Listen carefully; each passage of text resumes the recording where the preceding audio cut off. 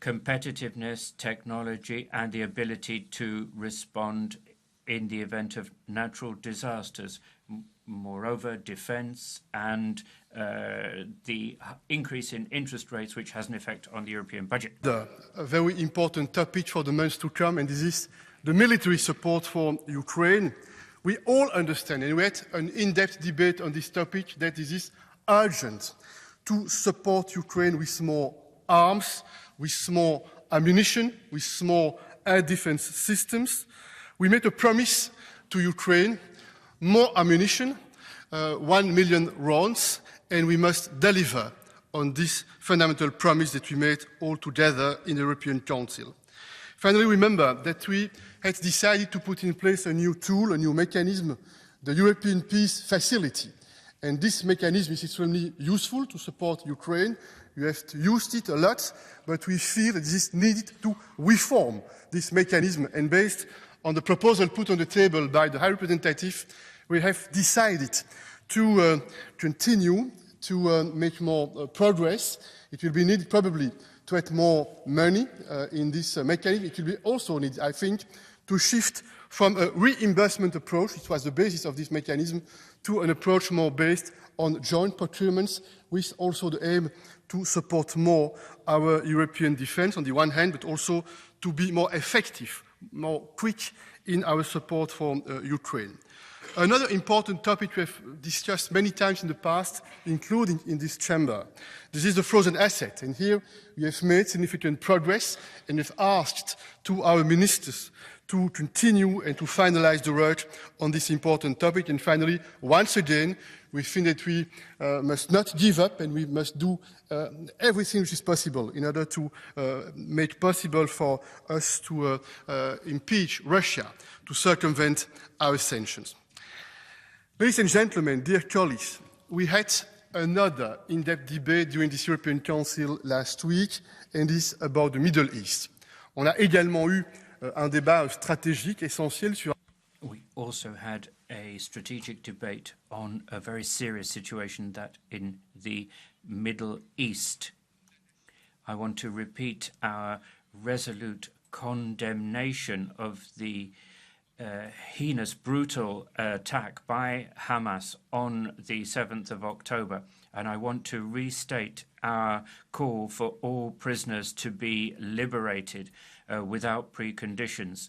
There are 3 points which form part of our strategic discussion. Firstly, the need to do everything to prevent regional escalation. That's a danger which is out there.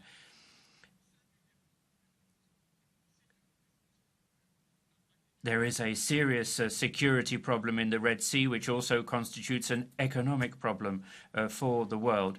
And the High Representative, along with several European countries and our partners, are working very hard to prevent regional escalation. Then the humanitarian situation. Every civilian life counts, and every civilian life must be respected. International law, preventing double standards. That means being resolute and determined to deal with this question of access for humanitarian aid, food, medicines, fuel. This is vital. It is vital to continue working with those who are doing this difficult work on the ground. And then colleagues around the table referred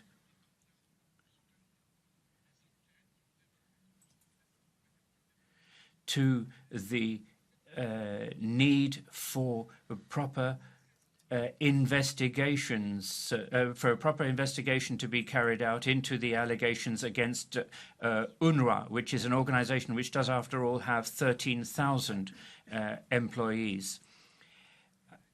And then another issue discussed in depth, which will no doubt come up again in the months ahead, is the peace process and the two-state solution.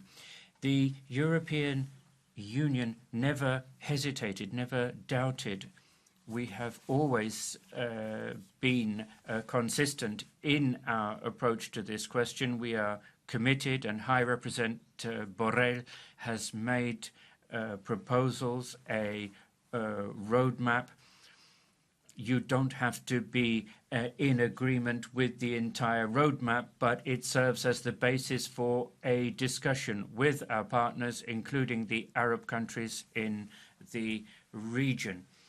And it is important to work towards peace, which is important for Israel and the other countries in the region. In Europe, our DNA is infused with international cooperation, and it is vital for us always to be resolute and determined in standing up for international law. There cannot be double standards. Accepting double standards would mean us losing influence, and it is our influence which enables us to be consistent and coherent. And a final point I want to mention, colleagues, it was not on the formal agenda of the European Council, but it's a point on which we had an exchange of views, and that is agriculture and the situation of farmers across Europe. In various European countries, the farmers have expressed anger and anxiety and worry, and it's our duty to listen, to hear what they're saying and see what we can do to answer those calls. The farmers are key contributors to our security, notably our food security. They're also key to the climate transition. Farmers deserve respect for the enormous work that they do in our interest. And it's important that there is fairness. It's important to reduce stifling bureaucracy. And it's important to apply the same standards across the board. And I'm sure that the European Parliament is interested in this question. We've taken measures on fallow land. The European Commission has taken measures, and I hope that those measures will continue in the agri-food sector, and we support the task force, the round table, the strategic dialogue, which is going to cover all of these questions of concern. We are committed to the common agricultural policy, which is vital to Europe. The European Council has delivered on its responsibility to preserve European unity. It's not always easy. It requires tenacity of effort. It's not always possible instantly to see progress happening, but you will have seen over the past few weeks we've been building strategic autonomy. We've been developing Europe's strength so that we can take the European project forward, to give us greater influence, to give us more resilience and a better ability to defend our interests based on the values of personal dignity, freedom, and be this on Ukraine, enlargement, agriculture, the Middle East. The people of Europe have great expectations of us, given what is at stake in the world at the present time. Thank you. Much, President Michel. And now I give the floor to the President of the Commission, Ursula von der Leyen.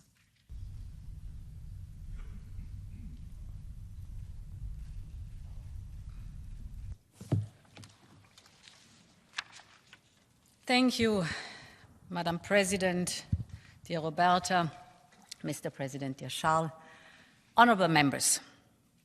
Much of the attention around the Special European Council has indeed focused on our €50 billion Ukraine facility, and rightly so. We are providing Ukraine not only with the funding to keep the economy running, but also with a strong predictability for the next 4 years. This Parliament has backed our proposal from the very beginning, and today I would like to thank you for your unwavering support. This is what it means to stand with Ukraine for as long as it takes. And with your approval, we will be able to make important payments to Ukraine as early as March. As we will discuss Ukraine in the next debate, allow me to focus on other topics of the Special European Council. The Special European Council also agreed on the first ever, and I emphasize first ever, revision of our multi-annual budget. It confirmed the priorities that the Commission presented back in June, and I'm very satisfied that we got 80% of the funding we had asked for. We had certainly some difficult choices to make, but we have a very good result now. We will now be able to step up our fight against irregular migration and better protect our external borders. We now have the means to engage even more with the countries of the southern neighborhood, and I'm very glad that the growth plan for the Western Balkans is now on a solid financing foot. We will also be able to improve our response to natural disasters in member states and to humanitarian crises such as Gaza. And with STEP, we will support critical technologies that are made in Europe. With this agreement, Europe has the financial resources to tackle some of the main challenges of this decade. And I would like to thank the European Parliament for your support so far, and of course, I count on your agreement. Honourable members, while the European Council was in session, farmers from across Europe were taking to the streets. Many of them feel pushed into a corner. Farmers are the first in line feeling the effects of climate change. Droughts and floods have destroyed their harvest and threatened their livestock. Farmers are feeling the impact of the Russian war, inflation, the rising costs of energy, the rising costs of fertilizers. Nevertheless, they work hard every day to produce the quality food we eat. And for this, I think we owe them appreciations and thanks and respect.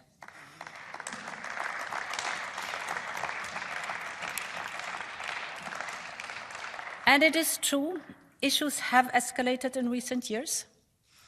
Our farmers deserve to be listened to. I know that they are worried about the future of agriculture and about their future as farmers.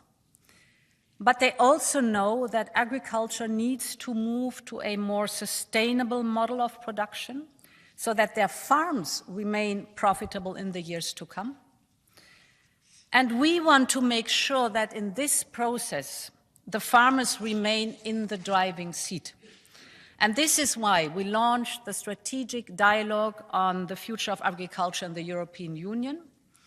We have invited a broad scope of representatives of the farming sectors, the young farmers, the rural communities, the seed and fertilizer industry, the food sector, the processing sector, but also the financial sector, the cooperative banking sector, the consumers and environmental groups, and of course, science. We need to analyze the situation together, to share ideas, and most importantly, to develop scenarios for the future. We need to move beyond a polarized debate and to create trust. Trust is the crucial basis for viable solutions. And there is a lot at stake for all of us. Our European food production system is unique. The products in our supermarkets reflect the variety of our cultures and traditions. Europe has the healthiest and the highest quality food in the world, thanks to our farmers.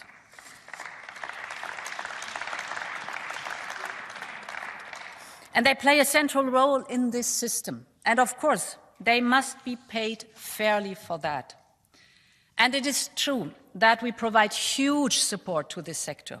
Our common agricultural policy is supported massively by the EU budget. Money is important, but it is not everything. Healthy natural resources are also key to maintaining high yields. And in particular, fertile soils has always been the backbone of our farmers' livelihood. And we know that 60 to 70% of soils in Europe are now in poor condition. We can reverse these trends, and many farmers are precisely doing that, but we need to do more. Now, effective nature protection must offer generous incentives for intervening. Farmers need a worthwhile business case for nature-enhancing measures. Perhaps we have not made that case convincingly. A real incentive that goes beyond mere loss of yields is required. Public subsidies can provide those incentives and, for example, premium labeling in cooperation with retailers and processors. In other words, nature conservation can only be successful through a bottom-up and incentive-based approach. Because only if our farmers can live off their land will they invest in the future, and only if we achieve our climate and environmental goals together will farmers be able to continue to make a living. Our farmers are well aware of this, and we should place more trust in them. And let me give you one example. The Commission proposed SURE, which is the worthy aim to reduce the risks of chemical plant protection products. But the SURE proposal has become a symbol of polarization. It has been rejected by the European Parliament. There is no progress anymore in the Council either. So we have to do something. And that is why I will propose to the College to withdraw this proposal. But of course the topic stays.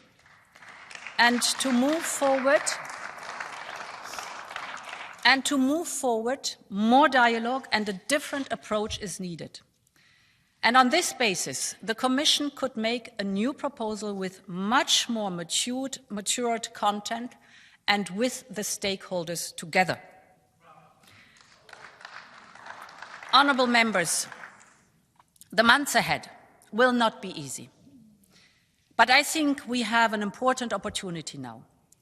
It is clear to everyone in this House that our agri-food sectors, beginning with the farms, needs a long-term prospect and a willingness to listen to each other and to look for common solutions.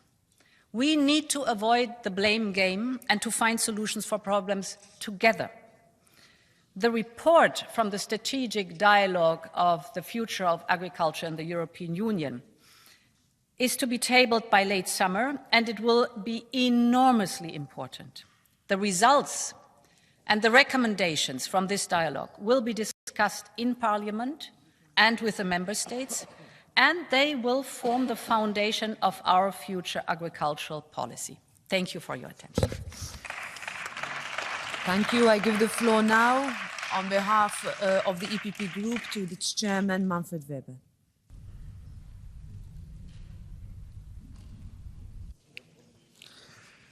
Madam President of the European Parliament, President of the European Commission, President of the European Council. Traditionally, a debate about the outcome of the European Council meeting is a moment of criticism, I have to be honest. It's too slow, it's too little, it's too chaotic. Today, I want to start with a thank you, because thanks to all the engagements, we achieved a result, we showed unity, and we also didn't allow Viktor Orban to blackmail the whole European Union. So the result of last week is a good one. There was no option to fail again, and you managed to succeed. The European Council gave a green light to a recovery plan for Ukrainian people, a recovery plan to rebuild the destroyed villages, a recovery plan to put nurses and doctors in hospitals and teachers in schools, a recovery plan to build rehabilitation centers for wounded Ukrainians, and a recovery plan to help Ukraine to do all the key reforms for their European future. And I want to thank all of you for contributing to this, just as also Commission President did 4 years ago with the European Recovery Plan to unite Europe again, to bring Europe on one line, one voice and one goal. Ukraine will win the war and become a new member, and I want to thank Ursula for her leadership in this regard. Orban came back to Budapest empty-handed, or, I still hope, convinced a little bit that threats do not work. The only possible way for him to achieve anything is to work with Europe, not against Europe. And let me also thank in this regard the strong leadership and determination of Donald Tusk. I think he was important last week to have him there and to show a clear direction. Ladies and gentlemen, that is what we achieved now. I was 2 weeks ago in Kiev, and what I took away from Kiev is that they respect and welcome what we are doing there. It gives them hope, it gives them motivation, but they still need a lot from us. And the most important what they need are the weapons, the ammunition. We have to be faster. We have to deliver also the Taurus missiles from Germany. The end only will come of this war, only will come with weapons. Only weapons will shorten the war. Only weapons will tell Putin, stop. It makes no sense. Europe's economy is 10 times bigger than Russia's economy. That's why we can be successful if we are united and strong. Meine sehr verehrten Damen und Herren, lassen Sie mich noch einen zweiten Punkt heute. Let me discuss a second point today, and that concerns the discussion which concerns our farmers throughout Europe. I'd like to thank Mrs. von der Leyen for the message that she gave to the European farmers. The EPP do consider themselves a farmers' party, and a lot of people are trying to present themselves as representatives of the farmers. And 9 months ago in the Parliament, we did have this debate. We had farmers demonstrating here. I was outside. I spoke with farmers, like many members of my group, and we were scolded in the plenary as lobbyists for farmers who are only representing their interests. And we only had asked for one thing: listen, take the farmers seriously. And for that reason, we were scolded. And it's clear, farmers are citizens. They don't want left-wing ideology. They want to be taken seriously. They want good policy. And good policy begins with listening to someone, taking them seriously. And the EPP can present its balance. The nature restoration law, the legislation, it really would not have meant anything for food production in Europe. And it's no longer on the table. And now the environmental conditions with the sewer regulation, it meant all kinds of, it would have meant all kinds of irrational bureaucracy for our farmers. That's now off the table as well. So what we want is to protect our partners, but together with our farmers. And with our farmers in Europe, they're not environment haters. They love nature, and they don't abuse animals. They work every day with their livestock. And our farmers aren't lobbyists for the agricultural sector. Rather, they keep rural areas well kept. And so all farmers can be certain that they have a future. And in the future, we will be the party of the farmers, and we stand on your side. Thank you. Floor to the chair of the S&D group, Irache Garcia Perez.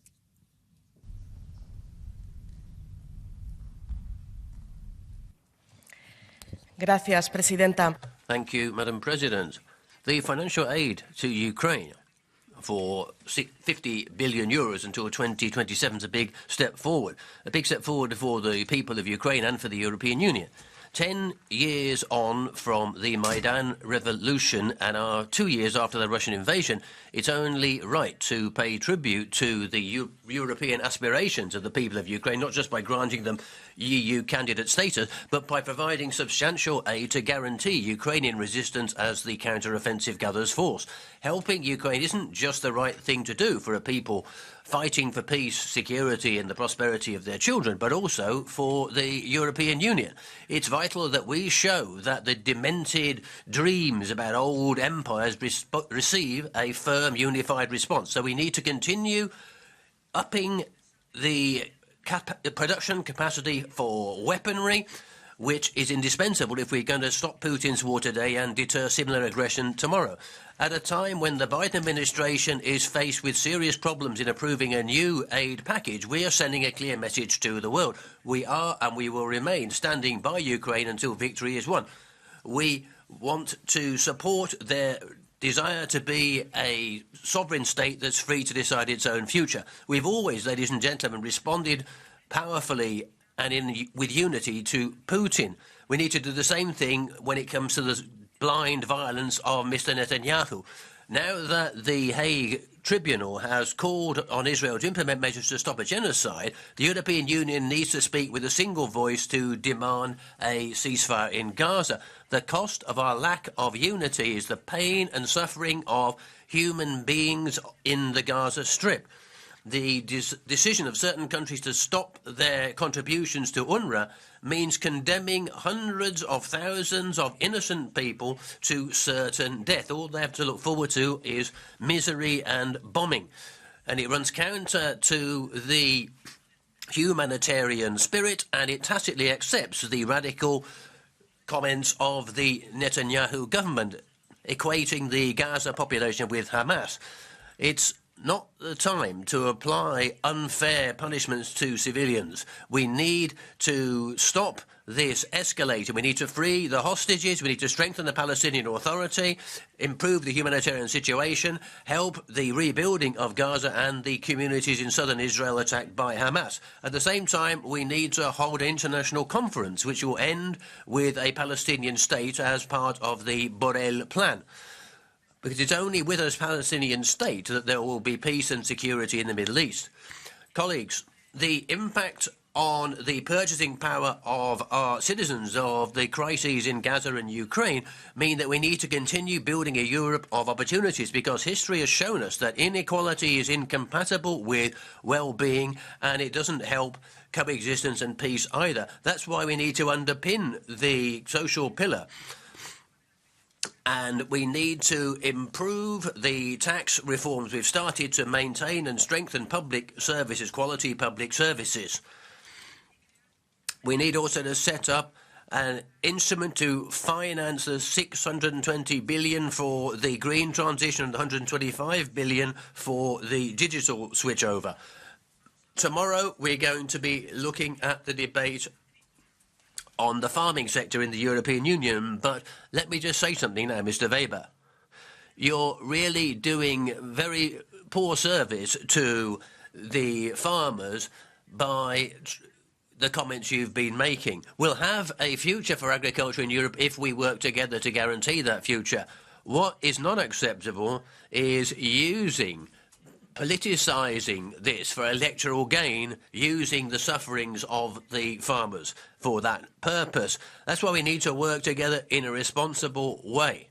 We have joint responsibilities, or perhaps the the EPP voted against the reform of the CAP and all the other policies that the farmers are criticising today. Please, let's be more responsible, let's be more serious. Let's look for responses, let's look for solutions, but let's not use the suffering of these people for our own interest. Once again, the unity of democratic forces has shown our capacity to achieve historic agreements in crucial moments. Let's show the autocrats that we aren't just the biggest single internal market in the world, because we are first and foremost a community of values, democracy, equality, the rule of law and respect for human rights. Thank you. So now to the President of the Renew Europe Group, Valérie Haye.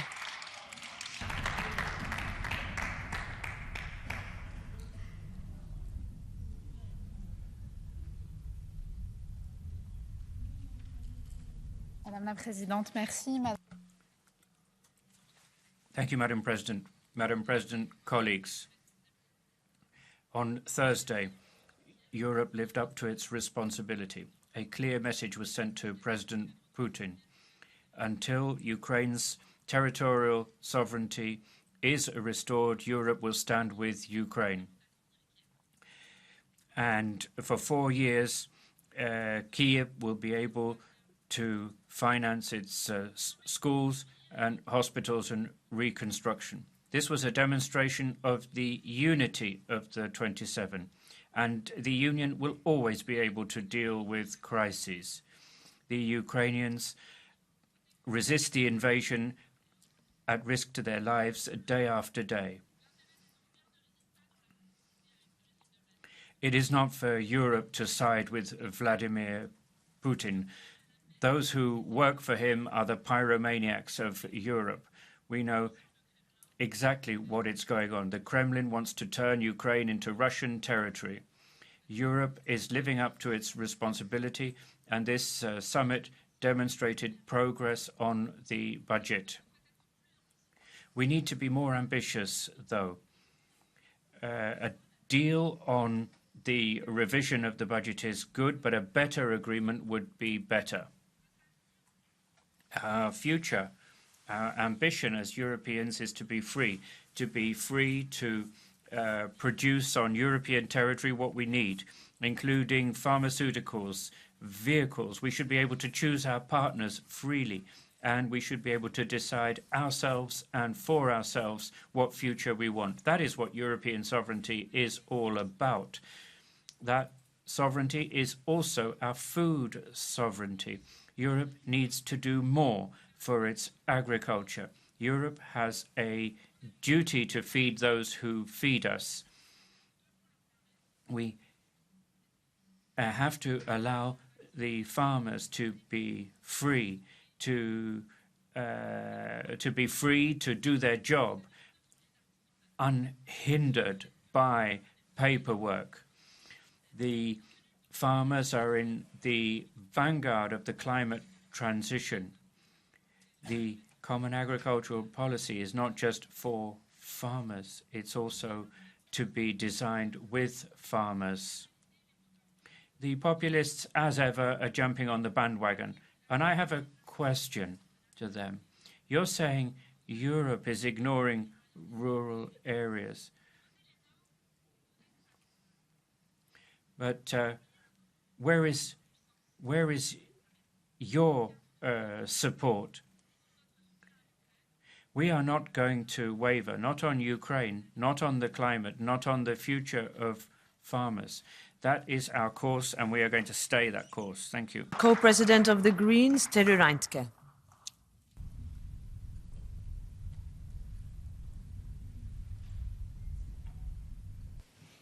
Dear colleagues, dear presidents, it's true, last week was a good week for Europe. But after the UCO meeting, I honestly ask myself, why only now? All of this could have already been done in December.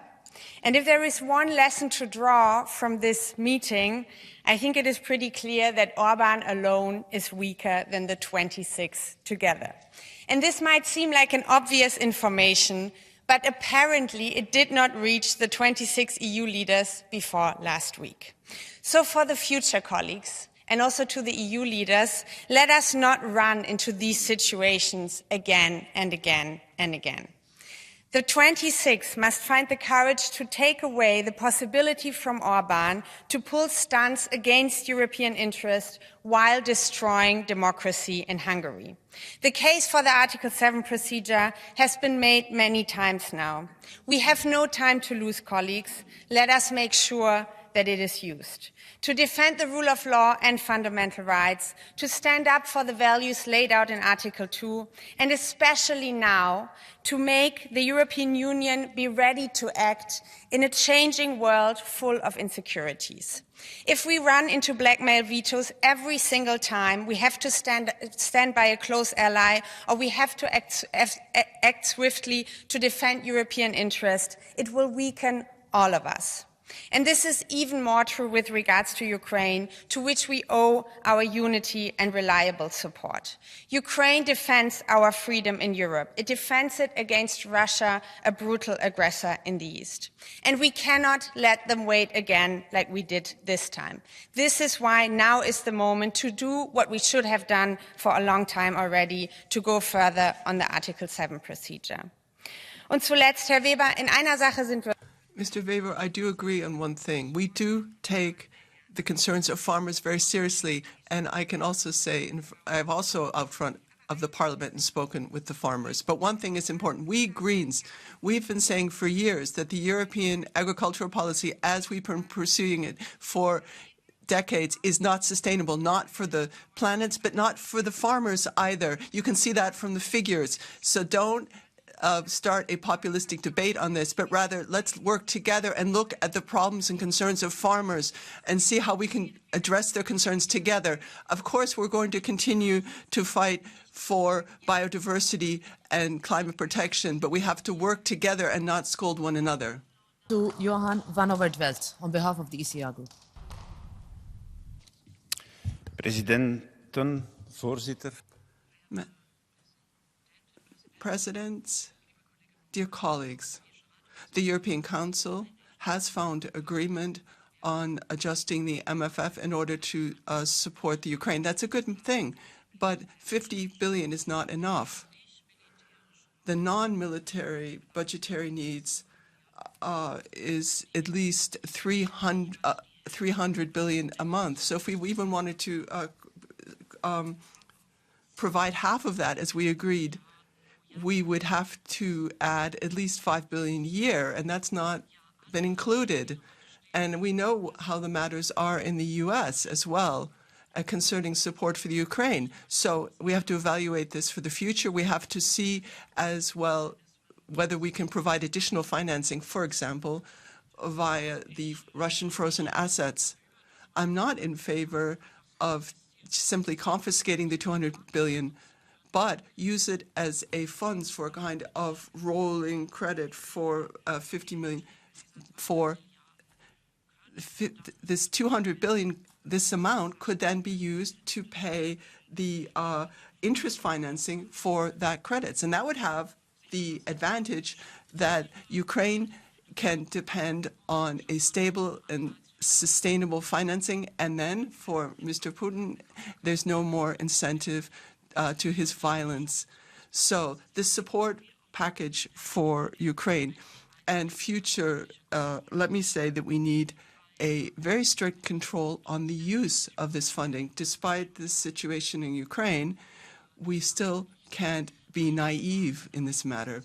So all of these measures should force us to have a broader perspective. It's not enough if we just are putting out fires. Rather, we have to invest throughout Europe in defense, and not that we would have increased taxation, but rather really set priorities with our spending. On behalf of the ID Group, Jean Lacapelle.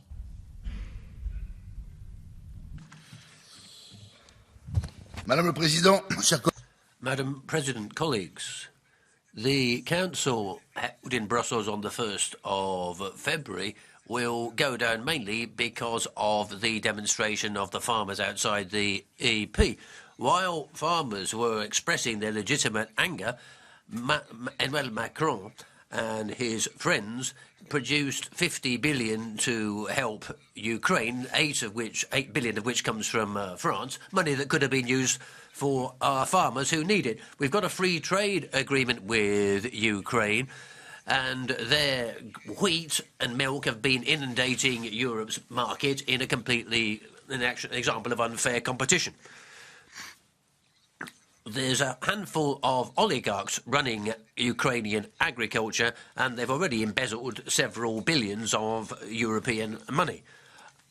That's why we are sacrificing our farmers on the altar of free trade. We need to have an agricultural exception when it comes to free trade agreements. We need to make certain that the Green Pact, which is punitive, be renegotiated as well. We need to make sure that the red tape that's strangling our farmers be cut, and exact opposite of what Macron seems to want to do. And next, the co-president of the Left Group, Martin Schürdewan.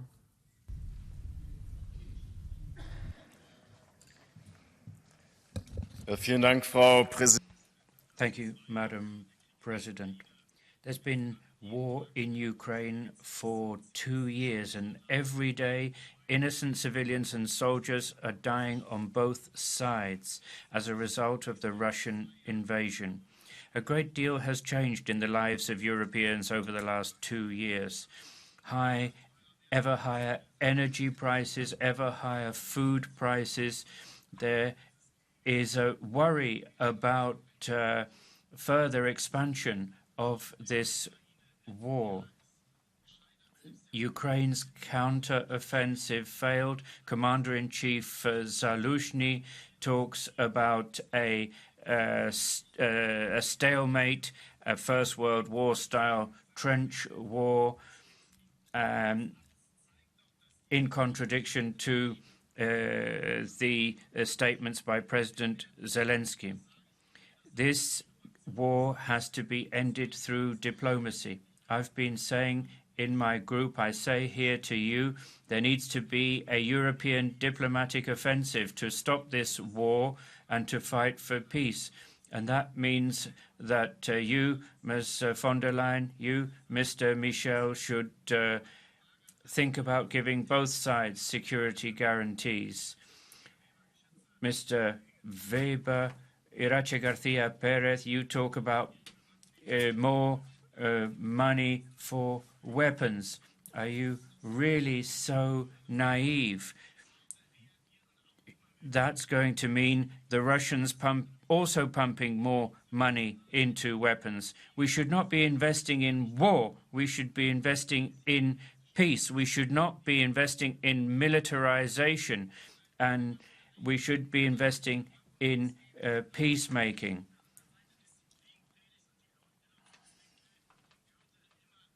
You shouldn't be throwing money to the wind at the same time as you're telling Europeans to tighten their belts. We don't want more austerity policy, whether from the European Council or from the German traffic light coalition. This is extremely dangerous.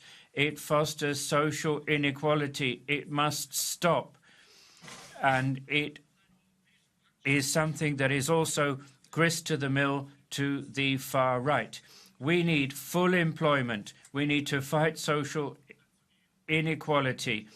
We need to deal with climate change. We should not be investing in weapons. We should invest in people and in our planet. Thank you. Raponsati Obiols for 1 minute.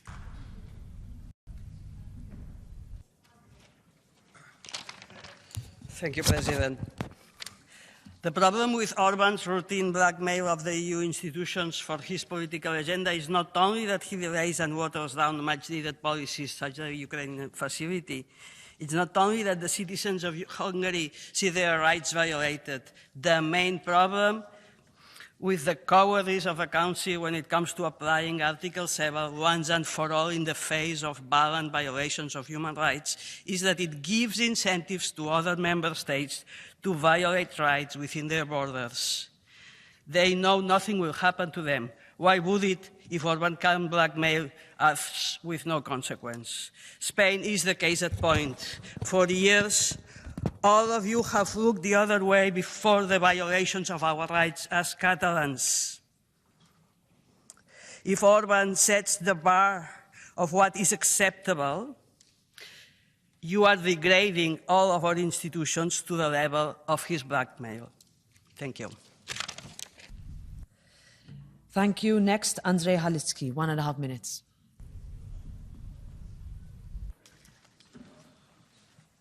Szanowni Państwo. Ladies and gentlemen, the European Union has demonstrated strength and unity. Unity is a dual strength. It shows our determination, our resolution.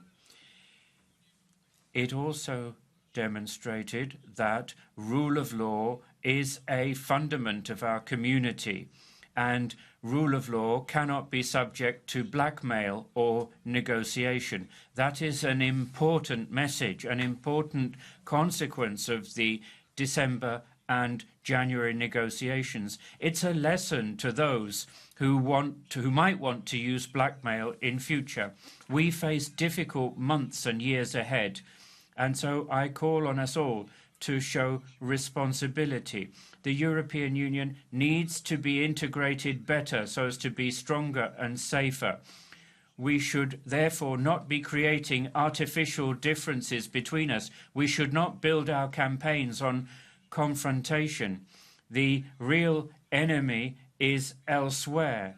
There are those who have their own reasons for wanting to weaken Europe. Those are Putin's henchmen, and we should call them by their proper names. In the interest of our children and grandchildren, we should build a safer Europe, a united Europe, a bigger Europe. There will be differences between us, but we should respect each other. That is our responsibility. We should not play into the hands of populists and our enemies. In fact, all of the responsible parties here have emphasized how important it was that Ukraine was supported with this package. And Mr. Michel has mentioned the determination and unity of Europe. However, this is just a temporary success if you don't ensure that this right of veto doesn't become something that we use on a daily matter. So you evaluate your successes and what you had to give up in order to achieve them. So we have to learn from this and ensure that this veto option isn't possible, and we get rid of unanimity. And we have to have the courage to have reform. And let me give a message to Mr. Weber that the farmers who are standing outside, we can't give in to populism and go to the far right populism, but rather we should find a constructive solution, and that means concerning the right of the concerns at supermarkets and the right of purchase. Thank you, dear colleagues. At this point, Council meetings look outright absurd. Another summit, another Orban veto threat. And like every narcissist, he enjoys his photo ops with important people, tries to squeeze some money out of them, and then he folds, just like a cheap lawn chair, under pressure, just like he always does. And he drops his shameful veto until the next round. This is a deeply broken system, and I would certainly laugh at it were it not quite literally a matter of life and death. Ukrainians are sacrificing everything on the battlefield, not only for their future, but also for Europe's security. And for a month, Council was stuck on a package equivalent to 0.08% of our yearly GDP. This should be a no-brainer. Not just morally speaking, but logically too. We will have to pay so much more if Ukraine loses the war. We have to get out of these endless rounds of summitry, and quick fixes are not enough. The only solution is to finally get rid of unanimous voting. And yes, it's a hard political process, but no one has ever even tried to seriously put it on the table yet, except this parliament. We demand treaty change. Our security is on the line. Thank you. Next, Tineke Strik, 1 minute. Thank you, President, Council, Commission. Let me applaud the EU Council for doing the right thing, securing the so much needed funding for Ukraine. We know that this support is only a small step, given the total needs and the declining support from the US. It is crucial that we keep delivering. But exactly this will remain threatened by Orban. He is utterly disloyal towards NATO, the EU, and the European values. But where leaders were focusing on convincing Orban, they failed to secure our strategic autonomy. No investments in Europe's green transformation, and even cuts in innovation funds. Chair, the only long-term answer to this autocrat is to disarm him. Take away his voting rights. Keep EU funding frozen. And cancel the Council presidency. No appeasement, no fear, but self-confidence and unity. That's imperative for Ukraine, for the security of our union, and for the rule of law. Thank you. I give the floor next to Anna Zalewska, 1 minute. Pani Przewodnicząca, Panie Przewodniczący. Madam President, Mr. President, Commissioner von der Leyen, ladies and gentlemen, The farmers haven't finished yet, President von der Leyen. They're just beginning.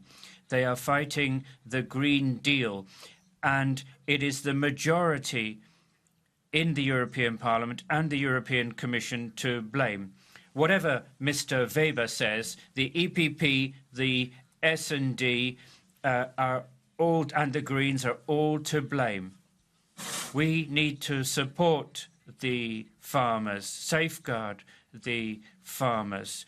We have to review the measures that have been taken. And we also need to deal with the Polish-Ukrainian border. I understand that the European Commission is hostage to Ukraine's oligarchs. It seems that for the European Commission, a good farmer is one that doesn't produce food, that doesn't plough the land. That's not the way to go about things. Thank you. Angelo Ciocca, 1 minute.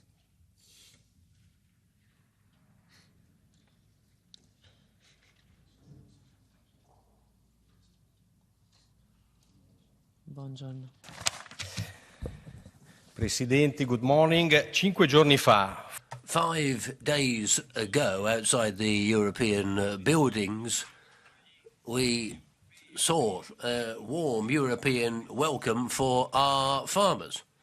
You remember the barbed wire? And it's very different to the way we treat asylum seekers when they turn up, illegal immigrants. And I saw that we've got people showing their tractors, which is something which really should be a symbol of European pride. And I brought this little tractor in today. I've just given it to the President. It's a symbol of what Europe can do. But if things don't change, then we'll see things changing as well. And European culture, European food culture is being undermined, and we need a new European revolution to sort this out. Now to Nikolai Willumsen, 1 minute. Thank you very much, President. During last week's EU summit, there was a recurring problem on the agenda. Everyone was speaking of it, and the problem is called Viktor Orban. The Hungarian Prime Minister uses summit after summit to extort money from the rest of the EU. Orban is holding the Ukraine population hostage to get his hands on our taxpayer money. Taxpayers' money that otherwise would be withheld because Orban violates human rights of his own citizens. It's completely unacceptable. It has to stop. We already have a tool in the toolbox that we could use right now today. Take away Orban's right of veto. Let's not delay things by debating whether the veto should be taken away from all member states or not. Let's use the tool we have in our hands and stop Orban's extortion. Last week, EU leaders once again did not live up to the responsibility. It's time to say stop.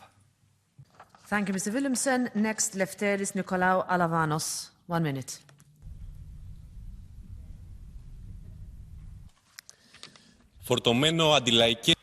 Powerful anti-working class decisions were taken by the Council against the interests of farmers and young people. The CAP has forced farmers onto the street in the struggle for their very survival. They don't give a goddamn cent to help ordinary people, but we can find 50 billion lying around to stoke the fires of war in the Ukraine. We accuse the Greek government, supported by KASOK, sending Greek frigates into the lion's den in the Red Sea, again, fanning the flames of war. It's a dangerous involvement and entanglement. Well, the EU and the USA and the UK are bombing Yemen, Syria, Iraq. And there's a danger of a European spillover for this. This is what the EU is all about. Its economic partners get generous handouts and subsidies, and their interests are looked after by arms companies. Ordinary people get poverty, extremism, unemployment, war and refugees. The people won't let the EU drag them back to the Middle Ages through their organised struggle with the strong Greek Communist Party working against the EU capitalist bourgeois party as they will claim what's due to them. Thank you. Siegfried Muresan, 1.5 minutes. Thank you, Madam President, President von der Leyen, dear President Michel, Vice President Šefčovič, dear colleagues. Congratulations, President Michel, to you and to the members of the European Council for unanimously reaching an agreement on the revision of the multi-annual financial framework and on granting 50 billion euros to Ukraine. The message from this Council is clear. Europe is delivering, Europe stays united, and Europe continues to support Ukraine for as much as is needed. And the conclusion is also obvious. When Europe is united, populists have no chance. This revision of the multi-annual financial framework was needed because when the multi-annual financial framework was decided, the Council at the time made two mistakes. It adopted the multi-annual financial framework which was too small. It did not have enough resources for the traditional priorities of the Union, for the new priorities of the Union, and it did not have enough reserves for unexpected developments. This mistake had to be corrected. The second mistake made was that it did foresee the repayment of interest payments for Next Generation EU from inside the budget. But of course, the budget is meant to support farmers, researchers, students, to better protect our borders. It is not meant to pay back interest payments. These two mistakes made in the past, we are now managing together to correct at a large extent. We are going to better protect our borders. We are going to allocate significant resources to this new challenge, to migration and border control. We are going to support Ukraine and the immediate neighborhood, and we are also protecting our industry. We're going to do this together. The conclusion also for the future is involve the Parliament fast in the process. It can't be that Council takes 8 months to reach a proposal and then expects Parliament to agree to it in 8 days. We are committed to working fast on it now. We are going to deliver. We are going to give our vote soon. But for the future, the conclusion needs to be clear. We need to work on this. We need to work on this together and put forward budgets which are enough at the beginning of the period so that such revisions do not hastily become needed. Thank you very much. I give the floor next to Helen Fritzon, 1 minute. Fru talman. Madam President, Commissioner, Council, united, we stand divisive we fall. And now 27 member states, in spite of Hungary and Orban, have decided to support for Ukraine. That's good, but it's not sufficient. We're talking about Ukrainian lives, but we're also talking about our security as well. And Putin knows that. And that's why he and his friends do everything in their power to divide us. No one can close their eyes to that, and no one may do so in the future. In a democratic Europe, we need to defend democracy every day, and the right to vote is our most important tool. The EU election is going to be a different election. Solidarity and security has to win over divisiveness and disruption, and I hope that you take that advice. Thank you. I give the floor now to Nicola Danti, 1 minute. Grazie, Presidente. Thank you, Madam President. The Council put Orban into a corner. That's good. We need to make sure that people who try to blackmail Europe are isolated and fought. We can use Article 7 and deprive Hungary of its voting rights and suspend European financing. That's what allowed us to carry on financing Ukraine. It's fighting for the freedom of all of us, and they need vital financial assistance.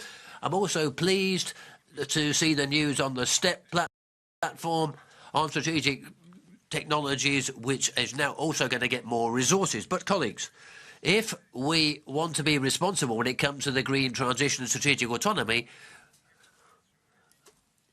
we can't just have a small rejigging of a few billion euros. To guarantee our autonomy in these areas, we need a strategic investment plan which will allow us to support industry throughout the transition and reduce dependence without them having recourse to state aid would distort the market. That's the only way we can help our industrial fabric in a visionary way, looking firmly towards the future. Thank you. I give the floor now to Rasmus Andresen, 1 minute. Der letzte Donnerstag war... Last Thursday, without doubt, it was a good day for the EU. It was a good day for our security, but also, of course, for Ukraine. Europe stands on the side of Ukraine, and nothing will deter us. It was a bad day, however. The losers in the recent days was Viktor Orban, who was not able, even though he tried to get any of his demands met. And it was a bad day for Vladimir Putin as well, because he was waiting for Europe to be divided on this question. So why were we successful? Because we worked with determination. Economic pressure was used against Viktor Orban, and we should continue to do so. But with the same determination which we used against Viktor Orban, I would also like to see we approach other matters as well. We haven't done so because we are cutting with research and health instead of making better investments. That we can't be serious, and we have to improve here. And as a parliament, we have to do everything we can to achieve that in the future. Thank you. Next, Patrick Jaki, 1 minute. Dziękuję, pani przewodnicząca. Thank you, Madam President, Mr. President, Madam President, ladies and gentlemen. You're unable to pay the debts from the last financial framework, and now you're taking on new debts. The so-called green transition has killed our competitiveness, and the cost of living is going up and up. And countries like Poland are going to have to pay the new taxes that you've dreamt up for the green transition, because Tusk will agree to anything. That's why these elections coming up are an opportunity for Europeans to reject this crazy green ideology, which is creating ever greater difficulties for us, and because of which we're falling behind the rest of the world. I give the floor next to Tom van den Driessen, 1 minute. Voorzitter, collega's, ooit ging de Europese Unie... Colleagues, the European Union has now been basing itself on ensuring prosperity and security and respect for identity as well. The European Union, however, keeps focusing on the basis that they're denying the basic principles of subsidiarity. In other words, they're trying to have uniformity and more bureaucracy. And with this climate change insanity, the EU wants to change everything. With the Migration Pact, they want to invite millions of Africans to Europe every year without anyone asking for them. Is that enough? If that's not enough, they want to have their own EU taxes collected and then create huge amounts of EU debt. And if you don't agree with them, then you're blackmailed and extorted. This European Union is really out of control, ladies and gentlemen, and so we have to regain control. 1 minute.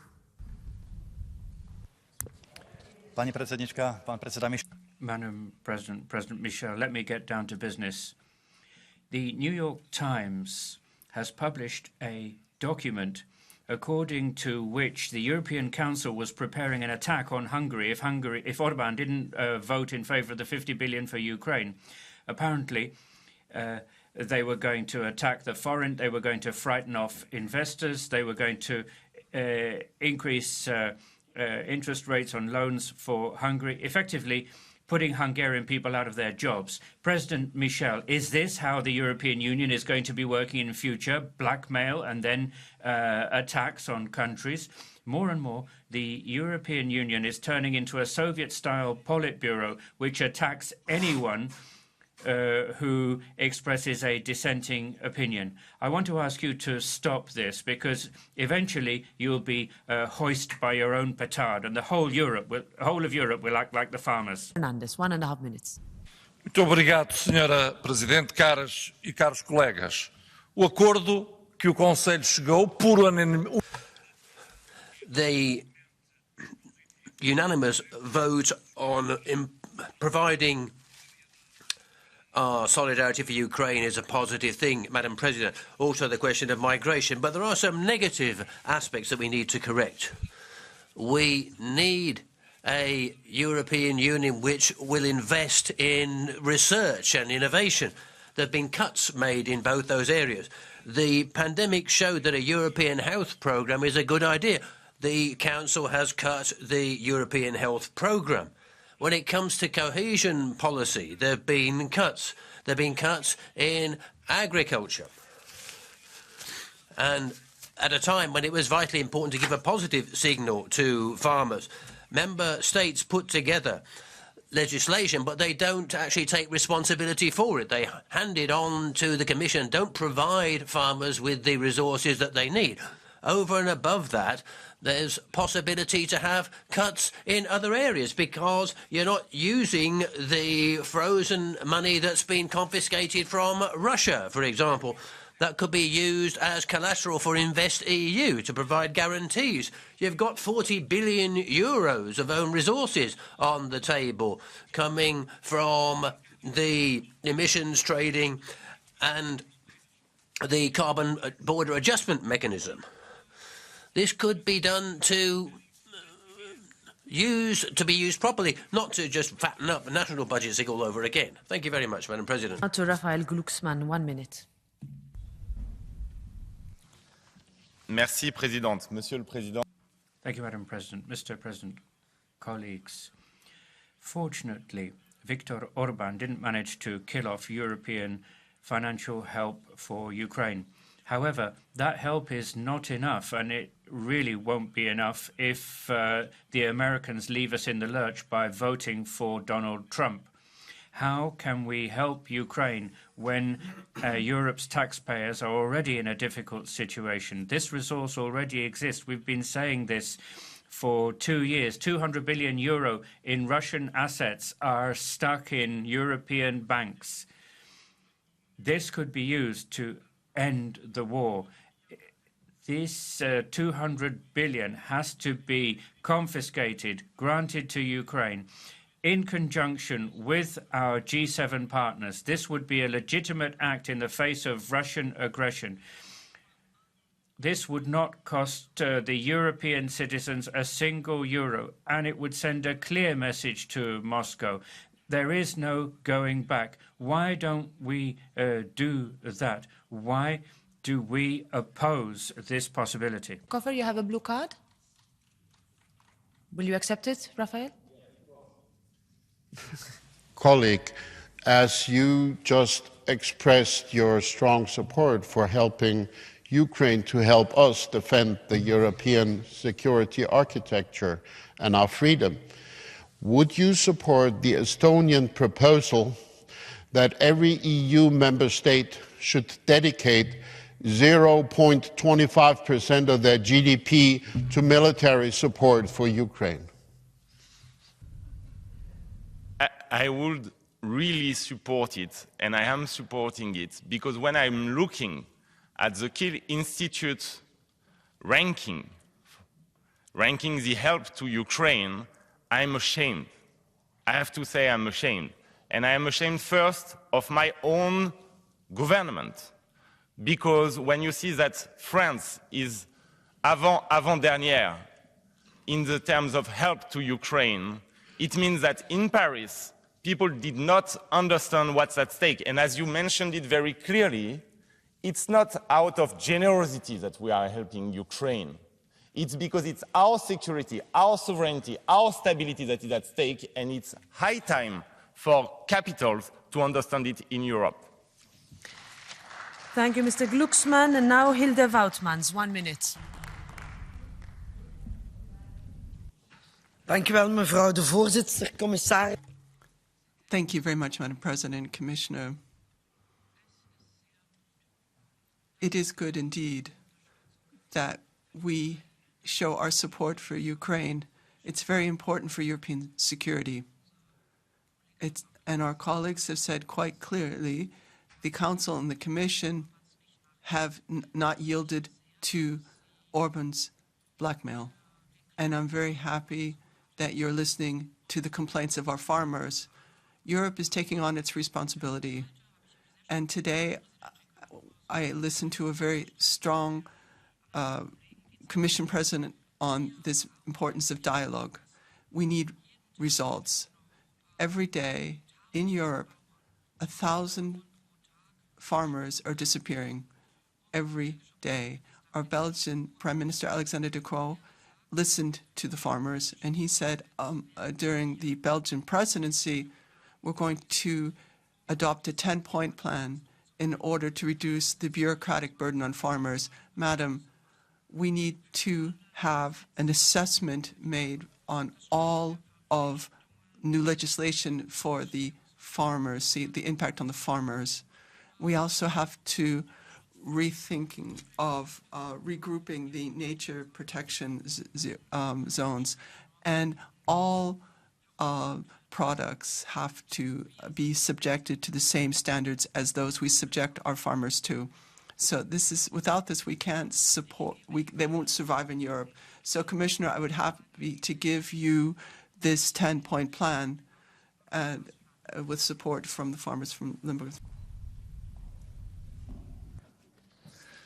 Thank you, President, dear Commissioner, President Michel, colleagues. Yesterday night we concluded the Ukraine facility, and I'm very proud to have been part of the negotiating team. 50 billion euros for Ukraine, what a strong signal of support. Europe will do what it takes to support Ukraine. We will be there until the end, Slava Ukraini. But colleagues, let's also be honest, this is not a recovery package. It's budget support. It's just enough to cover the deficits. We will need more investment into Ukraine from Europe. And President Michel, the capitals almost didn't make it. The body of the 27 heads of state and government almost failed to agree, almost managed to block funds for Ukraine, almost became a huge security risk for Ukraine, but also for us European citizens. And all of this because of one rogue member. If I had to do a post-mortem about the European Union, I would say it failed because of the European Council and its decision-making procedures. So I really ask you, please suspend the Hungarian presidency of the Council, trigger the Article 7 procedure to take away Orban's veto, and also prepare the treaty change vote so we can get away from unanimity. Thank you. Thank you, Mr. Borselager. Next, Harald Wilimski, 2 minutes. Danke sehr, Frau. Thank you very much, Madam President. Ladies and gentlemen, it's extraordinary. The Greens are saying Orban is the loser. This is not about winners and losers. Do you know who has lost as a result of all of this? It's the mothers, it's the children, it's the parents, it's the survivors and families of about 500,000 people that have already lost their lives in this conflict. And that is what I've been saying from the beginning. We shouldn't have yet another round of sanctions. We shouldn't pump more and more money, more and more billions into this war. We shouldn't put oil on the flames. We should at least attempt to bring about peace in Europe. We should have peace negotiations in Europe to stop this dying. More than 130 billion have gone to Ukraine, including 3.5 billion from my country. And the Americans have paid half of have contributed half of what the Europeans have contributed, and that's wrong. If you want to pursue your policies. Make sure that the Americans put more money on the table.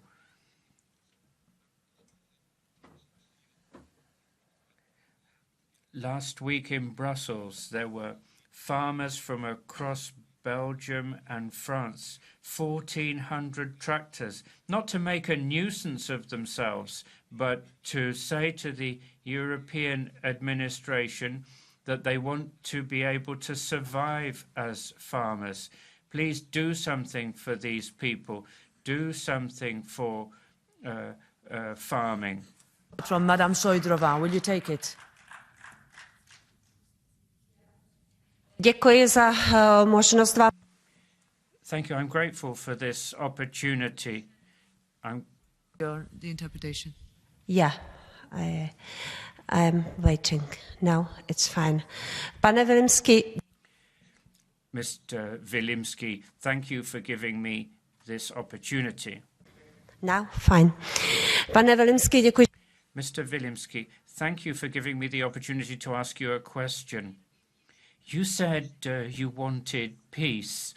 Do you think Putin will stop attacking Ukraine? Do you think Putin will leave Ukraine? If Ukraine stops defending itself, do you think that the rest of us don't want peace? We do want peace in Ukraine, but we want Ukraine to be able to defend itself. Do you trust Putin? Answer me. Do you trust Putin when you call for peace? Go ahead, Mr. Vilimsky.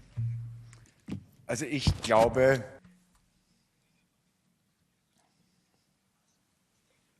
I don't care who thinks want. I don't care who wants what. This is about principles, freedom and prosperity for everybody. In this situation, you need serious peace negotiations. The negotiations that were held in Turkey took place in a NATO country. That's maybe not the best place for peace negotiations. I come from Austria. In Vienna, you have the UN, you have the OSCE. Maybe that's a venue. I don't know if peace is possible or not, but at least you could try. This Unternehmen, damit hier Frieden herbei. Everything should be done to bring about peace. Thank you. I give the floor next to Tamás Deutsch, 1 minute.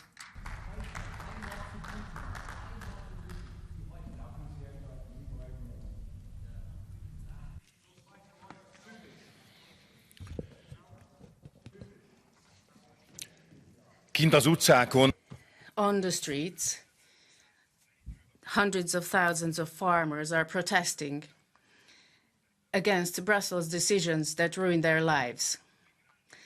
And at the same time, millions of illegal migrants flood the EU because we are not protecting our external borders.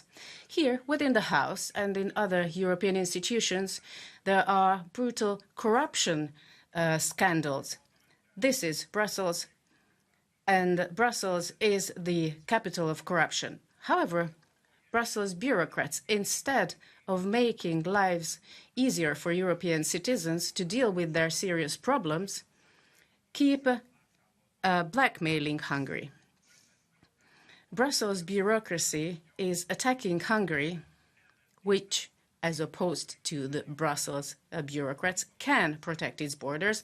They are attacking Hungary, which was able to protect the Hungarian farmers against, for instance, the dumping of Ukrainian, the Ukrainian grain dumping. So Europe and will change because people will rise and chase away these corrupt leaders.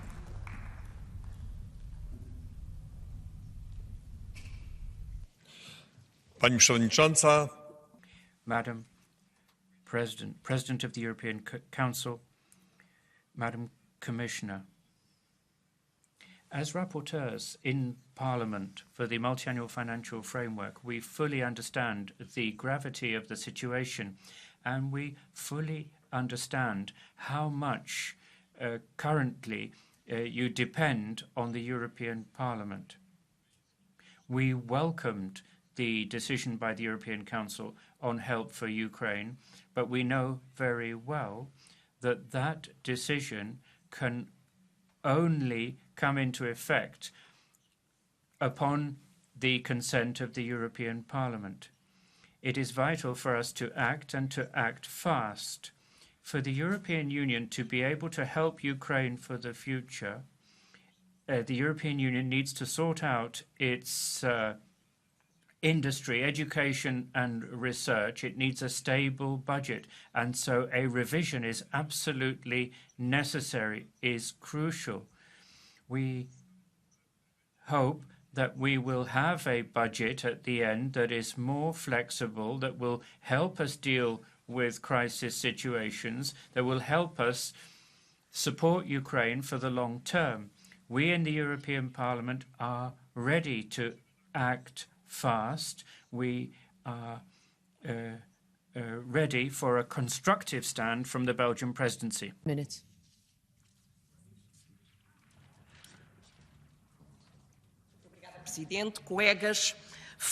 Madam President, colleagues, I'd like to congratulate the Presidency for the agreement on the multi-annual budget of the EU and for the agreement in putting the Ukraine facility within the European budget. That's the only way of respecting the powers of the EP as part of the budgetary authority through a unified budget, transparency and democracy. But Commission, Council, we need explanations. We need to restore the cuts made in, for example, the health research programme, EU for Health. We need to strengthen the EU strategic autonomy and to protect our citizens. When it comes to financing for farmers and cohesion, we're all talking about this, but we can't accept these cuts. We can't allow the cost of debt and debt servicing to be paid for by cuts in vital European programmes. Our own resources, as everybody knows, need to be brought in urgently. And what was agreed isn't enough to meet our citizens' expectations. And the European Parliament needs to demand that these expectations be met before we give our consent. Trust in the EU is built through communication, debate, listening to citizens, but also doing what they want. 1 minute.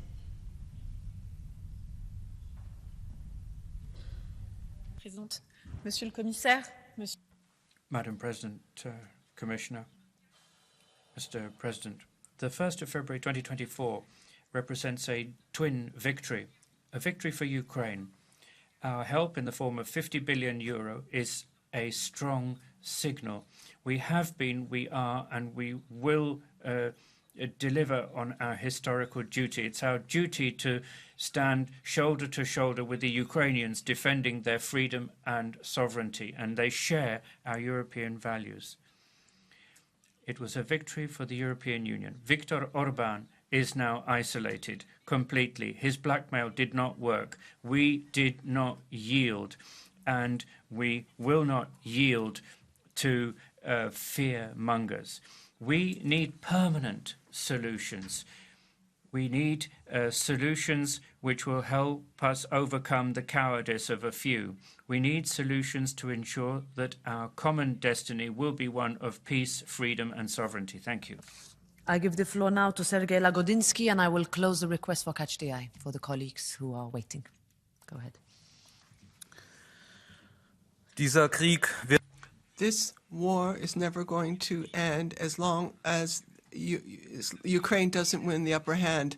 This war will not end before Ukraine is stabilized and strengthened. And if we fail in doing this, then we have failed collectively. And we're inviting Putin to continue along this path up to our own borders. And to our Putin friends, left and right, to those who are talking about peace negotiations, you have to recall that negotiation, of course, is always better than war. However, if the victims of this war are still dying, you have to enable them and not take their powers away. So you have to strengthen the military armaments arriving in Ukraine. Also, we need transparency vis-a-vis the help we've already given them. We don't have the figures. That's embarrassing. And thirdly, we're being watched by Moscow and Beijing. All of the embarrassing actions of Orban has to cease, and that has to be that. It's Gunnar Beck, 2 minutes. Vielen Dank, Frau Präsidentin. Thank you, Madam President. They have a pistol, but we have the bazooka. So beschrieb die London. That is what the Financial Times in London wrote to describe the EU's attitude towards Hungary at the last EU summit. The EU threatened Hungary with freezing of funding, the end of investment, and the collapse of the Hungarian currency. That was how they blackmailed Viktor Orban to get the green light for 50 billion euro in funding for Ukraine. According to Ursula von der Leyen, this blackmail was a good day for Europe. What was really good on that day was the thousands of Belgian farmers that blockaded the European Parliament. The 50 billion could have been spent on farmers who are suffering from climate policy, or could have been spent on families who have to choose between heating and eating. Instead, the 50 billion is going to mostly American defense arms companies, at least until President Trump comes back to sort things out. Something else that happened on this so-called good day in Europe. Tens of billions were set aside for the reception of illegal migrants and the destruction of our welfare state. According to Bernd Raffelhuschen and Jan van der Beek of the universities in Freiburg and Amsterdam, our welfare state cannot survive open borders. A good day for Europe, for you anyway, is a day when you bring Europe a step closer to the abyss. I've been following European policy for 20 years, and I don't remember a single day when you ever did anything for the Europeans. Thank you. Thank you. Next, Nicolas Bay. 1 minute. Face à la colère de nos... Faced with the anger of our farmers, Emmanuel Macron trumpeted that he'd broken off negotiations for the trade agreement with the Mercosur countries. Unfortunately for him, the Commission assured us there was no problem. He was going to continue negotiating and expected to conclude before the month of June. Yet another free trade agreement which will contribute to the death of French and European agriculture, eternal sacrificial victims of Brussels trade policy. For the Commission, the maths is simple. We need to sell German cars, even if that means importing fruit, sugar and green. Who cares about food sovereignty, already threatened by the Green Deal, supported all the way from the extreme left to the EPP? Who cares about the environment, which has just become another excuse to add more legislation and taxes which are crushing our companies and our producers? Who cares about the quality of the food that we bring in, the lack of mirror clauses, ongoing unfair competition which is driving our farmers to suicide? Macron's guilty 3 times over, guilty of false promises to the farmers at the end of their terror, guilty of gleefully transposing European legislation, and guilty of cowardice when it comes to Brussels. France needs to go to the limit on this. Let's stop importing agricultural products which we ban at home. Next, Danica, 1 minute. Thank you very much, Madam President. President Charles Michel, Vice President Šefčovič. The conclusions of the European Council are superb, but there's something missing. What is going to be done for Europe's farmers? The farmers from Brussels, Paris, Strasbourg, Bucharest are in the streets. Something is wrong. And to avoid a situation where we wipe out our farming sector, we need a set of serious, specific measures, financial assistance for these people to enable them to survive. It is vital for the European Commission to take the lead to help people get through these difficult times. In this difficult time, with a distorted market. The farmers need help. We have action on pesticides, but we need more. We need re-agriculture EU, like we have Repower EU. Thank you. Thank you, Ms. Anika. Next, Adrian Vasquez-Lazara. 1 minute. Gracias, Presidenta. Thanks, Madam President, Mr. President, Vice President of the Commission. The most recent Council showed once again our firmness when it comes to the threat of Putin's war, overcoming the Orban blackmail in supporting the Ukraine. It's a proof of Union and European determination. But we saw the farmers setting fire to things in the streets of Brussels to express their anger. And their anger is justified. For years we've been listening to them.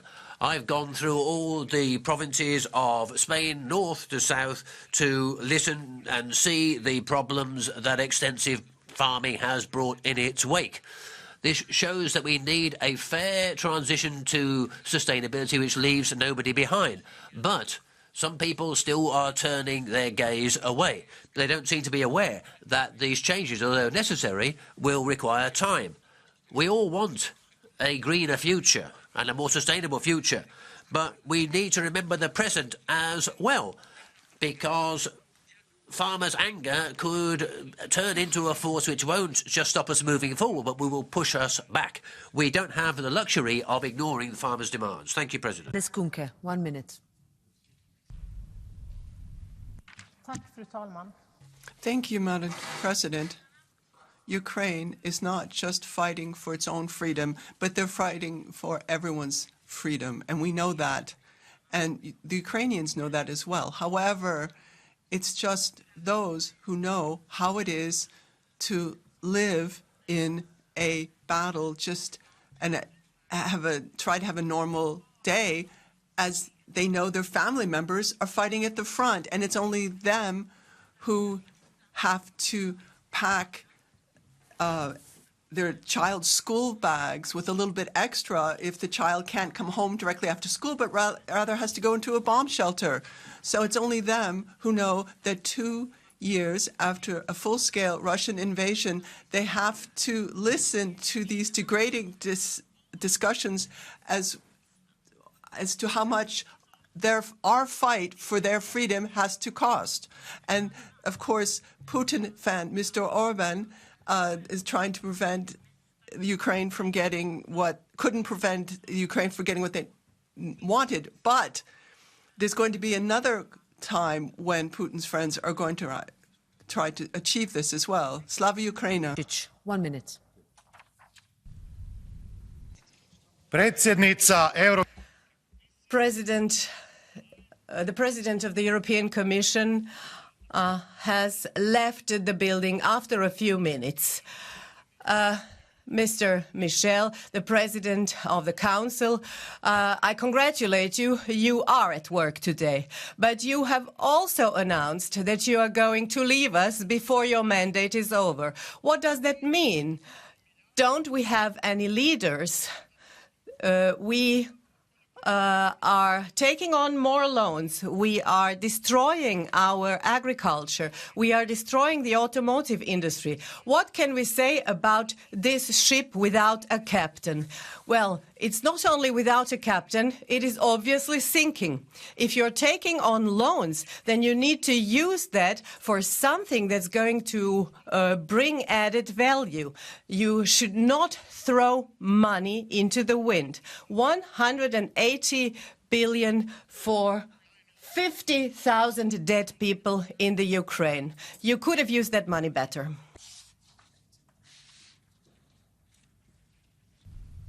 President, voorzitters, vrede en veiligheid in de Europese Unie beschermen, dat stopt niet.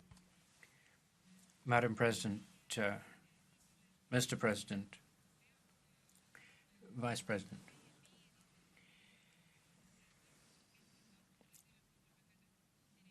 This package is extremely important. Putin must not win this war. It's also vital to get the support of the United States. We should stand together in support of Ukraine. There is a crisis in the farming sector, but I want to say to the colleagues in the EPP and on the far right, in the far right political groups, the green transition and the nature restoration law are not to blame. You are to blame for the fact that the common agricultural policy is not fit for the green transition. There's plenty to do in the next parliamentary term to reform the CAP. Frau Präsidentin. Madam President, dear colleagues, now we have all celebrated the unity at the summit, etc. But now we have to note the following. Why did we have to have this special summit? And that was solely because the summit in December was blocked by Viktor Orban. So now we have to draw conclusions and say, well, what happened? How do we prevent that these fans of Putin demolish European democracy in the future? We saw two summits, one in December where we tried with 10 billion euros in order to bribe Orban and really basically sell rule of law very cheaply. And then we had another one where we had the heads of state and government make a very clear line and say, well, what can we do with Article 7 procedures? So Viktor Orban only understands the language of power. So when is the Council, when are they going to finally understand who they're dealing with? They have to really draw the conclusions and say this is the way we have to go in the future in order to address Viktor Orban. Otherwise, we're going to experience again and again the European future is going to be blocked by him. Saskia Brikmo, 1 minute. Voici le... This is what our farmers work with, the land. To guarantee our food sovereignty, to stop Europe's countryside bleeding to death, we need to protect the land. But the only response of heads of state to our angry farmers is scrapping a vital environmental measure. What farmers want is to live with dignity on their work, with guaranteed production costs and the regulation of the supermarket sector, to be helped through the economic green transition, stopping the free trade negotiation with the Mercosur countries and a new agricultural pact made with and for them and our citizens. We want you, national and European leaders, finally to understand the social and climate emergency of which farmers are the first victims. But your neoliberal policy, supported by the right and the extreme right, which claim to be on the side of the farmers, have led to the disappearance of more than half of our farms in 20 years. When Spain is drying out and Nord-Pas-de-Calais is drowning, you continue on your merry way and on destroying our future. A new agricultural pact which will guarantee dignified income to those who feed us and preserve our planet. That's what we, in my group, will keep fighting for. Thank you, President. I'm now going to give representatives from each political group as they applied first for Catch the Eye, starting with the EPP, Frank Bogovic, and then Dominic Ruiz de Veza. Hvala za besedo. Thank you for the floor. The world around the EU is at war. The Ukraine, Gaza, the Middle East, the European Commission and the majority of the political left in the European Parliament is advocating Green Deal proposals that are often formulated without any impact assessment, as was the case with the pesticide proposal. I firmly welcome what has been announced by Ms. von der Leyen, that she will withdraw one of the most detrimental proposals, that is the Pesticides Directive, and that she will start a debate, including farmers, on how we want to transform European agriculture. European farmers have managed to reduce the use of pesticides pesticides by 30% without any regulation. That's why I joined Slovenian farmers in their protest last year and demanded that we cannot jeopardize our food security. So I welcome this measure, and good morning to everyone who's only now realizing that we've gone too far. Thank you. Georgios Kyrtsos. Najprej gospod Deveza in potem Georgios Kyrtsos. Najlepša. Vice President Šefčovič, I'd like to highlight one topic that was not part of the speeches that you delivered, which is the institutional reforms and linking, as you know, President Michel, the enlargement process with the deepening, the political deepening of the EU. So I encourage both of you, the Commission, to come to our next plenary to present your communications on treaty changes that you are working on. And also, I encourage President Michel, please help us put the topic in the agenda of the next European Council meeting in March, so you can tackle the proposal that the European Parliament has done, as you know, on Article 48 for treaty changes, because we really need, in our view, to get this important file done before the next European elections and the beginning of the next political cycle. Next, Georgios Kyrtsos, and then Mick Wallace. Thank you, President. I believe we keep making a mistake of strategic importance in our approach to Ukraine. We define the level of our support according to our preferences and compromises, and not according to reality. During the past 12 months, Putin has successfully completed the militarization of the Russian economy. The Russian occupiers gained additional ground in Ukraine. The Americans stopped supporting promptly and effectively Ukraine due to the endless quarreling between Republicans and Democrats. The probability of Trump returning to the White House increased considerably. Therefore, the level of our support to Ukraine is insufficient due to changing conditions. In my view, we have to try harder and better. Thank you. Thank you. Mick Wallace and then Özlem Demirel. The silence about the genocide in Gaza is deafening. The latest European Council conclusions don't even mention the words Gaza, Israel or Palestine. No debate on Gaza in this week's plenary. A vote yesterday to get the historic ICJ ruling on the agenda was defeated. Only 77 MEPs supported it. 100,000 casualties in 4 months, 1.8 million displaced, food insecure, ethnically cleansed and now starving. Over 11,000 children killed by the Israeli regime. The UN's highest court has ruled that the Palestinians in Gaza are at risk of genocide, and we don't want to talk about it in here. People all across the world have taken to the streets demanding a ceasefire, but the EU stands with the Zionist settler colonial project. Are you censoring discussion on genocide because you are complicit in it? The EU is dripping with hypocrisy, and it is dripping with the blood of Palestinian children. Thank you. I give the floor now to Ms. Demirel and then finally Francesca Donato. Frau Präsidentin. Madam President, The Hague has found the South African case, genocide case, admissible. Meanwhile, Germany has increased tenfold arms deliveries to Israel. President Michel, you said the EU is in favor of a two-state solution, but what does that mean when a European Union member state is supporting Israel by means of arms deliveries? It is prohibited to send weapons to conflict zones.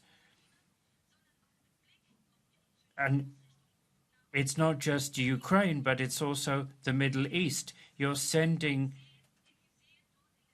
ships to the Red Sea because 3 merchant ships were attacked. What are you doing to achieve a ceasefire, to stop more children, mothers and fathers being killed? What are you doing, Mr. Michel? Grazie, Presidente. Thank you, Madam President. President Michel, Commissioner, colleagues, we're talking about responsibility. We seem to be happy to pour yet another 50 billion of European taxpayers' money into the bottomless pit of Ukraine, which has not actually held back the Russian army, which has made progress instead. And no one's even mentioned the fact that the Ukrainian army is using Western weapons to attack Russian territory, not just to defend itself, and also to attack, as it did in Lugansk, civil buildings, and has killed 28 people at a bakery, including women and children. All of this should be condemned, and we need to understand that these loans that we're making to the Ukrainian government, whether they're going to be paid back or not, because this is part of the European budget and it's affecting member states' possibilities of providing assistance to their own citizens who are in great difficulty. Now I give the floor to the Vice President of the Commission, Mr. Maros Šefčovič.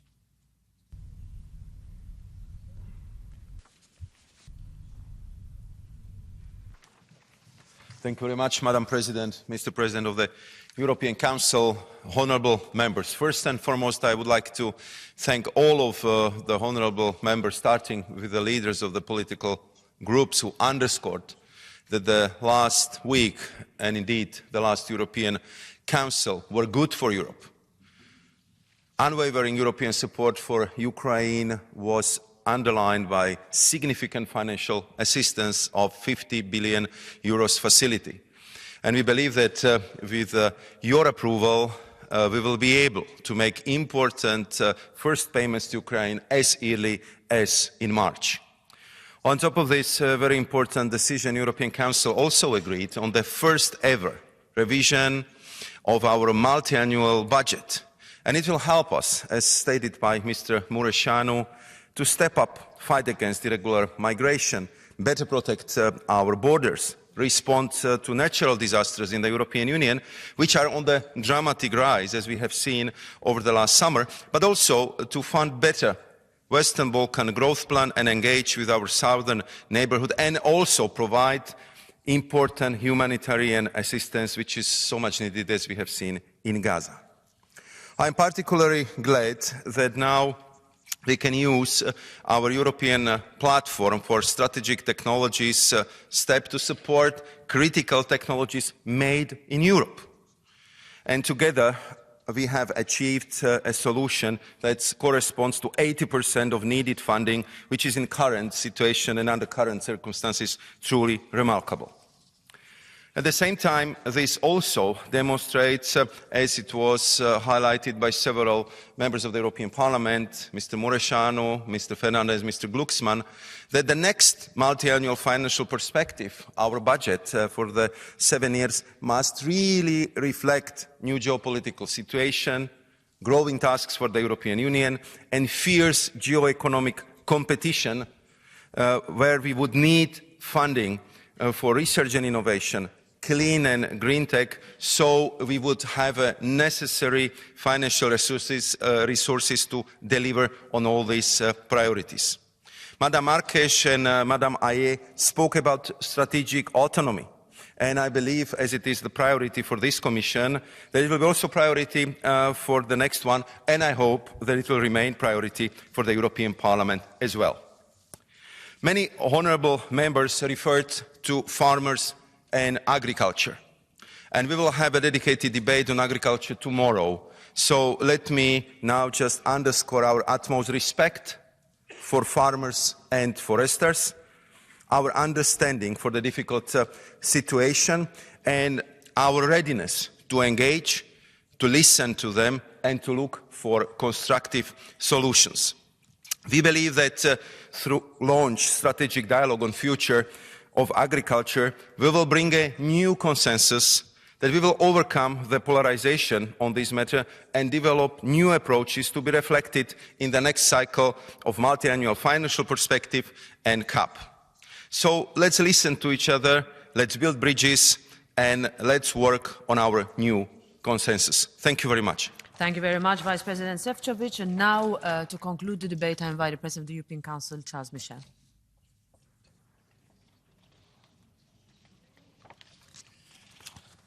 Madame la Présidente du Parlement. Madam President, colleagues, thank you for the various views that were expressed. I'm convinced that the Council's duty is to try to preserve European unity. I think we managed to do it. We want, for example, as we did with ordering the vaccines back during the pandemic. Now, 2050 is the time when we achieve climate neutrality. That's our target. And we've been doing the same thing when Russia invaded Ukraine. Council set guidelines which we've stuck with for the last 2 years, providing support for Ukraine. I'll come back to that, and trying to put pressure on the Kremlin and Russia through a sanctions policy. Council after council, we've tried to preserve unity. In December, we had a unity of 26 member states, and we needed a few extra weeks to get all 27 member states in line and mobilise the 50 billion extra for Ukraine over the next 4 years.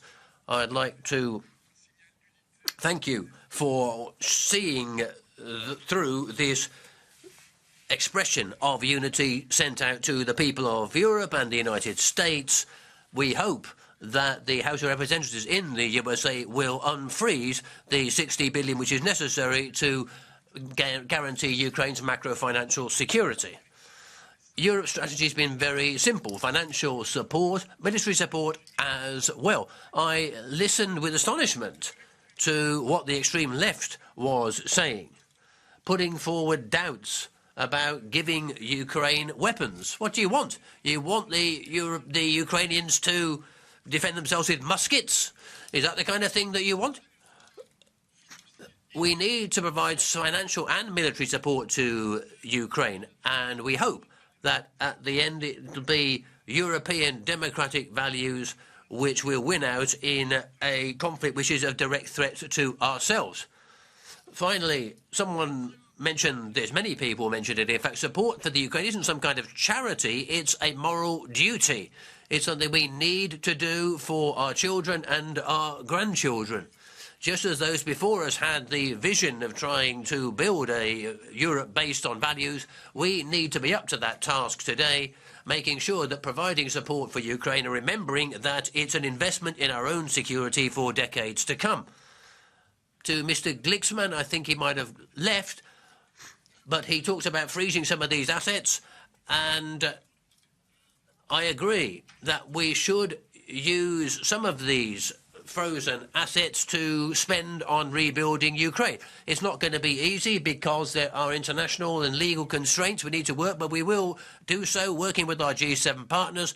But Council has moved forward, giving the Commission the task of focusing on profits with the Obol area so that we can make sure that this money is used for supporting Ukraine. Finally, listening to the debate, there are some ideas about European defence I'd like to share with you. If we want to make sure that this have a bigger impact on our future, we need to beef up our economic development capacity within Europe. Europe needs to be a dynamic economy. It needs to be competitive. That's the first pillar. But we also need to make sure that security and defence are vital elements for our future. If you remember the Schuman Declaration, he put forward the idea of a European defence community. Back then, the member states, or certain member states, didn't go along with that idea. And at the same time, we saw NATO growing and guaranteeing transatlantic security and security in the lands of Europe. I think we all agree now that we need a European defence pillar.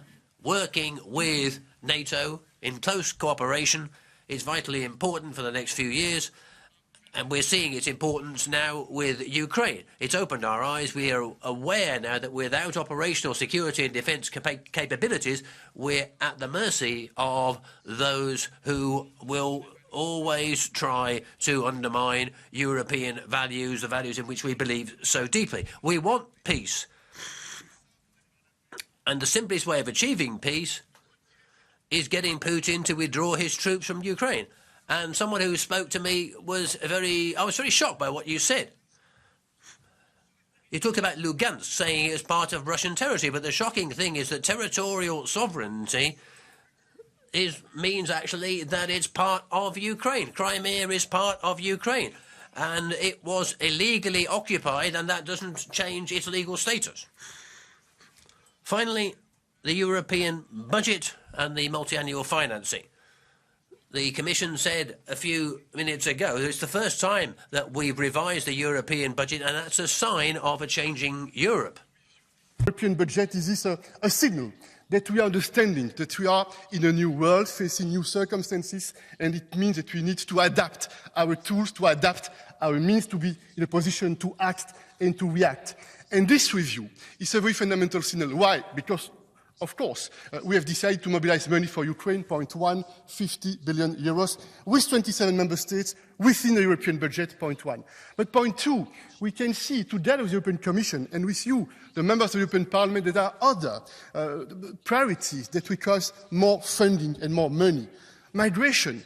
We do understand how it is important to show to our citizens all across the EU that we are in a position to manage this important challenge for all of us. That's why we decided to put more money to manage the external dimension of migration. Natural disasters. In Slovenia, in Italy, in Spain, in many of our member states, we faced and we have been facing natural disasters. And this European solidarity is so important to show to our citizens that they are not left alone when they face those circumstances and those natural disasters. Defense, I don't need to repeat that it is needed to invest more in this field, and of course technologies, competitiveness, and it is obvious we need to pay the interest and to take into account the new situation regarding the interest. Now, I would like to say a few words about the Middle East and to react, because if one political organization, one regional actor in this world has always been very clear, supporting the international law, this is the European Union. We've always supported with humanitarian means, with humanitarian tools. And you're absolutely right, then in the last meeting of the European Council, we have not made written conclusions, but I can guarantee you that the next European Council will have again a debate on the Middle East. I am confident that we'll be able to manage to make more political progress in that field.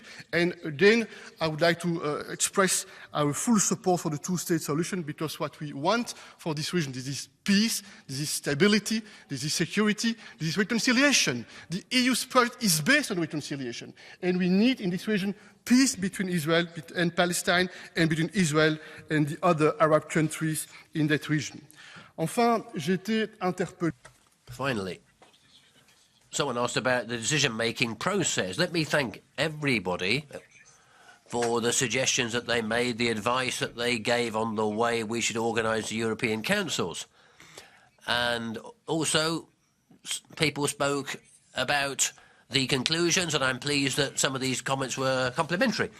Over the last 4 years, we've not had a single European Council where we didn't take clear, powerful decisions which had a real impact on all of the issues on our agenda. And the questions before Council are always difficult to sort out by definition, because if they were easier to sort out, they would have been sorted out before they got to Council. So we need to continue like that, to use this institution, this political institution, which is unusual in the way it set up 27 heads of state and government, directly responsible to their own national parliaments and their public, working together, coordinating to work with the European Parliament and building a future for the European Union. And back in June, I wanted to start the debate on the EU strategic agenda which in fact is something which recalls the work he's been carrying out in the European Parliament, looking for the next few decades. Address, in my opinion, the first one, this is what will be in the future our common priorities, and we need to take into account the enlargement process, because it's a new element, this is a new fact. There is a renewal of this debate. I remember a few years ago it was even not possible to put the topic on the agenda of the European Council. Now we can see there's a broad consensus, because you understand that this is needed to make not only Europe bigger, but more influential and stronger, and this should be the aim with this enlargement process. Point one, what will be our common priorities? Point two, how do we pay for that? And we know that when we are talking about money, it is always complex, sensitive, and difficult. But this is needed, because this is how we will make effective the solidarity among all the European citizens all across the European Union. And point three, and I know that in this Parliament there are many opinions about that. It is the same in the European Council, various opinions, the decision-making process. How do we need to make sure that we find the balance between unity, European unity, to be strong, because when we are united, we are strong, and the need to take into account sensitivities, the need to make sure that all the member states feel they are respected with this common European project. And my goal, together with the Belgian presidency, je salue la présidence de la ministre belge des Affaires étrangères.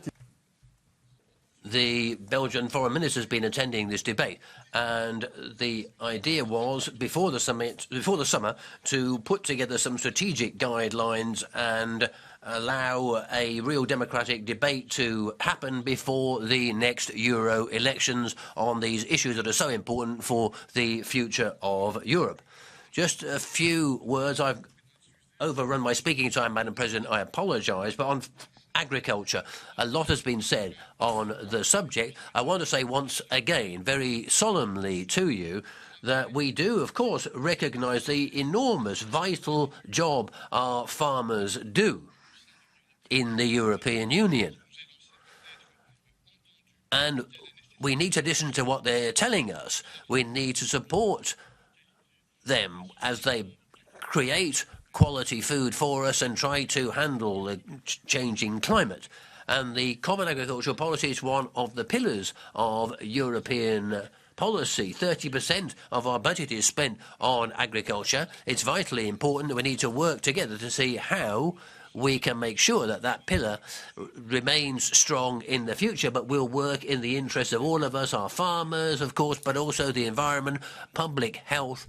How can we find a path to move forward, cut red tape, and guarantee that farmers have a fair income in the future in Europe? That's basically it. I'm convinced that the destiny of the European Union is that we need to be strong within Europe and out with Europe. The two things go together. If we want to be powerful outside Europe, we need to be fair, we need to be just, and that's what this Council, I think, moved us forward on. I'm absolutely convinced that determination, leadership, and a commitment to fairness, that's what actuates the members of the Council. Thank you. Thank you very much, President Michel. So the debate is closed. And we will go to the next item on the agenda for Council and Commission statements, motion for resolutions, the need for unwavering EU support for Ukraine after 2 years of Russia's war of aggression. We'll pause for a few seconds.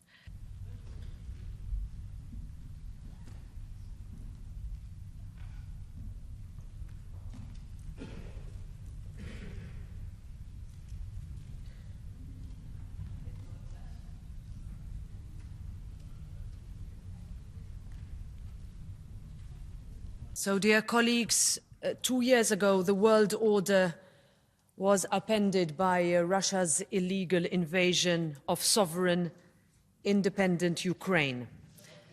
They thought that they could take Kiev in a matter of days. They miscalculated the determination of the Ukrainian people, and they underestimated the resolve of the European Union and the international community. Ukraine has inspired and continues to inspire the world. A few weeks after the initial invasion, I spoke in the name of the members of this European Parliament in Kiev, in front of the Verkhovna Rada, and besides President Zelensky. I made a promise on behalf of all of us that we would stand with Ukraine and its people for as long as it takes. In the past 2 years, Europe has kept that promise. We will keep that promise still. Our political, economic, military, financial, humanitarian, and diplomatic support has remained steadfast. The European Union is the largest financial supporter of Ukraine, with 88 billion euros provided so far. We are ramping up our EU defence industry's production capacity to provide Ukraine with over 1 million artillery rounds by the end of the year. An agreement on the additional 50 billion euros Ukraine facility, pending agreement on the multi-annual financial framework, was also reached last night. Funding that is crucial for Ukraine's survival, recovery and reconstruction. We know the sacrifice that the Ukrainian people are enduring. We know they endure it for their sake and for all of Europe, for our collective security, for our shared values, for our way of life. The European Parliament was the first to call for Ukraine to receive EU candidate status, and we were the strongest advocate for EU accession negotiations to start last year, because we know that Ukraine's place is within our Union. As we enter the third year of Russia's war of aggression on Ukraine, I want to use this moment to renew this promise that we made to the Ukrainian people. We are with you and we will remain with you. Slava Ukraini.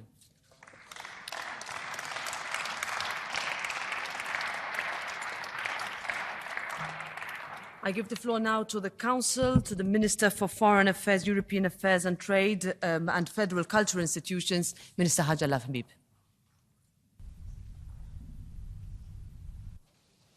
Madam the President of the Parliament, Madam the President of the Commission, dear Commissioner, Honourable Member of the Parliament, the passionate debate we just had is certainly linked to the fact that we are celebrating and approaching to this very, very sad anniversary.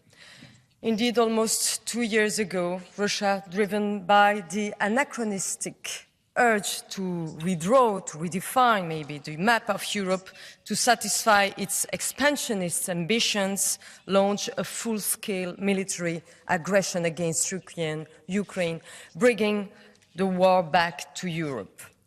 And let us remember that Russia's aggression against Ukraine is a clear violation of the Charter of the United Nations and the fundamental principles of international law. For almost 2 years, it has been causing enormous human suffering in Ukraine and causing or exacerbating global crisis, inflicting considerable damage on the global economy. This war is today one of the main threats to peace and stability on our continent and far beyond. In the face of this immense challenge, Europe has shown unity and determination. Since day one, the European Council has provided strategic guidance for the European Union's response and taken decisive action. The EU has thus strongly condemned Russian aggression and played a fundamental role in efforts to isolate Russia on the international stage. In addition to unwavering political support, the European Union, led by its member states, has provided an extraordinary level of humanitarian, financial, economic and military support to Ukraine. And let me elaborate one of the main aspects of this unprecedented effort. D'abord, je dois souligner que notre aide à l'Ukraine. I must emphasize that our assistance to Ukraine is not only continuing, it is also increasing. As President Charles Michel has just said, last week an extraordinary European Council gave the green light to additional assistance to Ukraine to the tune of 50 billion euro for the period 2024 to 2027, thanks to the Ukraine facility. It is right now vital to finalize this package, which allows for stable long-term assistance to Ukraine, and I thank the European Parliament for its constructive work in the trialogue, which led to an agreement in principle last night. This is an agreement which puts as long as it takes into practice and helps to secure a future for Ukraine and its population. There is 31 billion in budget support and humanitarian aid and 25 billion in military assistance, and we have increased humanitarian assistance and civil protection assistance, which is benefiting 10 million people in Ukraine. We have also received on our territory more than 4 million Ukrainian refugees, with their protection extended to March 2025 following a unanimous decision by the member states in October of last year. This assistance has some consequences, and I appreciate the solidarity corridors, which we should keep and which we should improve to guarantee continued export of Ukrainian grain and agricultural products in order to lessen the risk of famine. All of our energy today and tomorrow must be centered on our unity, our long-term cohesion, and the opening of accession negotiations with Ukraine is a very important signal both to Ukraine and Russia. As far as the European Union is concerned, Ukraine's accession to the EU is only a matter of time, and the clock is ticking. As we assist Ukraine, we continue to weaken Russia by means of sanctions. We're hoping to finalize a 13th package of sanctions on the symbolic date of 24th of February 2024. Council has used the European Peace Facility to deliver 5.6 billion euro in assistance in the form of military equipment to Ukraine. We need to speed up the delivery of munitions and missile in order to ensure that Ukraine gets 1,155mm shells from us as soon as possible.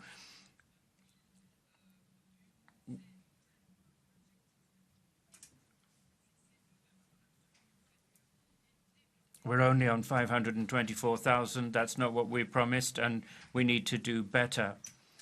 The European Union and the member states are working closely with Ukraine and a very large number of countries who are seeking a just and global peace under the aegis of the United Nations. We support the Ukrainian peace formula, and we're ready to work for peace. We're ready to cooperate in the Summit for Peace, to work on the Ukrainian peace plan put forward by President Zelensky. The European Union remains utterly determined. Our determination must be unwavering. The future of Ukraine and the future of Europe depends on it. Thank you. Merci beaucoup, Madame la Ministre. Thank you, Minister. I now turn to the President of the Commission, Ursula von der Leyen. Go ahead, Madam.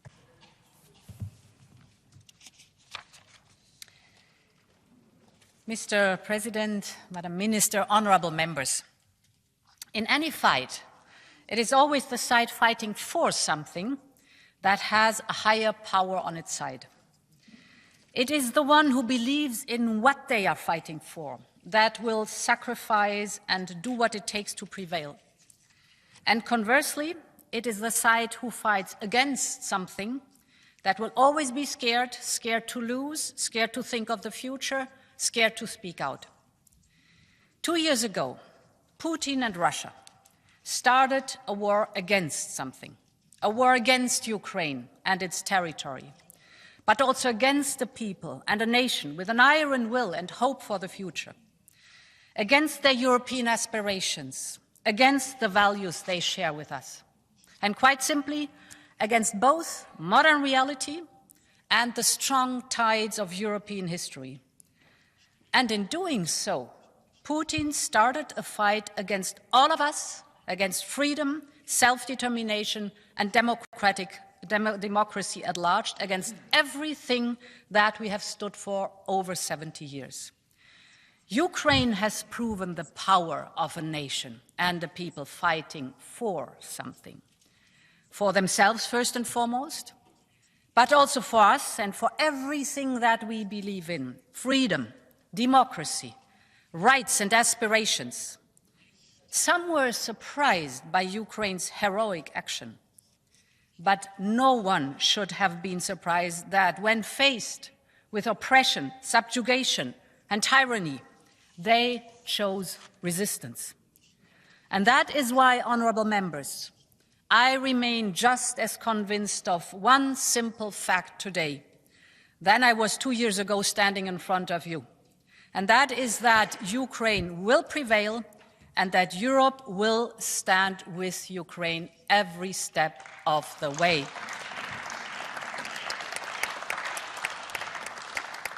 Honourable members, we have spoken in great detail over the last 2 years on the EU's historic and massive support for Ukraine, be it military, financial, or human, be it on sanctions, security, or the single market, be it on the historic path of Ukraine to our union that this House has been such a strong supporter of.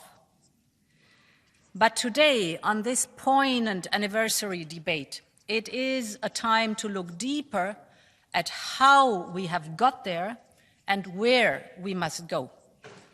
The starting point is that Ukraine and Europe have shown that we are willing to fight and pay the ultimate price for the things that we believe in. And this was one of Putin's greatest miscalculations in that month of February, as he amassed troops on the border and planned a quick lightning strike on Kyiv. Mr. Putin, you made this mistake because you cannot understand what drives the human spirit when it is free to think, dream, create, and prosper. Nor can you understand because you cannot bear to accept that the human desire for freedom will always win.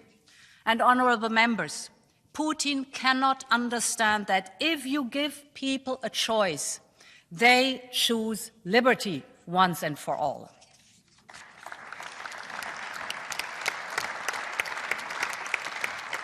And in Ukraine's case, they fight for liberation. He cannot understand that the fight of the Ukrainian is different to the fight of a Russian soldier whose lives Putin has callously churned for a past long gone and a future that could never exist. Ukraine's sacrifice is the opposite. Why do they fight? Because they are battling, toiling for something existential and inherent to the human condition. This is why Ukraine's will is not just stronger than Russia's. It is fundamentally different in nature and in character. And this is what Putin will never comprehend about us. This is why his invasion was not just morally, but also strategically wrong. He cannot understand freedom and why we fight for it, because his only instinct is to crush what he fears. And this explains what has happened in the last 2 years. Instead of toppling Kyiv, dividing the European Union and weakening NATO, the exact opposite has happened on each and every count. With the support of the European Union and our allies, Ukraine has not only held firm against a bigger country, a bigger army, and a bigger economy, but it has retaken more than half of the territory that Russia occupied from the start of this conflict. They have knocked back Russian offensives last winter and are doing the same now. And this indomitable spirit is what we have to keep in mind here in Europe and right across the democratic world at this juncture of the war. There's no time for wavering. There's no time for navel-gazing. The message Europe sent at last week's European Council was crystal clear. And let me repeat it here. Europe will be at Ukraine's side for every single day of this war and for every single day thereafter.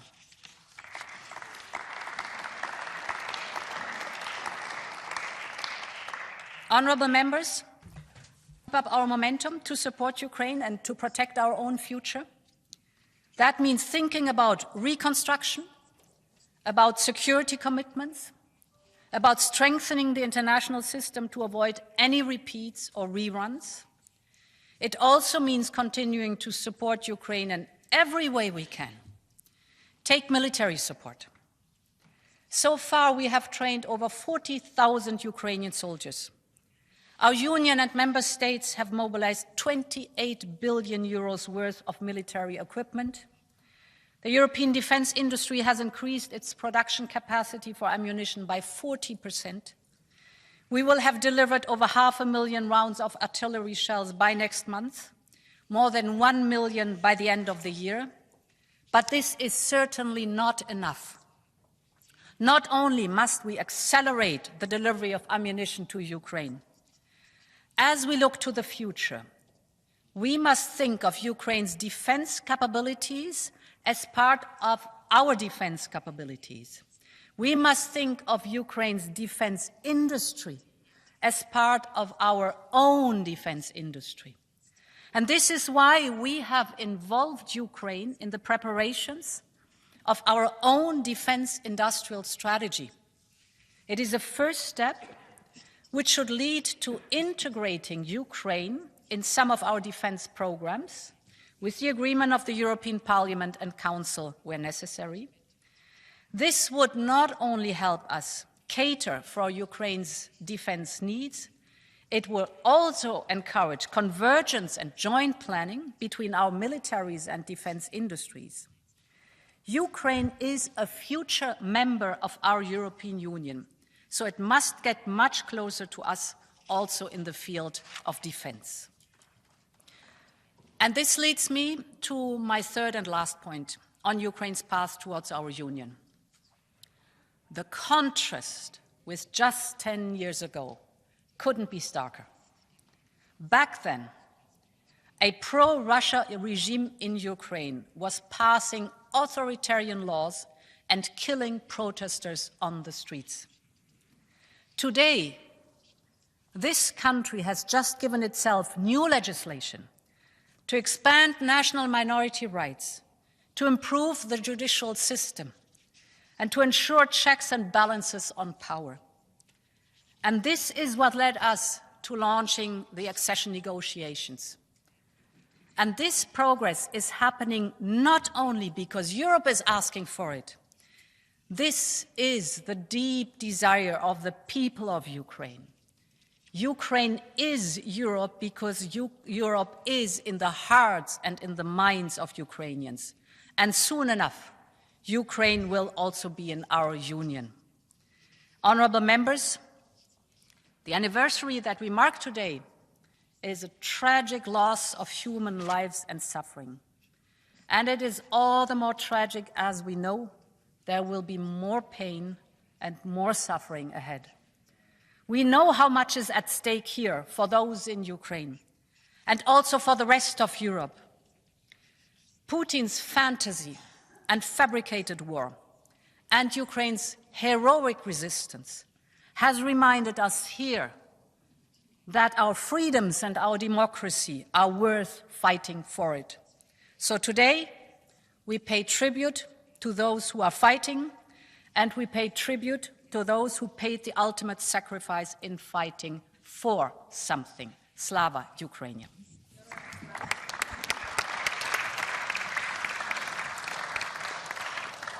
Thank you very much, Commission President von der Leyen. And the first speaker is Ms. Rasa Jukniewicz-Nie. Please. First of all, thank you, Madam President, for your strong leadership. Ukraine has shown a miracle. Let's remember the first weeks. How many here believed that Ukraine would stop the Russians at Kiev? 2 years of this war have also shown a miracle of European unity. We know what we have already done by standing together. Today, we have to talk and agree on what is needed to win this war. First of all, the front needs even more support now, today, this particular minute. Second, we must believe that we can win this war. We, the democratic world, are many times stronger than Russia. The economic power is incomparable. However, the EU-wide support to Ukraine is only 0.075% of GDP per year. Is it really an indicator that shows our understanding of Europe's existential war? Third, we must not be afraid of Russia, just as the Ukrainians are not afraid. We must not be afraid of Putin's blackmail and the defeat of his regime. Putin must lose. Fourth, we need a comprehensive plan for the victory of Ukraine. This requires a vast development of the EU defense industry. Now is the time for the European Union to get its act together on security. A defense union is needed as never before, but I see such union only together with Ukraine in EU and in NATO, with its army, which is clearly the strongest army in Europe today. The victory of Ukraine will be the victory of the whole Europe. Only victory can solve the historic Eastern dilemma in Europe. Slava Ukraine, long live Europe. Thank you very much, dear colleague. Next speaker is Mr. Pedro Marques, please. Thank you, President, Madam President of the Commission, Council, colleagues. 2 years of this war, more than 700 days of suffering in Ukraine. In each of these days, people were killed, children lost their lives or their parents, families were destroyed by the brutal attacks of Russia. In each of these more than 700 days, the brave Ukrainian people stood against one of the most powerful armies in the world, showing their courage and their will. But make no mistake, courage and determination can only do so much. We know that. Ukrainians need the ammunition and they need the financial support to win the war. The Ukraine facility is long overdue. And Minister, the MFF review is still not there. We should have come to this moment proclaiming that we are with the Ukrainians in every single day of the war with an agreement on the MFF review. And the money is still not there. So I please ask you, to the Council, to the Presidency of the Council, there's a message that needs to be clear. Trilogues are not monologues. This Parliament does not accept this idea on the economic governance, on the MFF review, that the trilogue is simply a monologue. So please bring back that message, because we need an agreement. We need rapidly to have an agreement to support the Ukrainians, so that our proclamations are followed by the money that we have promised them and that is still lacking. Let us deliver on this fight for liberty. Let us agree rapidly on our support to Ukraine. Thank you. Thank you very much, Mr. Marques. Next speaker is Mr. Patras Auštrevičius, please. Mr. Chair, Madam President Commissioner, Madam Minister, dear colleagues. A day before, I spoke with a colleague in Ukraine who shared following observations. I quote, "Only a strong Europe with strong defense capabilities can stop Russia from continuing on its war path. The war in Ukraine only gives us, Europeans, time to properly prepare. Russian society has been enslaved by Putin regimes and is part of the war machine. It is therefore important that Europe's security challenges are properly understood by our citizens, especially by the young people who will continue the fight against Eastern totalitarianism. End of quote. 2 years into the brutal war in Ukraine, my friends' observations sound like a clear manifesto for Europe, calling for solutions to be fully implemented. Yesterday, we concluded trilogue negotiations on Ukraine's facility, but the amount of our support for Ukraine needs to be multiplied. So must European defense capabilities. Only in this way can the threat to Europeans from Russian fascism be averted. Slava Ukraini and Europeans. Thank you. Thank you very much, Mr. Austriavicius. Next speaker is Ms. Viola von Kramon-Taubadel. Bitte. Thank you, President. Madam President of the Commission, colleagues. First of all, we said Ukraine would fall in 2 days. After 2 years, the country is still there. For too long, peace in this continent is considered to be a given. That changed in February 2022. We are reminded that peace is based on military strength to defend us and our allies. Since the start of the invasion, Ukraine has won back the Black Sea and ship routes. We have Russian ships hiding in the Black Sea because they're afraid of Ukrainian drones. For this fight for our freedom, Ukraine is paying a high price. Putin is sending murderers out of the prisons, sending them to the front. Ukraine is losing its best people. Every death is too much. This year, Ukraine will get back its airspace so that Russians can't be terrorizing children in their sleep. But Ukraine can't do any of that without our help. Every time, if Washington doubts, Russia steps up its attack. Every time when Berlin wobbles, the Russians fire more rockets. Every time Orban blocks aid, more Ukrainian children are deported and killed. Nothing encourages the Russians as much as our weakness. If Ukraine falls, EU member states are the next on the list. Putin likes nothing more than our weakness and doubts. The other thing which separates us and the threat are the courage of the Ukrainians. So the accession of Ukraine isn't just some value, it's in our own security interests.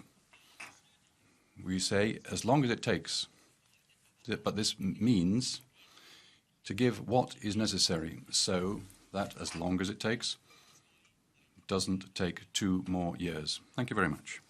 Vielen Dank, Frau von Kramon-Taubadel. Thank you very much. Frau Anna Fotyga. Miss Anna Fotyga, the next speaker. Państwo przewodniczące, koleżanki. President, ladies and gentlemen, in order to survive, in order to have the advantage of the West collectively, both militarily and economically, we must support Ukraine because it's bleeding and fighting in our name. It needs to be done now, unconditionally, without pretending things, without treaties being changed, the budget being changed, small member states being blackmailed. What we need is political will which will overcome anything and everything. Well, I have little hope for that, but hope dies last. So perhaps I will see positive results. Thank you. Merci beaucoup, Madame Fotyga. Thank you, Madame Fotyga. Then we have Mr. Jean-Paul Garot next. Merci, Monsieur le Président. Thank you, President. The situation in Ukraine deserves all our attention. However, it should not lead to situations which are detrimental to our own nationals. Integrating Ukraine in the EU would pose a threat to our farmers in France, and there are particular dangers there. Since the start of the conflict, the EU has ceded to all Ukrainian demands, particularly when it comes to free access for their poultry and cereals to European markets, and we've sacrificed our own farmers. The most fervent supporters of Ukraine, such as Poland, have had to put up barriers against the entry of Ukrainian cereals, given the deadly threat that that has posed to their own agriculture. In 2018, Ukraine was the 5th largest maize producer and the 8th largest wheat producer in the world. This is a threat to our producers. Ukrainian producers depositing their wares in Europe can cause their Ukrainian goods to reach all over the world. 5,000 tons of poultry arrive in Europe every year, priced 4 times lower than production in France. Ukrainian producers do not respect our standards, and they can be found in our distribution chains. Macron and his cronies in Paris claim to defend our agriculture. But next June, this customs exemption will expire. We have to ensure the survival of French and European agriculture. And we will see who will vote for what. Thank you. Monsieur Garot, nächste Rednerin ist Frau Özlem Demirel. The next speaker is Ms. Özlem Demirel. Dankeschön. Thank you very much. President, 2 years, that's how long the war has been going on in Ukraine. And you think that in every debate here, you think that that all you're talking about is battlefields and weapons, but war has its facts. It's evident that the offence in Ukraine has failed, but nonetheless you're calling for weapons. Has the Putin regime it has the blood of Ukrainian children on its hands.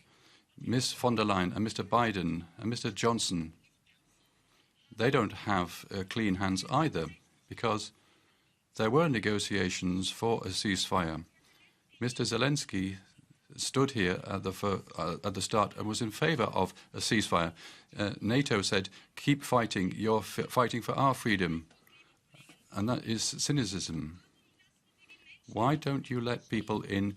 Why do you let people in Ukraine die for your freedom and your geopolitical interest? And saying that, tell your story about people being attacked. No, the men in Ukraine don't have freedom to withdraw from war. The women and children who are afraid of their families don't have the freedom to withdraw from the war. Do something for peace. That is solidarity. That is human rights. That is freedom. War is never freedom. Demirel. Thanks, Mrs. Demirel. Massimo Castaldo. Grazie, Presidente. Thank you, President. 2 years, colleagues, 24 months of bombs, terror, innocent people suffering just to satisfy a tyrannical, criminal regime. It's a moral duty for us to rally our forces to defend them, but also it's an existential question for the future of the EU. Thank you for those clear, strong expressions of commitment, Ms. von der Leyen. This is what we need. The €5 billion increase for the European Peace Facility should be deployed now. We need it now to get munitions to the front. All those frozen assets should be transferred to Kyiv to help the resistance now. We've seen what Viktor Orban wanted to do. Article 7, whatever means we have at our disposal, need to be used now. Our union has to defend all Europeans. Putin should see that we will not hesitate. We will defend the sovereignty and freedom of Ukraine with all of our strength, and very soon Ukraine will be the 28th member state. There is no Ukraine without the EU. There's no EU without the Ukraine either. Slava Ukraina. We are running a bit late, dear colleagues, so I ask you to respect the allocated speaking time.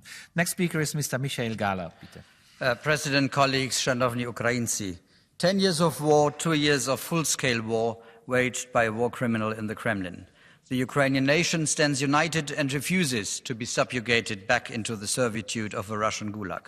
The EU also stands united behind Ukraine, and we are not alone if we look at the Rammstein format of almost 50 states who help in multifaceted ways. I'm proud as standing rapporteur for Ukraine and as a co-rapporteur for the Ukraine facility that we concluded the trilogue on the Ukraine facility yesterday evening as part of the revised multi-annual financial framework. But we can forget about all these good things that we have foreseen if Ukraine is not enabled to defend itself and push back the aggressor towards its own borders.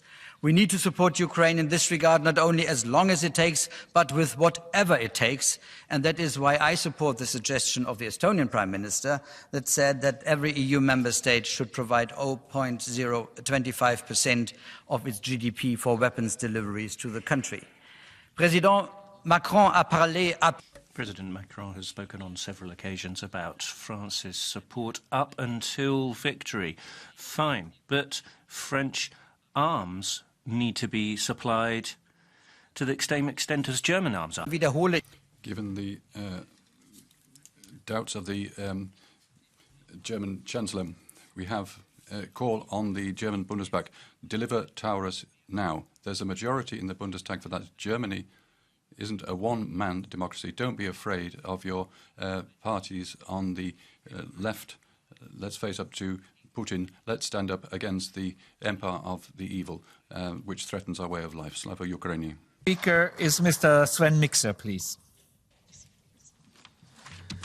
President, dear colleagues, 2 years into Putin's war of aggression against Ukraine, what can be said? One thing is for sure, Putin has failed. His blitzkrieg has failed miserably. He has not managed to break the resolve of brave Ukrainian soldiers, brave Ukrainian people, or of the democratic world that continues to stand with Ukraine. And indeed, somehow Mr. Putin has even managed to double the length of his country's border with the NATO alliance. So Putin has failed, but we are yet to succeed. We have said over and over again that we would stand with Ukraine for as long as it takes. But let us be clear, how long it takes depends directly on how much we give and how quickly we do it. So we must give more, and we have to do it now. Let me repeat what I have said from this stand before. If all of our member states and all our transatlantic partners were to pledge on a sustainable basis just 1/4 of 1% of our GDP for the support of Ukraine's war effort, it would make a crucial difference. It would help to end this war and hand the Russian aggressor the decisive defeat it deserves. And this would be the best gift we could give to our continent's future security and prosperity. Merci, Monsieur Mikser. Je invite... Thank you, Mr. Mikser. I shall ask Nathalie Loiseau to come forward, please. Chers collègues, Colleagues, the European Summit of 1st February was a success because it confirmed our financial aid to Ukraine. But let's face it, as far as our military aid is concerned, the summit was a failure on several counts. The 8th tranche of European military aid has been blocked for months because of Hungary. The future of a visible and predictable European peace facility for Ukraine is uncertain. Nothing has yet been decided, and above all, no funding has been clarified. Instead of taking action and making decisions, our countries are accusing each other of not doing enough, when they should all be doing more, much more, and faster, much faster. The ammunition plan is not living up to its promises. 500,000 rounds of ammunition delivered to Kyiv is half of what was announced. Above all, it's woefully inadequate. So, please, I appeal to all European leaders. For Ukraine, for the security of Europe, you have a duty to rise to the occasion, and you've not yet done so. Never forget, failure is not an option. Complacency is not a method. Slava Ukraini. Next speaker is Ms. Alvina Alamezza, please.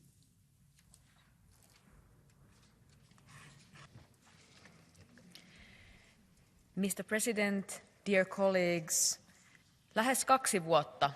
About 2 years of war. That's 2 years too much. The Russian attack on Ukraine is an attack on Europe. The rule of law and peace. 2 years. It's the same. Also a sign of the toughness of the Ukrainians. They have stood it out. We must too. The EU must increase its financial and military aid to Ukraine so that they can win.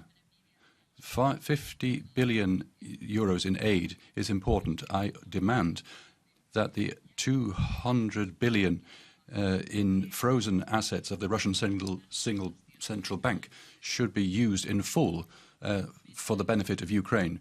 We must train soldiers in Ukraine and find out new ways how we can help them straight away. 2 years, about 200,000 Ukrainians have died or been injured.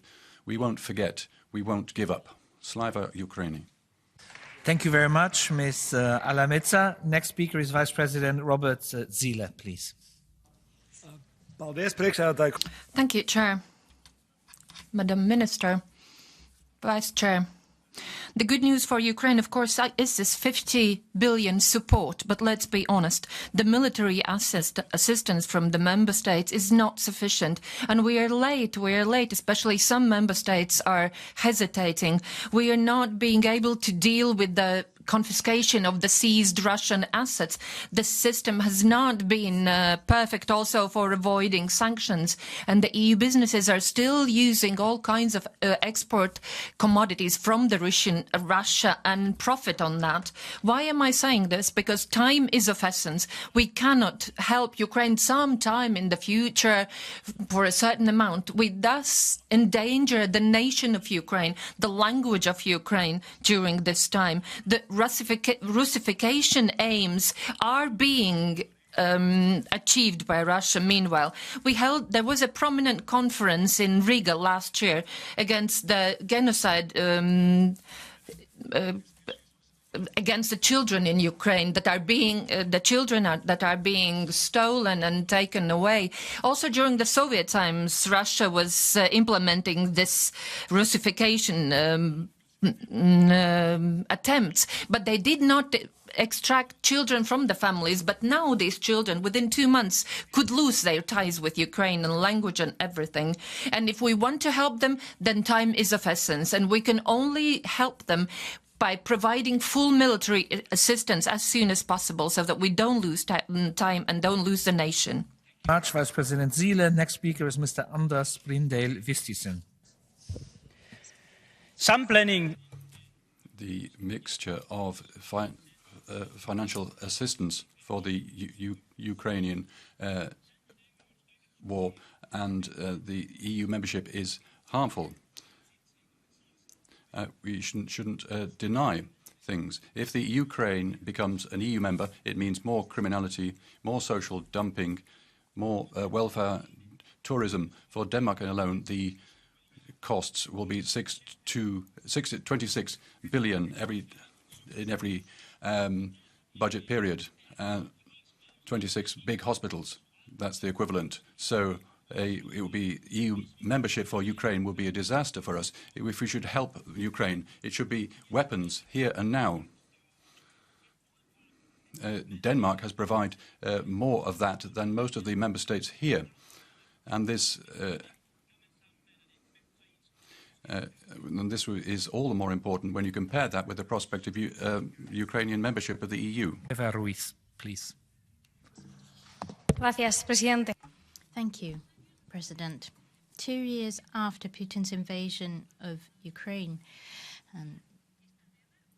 this war has escalated, leading to a numerous negotiation projects. Is the situation better today? Are we closer to peace? No. Thousands of lives have been wasted. Dependency on humanitarian aid. 4 million people are displaced in the country. We have 6 million refugees outside Ukraine. A public debt of 90% and a 70% of GDP debt to the IMF. Destruction of infrastructure. A destroyed political system.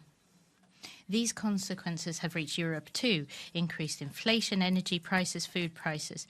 Not everything has been lost in these 2 years, though. The US has doubled its exports of gas to Europe, and its companies are seeing multi-million-dollar profits. The EU and this Parliament is responsible for this too, because our only response to the conflict has been to defend the US interests and not European interests here. Enough. This is a failed strategy. When will we stop? Will we give the US companies concessions to reconstruct the country? There is no time to be lost here. Thank you. There's a blue card. Would you accept a blue card from Mr. Bütikofer, please? Yes. Mr. Bütikofer, please. You advocated a whole lot of anti-Americanism. I didn't expect anything else.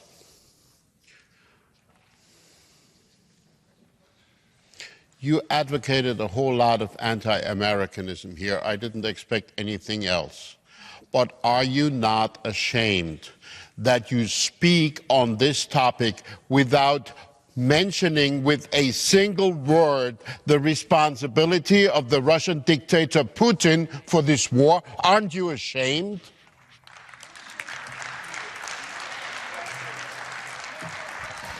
Señor Bütikofer. Mr. Bütikofer, we have denounced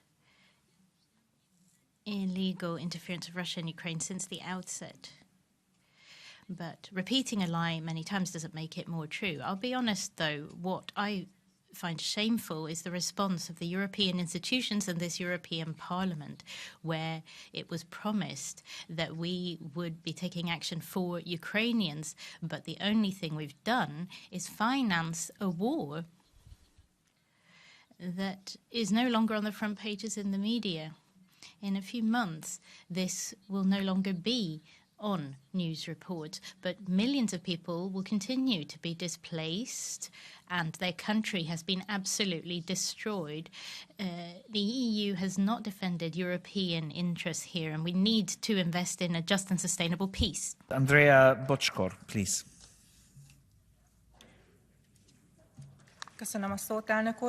Thank you, Mr. Vice President. It's been 2 years that the war has been going on, and we've only been hearing empty phrases that we support Ukraine as long as it is necessary, and then you continue living your lives when you've left the Hemicycle. You're trying to capitalize on a personal tragedy where hundreds of thousands of people have lost their lives, millions have lost their homes, and they have to live the tragedy and horror of war day by day. Young and old, men and women wake up to sirens, and they don't know when they're going to lose their loved ones. This is the side of war that I see. They're drafting soldiers and burying them, including among themselves ethnic Hungarians. We need to put an end to this. We need peace. We need peace talks. A lasting peace deal is the only solution. And you must end with your false lies about Hungary. We have said that we support the territorial integrity of Hungary. We have said it all along. We have also come out with negative criticism about Russian invasion. We support life, future and peace. The next speaker is Mr. David McAllister, please.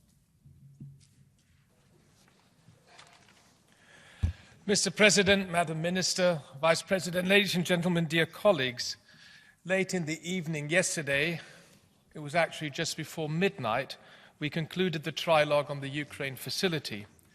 We can now provide Ukraine with predictable financing throughout 2024 and beyond.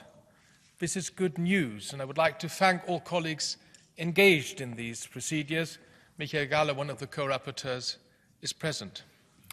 With a total of 50 billion euros, and by the way, dear Council, dear Commission representatives, to be complemented also by the proceeds of Russian frozen assets, the Ukraine facility gives us maximum flexibility with regard to the annual distribution of loans, grants and guarantees. Colleagues, this agreement is a vital step in our support of Ukraine against the Russian aggressor. Despite seeming relentless, Russia is failing on multiple objectives. I can only underline what Commission President Ursula von der Leyen said in remarkably clear words. This war for Russia is primarily a military failure. Russia's failure is also economic. And finally, Russia's failure is also diplomatic. Ukraine can prevail victorious, but we must continue to empower their resistance, especially now that Russia is stepping up its attacks on civilian infrastructure, trying to demoralize the brave Ukrainian people. In the EU, we must not lose sight of this sense of urgency. Thank you. Thank you very much, Mr. McAllister. Next speaker is Mr. Wojciech Cimochevich, please. Mr. Chair, it's been 2 years since the full-scale Russian aggression against Ukraine started. It's been 2 years of heroic defense of Ukraine and Europe. It's been 2 years of unprecedented help for Ukraine and Ukrainians by the democratic world. But it's also 2 years of maneuvers by opportunistic political leaders who have done a lot not to let Russia be defeated and have not done the right things in the right time. And that policy continues with protecting aggressors' frozen assets against confiscation and using them to support the victim. It's a shame that instead of confiscation, misleading formulas are invented, offering to Ukraine a fraction of what can be given. It's a shame that US Congress blocks necessary arms and ammunition supplies, betraying Ukrainian soldiers facing growing Russian pressure. Once again in history, it's a choice between law and peace on the one hand and disgrace and war on the other. Thank you. Thank you very much, dear colleague. Next speaker is Ms. Hilde Woutmans, please. Dank u wel, collega's. Thank you. Colleagues, the message sent by the European Council last week was crystal clear. Support to Ukraine in the long term. This support is crucial. But arms, munitions need to get to Ukraine so that Ukraine can prevail. With 2 years of war, it appears that in some countries there's been more fine words than delivery of arms. They need munitions. We need action. This is the crucial point. The promises are easy. You can promise millions of munitions, but we need the delivery. They need to get there. That's the vital thing. They still don't have enough weapons to defend themselves. And it's too little, too late in many ways, I'm terribly sorry to say. We need to have joint procurement of defence materials. We need to strengthen the European defence industry. And as I've said before, we need a European army. Former UK Prime Minister Winston Churchill said in 1950, we need a European army. The time has come for us to do that. Ski, please. Panie Przewodniczący, Pani Komisarz. President, Madam Commissioner, this is a very serious debate indeed. I'm very sorry to see that Mrs. von der Leyen is not with us until the very end of this debate. Thank you very much for your declarations and statements. Words are not as expensive and they are not as heavy as deeds. I don't understand why aren't we making the sanction system more watertight? Why is part of the West still making deals with Russia? I can understand that we're talking about Swiss, Taiwanese or American companies, but we also have European companies in this who are participating in this game and thus assisting Russia. So if a large part of semiconductors that the Russian army needs are exported from the West towards Russia, if Russian soldiers are killing Ukrainians and they wear Western boots, we need to think about it long and hard. Why is that so?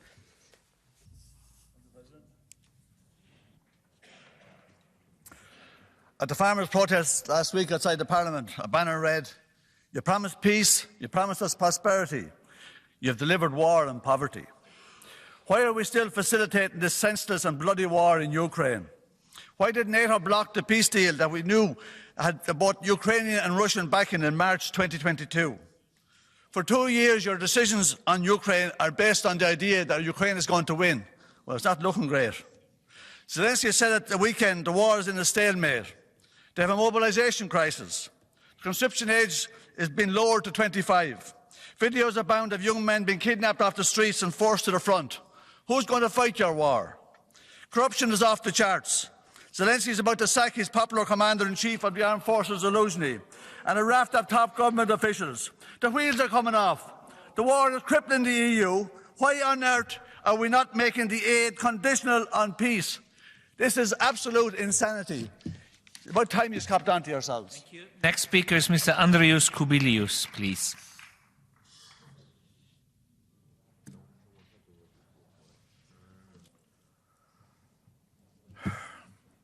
Dear colleagues, Ukrainians for 2 years, with a lot of sacrifice, defend not only their country, but also all of us, including Mr. Wallace. The victory of Ukraine depends on our political will to deliver what is needed for victory. Ukrainians are not failing with their bravery and sacrifice. We are failing with our assistance. Our assistance during those 2 years allowed Ukraine not to lose the war, but it was too short for the victory.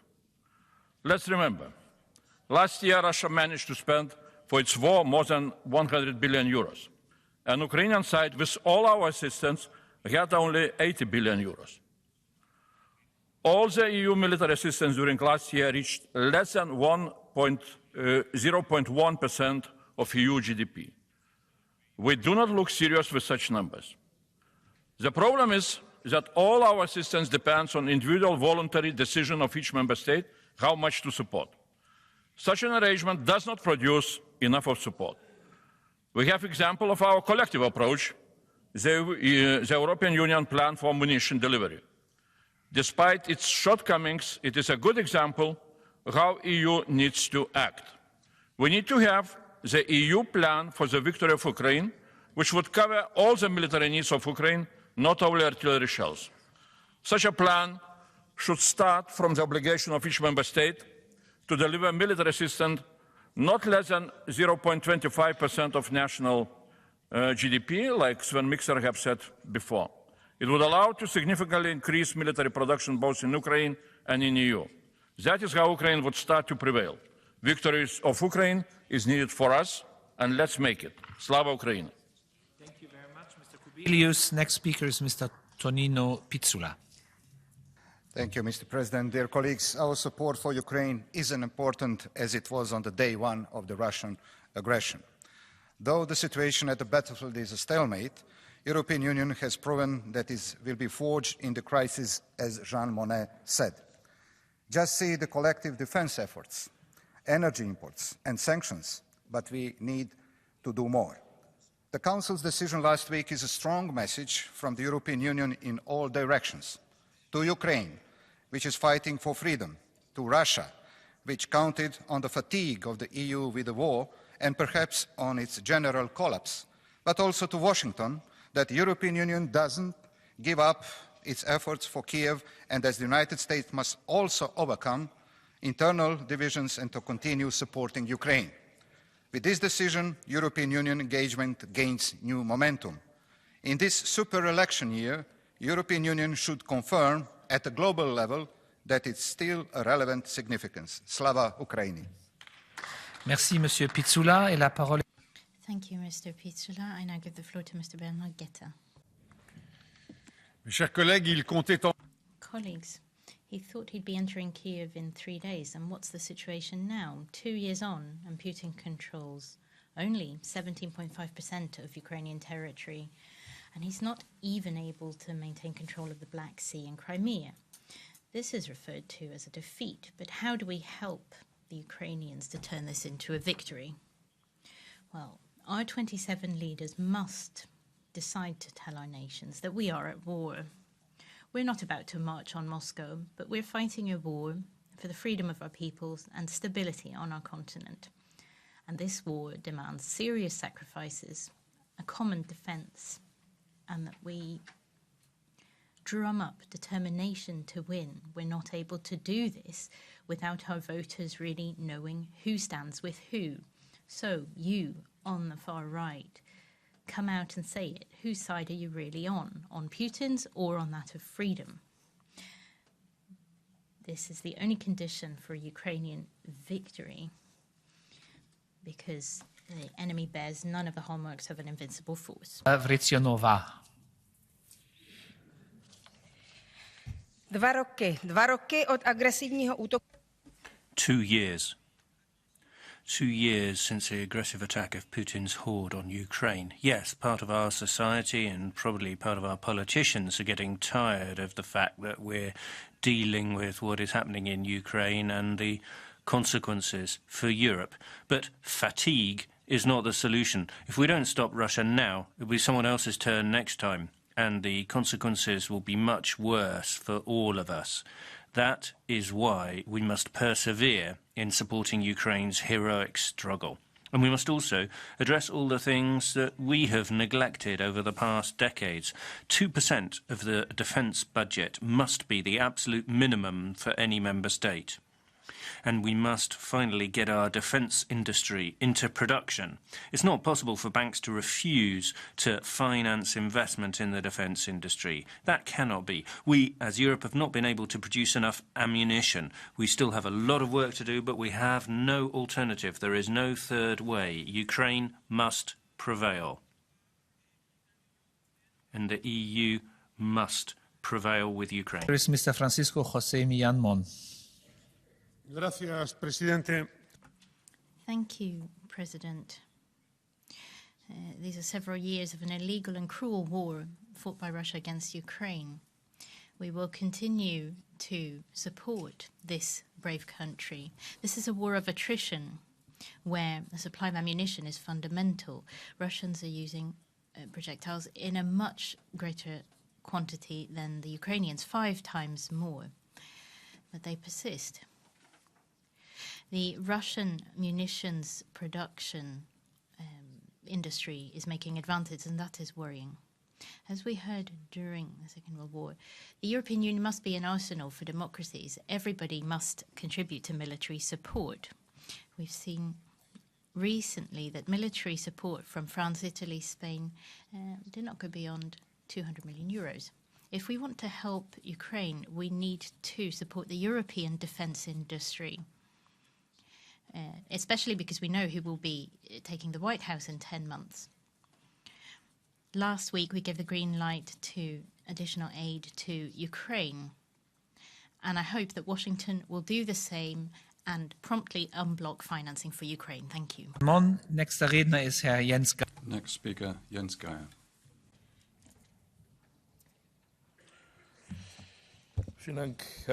Thank you very much, President. Vice President Shevkovich, colleagues. It's almost 2 years now that Putin is waging war in Europe against the Ukrainian people and its freedom. It's 2 years too much, but our message is clear. We support Ukraine as long as Putin requires us to. I'd like to thank Chancellor Scholz that he's made it possible to have invited Viktor Orban for a cup of coffee.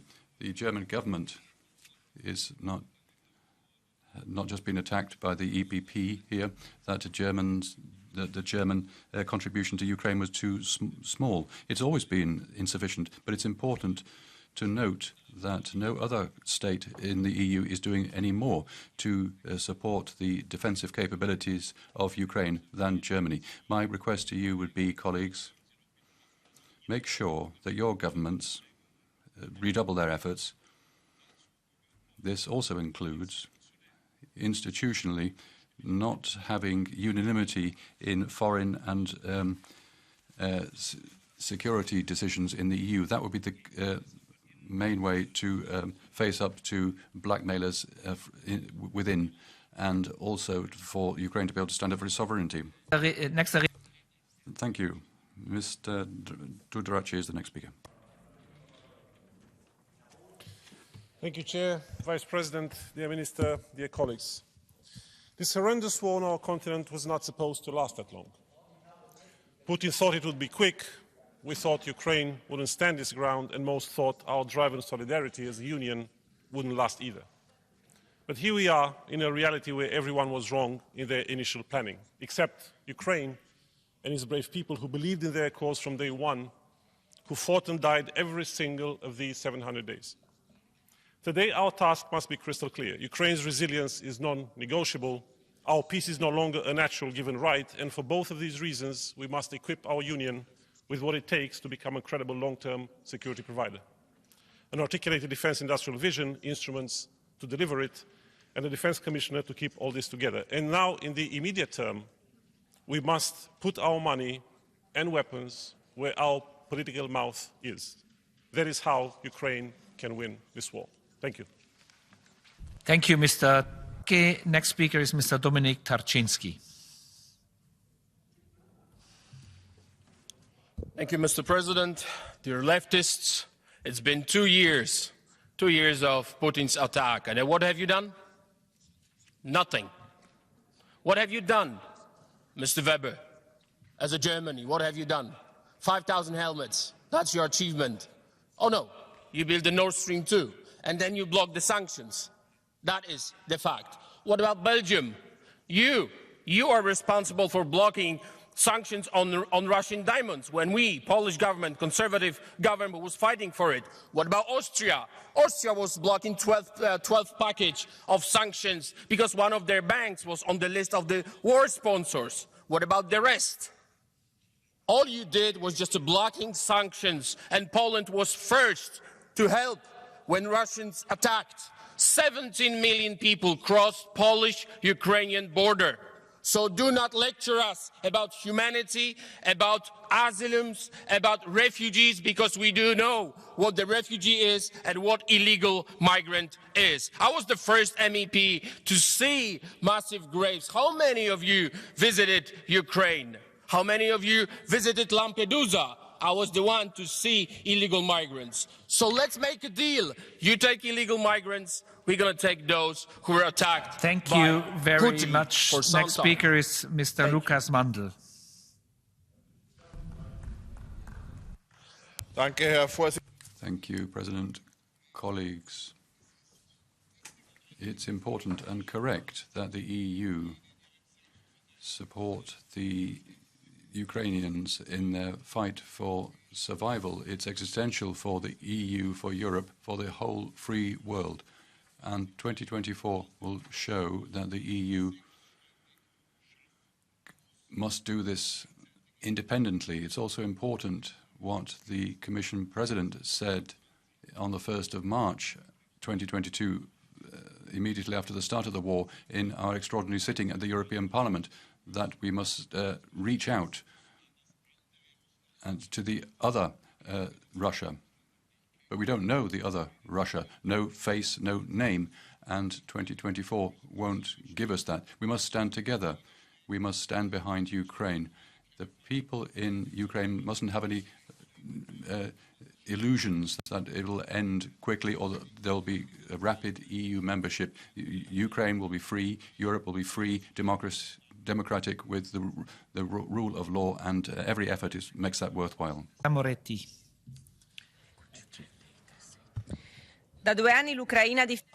For 2 years now, Ukraine has been defending its territory and citizens against Putin's illegitimate attack very bravely. Russia has threatened not only security and stability in Europe, but our values of peace and democracy underpinning Europe. Putin thought that Ukraine would have collapsed in on itself, but the people with firm support from Europe have not allowed that. From day one, the EU institutions have stood side by side with the Ukrainian resistance in tangible form, 80 billion in financial, humanitarian and military support. The EU decided to stand up and defend democracy, not leave Ukraine at the mercy of an unscrupulous dictator such as Putin. Although some sovereigntist leaders friendly with the Italian leadership wanted to block resources, it's not enough to defend the people of Europe. We have to defend rule of law in Europe. Some still think that they can undermine freedom and the rights of people, and others are indifferent. Colleagues, due to the delay, I will not take any more blue cards, and I also will close the request for Catch the Eye, and we will continue with Mr. Zdzisław Krasnodębski, please. Dziękuję, panie przewodniczący. Thank you very much, Chair. When 2 years ago Russia launched its attack, large-scale attack on Ukraine, Europe was shocked, shaken, although the brutal Russian imperialism has been known in Europe for centuries. It would have been good to look into history and know more about it. Ukrainians surprised us by their determination and courage, but today sentiments and feelings are different, and we must not forget about that. And this is also our fault. Ukraine is sorely missing not only equipment, but also people.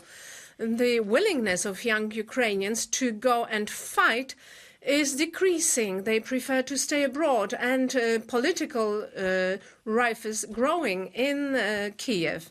We need to do more in this context rather than less. It is very important that the European Council decided to support our help to Ukraine, and that they finally decided to think about the use of frozen Russian assets. I would like to congratulate us on this determination, and let us hope that we will not have to wait 2 more years for specific action, concrete action in this respect.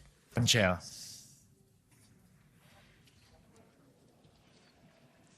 Merci, Monsieur. Thank you, President. Dear Vice President. Há 2 anos. 2 years ago, Russian troops invaded Kiev. They invaded Ukraine. Vladimir Putin was clear. He wanted a Europe controlled by Moscow from Kiev to Lisbon. This desire on Putin's part has not changed. And therefore, it is crucial, 2 years on, that the European Union be on the front line of solidarity with the Ukrainian state and the Ukrainian people. Financial support is crucial. Military support is crucial. Humanitarian support is crucial. And it is fundamental that we move forward with Ukraine's accession process. We must link Ukraine to NATO. Without these pillars, financial support, humanitarian support, military support, integration into the EU and integration into NATO, Europe will be weaker. It will be vulnerable. And Putin and the Russian invaders will have won. Mr. Rangel. Next speaker is Mr. Thijs Ruiten. Thank you, President, the Commission, Council, colleagues. Yes, the EU showed unity last week with the Ukraine facility in support of the brave Ukrainians fighting also on our behalf for our democracy. But make no mistake, Orban held the other 26 hostage for way too long, and it is an illusion to think he will stop. He delayed and blackmailed you into unlawfully unfreezing 10 billion euros. Sort it, use Article 7, suspend the presidency. Because autocrats will never stop unless we stop them. Putin will not stop either unless we give Ukraine the military support it needs to win, not just what it needs not to lose. But the differences in bilateral military aid by member states are inexplicable and frankly unacceptable. Send the ammunition, send the jets, send the ATACMS. Ukraine must be able to neutralize Russian positions from where it is attacked. Ukraine must win. Slava Ukraina. Yes. Thank you very much, Mr. Ruiten. Next speaker is Mr. Alexander Alexandrov-Yordanov. Уважаемый господин председател. Thank you, President. I should say that I really welcome the agreement in the European Council to continue to support Ukraine in all areas. This determination should continue till Russian aggressors have been chased away. we need determined action. Russia should really be made to experience the whole horror of the war that it started. Russia should be totally isolated. Perhaps it is time to think about putting a stop to any diplomatic relations with Russia, because according to the convention, these relations should be based on friendship and cooperation. However, we cannot have relations of cooperation and friendship with Putin. We are not Orban. It's clear that we should also be led by principles, values, and morality. Slava Ukraini. Thank you. I shall now give the floor to Raphael Glucksmann. Thank you. Colleagues, we thought that Europe had woken up 2 years ago from our somnolence and stupor in Europe. We thought our eyes were open now, but unfortunately the sleepwalkers are still in their perpetual lethargy for 2 years now. How is it possible that the 200 billion euro of Russian money frozen in our banks should not have been seized yet? What about the lack of munitions for the Ukrainian forces? We've been promising that we will use what we can save to support that war effort. We're looking at 10,000 per day supplied to the front, which is pathetic. We say that we will support Ukraine. We say that we will show solidarity. But it's actually realpolitik and self-interest. In Donbass and Crimea, it was a different issue. This is against Europe itself. This is against us. But that alarm call has not been heeded. Slava Ukraini, vive l'Europe. Mr. Glucksmann, next speaker is Ms. Jelena Zovko, please. Thank you very much, dear President. Pozdravljam najnoviju odluku Evropskog. I welcome the recent decision of the European Council to grant aid to Ukraine and the conclusion of a trialogue which happened yesterday here in Parliament. And the Ukraine has bravely sustained many sacrifices for the Ukraine to be able to go on the path of its European future. We are very well aware as Croatians of the fight that's required for democracy and our values. With President Tudjman, we faced many obstacles and the lack of support of the then weak Europe. Croatia was able to defend not only itself but prevent further massacre in Bosnia and Herzegovina and also bring about the Dayton Accord and the peaceful reintegration of the area around the Danube, although there have been many suspicions as to whether that could be achieved. We have fought against autocratic regimes and those who think that Putin will have a smooth path towards achieving its objectives are wrong. So don't let history judge us because we're being conformist. Thank you. Colleagues, we are having a very important debate here, so I ask the colleagues entering the room not to engage into conversations and take a seat, please. Next speaker is Mr. Eero Heinäluoma. Russia's brutal attack on Ukraine continues. With its attack, the Russian leadership has abandoned all the country's principal commitments and placed itself outside normal European and international cooperation. The Ukrainian people are fighting heroically for their self-determination, but also for the freedom of all Europeans. Our task is to support Ukraine with everything we have. The European Union must help by financial, humanitarian and military means. The Russian leadership must realize that they will be held responsible for their war of aggression and human rights violations. They will have to make good all the destruction and all the damage they are guilty of in Ukraine. Ukraine is fighting in difficult and challenging conditions. Our promise of a European connection, European Union membership is important in showing the way for Ukraine. We understand the difficult conditions of war, and we also trust that the EU membership path will help Ukraine to make the necessary reforms, commit to democracy and citizens' freedoms, and a society free of corruption. Very much. Next speaker is Mr. Tomasz Sederowski. Thank you, Mr. Chair.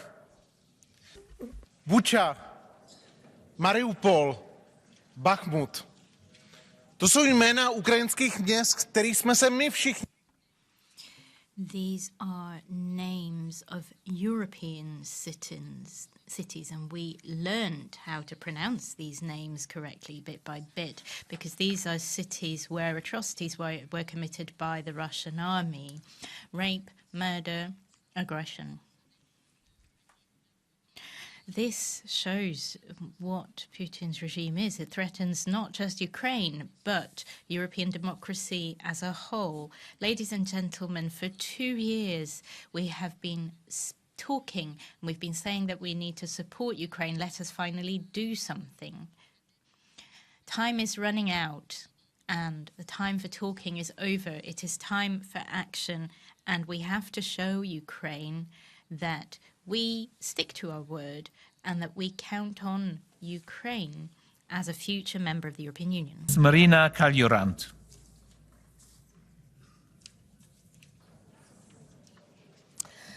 Thank you, President, Vice President, Council, colleagues. Mul on täna 3 sõnumit. Esiteks.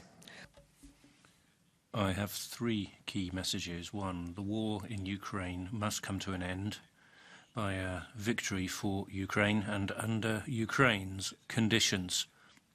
Putin and his cronies, all the war criminals, must face the responsibility for their actions. It is only thus that we will be able to stop this criminal onslaught and show that international law prevails. 2, it's an excellent decision to allocate these resources to Ukraine, but it's not enough. All member states need to increase their bilateral support to Ukraine too. If Estonia can do it and give 1.5% of GDP, why can't everyone else? Solidarity. It is expensive to wage war, but what about the loss of life? Which is the alternative? The loss of Ukrainian lives. The EU may sometimes be bureaucratic, drag its feet, but last week we saw that the EU can unanimously provide support for Ukraine. Dear Ukrainians, you have friends here. Slava Ukraini. Thank you, Mr. President. 712. That's as many days as have passed since the attack of Russia on Ukraine. This is an unprecedented attack upon a free sovereign state, which started really 10 years ago when Putin's empire decided to take over Crimea, Donetsk and Lugansk. We see where it leads us as we negotiate with an aggressor. This was an attack upon Europe, upon our continent, upon a fight against our love of freedom. Ukrainians are still proving that they have opted for the European way of living rather than the Russian peace, as it is called. Ourselves, as the European Union, need to maintain alive the memory of what happens if we contribute to evil and to the acting of the evil forces, how evil can change the world. We must never ever forget this in Europe. We must never tire fighting against evil. Slava Ukraini. Next speaker is Mr. Teras Rio, please. Thank you, Vice President. Dear colleagues, not a day goes by without Russia causing death and pain all across Ukraine. 2 years of full-scale war on European soil. Europe has moved slowly, very slowly, from ignorant state of mind to the state of alert. I believe it has been a very costly lesson. The Council decision regarding 50 billion aid package last week was a much appreciated lifeline for Ukraine, but we need more. It's merely 1/6 of what Ukraine needs in the coming 4 years. The war, this particular war, cannot be won by sending obsolete military equipment to Ukraine, but military technological supremacy, and that costs money. Therefore, Estonia calls for an initiative of 0.25% of the GDP allocated for Ukraine, which equals 120 billion euros military aid annually. Together, we can outpower the aggressor. I have no doubt about it. This is for our own security and for our own way of life. Slava Ukraini! And we're now coming to the Catch the Eye, and I have too many speakers, unfortunately, on my list, so I'll take them to the order as they asked the floor, as they pushed the button to request the Catch the Eye, and I will take two of each group if there is 2 speakers per group. So the first one is Michaela Šojdrová, please. Dámy a pánové, Ukrajina nám ukázala obrovské... Ladies and gentlemen, Ukraine has shown great persistence in its fight for freedom. Thousands of young men have died, but they will not be forgotten. As well as hundreds of athletes who have defended their country, who have been killed or injured and who will not be able to participate in the Olympic Games. We know their faces, and I hope that at least their photos will be shown symbolically in Paris. It is unacceptable that their assassins can participate in the Olympic Games, and that is why we are appealing to banning Russian participation. Let us not forget the thousands of children, too, who were brought to Russia for Russification. We will continue to work towards their repatriation. Russia has no right to steal children. We must show greater willingness to help Ukraine so that their victims are not lost in vain. Gracias, Presidente. Thank you, President. On the 24th of February, it will be the 2-year anniversary of this unfair, cruel invasion that put Ukraine and the EU under unprecedented pressure. But it has also shown our institutions' solidarity and strength.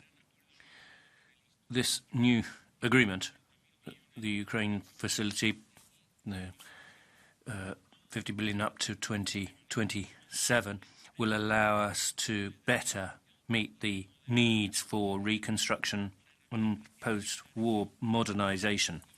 This should go to the different regions of Ukraine and those who are responsible for reconstruction.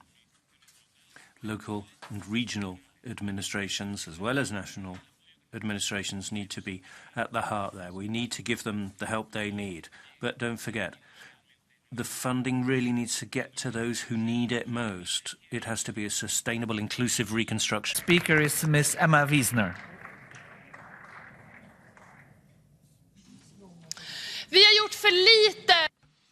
We have done too little to support Ukraine.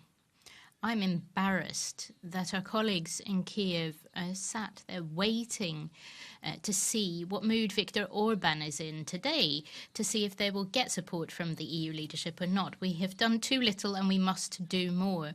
Ukraine deserves long-term and stable support from the whole of the European Union.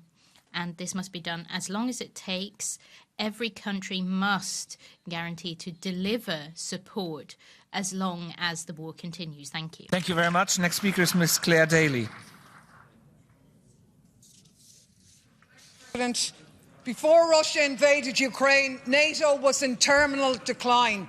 The scam of European moral superiority wasn't working.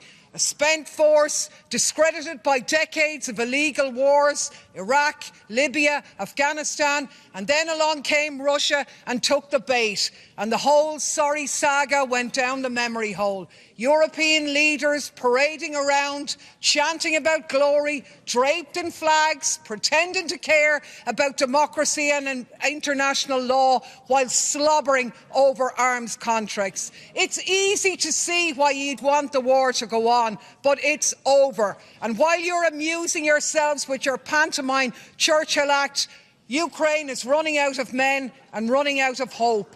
As European economies tank, few believe that victory is around the corner. Even the White House is backing off, and your support for Israel shows you never cared about democracy. It's about handouts to arms companies and the might of the US.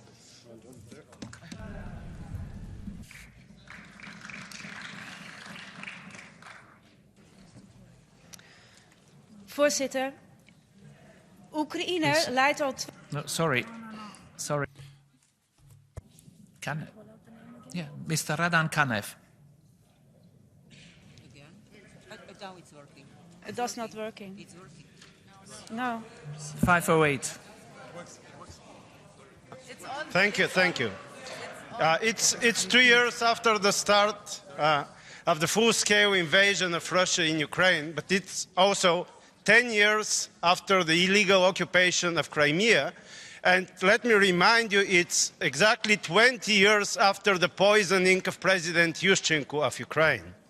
And I think 20 years later, even the so-called useful idiots in this hemicycle must clearly see the intentions of the imperial regime in the Kremlin. But even more importantly, it must be clear what our pragmatic interest as nations and united Europe is. And it is that defending the independence and the internationally recognized borders of Ukraine is the interest of our own national security. And furthermore, that isolating Russia economically is our clear interest of our economic independence. You know, a lot of Russian propagandists say Russia doesn't like meddling in its backyard. But in the imperial mentality in Kremlin, their backyard includes not only Sofia and Bucharest, but also Berlin and Moscow. Thank you. The last speaker is Mr. Joasas Olekas.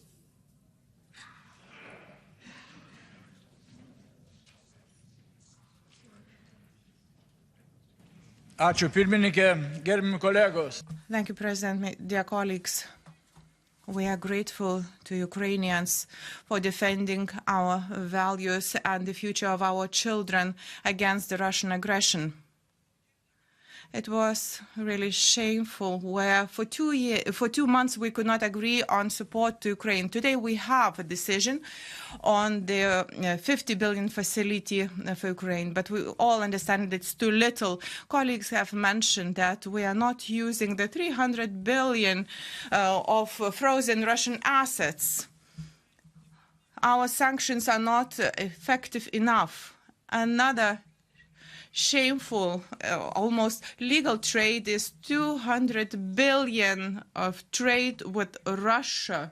Some Ukrainian and Lithuanian experts proposed to the Commission to levy a war tax on this illegal trade, and I would like to invite the Council to consider this. Very much, and now the floor goes back to the Commission, and I see it's Commission Executive Vice President Šefčovič.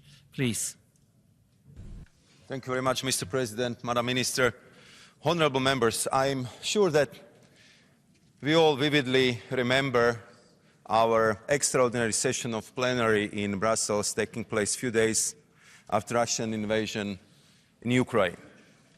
And I recall our common shock and horror that after long decades of peace, war has returned back to Europe. As you recall, we've listened to the video link address of President Zelensky and have been impressed by his determination to fight the invaders, to defend the liberty and sovereignty of his country. I believe that that was that moment when this unbreakable bond between the European Union and Ukraine was firmly established. At that time, we couldn't imagine the level of human suffering, the scale of tragic loss of lives and destruction brought by war. At that time, we couldn't imagine neither the bravery of Ukrainian people, but also the level and strength of European solidarity, unity and resilience. We couldn't expect the rapid enlargement of NATO and the vigor of the enlargement process where Ukraine, Moldova, Georgia and Western Balkan countries are now firmly on the path to become the EU member states. The decision of the European Council on the 15 billion euros of Ukrainian facility, which we discussed at the previous debate, confirms that the EU will stay shoulder to shoulder with Ukraine and Ukrainians, and that we will do that as long as it takes. And this debate, honourable members, sends another strong message of support and solidarity to Ukraine, and for that I really would like to thank you. Madame la Ministre Hadja. Minister Lakbib, you have the floor. Vice-Président, Monsieur. Vice President, Commissioner Šefčovič, honourable members of the European Parliament. Since the Russian aggression, Ukraine has shown unflinching resistance. They deserve our admiration and respect for that. Throughout this conflict, the EU has shown itself to be the closest ally of Ukraine, providing unprecedented levels of support, both in terms of content and scope. I had the opportunity to talk about that in my earlier speech. Of course, the scope for improvement, we need to take account of the effect on our internal market. Some of you have spoken about farmers' unhappiness. We need to look at what kind of flexibility and adaptability will be necessary. We have unwavering support for Ukraine for as long as it takes. We need to make that very clear. The recent extraordinary summit of the 1st of February shows that the European Council is willing to follow through. But we need to do more, and we need to be active on several fronts, delivering munitions first and foremost. That needs to speed up. The Ukraine facility is an area where Parliament and Council need to develop the agreement of principle achieved last night. We're at your disposal to sit with Parliament to discuss the MFF to reach an agreement as soon as possible. Military support, the European Council asked Council to come to an agreement by the beginning of March last week for a specific fund for Ukraine, and the work has started on that. A new sanctions package is currently being prepared for the symbolic date of the 24th of February. And I take this opportunity to tell you that the 12th sanctions package will include diamonds. It's already taken effect, and Belgium has worked on the preparation of a mechanism that will allow us to avoid any circumvention of those sanctions, specifically thanks to the involvement of G7 states. Combating circumvention of sanctions is one of our top priorities. We're engaged in awareness raising with third countries. David O'Sullivan, as a special envoy, has been working on this too, and we've also been working on the companies of those third countries. We've already seen some of the results of this in certain countries, and will continue supporting Ukraine and sanctioning Russia for as long as it takes. To conclude, I can state once again that the future of Ukraine, the future of the citizens of Ukraine, lies in the heart of Europe. We will not abandon them. Slava Ukraina, vive l'Europe.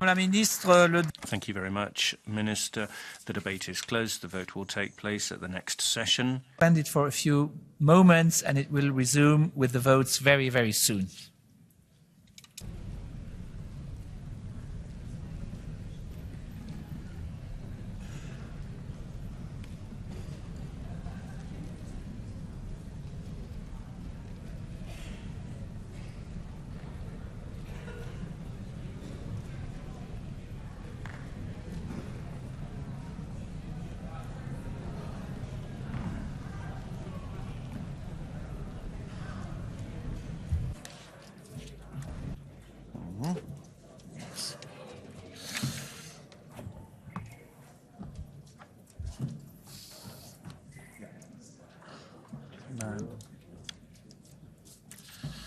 Oops, thank you. Let me just check this. Yes, good.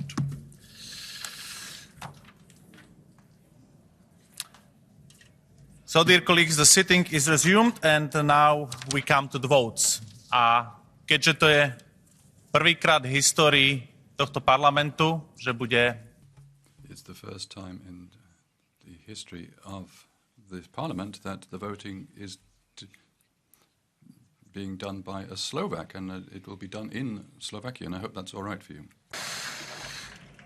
Začneme správou Sergeja Lagodinského o We'll start with the report by Mr. Lagodinsky, request for the waiver of immunity of Johannes Lagos. In favour? Against? Abstentions? Adopted. Pokračujeme s správou Angela Jambaske. We go on with the Jambatsky report with the request for the waiver of the immunity of Giorgos Kyrtsos. Those in favour? Against?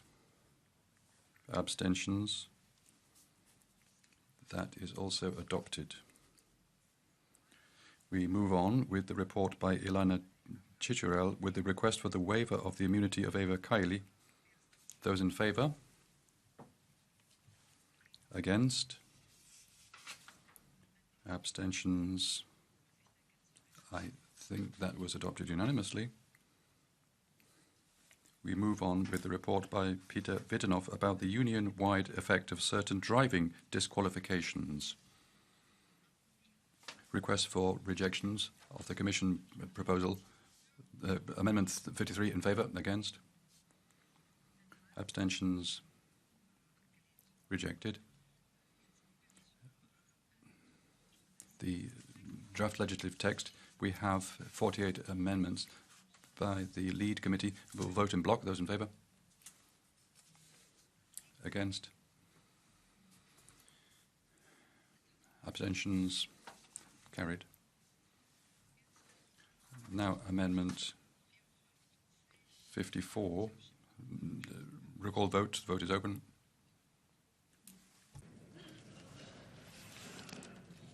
Hlasovanie je zatvorené. Vote is closed. Rejected.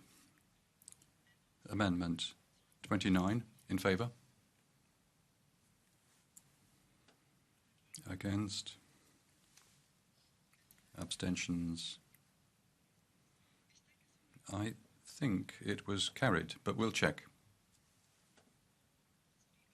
So the vote is open.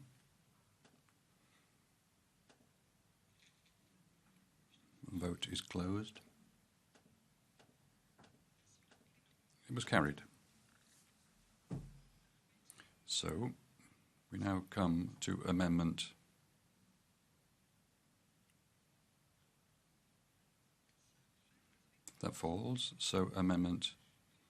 55. Roll call vote. The vote is open.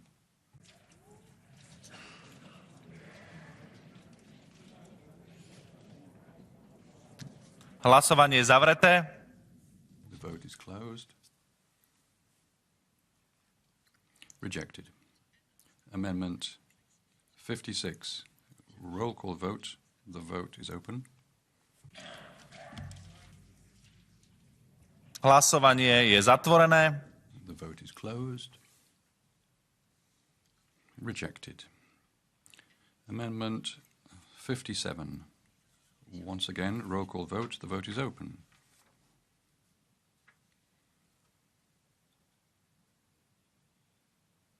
The vote is closed. Rejected. Amendment 51. Roll call vote again. The vote is open. The vote is closed. Carried. So, Amendment 8. Sorry. Amendment 8 falls. So, vote on the Commission proposal. Roll call vote. The vote is open. Hlasovanie je zatvorené. Vote is closed. It was adopted. Congratulations to the rapporteur, and that concludes first reading in Parliament. Now we come to the Ernst report amending the Council Decision 2009-917 of the Council as regards its alignment with Union rules on the protection of personal data. That is a vote on the provisional agreement, so a roll call vote on 14. The vote is open. The vote is closed. Adopted. The first reading is therefore concluded. Now, the report by Anna Zalewska on the proposed regulation on electrical and electronic equipment, waste, Article 9. Roll call vote. The vote is open. The vote is closed. Adopted. So, the first reading is concluded. Now, the report by Ivas Iabs, Measures for a High Level of Public Sector Interoperability Across the Union. The Provisional Agreement, Amendment 2, roll call vote. Vote is open.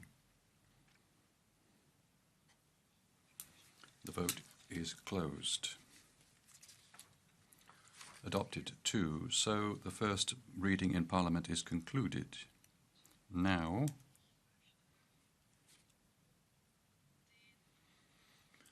I'd like to say to members who will be leaving,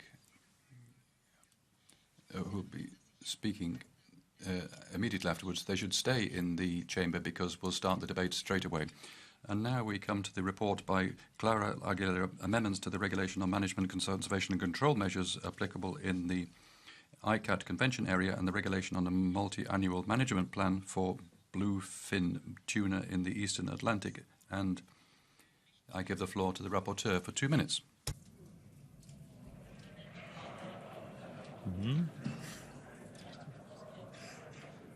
Microphone. Yeah. Thank you, President. This report takes the ICAT recommendations and enshrines them in EU legislation. We've had a broad consensus with Council and all groups in Parliament. We've brought the standards in line so that the EU fishing fleets will have the same measures applying as those of third countries fishing in the zone. We also have new rules for improving data gathering and recreational fisheries. We also have bluefin tuna management. It's a very difficult time for fisheries following the pandemic, Russian invasion of Ukraine, rising food prices across Europe. So we need to send out a clear signal that we're supporting this sector as they go through a very difficult period, just as farmers are. We want top quality fisheries products. And it has the least of a carbon footprint as a source of protein. Fish, more environmentally friendly and sustainable. It's a profession that gives us all a contribution which we don't always see. It's not always so visible. So thank you to all those in the fisheries sector from the Parliament for what you do. Gracias. A ďakujem pani spravodajkyni a teraz... Thank you very much, Madam Rapporteur. And now we come to the vote about the provisional agreement. Amendment 89, roll call vote. The vote is open. The vote is closed. That was adopted. So the first reading is concluded. Thank you very much, colleagues, for the conduct of the vote.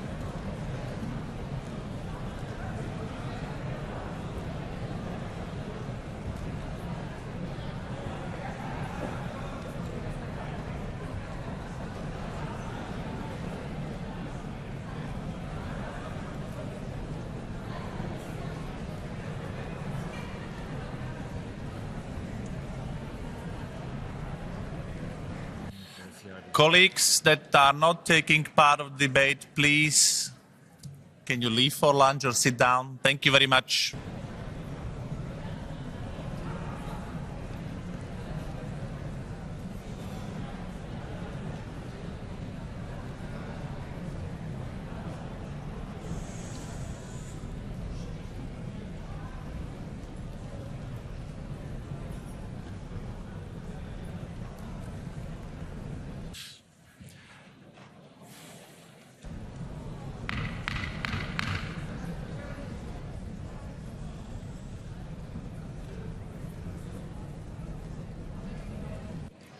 Ďalším bodom programu je správa pani Polfiard a The next item on the agenda is the report by Jessica Polfiard on plants obtained by certain new genomic techniques and their food and feed. So, to introduce us to this subject, I give the floor to the rapporteur, Jessica Polfiard, for the 4 minutes. I'd like to ask colleagues to sit down or to leave the chamber. Thank you very much.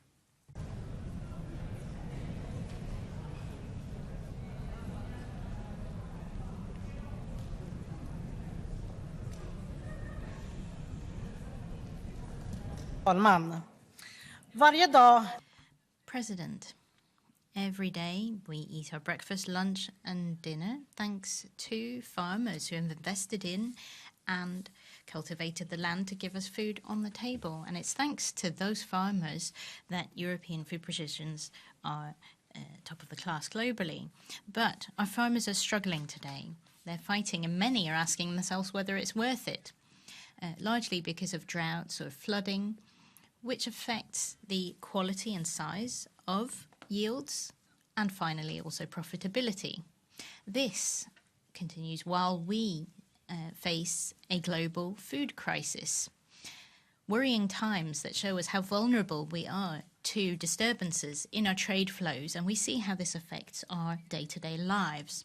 European farmers must be given the right tools to face the future when the demands of our agriculture increase and our climate changes.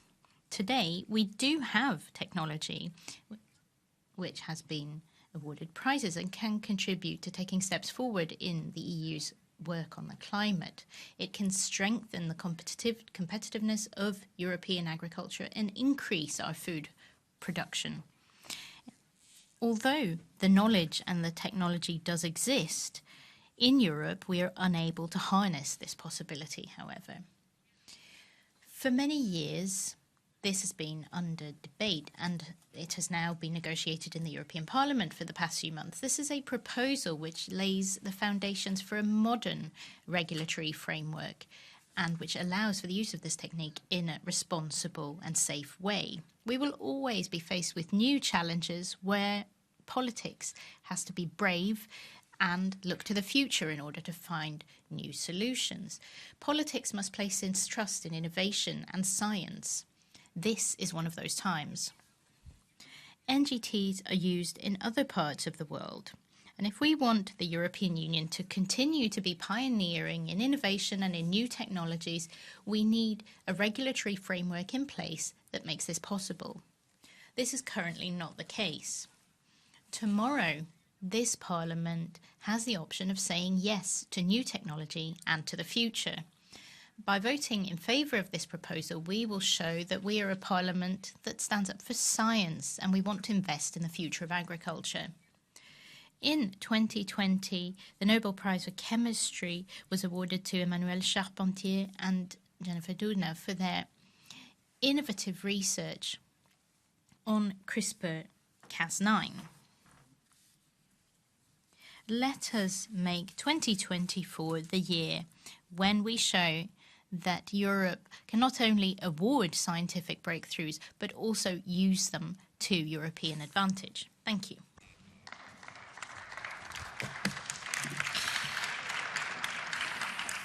Ďakujem pani spravodajkyni a teraz poprosím kolegyňu Vrecionovú za výbor. Thank you very much, Madam Rapporteur.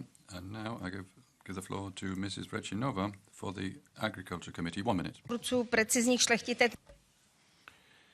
We are seeing many opponents of precision breeding methods here in the European Parliament, and they're very deliberately being confused with GMOs to negatively influence public opinion. But new genomic techniques are not GMOs. They're breeding methods close to conventional breeding. They're more efficient, more precise, and faster. They produce new varieties with no use of foreign DNA. Precision breeding methods will give our farmers plants that will be more drought resistant, be less susceptible to molds and other pests, and make better use of nutrients.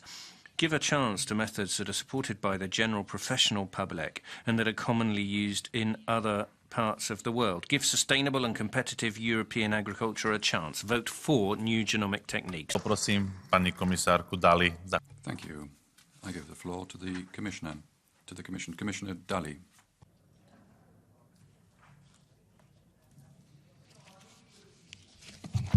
Thank you, President, and honourable members. I am grateful for the intense efforts by the European Parliament to make progress on the legislative proposal on plants obtained by new genomic techniques.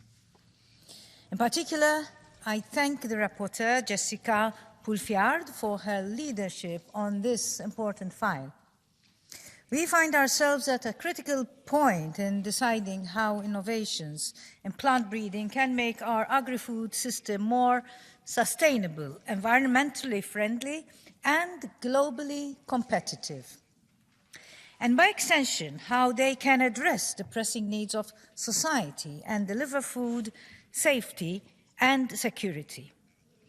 At a time when farmers ask for our support, it is crucial to give them new tools. We need tools that respond to the pressing challenges of breeders and farmers in food production. Farmers are making their voices heard. They want their activities to remain economically viable and globally competitive. We have a responsibility to engage with our farmers, address their concerns, and find appropriate solutions. We must also engage genuinely with citizens about how new technologies can help make agriculture more environmentally, socially, and economically sustainable. We have listened to the different voices and put forward a balanced set of new rules that are proportionate, contribute to food security, and guarantee food safety. I'm glad to see that the report proposed by the rapporteur and supported by the MV committee maintains the overall architecture of our proposal and the need for differentiated requirements based on two categories of plants obtained by new genomic techniques. I remind you that this differentiation is supported by science and allows for a regulatory framework that ensures safety without unnecessary burden.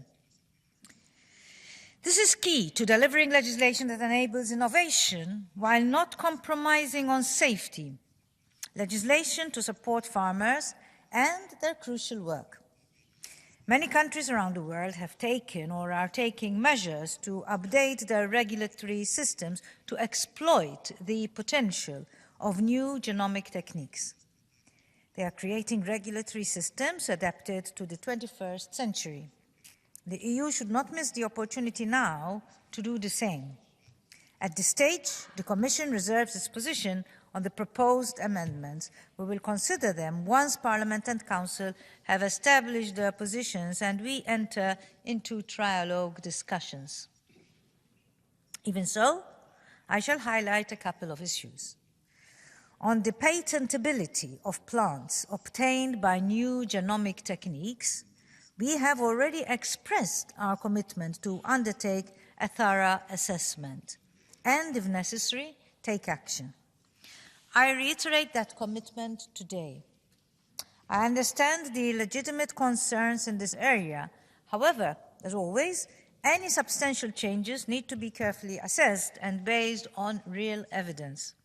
I stress how important it is for the Commission in the subsequent discussions to maintain the logic of the proposal as informed by the scientific consensus. namely that certain plants obtained by new genomic techniques are as safe as conventional plants. They should, in our view, be subject to the same rules as conventional plants, including on risk assessment, traceability, labeling, and sustainability. I welcome the progress so far. It paves the way for our joint work in this area. As always, you can count on the Commission's full support and commitment in the future negotiations. I thank you. Ďakujem, pani komisárka, a poprosím teraz. Thank you very much, Madam Commissioner. I give the floor to Peter Liese for the EPP for 1.5 minutes. Colleagues, new breeding techniques will be an enormous opportunity for our farmers. You can increase your yield, you can reduce the use of pesticides. That's a better way than banning pesticides. We're thankful that Ursula von der Leyen announced the proposal on withdrawing the proposal on SUR on new breeding techniques. There, I'm convinced, as a doctor and somebody who dealt with genetics in my PhD work, there are no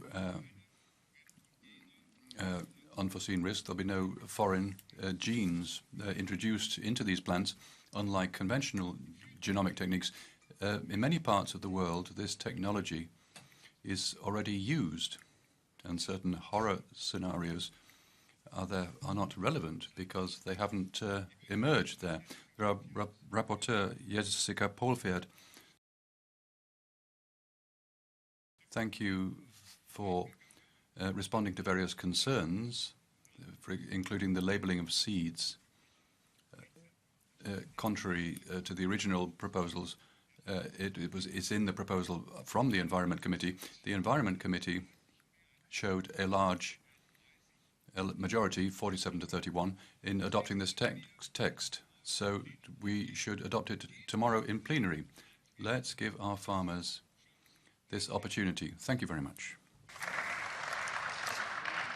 Ďakujem pekne a teraz poprosím Thank you very much. And now I give the floor to Christophe Clergeau for the S&D group. 2 minutes. President, colleagues, I'm in favour of innovation and in favour of legislation on NGTs.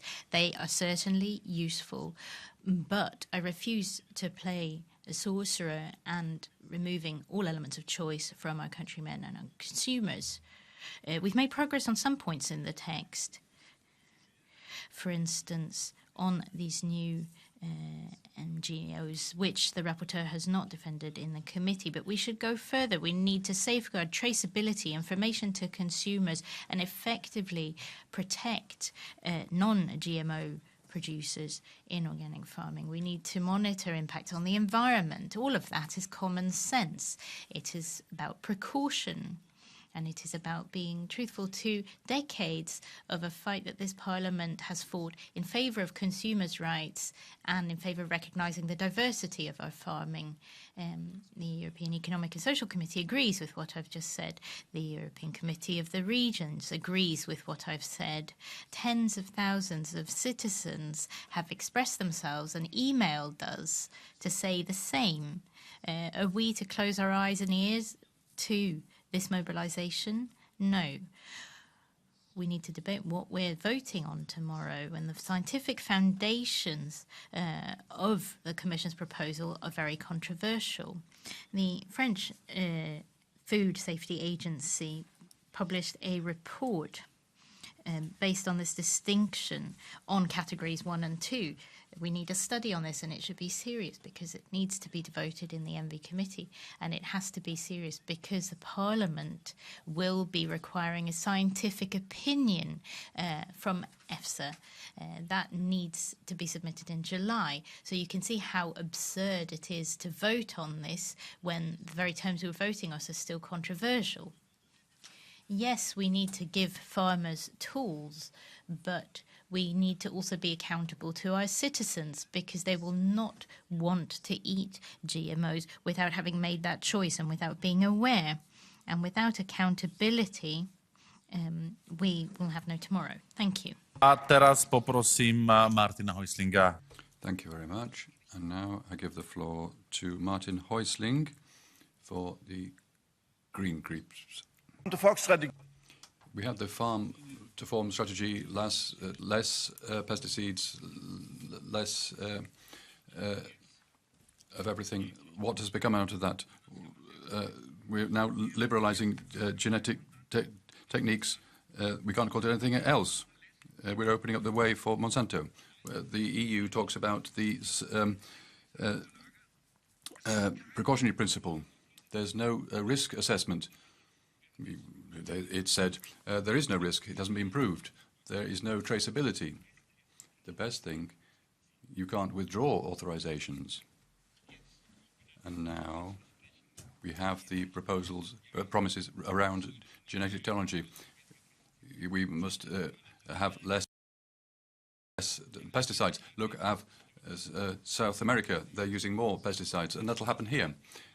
There's the argument of climate change. Only one plant is related to that, and the others are not related. We're talking about tomatoes that reduce blood pressure. We need clear labeling so that organic farms can choose.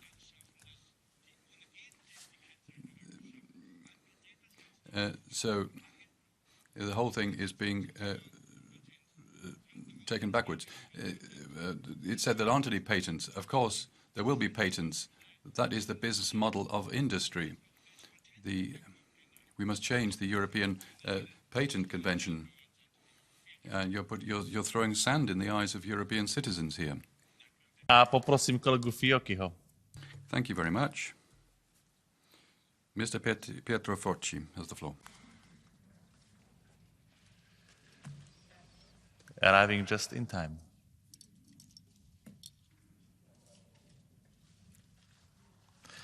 Aby som nezabudol za európskych konzervatívcov a reform. We shouldn't forget, he's speaking for the ECR group.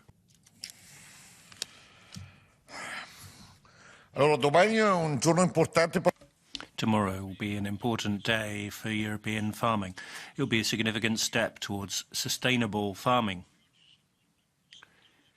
In the European Parliament, there are many opponents of precision breeding techniques, and they are deliberately confusing these techniques with GMOs. GMOs are fundamentally different to new genomic techniques. I mean, come on, we've already got them in Europe. We just may not know all about them. They're more efficient, precise methods, and they're actually crucial to improving drought resistance. They're less susceptible to molds and other parasites, and they can also mean less pesticide and fertilizer use. And we're seeing problems with droughts on our territory. We're also seeing significant pressure to reduce the use of pharmaceutical products on plants and pesticides. So farmers are under that pressure. Farmers are being called upon to ensure that their production is at a high yield and appropriate to the territories on which we live. So for all of these reasons, I call on you to vote in favour of NGT. Teraz poprosím Silviu Sardone za skupinu. Thank you. I give the floor to Ms. Sardoni for the ID group. Avete bastonato gli agricoltori. You've been having a go at farmers for years. You've been taking away the food from their plates as they labour in the fields. You've shown complete derision and scorn for people in rural areas and making a living from the land. You've said they are the enemies of the climate. You've compared farming to major industry. People are leaving the sector.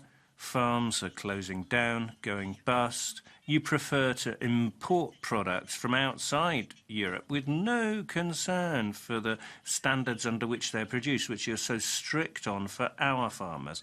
All of this red tape and extra cost for people who are already in trouble.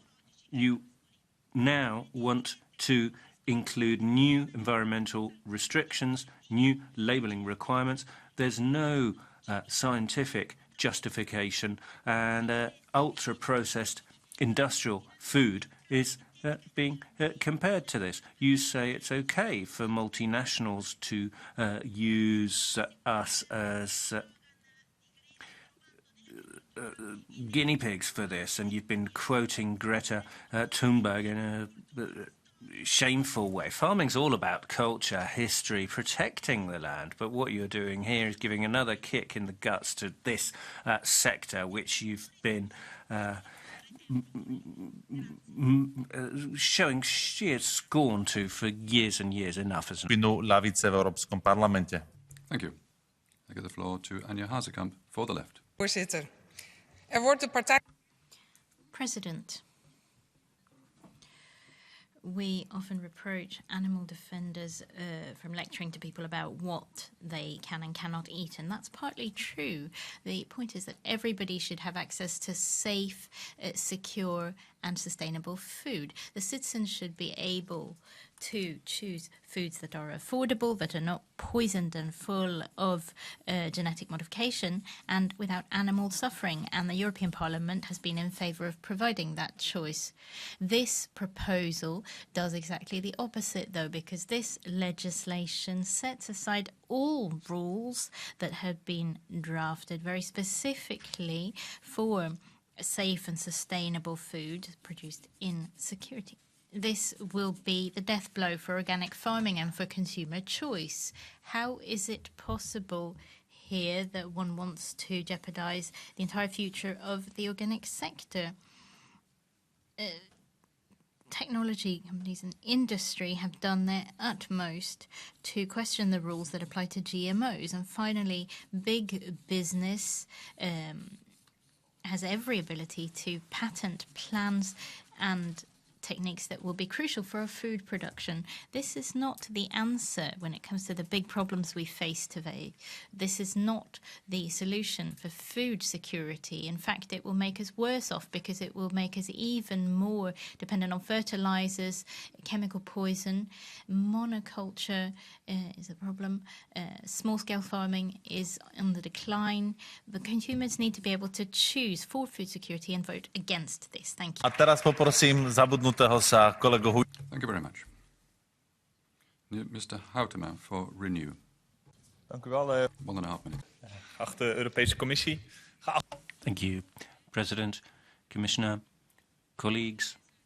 As we've seen the years go by, we've realized that a good natural characteristic of plants can come about by crossing different species that can help make plants more drought resistant, for instance. And that classical way of hybridizing and changing varieties has been very useful, but it takes decades to achieve the results. And so the question arises as to whether we might not be able to meet other threats by using this technology and accelerating this so that we can achieve better varieties that are more suitable for meeting our challenges in future, using fewer phytosanitary products and achieving greater yields and more production in the face of climate change and other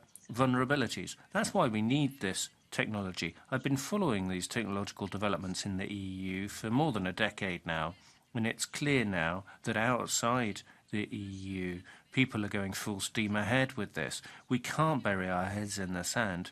I think it would actually be dangerous for us to neglect this trend.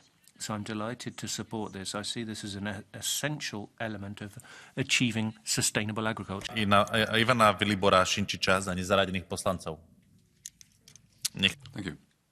Mr. Sinčić for the non-attached. Thank you very much. Croatia is free of GMO, but this legislation will prevent that. New genomic techniques rules should apply as for all genomic techniques. This is a deregulation of old mechanisms, and this act will initiate a new mass experiment on citizens and consumers, but also on the biosphere, which will contain irreparable damage. You cannot refrain yourselves from feeding citizens synthetic material. Conventional agriculture will now be the same as synthetic production. There will be no labeling. By allowing all member states to apply this legislation will create irreparable damage for the society and for the environment. If you have a field and if you grow a crop through traditional natural techniques, who says that the person who patented the genomic will not be able to sue you because he uses the same technique? This receives a clash of big producers and small producers, and we know who will win in that fight. Prosím kolegyňu Šojdrovú. Nech sa páči, minúta 30. Thank you. Now, Ms. Šojdrova, 1 minute and a half. Děkuji za udělení slova. Dámy a pánové. Thank you, President. Ladies and gentlemen, we're about to take an important decision regulating the use of new breeding techniques to obtain new varieties of agricultural crops. It is time to admit that the EU is missing the boat. Europe is the cradle of genetic research and exploitation. Thanks to that, we have medicines like insulin, vaccines, cancer treatments. We are managing to eliminate dangerous diseases. Thanks to conventional breeding, our farmers have profitable plant varieties. They are the ones who best know that we need new varieties, and we need them fast. Otherwise, we'll not be able to cope with the effects of climate change and competition. We don't want to go back to GMOs. Rather, we want to stop the import of millions of tons of GM soya and maize from South and North America. We do not want to be associated with that. The difference is absolutely crucial. The new genomic techniques work only with targeted changes to the genome without introducing foreign or non-native genetic material. This returns us to the natural processes of crossbreeding, thanks to the genetic scissors method, CRISPR-Cas, targeted and very fast. I'd like to thank the Commission for a very good proposal and for the cooperation of colleagues in both the Agri and MV committees to the benefit of improving the proposal in the area of labelling, verification, Annex 1, and the prohibition of patenting. All that remains is to release this proposal for negotiations with Member States to approve. Thank you. Now, Mr. Olikos, for one. Thank you, President, colleagues, Commissioner. Let's look around. Beyond this room, we see widespread protests of farmers everywhere in Europe. Tractors are blocking roads and cities because European farmers are citizens who are still suffering from the energy crisis and inflation, also fear for the future of their farms. If we want to soothe their fears and dissatisfaction with Europe, we need to show that Brussels is not just about restrictions, but also opportunities. As an Agri-Committee member, I'm committed to help our farmers achieve the goals of the Green Deal, the Farm to Fork and Biodiversity Strategy goals.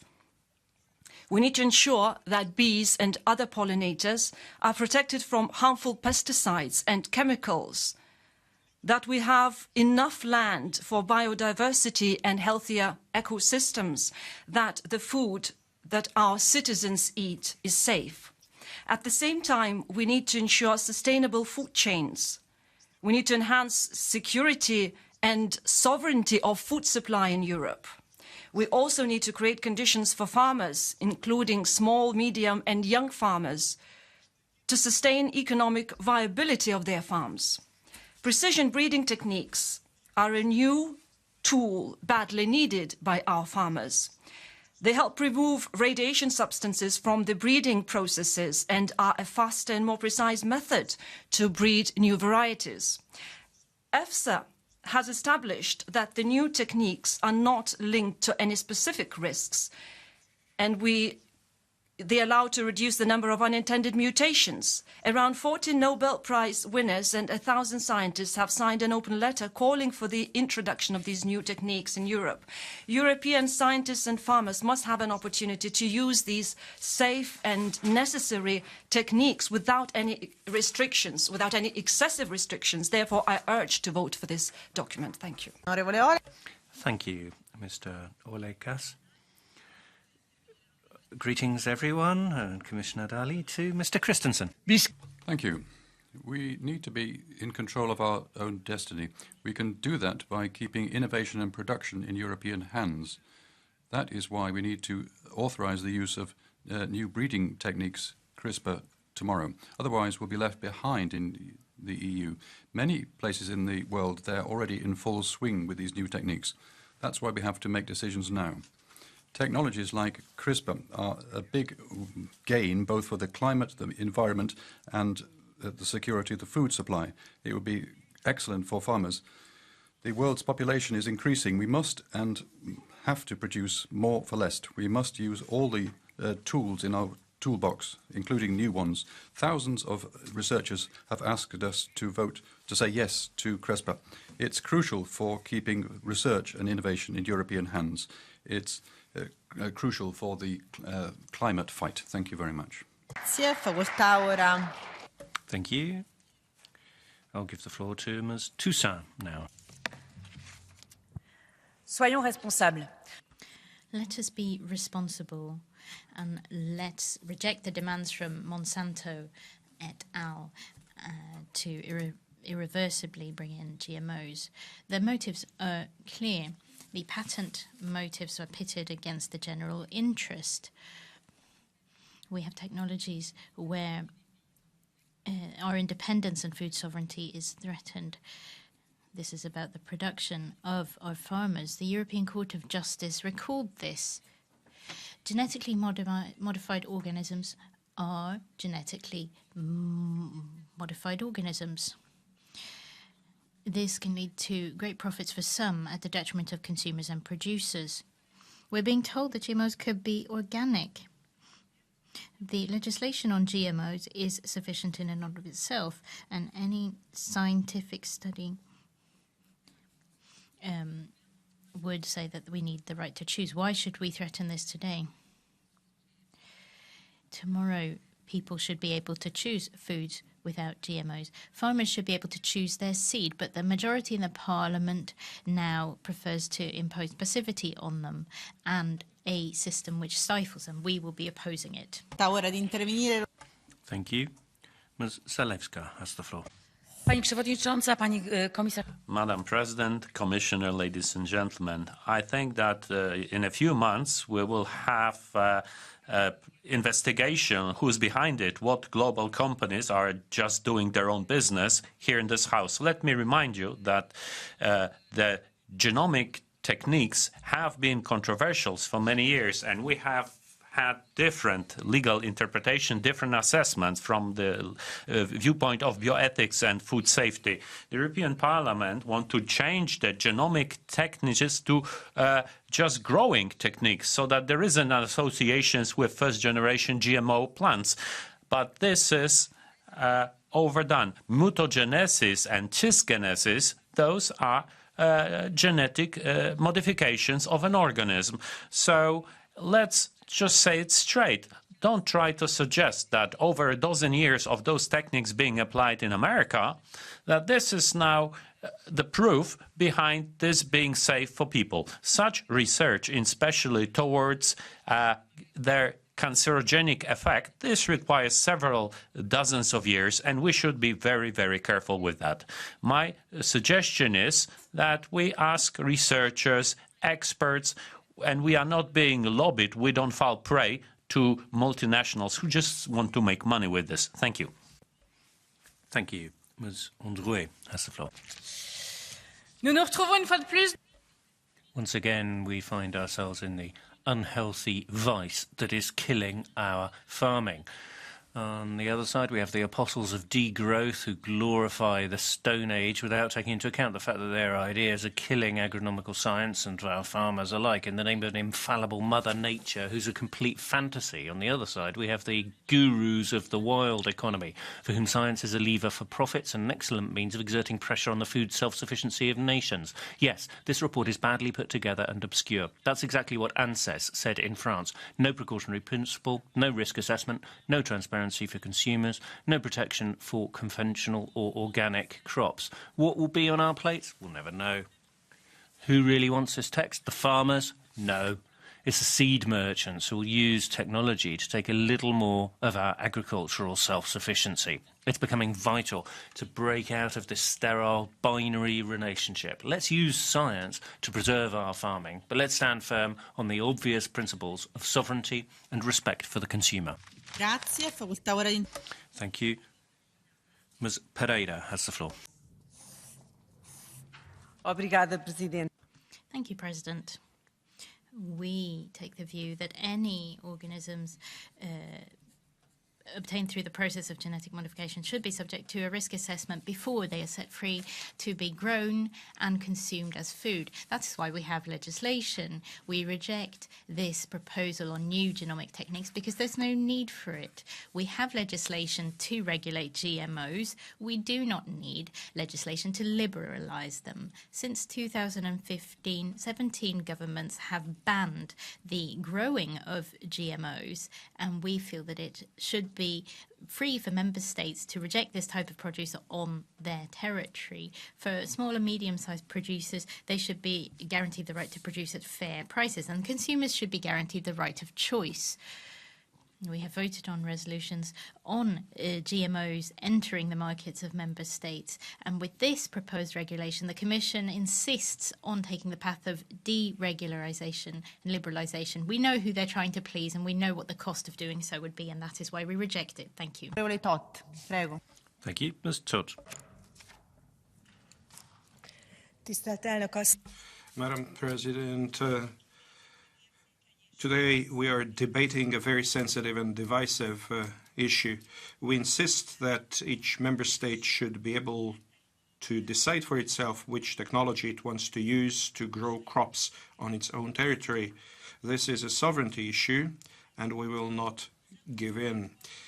The current proposal of the European Parliament needs to be improved once again, because organic farming must be clearly separable from crops produced using new genetic techniques. It is important to emphasize that genetically modified crops have not been shown to be superior to conventionally bred varieties in terms of climate change or food safety. Transparency must be guaranteed for European consumers, and therefore we need a regulation that clearly distinguishes between crops produced using new genomic techniques. Thank you. Thank you. Ms. Schneider has the floor.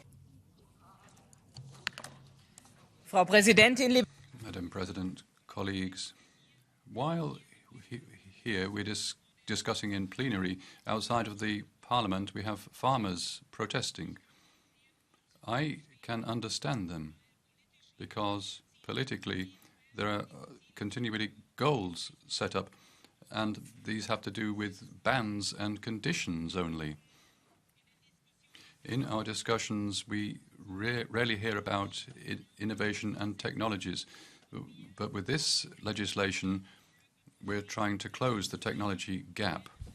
We're trying to give tools to farmers so that they can achieve those goals.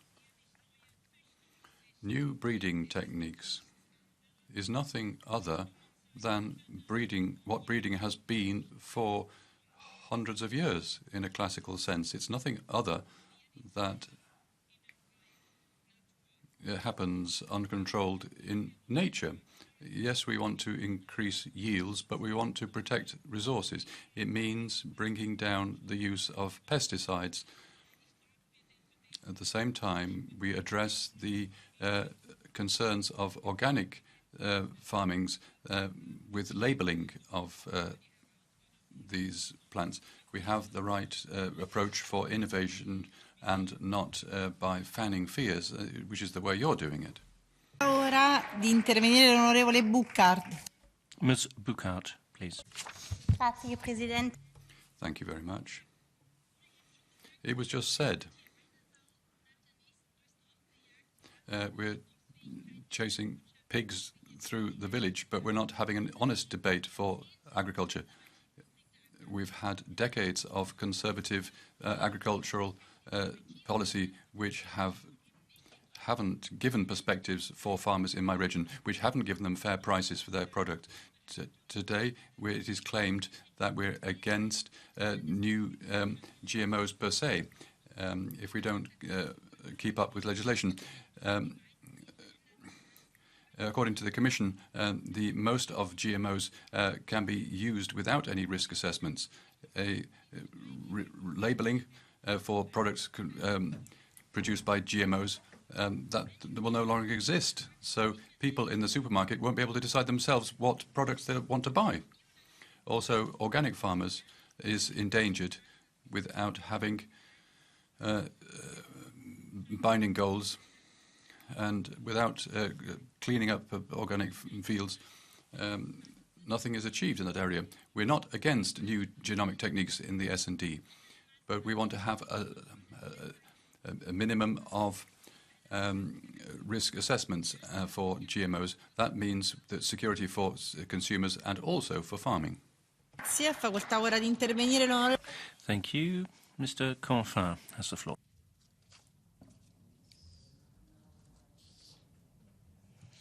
Chers collègues, Colleagues, we have a very clear position. We're in favour of new genomic techniques, but not under any circumstances. We're in favour because we do want to find new solutions for farmers. They're faced with new challenges. They need to reduce the use of pesticides and fertilisers, and they have to respond to the challenges of climate change. But that doesn't mean we're willing to do this under any circumstances. For example, we do not want a product linked to a herbicide to be authorised as a new genomic technique. That's exactly the kind of GMOs that we don't want, and this is what we've been doing in our parliamentary work. The original Commission proposal did open up such possibilities, but we've got rid of that from the text. We want the opportunity of new genomic techniques to be used hand in hand with the Green Deal. Everything has to be harmoniously linked to our Green Deal aims. Dealing with the challenges of climate change and the possible impact on yield, which will have a knock-on effect on farmers, becoming less dependent on pesticides and phytosanitary products is the aim there. On the left, I think people are just against technology-based solutions, and on the right, you have people who are against nature-based solutions. But I'm terribly sorry, ladies and gentlemen, we need both. This is why we're in favour of the Nature Restoration Bill, and we're also in favour of new genomic techniques. Thank you. Mr. Weitz has the floor. Frau Vorsitzende. Madam President, Madam Commissioner, we want to ban GMO-free production.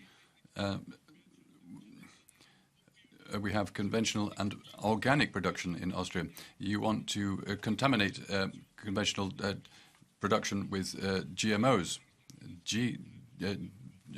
GMOs are the opposite of what is natural. You don't want to use the precautionary principle. You want to give authorizing without checking if it has health or environmental concerns. You want to have an authorization which means once authorized, forever authorized and can't be withdrawn. It means that the multinationals have an open door by patenting all types of breeding, whether it's with or without genetic technology. Are you listening to citizens? You want to have labeling of foods abolished. Citizens didn't want to buy these products. We won't say what contains GMOs, and they'll buy it. You can count on our resistance. C'è una blue card, onorevole Vai. Mr. Weitz, there's a blue card for you. You have a blue card. Onorevole Shodrova, please. Ms. Shodrova.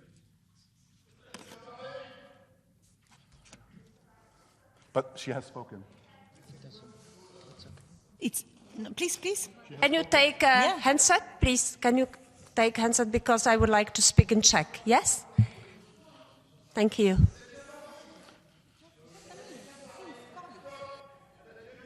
I can have a question. I can have blue card. Yeah. Yes. So, děkuji, že vám mohu položit tuto otázku.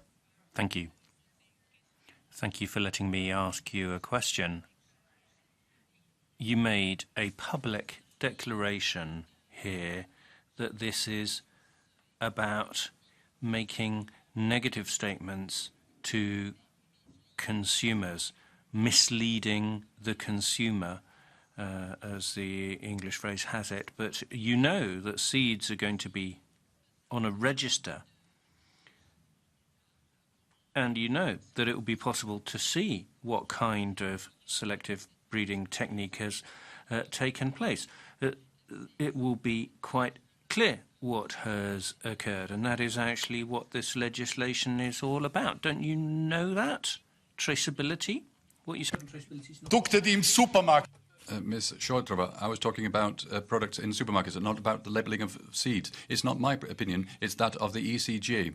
2018, they had a ruling about new genomic technologies. These are GMOs. Read the ruling of the ECJ, and there you will learn what the reality is. Thank you. Grazie per la sua risposta. Thank you for your response. I would like to clarify that the colleague had accepted a blue card, could have refused, but it is up to people to decide whether they wish to answer a blue card or not. Just wanted to make that clear. Ms. Aguilar has the floor. Gracias, Presidente. Thank you, President. New genomic techniques are a great opportunity for farmers to improve their productivity and increase yields of their crops. They can reduce the reliance on pesticides and other chemical formulas, which would help them to lower costs and also reduce the environmental impact. The promising future for NGTs is not exempt from challenges. Not only that they're in the hands of big biotechnology companies, we also need to be able to ensure that they can be rolled out to the majority of farmers. Finally, the development of these NGTs and the balancing of the European legislation to differentiate them from traditional GMOs will not only lead to immediate economic improvements for holdings who choose to use them, they will also lead the way towards a more sustainable and efficient farming in the longer term. Thank you. Thank you. Ms. Lima has the floor. Merci. Please. Normally, it's rare that I support Commission regulations. On the case of the regulation on new genomic techniques, that is the case. NGT plants don't contain any foreign genomic material, so they can limit. I think that's too arbitrary. As I say that as a scientist, and is based on statistics. Unfortunately, the herbicide tolerance for NGT plants is excluded, even though there is a market for that. It's important for us that the specific features are being maintained and not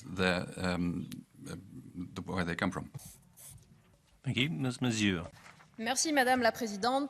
Thank you, Madam President. We have a clear message. We don't want these new GMOs. I say that on behalf of thousands of European citizens who write to us every day saying we don't want these new GMOs. We wouldn't even be able to identify them. We'd end up eating them without knowing it. We're very concerned about this. Scientists are also concerned about possible impacts on health and the environment, the possible pollution of other production areas is setting out alarm bells across the whole sector. Multinationals are rubbing their hands with glee, and Monsanto and others now see the possibility of a lot more lovely profit at the expense of consumers and, of course, the planet. The 2001 directive does allow member states to apply the precautionary principle and ban the growing of such crops on their territory. That legislation is sufficient. If we approve this, we will see a multiplication and standardization of these techniques, which is not what we want. We want an alternative, sustainable, fair model that will allow for true food sovereignty and without using chemical products. So unambiguously, we call for this regulation to be rejected. Thank you. I now give the floor to Ms. Rot-Nevedalova. Vážené kolegyne, kolegovia, ja sa pripájam k tomu zástupu ľudí, ktorí hovorili predo mnou, ktorí nepodporujú tento návrh v súčasnej podobe, pretože či už to nazveme... I can't support the current form of this proposal. If we call it an NGT or a GMO, it's genetically modified, and this is not a natural process. We don't have enough information about what consequences this can have for humans, but only on the environment. I think for consumers, it's about producing food. I think that's the precondition for this new seed. Consumers should be informed. They should know what's in these products. If we read today that this is something without GMOs, this is something what people want to read. We have got thousands of emails. We can see that people don't want this. What's important for me is that if we have this regulation adopted, I don't like what I see. We must know what the consequences are for people, for the environment, for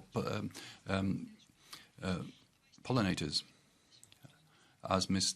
Toad said, the member states should decide what they want grow in their area, and they should decide whether they want to have this used in their country. Thank you. Mr. Dorfmann has the floor. President, Commissioner, Kolleginnen und Kollegen.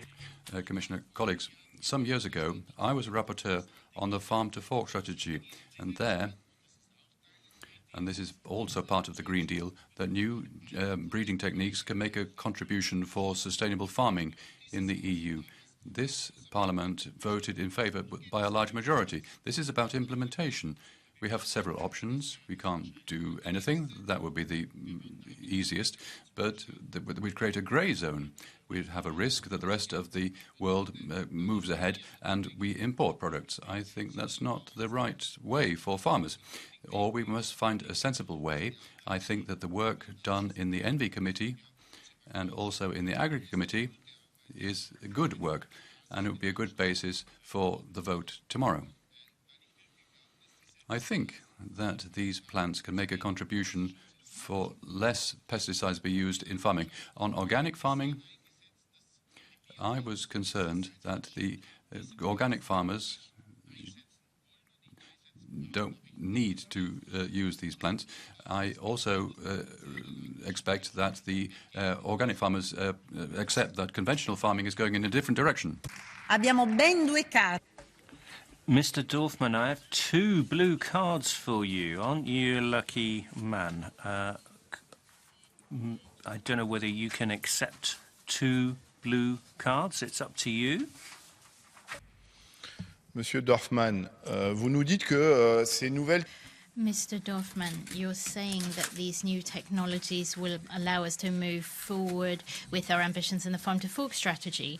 The only thing is these new technologies are opposed to the autonomy, the genetic autonomy of farmers. They have solutions given the breeds that they themselves develop, and they are being threatened by the potential pollution, let's call it that, of these new varieties that are essentially GMOs. I don't know how you find these 2 arguments compatible. You talked about importing products that would be the product of these new technologies? Should we not work on better measures to ban the import of such products rather than develop new genetic technologies in our own territory?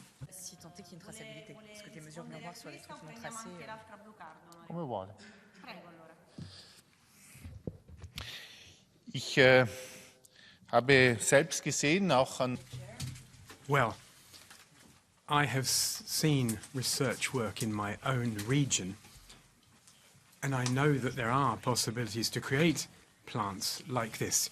We've been crossing vines for wine production for years, and these plants are problematic, and only 1% of the stock in Europe is represented by those. You can have the same result with these technologies as with a crossing. They may or may not be resistant. Some farmers treat with copper, and they might like to give these ideas some thought. Now, you talked about imports as well. I think you know that these products can't be identified. These imports will happen. The Agri Committee was in Israel recently. They're already working with these products.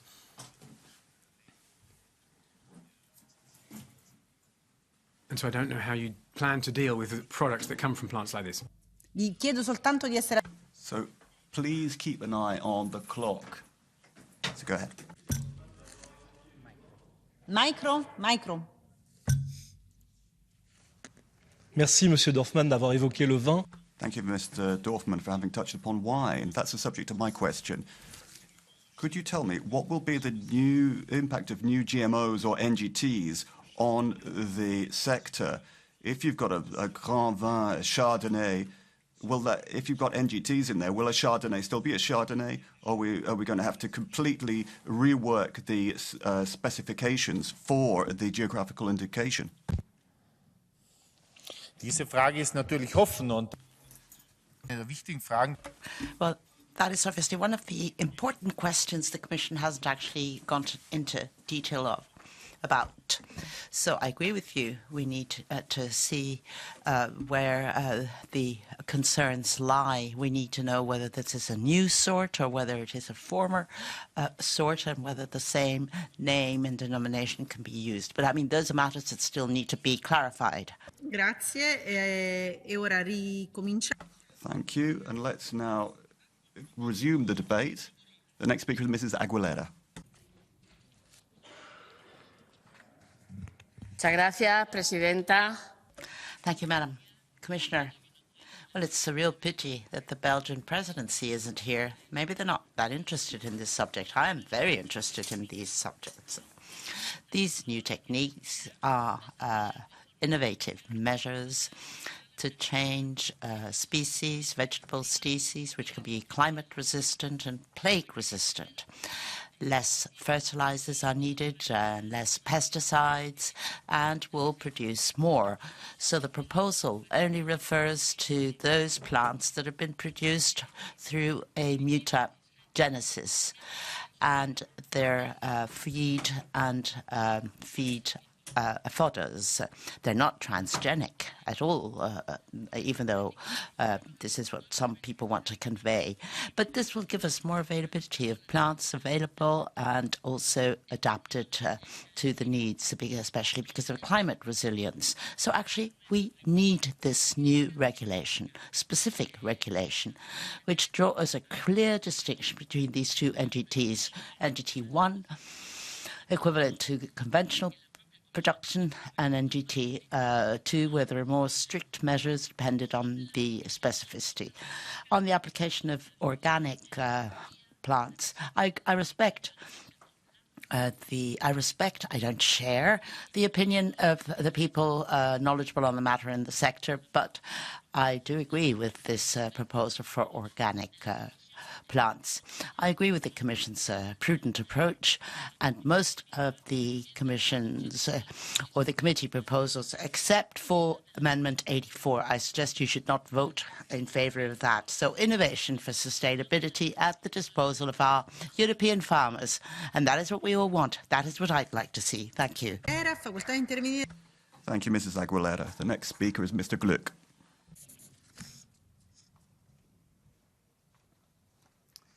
Frau Präsidentin, werte Madam President, colleagues. Classical genetic technology and the new highly selective breeding methods are not the same thing. These new genomic techniques achieve the same objectives as classic plant breeding. It just goes a lot faster, and that's the big advantage, that we can build in resilience to pests or to drought, and we cannot deal with these new technologies properly with the current legal framework. The current rules go back to the 1990s, when a lot of these technologies simply did not exist. Farmers and consumers should have the right to decide. That's why it's good that we've got labeling on seeds, that we don't allow for any patents, but it states clearly there what we want. When I hear from the Greens, I just hear ideological arguments that are simply not responsible. It's a kind of alarmism. A lot of things are being put in the same pot that don't belong together. They're saying genes are being changed. Well, even classical breeding changes genes. When you make these kind of statements, it just spreads alarmism. If you say that genetic technologies are the opposite of being close to nature. No, but it can actually be a step closer to a nature-friendly form of agriculture. We shouldn't be telling farmers how they shouldn't be farming. Rather, we should be saying what is allowed to them. That's why we need this law. Thank you very much. Next speaker is Mr. Bittot. Chers collègues. Colleagues, on the 25th of July 2018, the European Court of Justice handed down a ruling. In that ruling, it said that however you create a genetic modification, it is a GMO. But instead of respecting an ECJ ruling, we're trying to change regulation on GMOs to say that they're not GMOs. The ground is shaking under the angry feet of farmers protesting. We want food sovereignty. We have a climate emergency. We have geopolitical crises. But let's get back to the basics and look at our food supply and the sovereignty thereof. Instead of helping farmers, we are adding problems to their lot. We're creating new dependence on seed producers through these new GMOs. But farmers already have the solution with the ecotypes that already answer the issues about food supply, about the climate. But all the same, we're crushing consumers' hopes and citizens' expectations, trampling them underfoot. As we are trampling underfoot the precautionary principle, the fundamentals are in agronomics. We can solve these problems, and I therefore ask that you vote against the resolution on GMOs, because it's a disaster for farmers and future generations. Mr. Rowson is the next speaker. Plantenveredelaars doen van. Well, I know that those who try to enhance plants, well, they use what was in the creation. I mean, beautiful lilies are turned into potato species, and, which actually, even under serious drought, give good production. The question is the length of this particular enhancement process, even though we need to speed up because of climate change and because of problems of plagues and diseases. With this new technique, this process can be shortened, and without introducing any foreign genomes, which is the case with GMOs. So this, I think, is certainly something that we should welcome. But let's make sure that the patents don't use plant material. They need to be available for further enhancement. And I'm very pleased to see that my amendment was approved, and I call upon the rapporteur to make sure that this can be really guaranteed during the negotiations. Thank you. Prego. The next speaker is Mrs. Lizzi. Grazie, Presidente. Thank you very much, President. Commissioner. Well, after 20 years, we finally got a Nobel Prize winner getting their work through into this plenary with these new genomic techniques. We in La Lega have been calling for years now for a step change, and so that there can be a distinction drawn between GMOs and NGTs. Europe is finally deciding not to follow the green mirages of the left and the Greens. And we can see that President von der Leyen had to take a step back already this morning. I think this is good news for the whole agricultural sector. We've been waiting for this for years now. The only one issue we have with the text is the non-patentability. We want to ensure that these plants are accessible to all, because otherwise farmers will have to protest outside these doors once again to change laws that do not suit them. Finally, I'd like to thank the University of Udine. They have produced fantastic results. Their research has been groundbreaking. Their work has been listened to carefully by the European Commission, and they're working on a solid basis. Radachowski. The next speaker is Mr. Radachowski.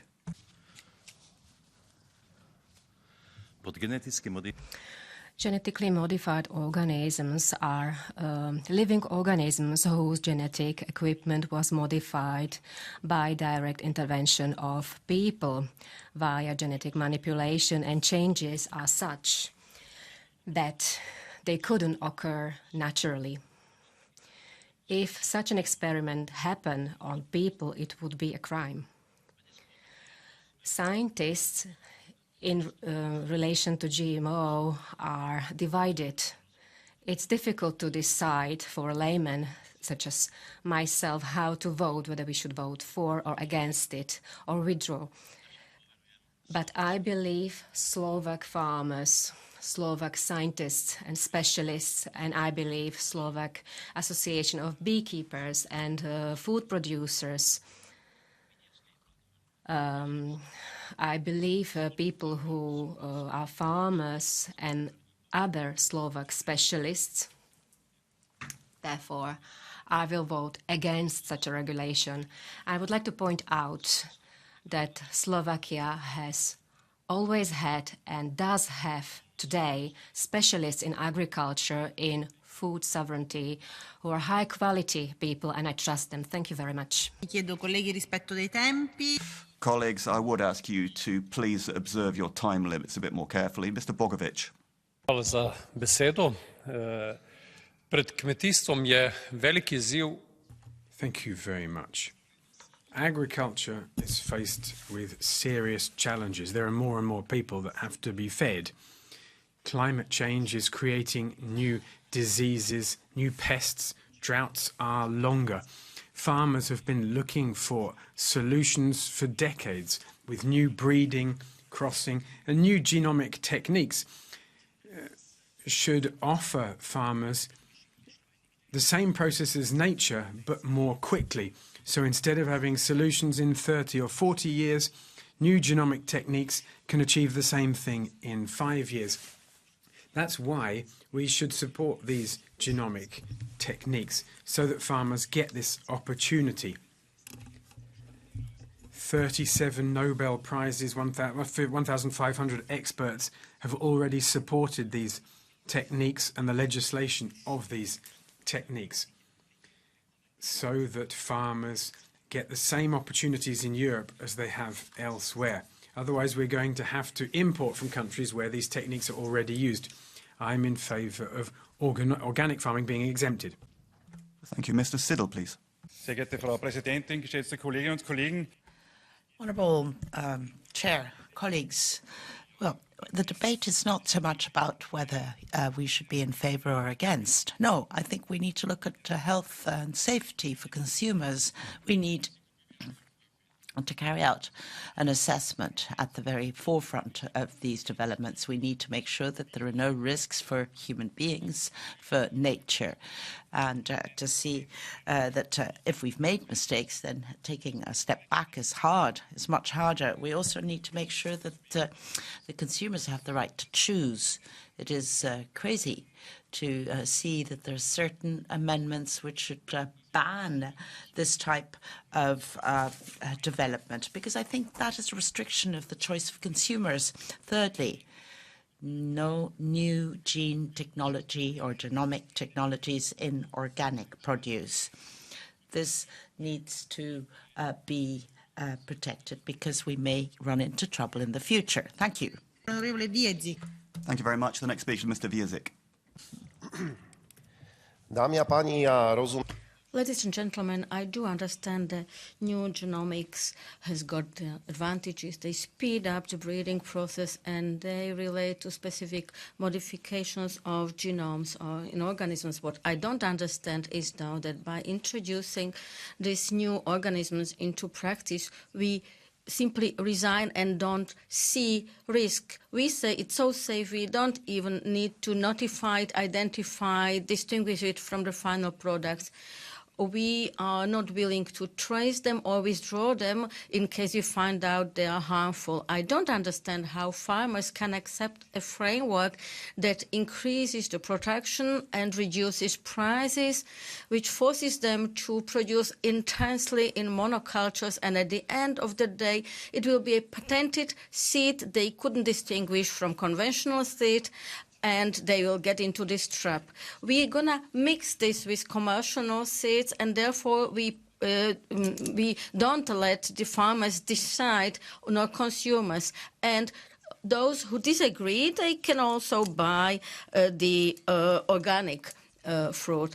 Safe food was the framework for Europe, and we are resigning. We are not accepting that. This proposal is potentially dangerous, is not good, and I will vote against it. Grazie. Facoltà ora di intervenire l'onorevole Massar. Thank you very much. The next speaker is Mrs. Massar. Nos agriculteurs et agricultrices. Our farmers have sent out a clear message. What they want is to have a life where they can live off the fruits of their labour. They do not want to be the victims of multinational companies who are only interested in profits. Passing this legislation on NGTs would not just be a betrayal of those farmers, but it would be a threat to biodiversity and the lives of our regions. Our farmers have set up a relationship with their local environments. They have created crops that are unique. And these NGTs risk breaking this fragile link by putting crops in the hands of external actors that are far from local realities. Large seed companies go against the desire to relocalize farming, and farmers do not want to be reduced to simple cogs in the machines of the multinational. We need a vision of a regionalized agriculture that serves the interests of men and women and our food security. Thank you very much. Thank you. The next speaker is Mr. Jurgiel.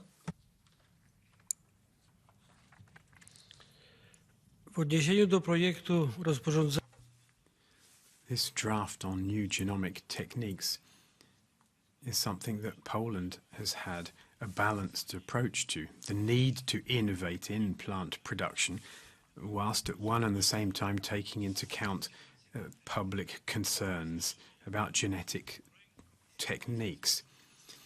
The Commission is not guaranteeing organic farming's purity here and the cohabitation with conventional crops. It gives the Commission too much authority to create delegated acts. The Member States don't have the appropriate tools to trace NGTSs. An opt-out clause for Member States in respect of NGT2s would also be necessary. final products should also be labelled where NGT1s are used. A key issue is accessibility and defending small breeder companies. It would be unacceptable to see NGT1 plants patented. That would create an oligopoly of a few major companies. Otherwise, I support the adoption of this report. Intervenire l'onorevole Adinolfi. Next speaker is Mr. Adinolfi.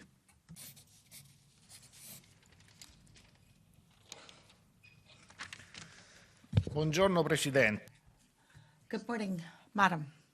This morning, whilst the farmers are just outside this building defending their rights and make sure that businesses can continue and to give us safe produce, we're here to talk about plants obtained through new genomic techniques and the food produce derived from this at a time when food safety, environmental problems and technological innovation are at the very center of our concerns. We need to think seriously about this. These new techniques promise improvement in production, taking the most resistant plants, resistant to drought, to also less use of pesticides. We need to make sure that this progress in the agricultural sector is safe for human health, must be respectful of the environment and also ethically acceptable.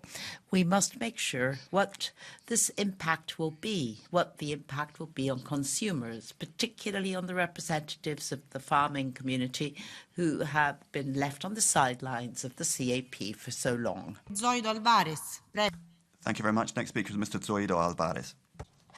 Gracias, Presidenta. Thank you, Madam. Well, ecological transition for some is an objective what needs to be achieved by legislation banning the production sectors which need to adjust simply because they have to.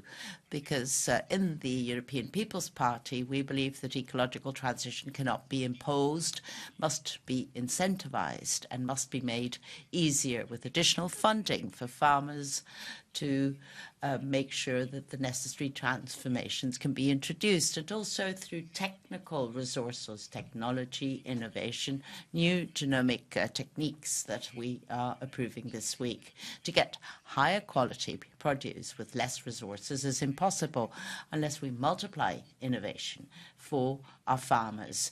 Thanks to this type of progress, we can guarantee the future and sustainability of the agro-food business in Europe when faced with international competitors. Thank you. Onorevole Keller, prego.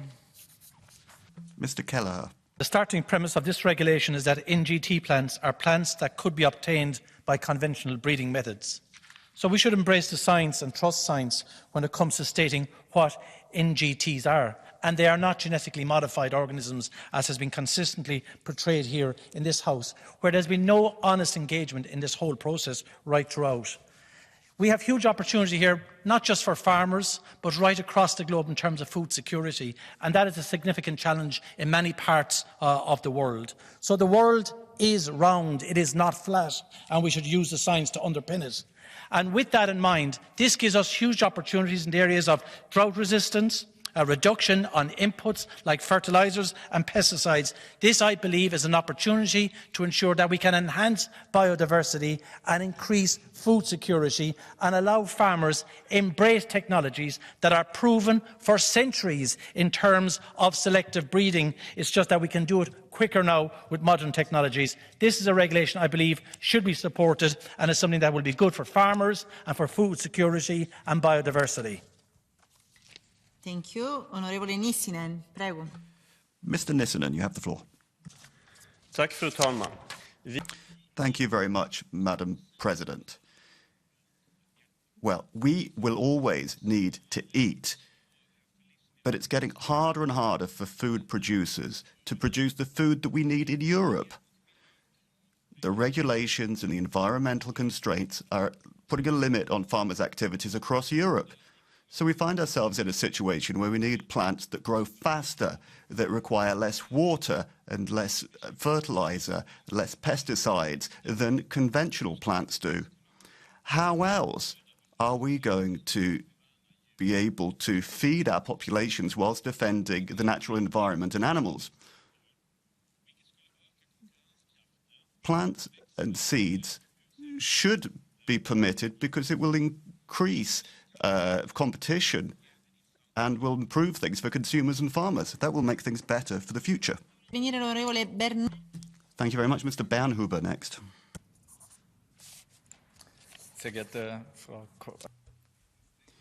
President, Commissioner,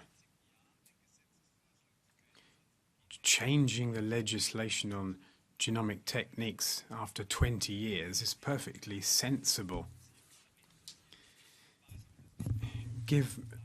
Given how we work, it hasn't been possible to settle all of the issues and have the scientific debate that we should have here. We should avoid populist discussions and take a little bit more time over this.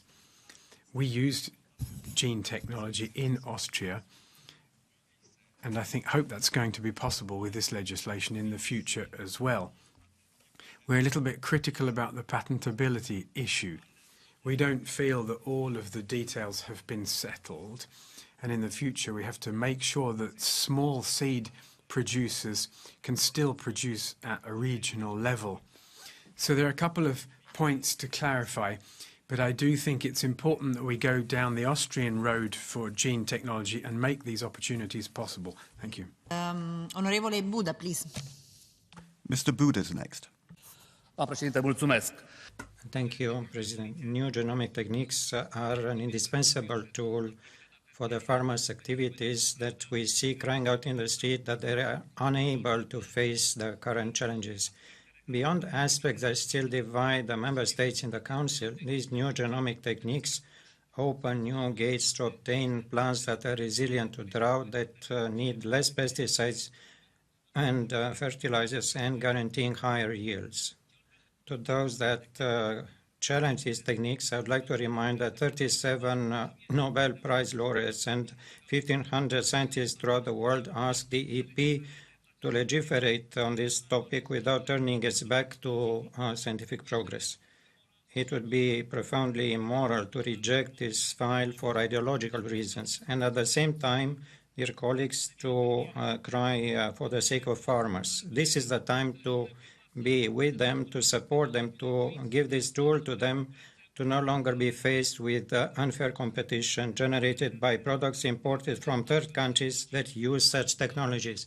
Furthermore, dear colleagues, we import in the EU 98% of the protein fodder that are with genetically modified organisms. Let us be serious and vote in favor of this proposal. Thank you. Vi chiedo sempre rispetto dei tempi. Iniziamo con... So, catch the eye. Mrs. Grappini is first.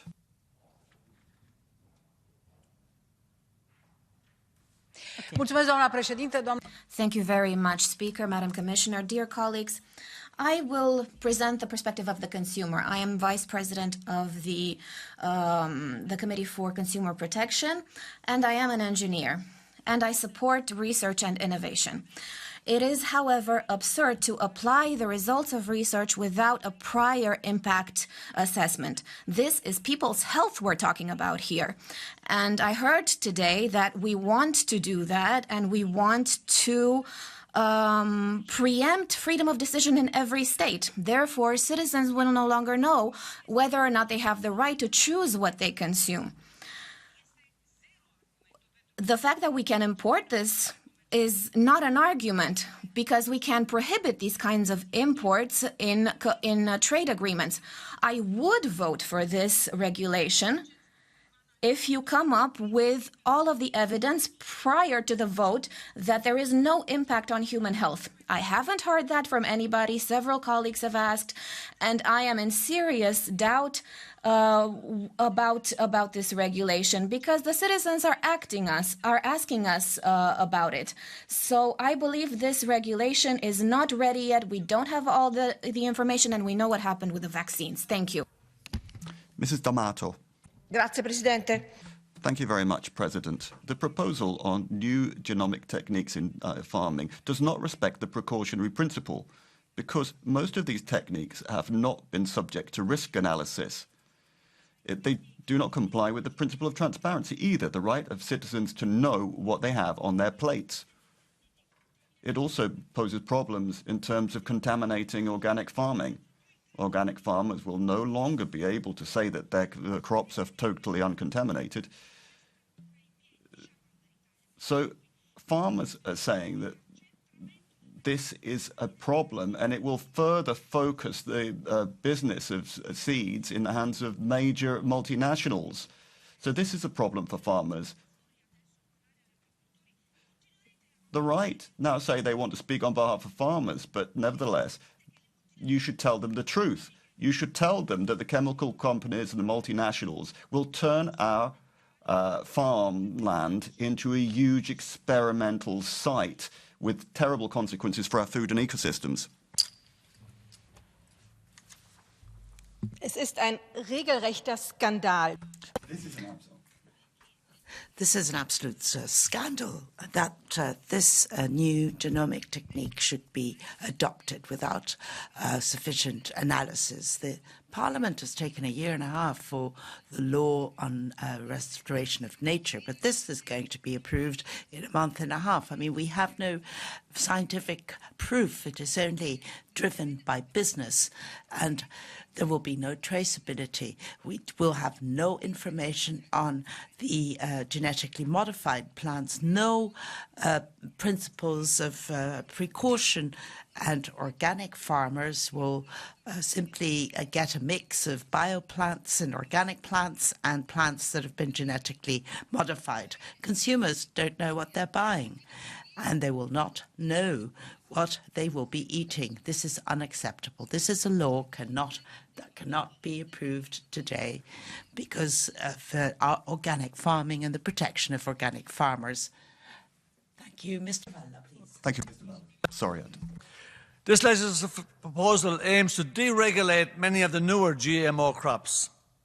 This would mean no risk assessment, no labelling, no traceability, and no measures to protect organic and other non-GMO food chains. It's the result of a massive lobbying campaign from the big seed companies who stand to make billions of euros from these GMOs because they can all be patented. People want to know what's in the food they buy and what they eat. GMO labelling is absolutely essential to guarantee consumers' right to choose. This regulation is a deliberate attack on the rights and freedoms of producers and consumers to be informed and to choose. We are increasing food monopolies and restricting freedom of choice for breeders, farmers and citizens.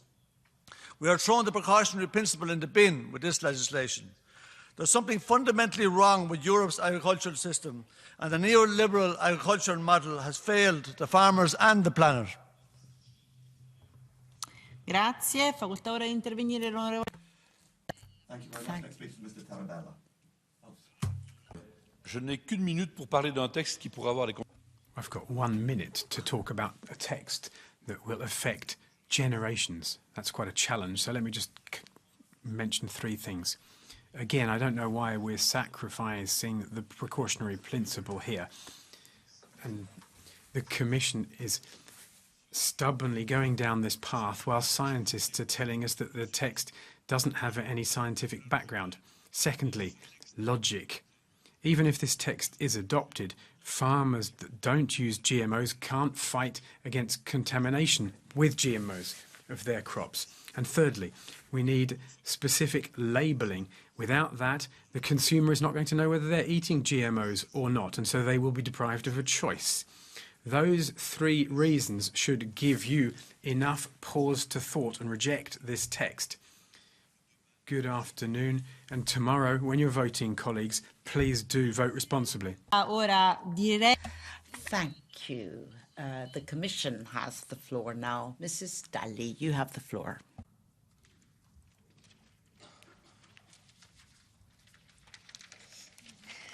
Grazie, signora Presidente.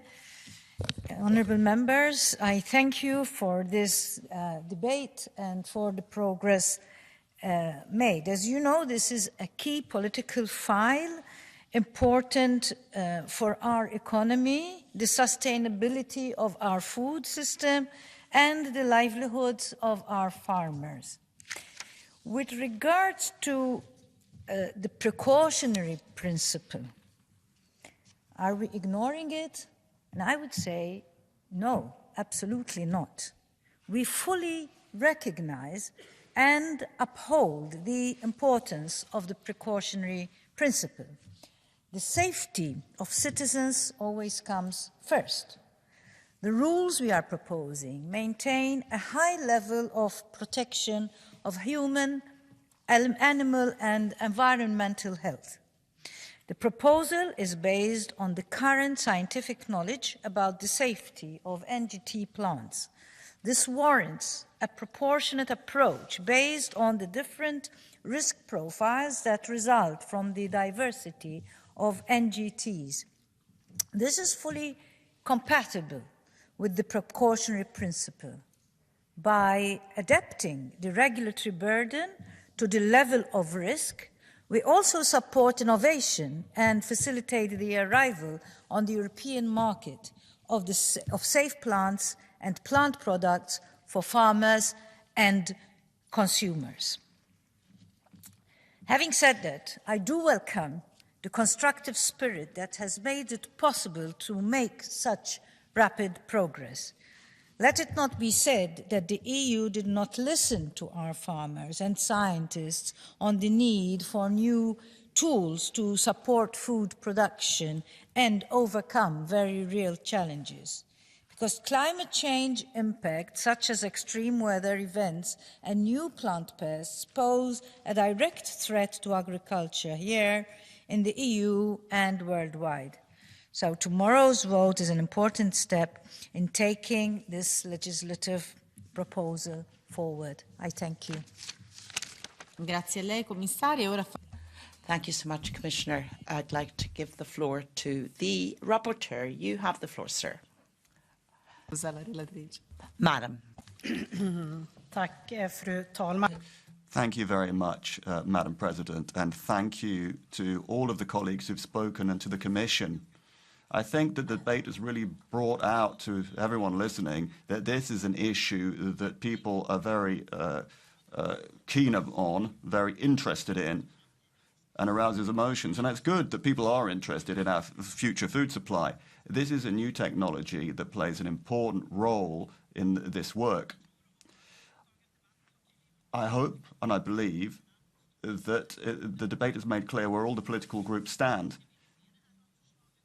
I know that some here in this House would not like to see this legislative project passed, but others would like a legislation that would make it pretty much impossible to use these technologies. But the problem is there are no other constructive alternatives out there.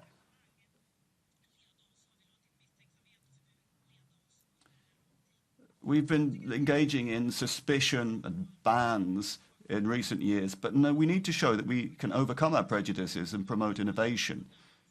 Many of these techniques are more than 20 years old. They are very similar to the kind of plant selection techniques that have taken place in previous years. We need to strengthen our agricultural sector and food supply. So I hope there are sufficient colleagues in the European Parliament who will do everything they can to stop people preventing farmers from taking benefit from these techniques and being able to compete with the rest of the world.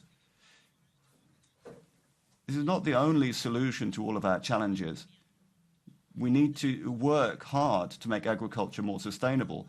At the same time, farmers need to be given all the tools they need to achieve the objectives that we in this House have voted for. NGTs play an important role in this context. I'd like to thank you for giving us this opportunity to show tomorrow that we in the Parliament stand up for science and innovation. Thank you. Thank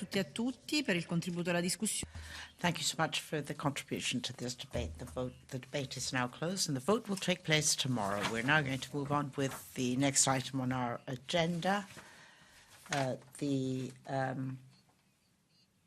oral question, calling on the Council to take all necessary steps to reach an agreement on the European cross-border mechanism file and open negotiations with the Parliament. So we'd like to give the floor to the person who tabled this question, Mr. Gossi.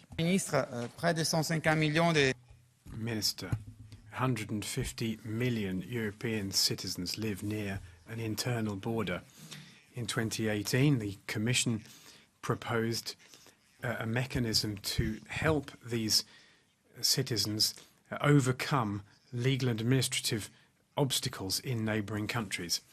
But that did not go forward. We must now go forward with it. In 2023, the Parliament asked the Commission to review its proposal to make it more simple and efficient. We called it the Border Regions Mechanism, Bridge EU, a bridge for the EU. That was possible thanks to the support of the Committee of Regions President and of the political groups here, so I thank them. That's the Europe that offers real solutions. On the 12th of December 2023, the Commission finally put forward its draft proposal. Thank you to the Commission. We can now begin negotiations, hopefully as soon as possible, with the Council in order to make this mechanism a reality. That will help create jobs and save a lot of money. The Council was aware that this mechanism could make job openings available to cross-border workers. The Council was aware that it's a voluntary mechanism and doesn't create new obligations or administrative burdens, and that it would have no impact on international, region and cross-border agreements already in force, for example, the Nordic Council or the Benelux. The Parliament wants to, the councillors and Parliament will negotiate soon so that we can make this happen before the elections. Minister, we're counting on the Belgian presidency to get results in this important matter. Thank you. Thank you so much. Now I'd like to give the floor to Mrs. Laïb, the Minister of Foreign Affairs, the Presidency of the Council. La Vice-Présidente. Thank you very much, Madam Vice President. Thank you, Mr. Gossi. Thank you, parliamentarians, for having posed this oral question. Which allows me to take stock of the Commissioner's revised proposal to strengthen the single market by tackling legal and administrative obstacles in Europe's cross-border regions. Among these obstacles faced by citizens, businesses and public administrations in these regions are different technical standards or national administrative and legal provisions that do not take into account the cross-border dimension. It is known that these obstacles can have an impact on the development of infrastructures and the functioning of cross-border public services. Barriers of this nature impede the lives of cross-border communities, for example, by reducing the access to health care services, including in emergencies, and limiting their ability to coordinate disaster response and collaborate on joint infrastructure projects. Like the Our European Parliament, Member States have also expressed their support for reducing these legal and administrative barriers. Abolishing them would considerably improve the functioning of the EU's single market, which remains the basis of the European engine and a real priority for our presidency. Et je rappelle à cet égard que la présidence belge. Now, the Belgian presidency also asked the former Italian Prime Minister, Enrico Letta, to produce a report on the single market. Reducing administrative obstacles, particularly at the financial level, will be a key element in his report. Member States were concerned about the legal implications of the Commission's text. and it was considered inappropriate for resolving the kind of problems that were described. So we are in favour of a new proposal from the Commission that would produce a more flexible regulation that would give member states the choice whether or not to use the mechanism on a case-by-case basis, where they can deal with the specific legal or administrative hurdles. We will need some time to fully analyse the new proposal from the Commission. We will have to get the responses of the member states, and that will be a factor in the time frame that may delay the negotiations with the Parliament.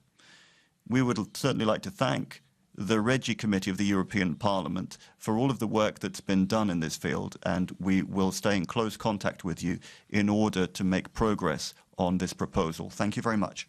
Grazie, è facoltà ora di intervenire. Thank you. Mr. Dorfman, you have the floor, sir. Thank you, Madam President and Minister, ladies and gentlemen.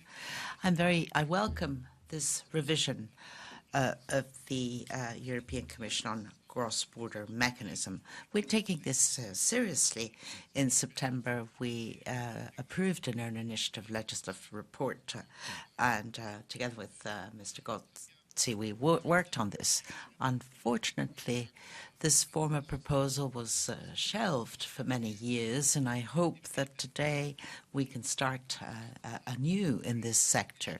The Council and the Member States don't take the situation at the borders very seriously. You can see this especially in the case of Interreg. But somebody who lives by a border, and a very special border, the Vita-Brenner border, well, Europe starts at its borders, and we need to protect our borders. We need to improve the situation. There are small bureaucratic differences on the two sides of the border, and this leads to obstacles when the people need to cooperate with their respective administrations.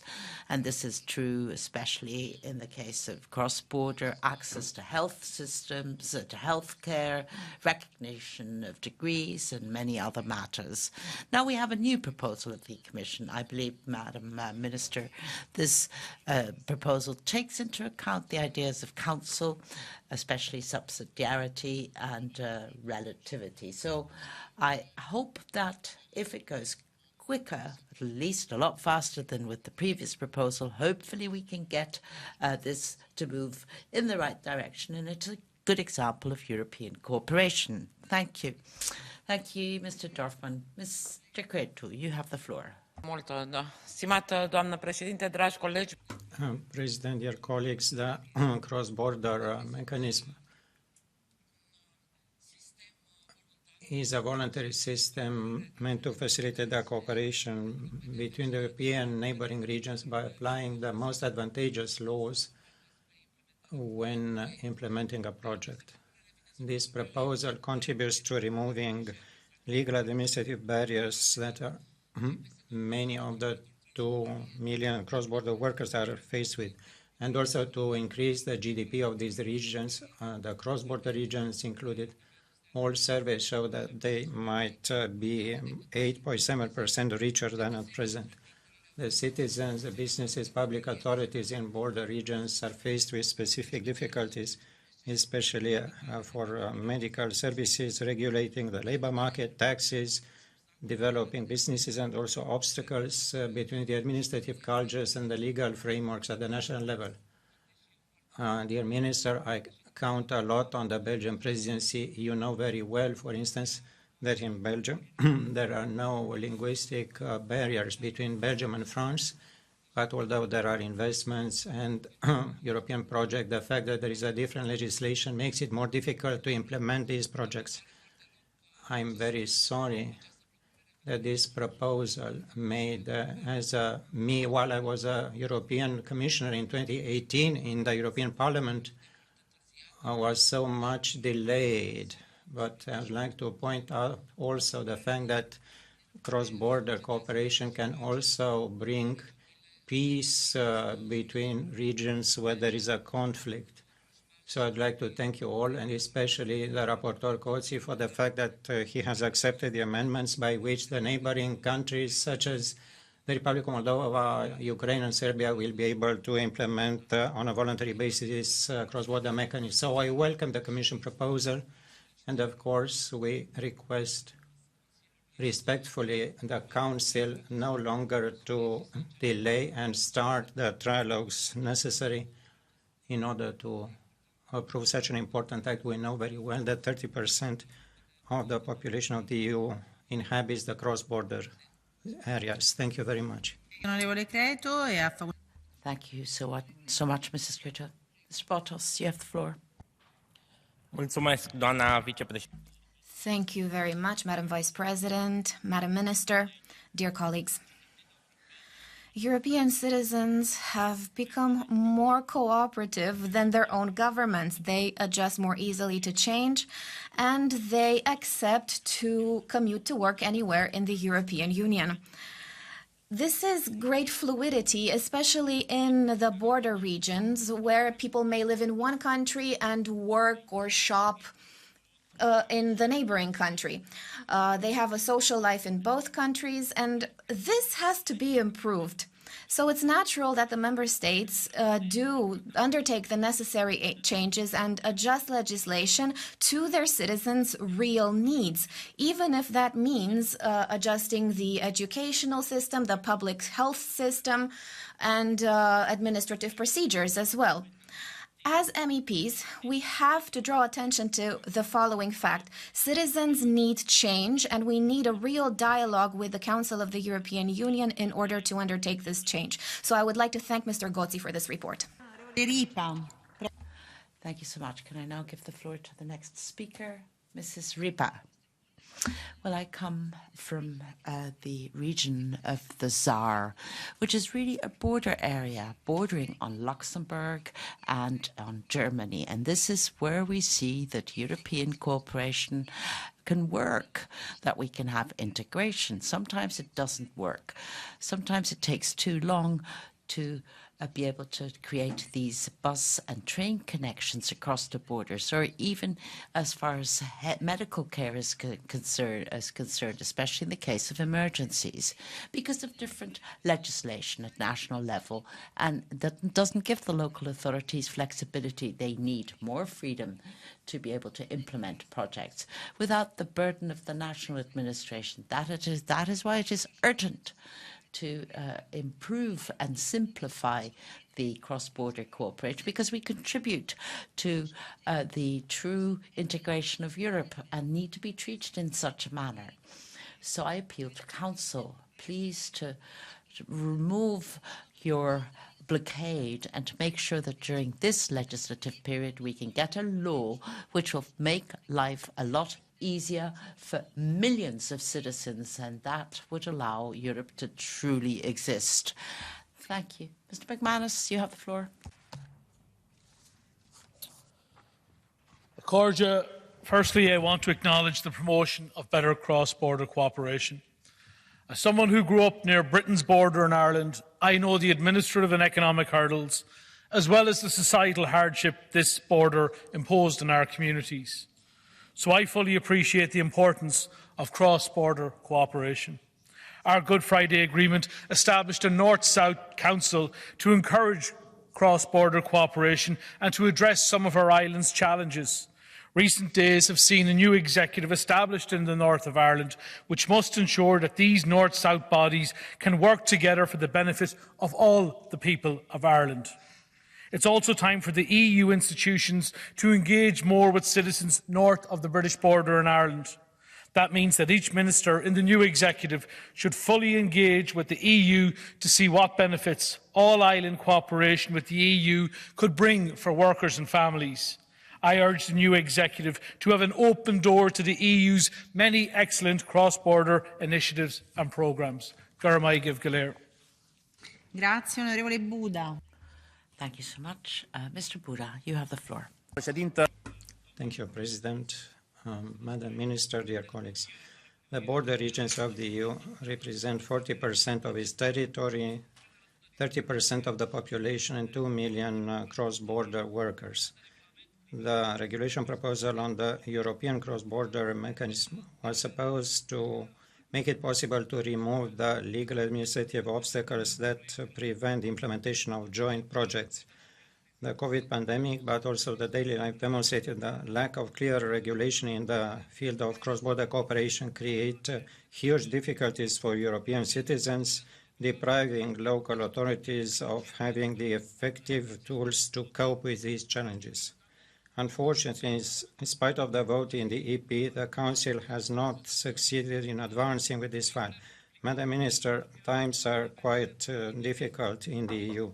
We cannot allow institutional lack of mobility to further generate losses of billions of euros every year and to lose some 4 million jobs. I therefore request immediately that the Council should open negotiations with the EP and the Commission to reflect the will of the European peoples. Thank you.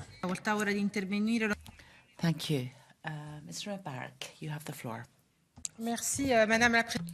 Thank you very much, Madam President. Colleagues, well, after 3 years of blockage in the Council, finally we have a presidency in place that has expressed support for concluding this file. Now, the Parliament has taken the initiative in relaunching this text because removing bureaucratic hurdles to cross-border cooperation will make lives easier for the 150 million odd Europeans who live close to borders.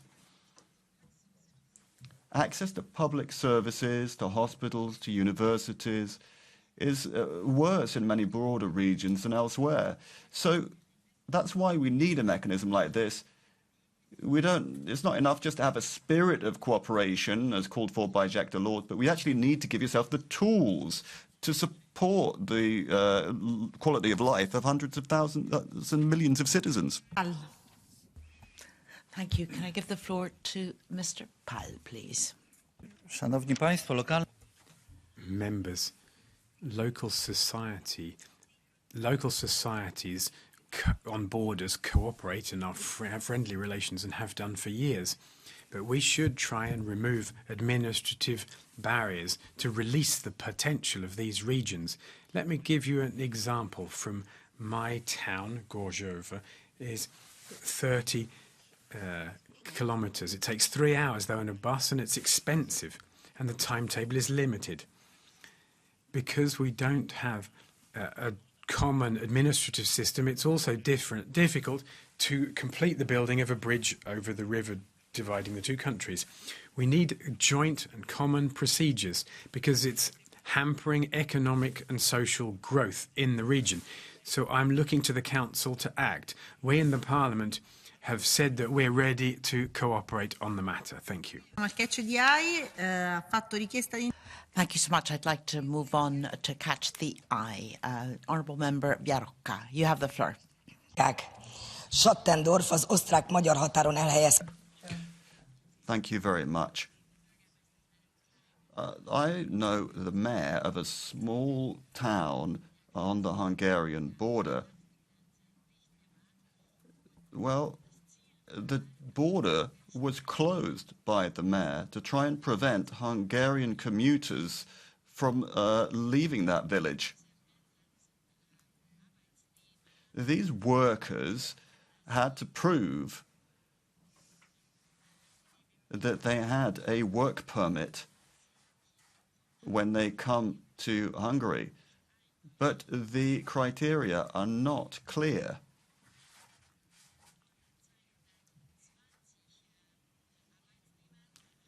Of a sample of 220 workers, 200 Hungarians received a work permit and a smaller number of Austrians. Now, the Ombudsman has dealt with this issue, and the border between closing the border between Austria and Hungary did not actually prevent freedom of movement. So the court judgment is insufficient. We need to overcome this situation, support the workers and their rights. Grazie a tutti. Ora facoltà di... Thank you so much. On behalf of Council, I'd like to give the floor to Mrs. Habib. Merci, Madame la Vice-Présidente. Thank you very much, Vice President, and thank you to the members of the Parliament. Let me just say that I hear what you say and your desire to go ahead as quickly as possible on this file, and I will transmit that message to the Council. Let me assure you that we will do our utmost to work together with you and meet the needs of border regions. As a Belgian, I'm very well aware of that issue. We're right at the heart of Europe and of the Benelux, and we have many borders with other EU countries. So I'm very much thinking along your lines, and we will do our utmost to push this forward, although it may not be able to happen in this parliamentary term. Thank you. Grazie alla Ministra. Thank you, Minister. Thank you, Honourable Member Ghazi. So the discussion is now closed. We'd now like to move on to the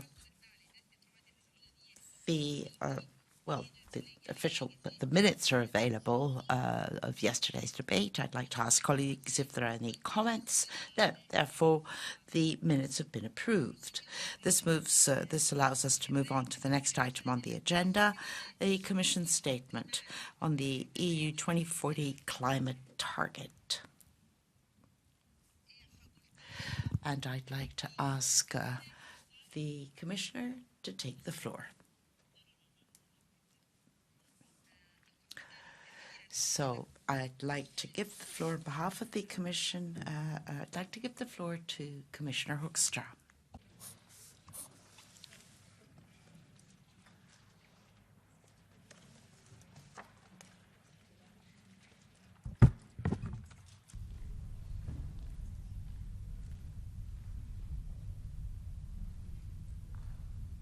Scusate, signora Presidente. Thank you very much, Chair and honourable members. Many thanks for all the efforts and the work put into climate action in the past weeks, months and years. Today is another step in the European Union's journey towards climate neutrality. We already have our fixed target of 55% of emission cuts by 2030, as everyone is aware. And now we're launching a dialogue, and let me stress that word, a dialogue on the pathway towards 2040. Before we get started, Madam Chair, it is important to recall what today's step is and what it is not. What we are proposing, what the Commission is proposing, is a solid analysis of what a good pathway towards 2040 could look like. Today is, in fact, the start of that dialogue with citizens, with businesses, with trade unions, with members of parliament here, but also at a national and at a local level. And that is what the Commission is doing. The decision to come up with a legislative proposal will be for the next Commission. Based on the best available science and a detailed impact assessment, as I'm sure you have seen, we are recommending that the 2040 target should be a 90% cut in emissions. So why we're making this recommendation now? Well, at the risk of repeating myself, because the case for climate action is beyond doubt and requires planning in the here and the now. We've just lived through the hottest summer on record, and we've seen for ourselves the devastation that climate change brings, and sadly ever more in human lives. And as weather patterns become more unpredictable, become more extreme, this will also come with an increasing economic cost. And therefore it is important to note that inaction would lead to far larger and growing costs in the coming decades. And ladies and gentlemen, there is another reason to put this forward in the here and the now. We will keep on offering to our industry, businesses and financial institutions the thing they always ask for: clarity and predictability for their investments. But it is also absolutely essential. It is absolutely essential that we need to do more to enable them and citizens to get to the destination. And going forward, it is therefore of tremendous importance that we stand firmly on two legs.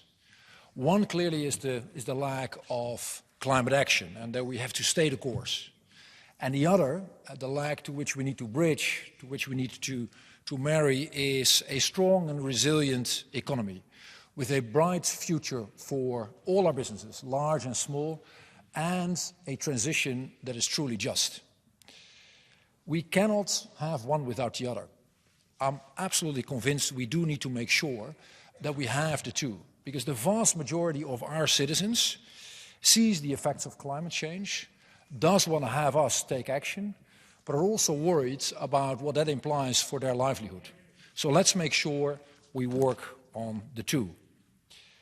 And ladies and gentlemen, if we manage to pull this off, if we manage to do this, we will also increase our energy independence and strengthen our EU's open strategic economy. And we know how important that is. And I should have said autonomy. Apologies for the miswording.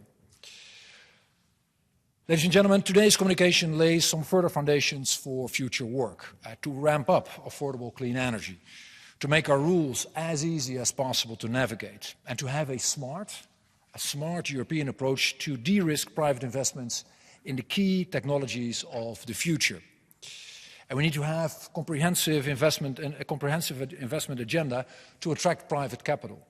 As a matter of fact, we not only need more public, but certainly also much more private capital for this endeavor. And therefore, we will propose a concrete roadmap to boost and finance technologies across Europe. Having said that, whatever we agree and whatever we discuss here at our own continent in this Parliament, the scale of challenge we are facing remains planetary. The EU's emissions at 7% of the global total are only one piece of the puzzle. But as global leaders in climate action, we cannot call on other countries to do more to accelerate their transitions and not continue ourselves. We will therefore also establish a dedicated Commission task force on carbon market diplomacy. We will offer our expertise to other countries that wish to create their own version of what I view as one of the most successful things we have done in the domain of climate action, an emission trading system. And there's one example where we're with other partners, we can race to the top, both from a climate action perspective and from the perspective of a global level playing field for sustainable businesses to flourish. Ladies and gentlemen, let me wrap up. Tackling the climate crisis is a marathon, not a sprint. And 2040 seems far away, but the sooner we start planning, the sooner we start working towards it, the better equipped we will be to continue and ultimately finish this journey. So we're starting the political discussions in this esteemed chamber. And we will continue to do so outside of this room with all stakeholders that are relevant to this endeavor, including, of course, the various businesses and all of our citizens. And we do that to make sure that we have a balanced approach and everyone at our continent can be seen and can meet the finish line. Thank you.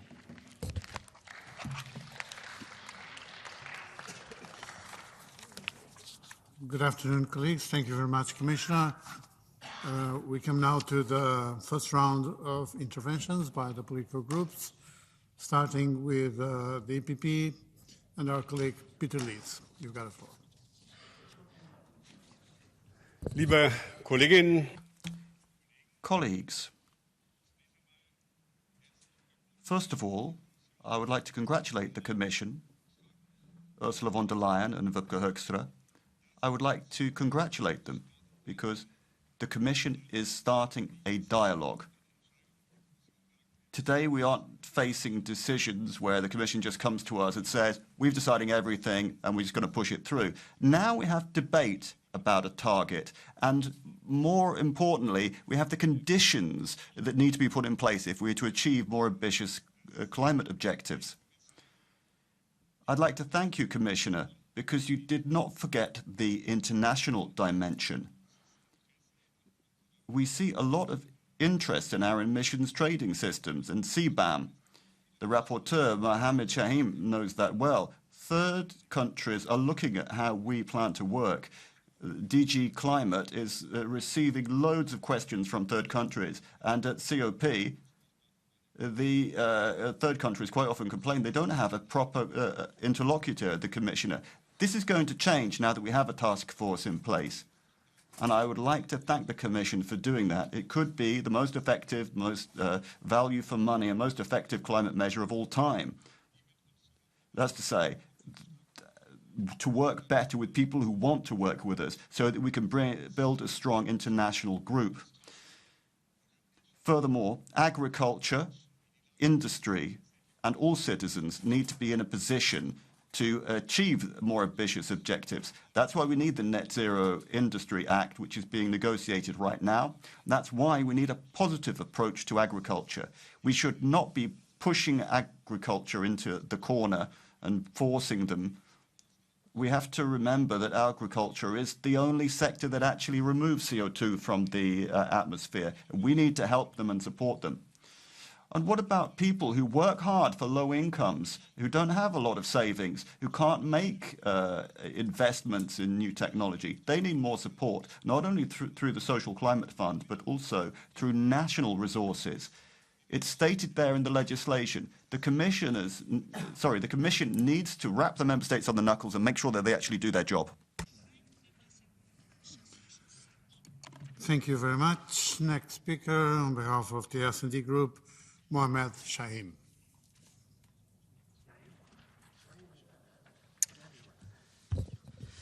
Thank you, Chair. Dank u wel. Als je kijkt naar hoeveel CO2 we willen verminderen... Well, if you look at the reduction between 2022-2040 in the area of CO2, if we look at what we've achieved over that period of time, and if we look at the speed, and if you move this on to 2040, well, you come to a figure of 90%, not more nor less. So let us not pretend that we're being really ambitious here. You know, colleagues who are crying out, well, they need to stop, because I think this ambition, as far as speed is concerned, is going to lead to stability. And that is what the business world is calling for this. We want to make sure that this speed that we have at the moment is to be kept. And if you walk a marathon, and I've done this once, you need to have a stable pace. If you look at what's happening in the United States and China, well, we need to be faster. We need to move towards a greener environment. We need to carry out green investments, because that is the way in which there is a huge gap. That is what we need to talk about today, rather than additional ambitions that we have, as long as we just keep to the course and at cruising speed. Thank you. Thank you very much. Next speaker on behalf of the Renew Group, Pascal Canfin. Chers collègues, Monsieur... Members, Commissioner. Together, we set the obligation that you would report to us today, and that you would set a target for CO2 emissions by 2040, and that's 90%. Now, that's based on science, and so we support it. But it's not just about setting a goal, we have to achieve that goal as well. And to do that, there are conditions that need to be in place. First of all, we need the right amount of funding. If the funding isn't in place, we won't achieve the goal. The US is an example. The Biden plan is estimated to be worth $1.2 trillion over 10 years. That should be an inspiration to us, so that after the elections, we seriously talk about our collective capacity to fund the green transition in Europe. The second prerequisite for success is that we should stop targeting farmers and ignoring the rest of the value chain. Farmers have made efforts, but big supermarkets and the rest of the chain are not subject to the same sort of rules. And I'm happy to see today you going in that direction. So we support that. So let's support this goal, and let's also support the conditions that need to be put into place so that we can achieve these goals in a way that's acceptable to everybody. Thank you. Thank you very much. Next speaker on behalf of the Greens Group, Bas Heijkot. You got the floor. Thank you, Mr. Chairman. First of all, thank you to the Commission for this communication. And maybe those who are now so surprised by it, first of all, we have international negotiations. And already in 2015, in the Paris Agreement, it was very clearly promised that every 5 years we needed a continuous debate for our targets later on. So in 2015, when everyone was applauding Paris, you knew that between 2023 and 2025, we need to discuss 2035, well, the Commission makes that 2040, but this was everything of part of the Paris Agreement, but maybe some people forgot about that. By the way, in the climate law, we said within 6 months after the global stocktake, we will come up with this discussion, and the global stocktake was in Dubai. So we have to do this. People who are surprised now, maybe they should read why they voted for the climate law, because then you agreed with this time path. Then on the number, 90%, well, there I have to say that if you read the advisory board very clearly, they say you need to sit between 90 and 95. And if you're serious looking at our historical responsibility and the possibilities of our CO2 budget, basically even we should be climate neutral by 2040. That's what science is telling us. So 90% is on the low end, but we know the difficulty. So we can welcome the 90% also because it was promised before in October. But then, of course, how are we going to reach that 90%? Well, first of all, we need to give a very clear signal for the end of fossil in the electricity system. Somewhere there, some sentences have improved. But on the other hand, you said, Mr. Hoekstra, in Dubai, don't CCS your way out of the problem. Well, ladies and gentlemen, this is a lot of CCSing out of the problem by Europe now. Even up to the amount of 400 million tons of CO2, even the CCS lobby is only counting on 300. So you are overshooting the CCS lobby. That's impressive. Maybe the last point, you deleted everything on agriculture. Please don't make the Dutch mistake, you know that. By not talking about the agriculture, it doesn't solve the problems. Then suddenly you get court cases and everything. So maybe we need to start talking about the agriculture. You put it away in this communication, but that doesn't make the problem go away. Thank you. Thank you very much. Next speaker, ECR Group, Alexandra Vondra. Dámy a pánové, v čase selských bouří. Ladies and gentlemen, when the farmers were revolting, farmers are revolting in Europe, and the Commission is coming up with further unrealistic ambitions. But the main issue in the climate plan for 2040 lies elsewhere. It's the effort to force people to have a different lifestyle, to restrict their freedom of choice. Have you informed your electorate about this, ladies and gentlemen?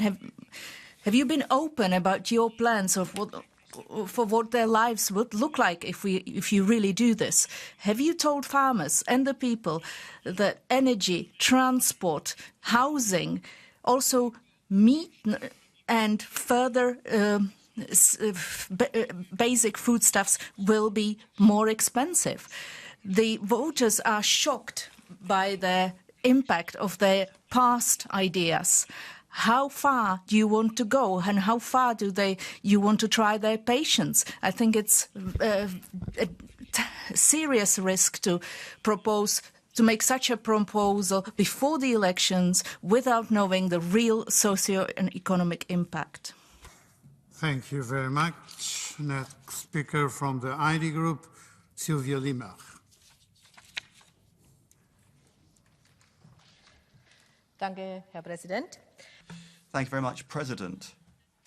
Well, it seems like it's not enough that by 2050 we're supposed to get net zero, but we're actually supposed to be sucking CO2 out of the environment by that point with the absurd goal of reducing atmospheric CO2. But no, it's not enough. It seems that the political climate madness should be reducing CO2 emissions by 90% by 2040 in comparison with 1990 levels. Well, look at my own country, the green champion Germany.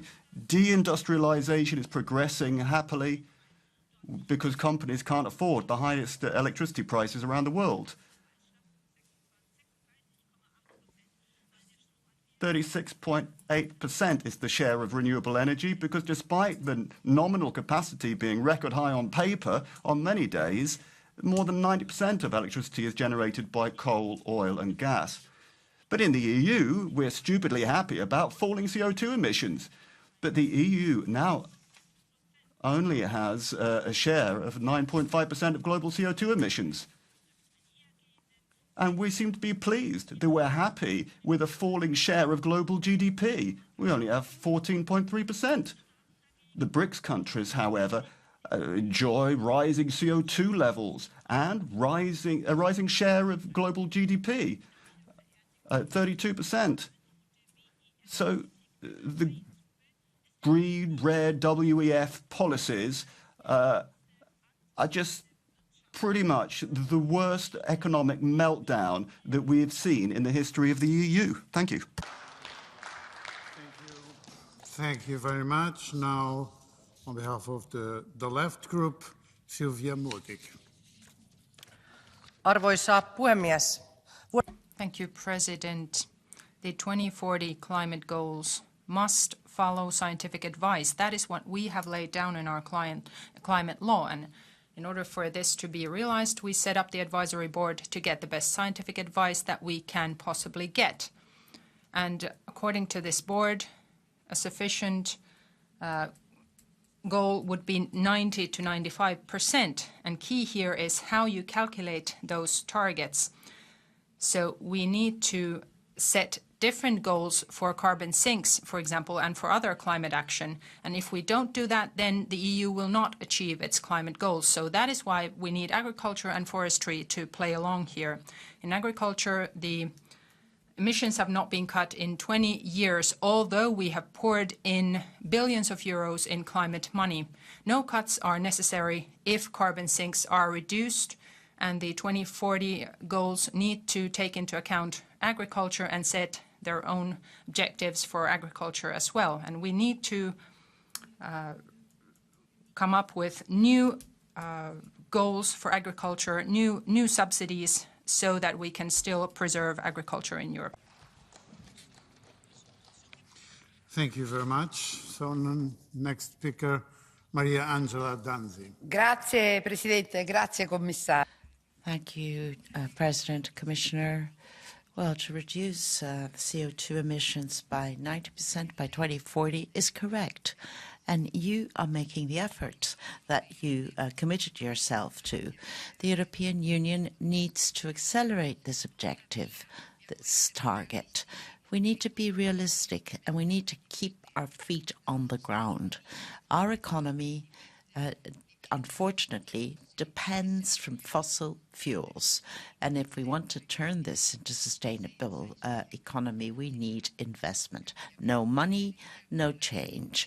And we'll be leaving behind millions of people, entire productive sectors, especially the farmers' sector. The Cinque Stelle movement calls for a new recovery fund, for a fair, inclusive transition fund, which talks about renewables, efficiency. We can't fail austerity, and these objectives are incompatible. Let us not turn our backs on new generations and the future of the entire world threatened by the disasters of climate change. Thank you.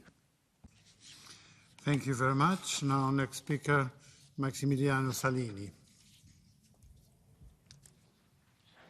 Grazie, Presidente. Thank you, President. Thank you, Commissioner. What's happening around the world is that regions outside Europe look at what we're doing and they feel curiosity and interest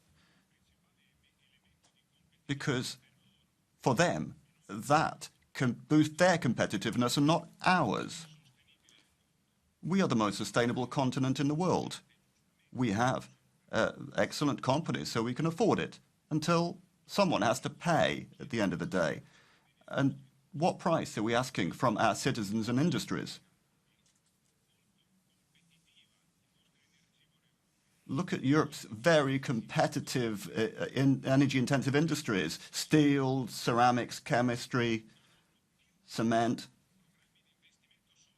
We don't have proper investment programs. What we're doing is consolidating what we've got and investing elsewhere. Chemistry companies invest in the US, not Europe. But that's not the same in the chemical industries of other continents. It's us who are investing elsewhere. We have done a lot of the environmental homework. Now we need to combine that with a proper industrial policy to protect EU industry. Because otherwise there will be a huge social impact, and it will weaken the strength of our research and innovation. We want a sustainable continent, but we might find ourselves with no companies, no industry, no research, and no heart at the end of the day. We can't afford that. Thank you. Thank you very much. Now, next speaker, Timo Wölken. You got the floor. Sehr geehrter Herr Präsident, vielen Dank, sehr geehrter President, Commissioner, members. By 2050, we want to be climate neutral, and we have to hit that target. We owe that to European citizens. To do that, we need an ambitious interim goal. So by 2040, we have to reduce by 90% our emissions. Otherwise, we're not going to hit the zero goal. And we're not going to make it possible for Europeans to live well in Europe. I'm grateful that the Commission has taken up science's recommendations here. We need to support the poorest. We need to support those who can't afford a climate-neutral life because they can't afford new housing, for example. In transport, we are not putting enough money in either. And I'm a little bit surprised to hear the Commission so positive with the reductions, where really we need a lot more clarity and we need to go ahead in a straight line. Thank you. Thank you very much. Next speaker, Niels Torvalds. Mr. President, Commissioner, we have a legal obligation to set a climate target for 2040 and to start the process towards adopting the target. That is what we all agreed on during the negotiation about the climate law. We also have an obligation to live up to our commitments and to do our fair share as EU to keep the change within safe limits. This priority must be to phase out fossil fuel as soon as possible. And my colleagues already spoke about the 90%, that's a line. But while we are studying the assessment, we have to take a glance at the reality, and the reality is that agriculture does not have the same possibilities as industry. Agriculture does not have the same productivity development, thereby we have a structural problem. We cannot place the same onus on agriculture as on industry. That has also to be taken into account in future decisions. And then the last point on Commissioner Hagstra, he said that he would keep to the finish line. I hope the spelling is right, with two N's. Thank you very much. Next speaker, Michel Bloss. Thank you. Herr Kommissar, Ihr Klimaziel. Commissioner, well, I think your climate target is really questionable. It's just about the minimum in 2040. A 90% reduction is really not a huge effort. We want long-term climate objectives. We want to have also guarantees as far as investment is concerned. But CDU wants to stop all of this. I mean, to stop all this is not going to create any jobs. You know, CTS, you yourself said, was not a solution. And now you're doing the opposite. Gas and coal power plants need to continue functioning. This is a very expensive technology and is a good thing for the gas and coal companies. You know, let's take what we use, cheap energy, sun and wind, and protect our environment. Thank you. Thank you very much. I think you have a blue card. Mikael Blos, you've got a blue card. Do you want to answer? From whom? It comes from Peter Leeds. Sure. I wanted to ask him a blue card as well, but I couldn't. So.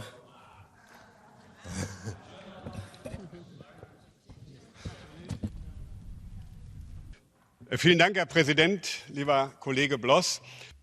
Thank you, President, colleague Bloss. You say that the target of the Commission is not ambitious enough. But I have a question for you. The Greens on the weekend at European level decided that by 2040 they want 100%. But is it true that the German Greens had a different opinion? And who are the German Greens?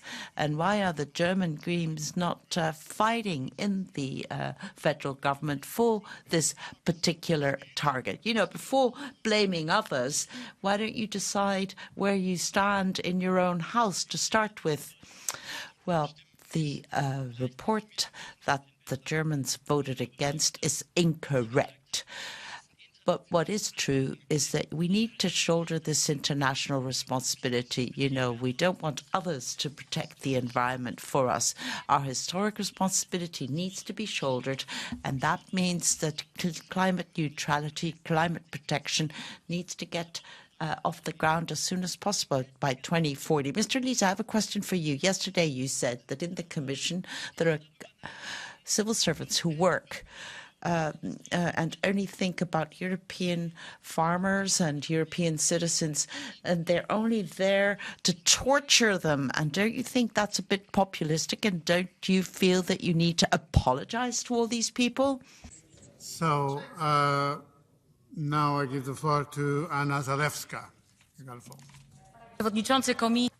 President, Commissioner, members. Now, I don't know if you noticed, but you're talking a completely different language to normal Europeans. The farmers have reminded us of this, and they will continue reminding us until the elections. I think it's time for a different majority, which will actually look out for the majority of Europeans. The scientists have said that we can't manage with the 55 until 2015. We are going to stop member states. We're going to tax farmers, tax food, review the energy directive so that energy prices rise. We're going to move to small electronic cars, even though they're all Chinese. We're going to change from big flats to small flats. And what does the Commission say? No, it sees no evil or hears no evil. The typical, they're not listening to Europeans. Thank you very much. Next speaker, Anders Vistisen. Se det I øjnene. Won't you realize it? This climate policy has run wild on the street, from Paris to Berlin, from Rome to Warsaw. Farmers, workers, pensioners are protesting against this grotesque climate policy run by this House or by the Council. It's a policy that costs us money. It means that the middle class has lost any hope that their economic future will be better for their children than the ones they've lived in. In this House, there's a huge majority on the left side who want to ban atomic or nuclear power. we will become more dependent on gas and oil. That's what they've done in Germany. And what has the consequence of it been? It hasn't been green or cheap. It's become a stupid idea, and it's cost a lot of money. Now there are others who think here who they can sit and elect the technology we should use because your advisors have told you what to do. We need a market-based transition, a green transition where we in Europe develop the technologies that will make the world green, not just tax our industry or our companies so they leave our continent. When we are there, poor and green, will people be happy? If they build a new power plant in China every week, you should think so if you listen to people in this room. Thank you very much. Next speaker now, Anja Hazekamp. Dank u wel, voorzitter. Thank you. Thank you so much. Commissioner Hoekstra, you know, you're showing your true face now. Climate action is urgent, and we really need urgent measures. That is what the Commissioner said 4 months ago. But only a week after the farmers fighting and demonstrating the climate targets, they block the roads. Well, the Commissioner has dropped everything to give them the fossil fuels that they were calling for the promotion of meat, for instance, the consumption of meat. Now, we're not going to solve our climate problems this way because nobody is going to have any benefit from this, not even the farmers. Commissioner, keep firm. You need to stop climate change, you need to save the planet, and you need to give the farmers hope for the future. Thank you. Thank you very much. Next speaker, Hedina Toth. Tisztelt elnök úr! Quota. President, for weeks now, farmers have been protesting all around Europe. They're all starting from the same premise. Farmers are rejecting the Green Deal and its measures because those measures are no longer acceptable for farmers. And how does Brussels react to all that? Without commissioning new studies, the Commission has created new target values. So despite the war, despite the poor economic prospects, it's done that. This is really a Green Deal version 2. So let me ask the Commissioner, is it agriculture's turn to suffer after you've already tortured industry? No, I don't think that's right. We need a climate policy for the EU which recognises the important role that agriculture plays in the economy of Europe.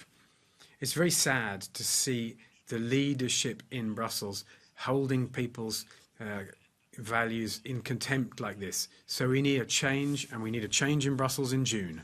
Speaker Hildegard Bentele.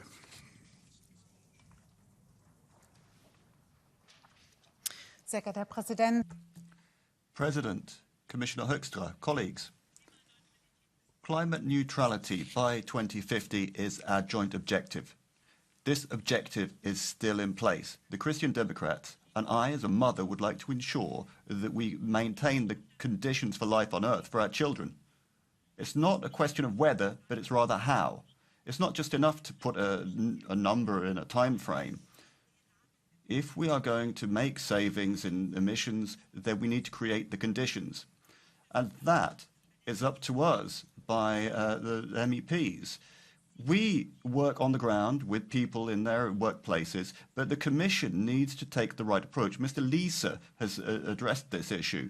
Commissioner, a social climate fund and flexibility in the emissions trading system, an EU critical raw materials strategy, hydrogen, modular nuclear reactors, no forced insulation of buildings, promotion of zero impact technology and promotion of dialogue with farmers. The Parliament has fought for these kind of climate compatible measures. So the Commission's communication can only be the start of an intensive, constructive and result-orientated negotiations with us.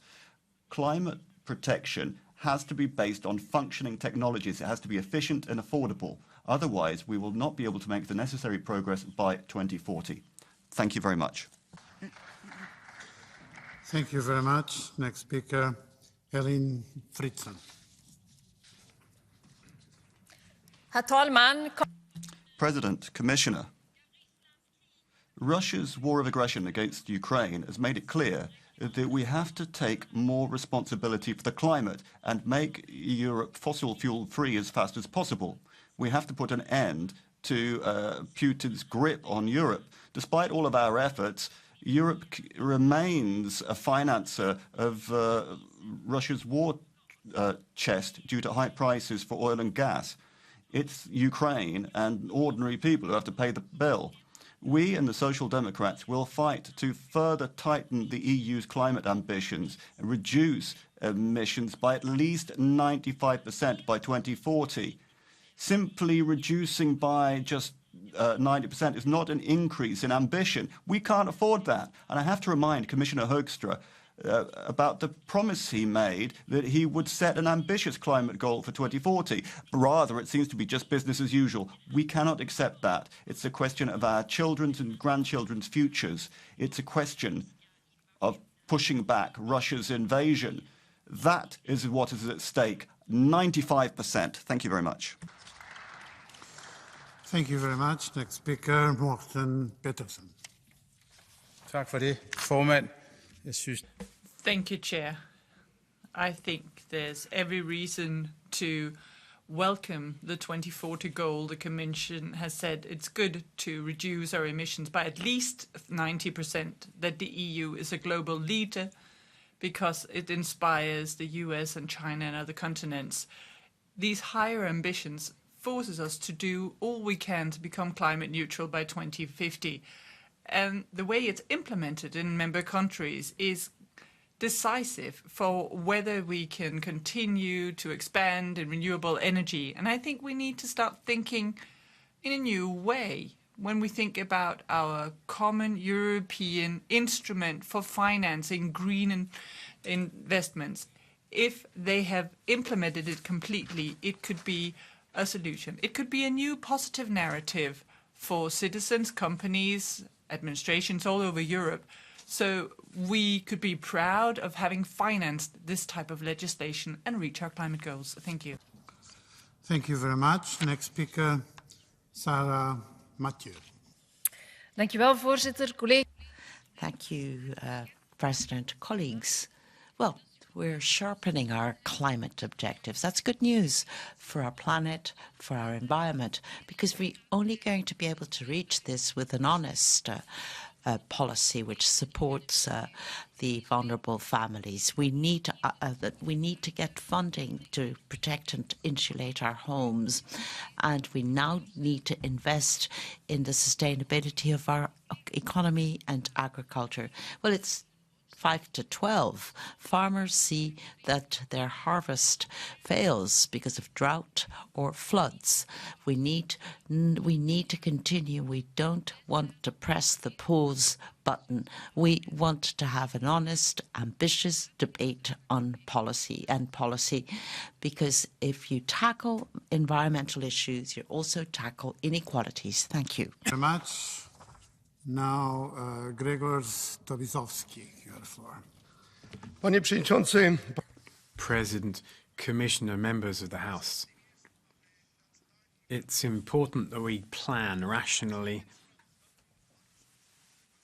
Now, the report of the Court of Auditors of last year underlined that when it comes to the 2030 targets, it didn't look like we would actually be able to achieve them.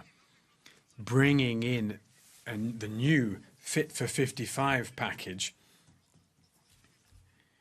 we've seen a lot of people unhappy with the new ideas. We've got protests from farmers, and I think that this goal until 2040 should be withdrawn.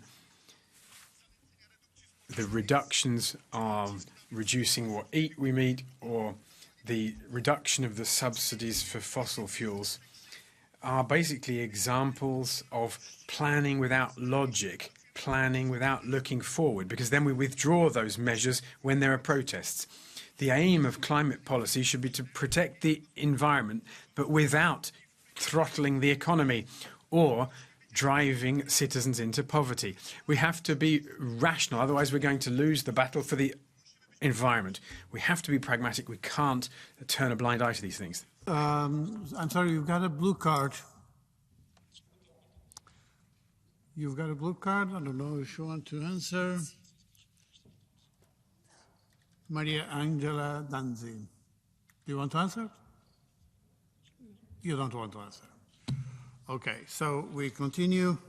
Matilda Androuet, you got the floor. Yes, a blue card for you, of course. Who else? Maria Angela Danzi, you got the floor.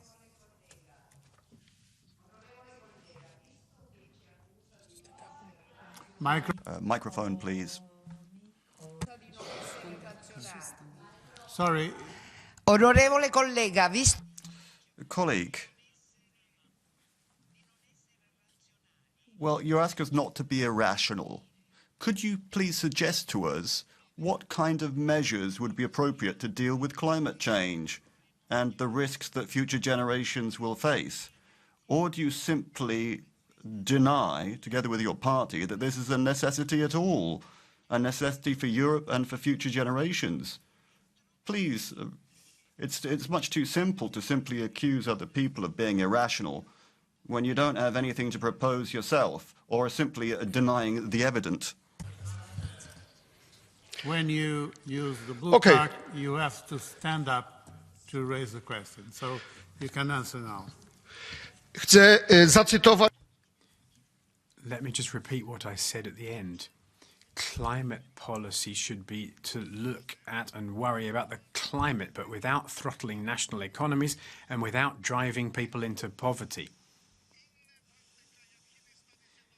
China, US and African countries don't respect the parities, then firms are going to go out to those countries and produce there.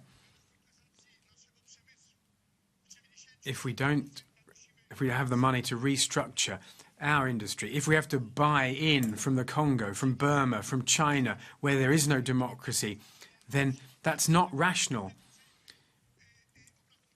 The Court of Auditors has said that we can't hit the 2030 target. So how can we then create even more ambitious targets? We have to look at why we can't achieve those goals by 2030 and then rationally plan ahead beyond that. But we mustn't throttle the economy. Matilda Androuet. Tel des fakirs, nos commissaires européens. The commissioners are walking on the hot coals of the industry and that agriculture that they've incinerated. 80% reduction of greenhouse gas emissions by 2040. France and Denmark are going down the same road towards this goal. Are you trying to take us back to the Middle Ages? How can we achieve that? Do away with motorized transport? Are we going to go back to hunter-gathering? Are you going to ban free trade? Perhaps you could tell us what your road plan is to achieve this goal. Are you going to continue blocking national governments? The French government is making promises on the one hand, and then you are taking away those same measures with the other. We're quite sure that the agricultures are going to be sacrificed on the altar of your anti-growth policy. We need more democratic transparency to show them the respect they deserve. Thank you very much. Next speaker, Francesca Donato. Grazie, Presidente.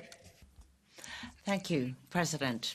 The proposal to fix CO2 emissions by 90% by 2040, well, is just one more example of the way in which the European Commission calls its own policies green.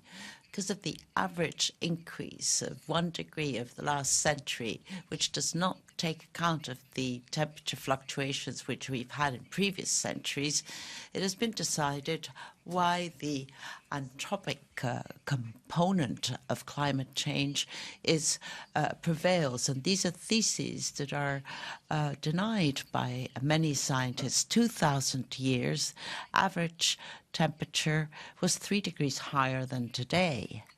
So these decarbonization measures are not going to have an effect on the increase in temperatures. It will simply destroy the industrial tissue of Europe. And our companies will have to delocalize to third countries if they don't want to die. They're doing this already. To move in this direction is suicide. I mean, for us Europeans, weren't we all in favor of Europe? Thank you. Thank you very much. Next speaker is Lydia Pereira. Thank you very much, President. Europe faces other powers around the world in the struggle against climate change. We have done more than pretty much any other part of the world. But this result is due to people's contributions, to individuals and companies. Emission reductions are not carried out by decree alone. We're asking for a further effort here. We're talking about 90% reductions by 2040. But the effort to safeguard the planet cannot only be made by Europe. If we look at the feasibility of this objective, we need to ensure that Europe also asks more from the rest of the world, more from the United States, more from India, more from China. We need to have everyone on board. We need to unite all efforts. Otherwise, our effort will be worthless. It will be useless. So, yes, let's keep our ambition levels high, but let's ask for more from our counterparties around the world. We cannot resolve this problem all on our own. We in Europe need to invest more in capturing and storing carbon. We need to invest more in our industrial competitiveness, in clean technology, and in fair trade and competition conditions. Thank you very much. Next speaker is Javier López. Muchísimas gracias, presidente.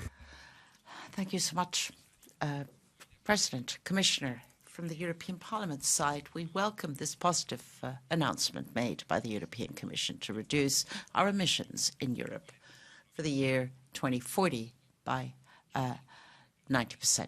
I think that really makes us credible, and it also reaffirms our commitment with the Paris Agreement and climate targets for 2050. It's important to do this now because there are so many voices that are denying climate change. There are many reasons, apart from the climate, why we need to set ourselves this objective. Firstly, because it's going to reduce the consumption of fossil fuels, and we see that this is toxic for the environment, but also for geopolitical reasons. We've seen this in the case of the invasion of Ukraine. It's going to improve the health of our citizens. It's good for innovation, for technology, and the competitiveness of our businesses, sending a clear message, a roadmap which is going to move towards innovation. And it is certainly going to improve the competitiveness for tomorrow to get a good and strong Europe in the economic areas too. Thank you. See beyond Fit for 55. Colleagues, we must now go for the next stop, 95. Se bortom 55. Nu måste vi nå... So now we're going beyond 55. Now we have to get at least 95. Well, it's not a question of setting our sights low and doing the least possible, but the Commission's proposal is pretty middling. This will not lead us anywhere forward. We can do better than that. How? Well, we can do that through leadership and clarity. We've got to put an end to oil, an end to coal, and an end to gas. We have to ban fossil fuels in the energy sector. By at least 2035, we need a quota system for oil and coal. oil and gas rather, then we need to ban fossil fuels from the EU budget, ban fossil fuel subsidies. Then we need to ensure that there's energy cooperation and an increase in ETS. That's how you show leadership, rather than sticking our head in the sand. There are a lot of fine words from the Commission today, but now we need to see the move from words to deeds. We cannot betray the climate. Our climate objectives must be increased. Thank you very much. Next speaker, Per Holmgren. Tack så mycket, ordförande. Thank you very much, President. Commissioner Högstra. 90% by 2040. Well, that might sound pretty ambitious compared with 1990, but it is not enough. It is not in line with what the science is telling us. So we need to update the scientific knowledge that we have, because we see that warming is going faster and faster. We need to set an objective that by 2040 our emissions should be so low that we can actually have more absorption of carbon at the same time. We shouldn't be dreaming of science fiction techniques that can simply take carbon out of the atmosphere. The way to get carbon out of the atmosphere at this point in time is agriculture and forestry. They need to be reformed fundamentally. And furthermore, maybe the most important point, we can't simply focus on the 2040 objective. We have to continue to discuss the 2030 objective. That is insufficient as well. It should be increased to about 70%, as we Greens have been saying from the outset. Thank you. Thank you very much. Next speaker, Michiel Hoekven. Voorzitter, het is de hoogste... President, we need to make a distinction between climate change and climate policy. Yeah, we'll see that the temperatures are rising and human behavior is speeding this up. But today's climate policy is a hoax. Because if you really want to do something, you need to start by building nuclear power plants. We need to innovate and climate adaptation. And let us stop with this net zero arbitrary target, which leads us to a centrally planned economy based on subsidies and debt. You know, this is a policy of the watermelon, green on the outside and red on the inside. Of course, the left parties, I don't blame them, but you, Mr. Hoekstra, you make this possible time and again. You can see the farmers outside. In June, I think, you will see what the voter decides. Thank you. Thank you very much. Next speaker, Gilles Le Breton. Chers collègues, the agricultures are protesting. And in the middle of that, the Commission has announced its goal of reducing greenhouse gas emissions by 90% between now and 2014. This new plan is a concern for farmers because it highlights the apparent lack of success in reducing emissions by farmers. So it's turning the vice again on this sector that is always accused, particularly the breeders, for the methane emissions coming from that sector. Let me just remind you that the farming sector has its specificities. It guarantees food security. We should therefore stop this absurd anti-growth policy for agriculture. The Commission has to meet its goals without sacrificing European agriculture in doing it. We need an exemption for agriculture, for the Green Deal and for the free trade agreements. Thank you very much. Next speaker, Mislav Kolakušić. Google Bart and AI tool, when asked whether a radical decrease in the number of inhabitants of Earth would help reduce CO2, there was a clear answer, yes. CO2 comprises 0.042%. That is its share in the atmosphere. And hydrogen is 78%. Can life exist without the CO2? The answer is very simple, and you can all understand it. It cannot exist. You are talking about net zero CO2 emissions. Net zero emissions mean that people and plants and animals would disappear. One human breathes out 0.7 kilos CO2 every day. We live on average 73 years, and we produce 158,000 billion CO2 without even using any sort of transport. Thank you. Thank you very much. Next speaker, Romana Jerković. Hvala gospodine predsjedavajući. Gospodine povjereniče, iznimno je važno da Europska unija ostane It's very important for the EU to be faithful to the idea of the Green Deal and for us to become the first climate neutral continent by 2050. Some believe that this plan is not ambitious enough. I do not agree. Reducing emissions by 90% by 2040 is very ambitious, but I would like to know, it's not quite clear to me, how you plan to achieve those objectives. We are aware that in many member states, not all citizens are understanding of those objectives. Some sectors will be affected by those. And it's obvious that the mechanisms have not been communicated well, and that's why some radical right parties will score political points on this, and that is why it is necessary when planning such ambitious climatic goals to be clear, specific, otherwise we will not be successful. Thank you. Thank you very much. Next speaker, Ondrej Knotek. Děkuji, pane předsedo. Pane komisaři. Thank you, Chairman. Commissioner, in the autumn, Ursula von der Leyen promised to listen to the industry and to people, which is why we logically expected you not to come up with new ambitious climate targets. We expected you to rectify the Fit for 55 package, or that you kept the emission allowances price. But what did you do? You did the exact opposite. At a time when the EU is no longer competitive due to high prices of energy, you are proposing new ambitious climate goal.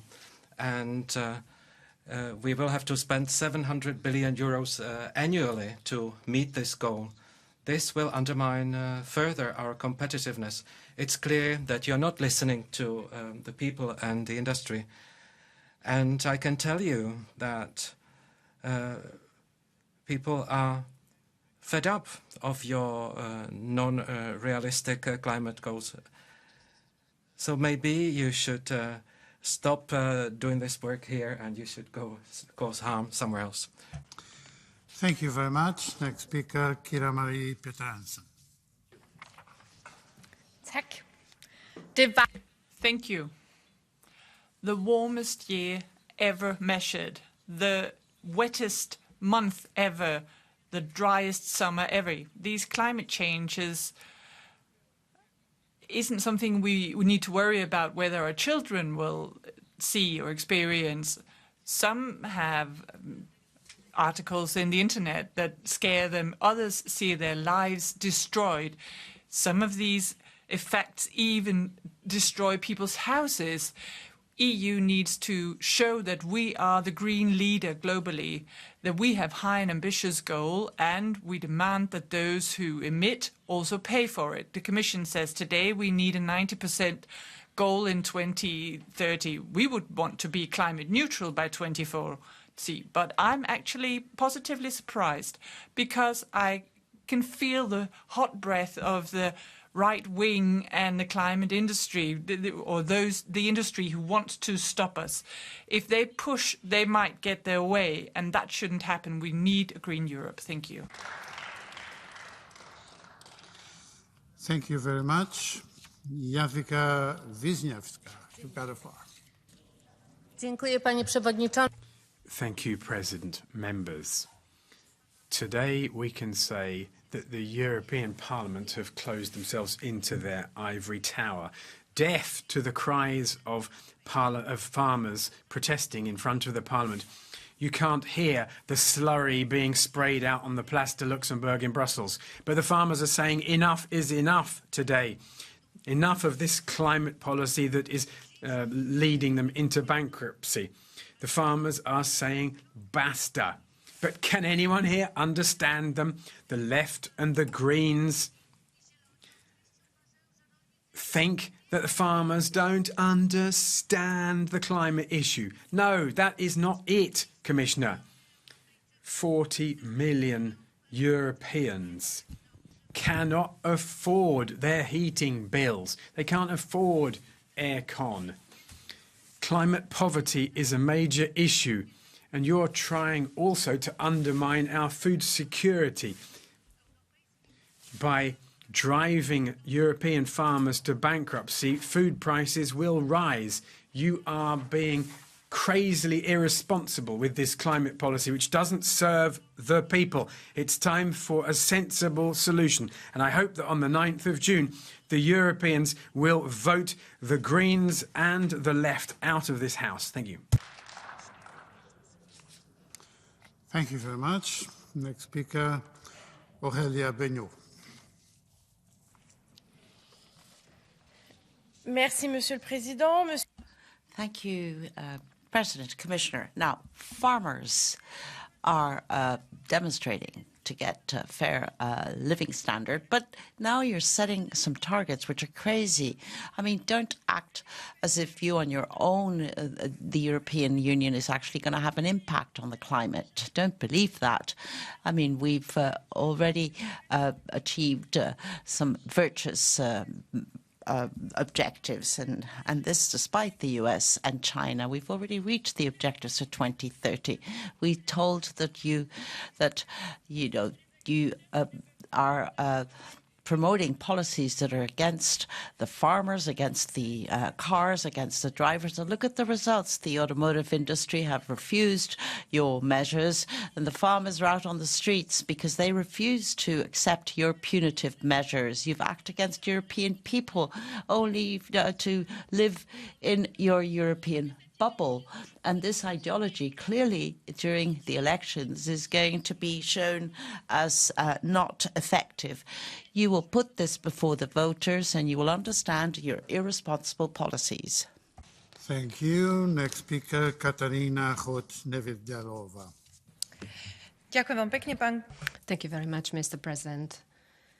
I would be very interested to know why we came up with this ambitious objective while majority of people think this is not comical, but they do not disagree with objective. I believe we should dedicate more time to decreasing of the consumption of energy, how we should stop abusing third countries due to raw materials and resources, which we need for our innovations, and decrease in our emissions in until 2050 by 100% is a figure which I do not understand, and in agriculture by 30% compared with 2015. I would like to know how we should achieve it. Will we have some measuring devices for every cow, how much methane they produce? What we shall and what we shall not do. I believe 2030 and these objectives are not realistic. We will have maybe clean air, but no food, and we will all die. This kind of investments is not what the EU needs. We should think about what we can do with what we have. Let us not invent new things like this. Thank you. Muito obrigado. Tem agora a palavra a deputada. Thank you very much. The next speaker is Sara Cerdas. Thank you, President, Commissioner, colleagues. Well, not many parts of the world can now say that they do not suffer from the consequences of climate change. The IPCC reports are not very encouraging. Warming is increasing in pace. Sea levels are rising. We're going to see increasing frequency of extreme climate phenomena. There will be effects on human health. and there will also be losses to agricultural production. Increasing the climate by 1.5 degrees, well, that's becoming an unattainable objective rapidly. We need rapid measures to reduce the emission of CO2 and greenhouse gases into the atmosphere. We need action from the transport sector. We need more investment in clean and efficient energy. We have to listen to the scientists. We should not be supporting populism. We should be supporting the future of young people. Thank you very much. Next speaker, Villanisto. Mr. President, it's imperative that we get the 2040 emission reduction target right from the start. That is both for the reality of the climate crisis to address that, but also for the efficient decarbonization of the European economy. We must learn this from the 2020-2030 discussions. The communication feels from that viewpoint of missed opportunities. Commission has started with the 90% target. That was the minimum of the scientific panel. But from there, it looks like you've looked too much at short-term fixes instead of maximizing action that is really the industrial revolution and the strategic autonomy our economy needs. There is no deadline for fossil fuels. There is no goal of 100% renewables by 2040. And you've made room for nuclear, but not at the cost of fossil fuels, but at the cost of renewables. There is too much reliance on CCS instead of looking at industrial investments that can be long-term solutions that brings also jobs to Europe. And on agriculture and forestry, it's also an economic possibility to invest into carbon farming and not just, be quiet about those possibilities. So I think we can do more and the Commission can do more, and this is only a starting point for that. Thank you very much. Thank you very much. Next speaker, Andrei Slabakov.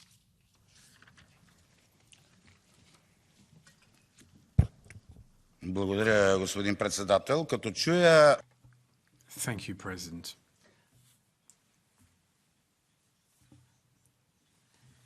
When I hear these goals and targets that have been set out, I get the impression that some in the EU consider themselves the lords of creation, but we're actually just a small part of biodiversity. We can't steer climate change. There's always been natural disasters that weren't created by humans. Volcanoes, tsunamis, we can't stop them. We can only adapt to them and hope to survive them. That is the way of things. That's the way it's always been. Don't tell me that the Ice Age was man-made just because our prehistoric relatives invented fire and therefore created CO2 emissions. We can't solve all of the problems of the world, and EU citizens have had enough of people working against their interests. They've seen what happens in Brussels, what happened in Paris. And if you go ahead irresponsibly like this, and if you set climate goals like this, then Europe is going to see a wave of protests. And at the end of the day, we will disappear the way the dinosaurs did. Silvia Sardone. Volete affossare l'Europa? Well, what do you want to do? Bury Europe? Well, may as well say it out loud. After years of mistakes, you're continuing this crazy race that can only lead to the suicide of our continent. Your objective, you say, reducing CO2 by 90% by 2040. Well, climate neutrality by 2050. These targets will only lead to industrial crisis, social protests, losses of value in competition with third countries. These are the kind of problems we already see emerging today. You can see the tractors parked outside the European Parliament today. We're basically giving our future as a gift to China. Europe's emissions are less than 10% of the total, but so we're acting as if we're the only people responsible for climate change. We're completely forgetting Asian countries, for example. We're basically buying goods from countries that do not respect environmental standards by renewable technology from those countries. You're sabotaging the motor industry without understanding that we will end up simply being a Chinese subsidiary.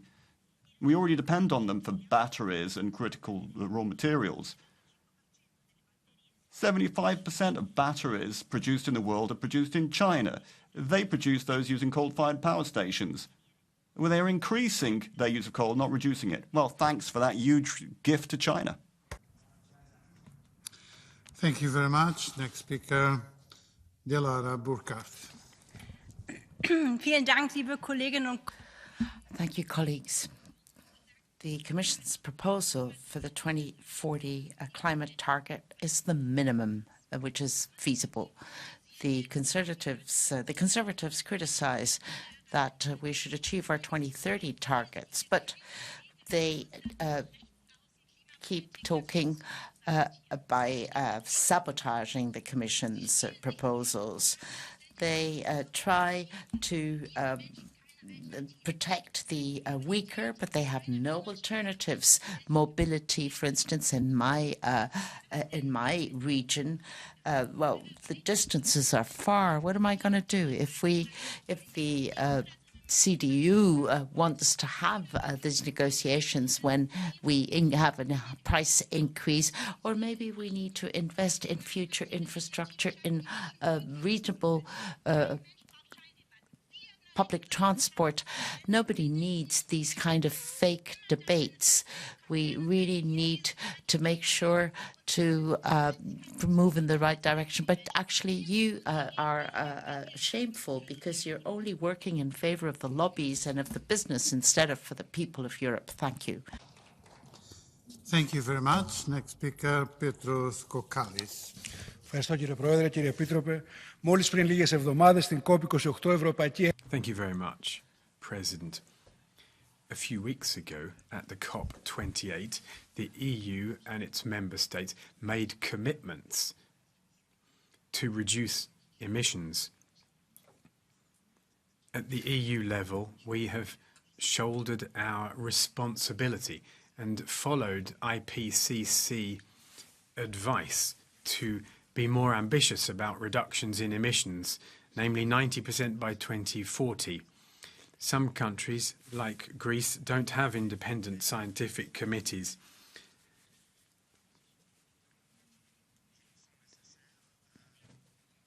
But scientific data is necessary, and we should not miss any opportunity to use them. Let's not do what has been done in Greece in terms of fossil fuels, because that's not going to help us meet the climate goals of 2040. We have to be audacious in order to guarantee a viable future and leave something for future generations.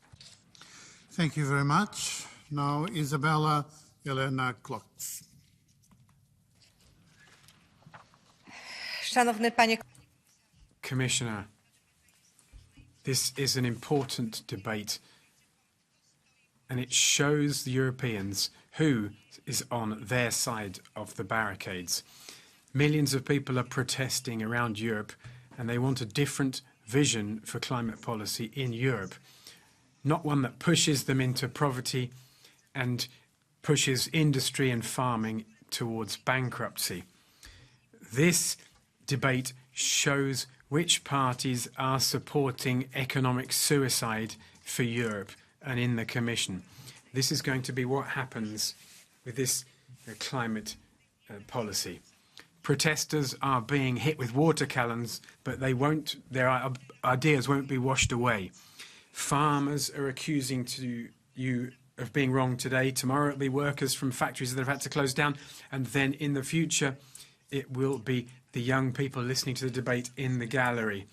Are you aware that most people have had enough of your patronising concerns for the climate, the planet, and a new order that you would like to see in place in Europe? Wake up. Wake up for your own good before your dream turns into a nightmare for citizens and for you yourselves. Thank you very much. Next speaker, Thomas Weitz. Thank you, President. Commissioner, I miss dedication to end fossil fuels until 2040. And I also miss an ambition to end fossil subsidies until 2040. And I miss the goal of 100% renewables until 2040, even though renewables are the cheapest form of energy for our citizens and for industry. And they are that form of energy that makes us independent from fossil autocracies. And by the way, it keeps the money of energy production in our own economy. I don't get the point why you're so much focusing on carbon capture and storage. Your own advisory board has told you that this is the most expensive form of collecting CO2. Why not paying the farmers well for sequestering CO2 into the soil? Why not paying them well for changing their methods of production that are climate friendly and environment friendly? That would be a low-hanging fruit that is much easier to reach and would also fulfill a lot of other goals and not serve the industry again with technical solutions behind which they can hide their fossil ongoing extraction. I don't see that needed ambition in this, but maybe my speech is going to change something here. Thanks a lot.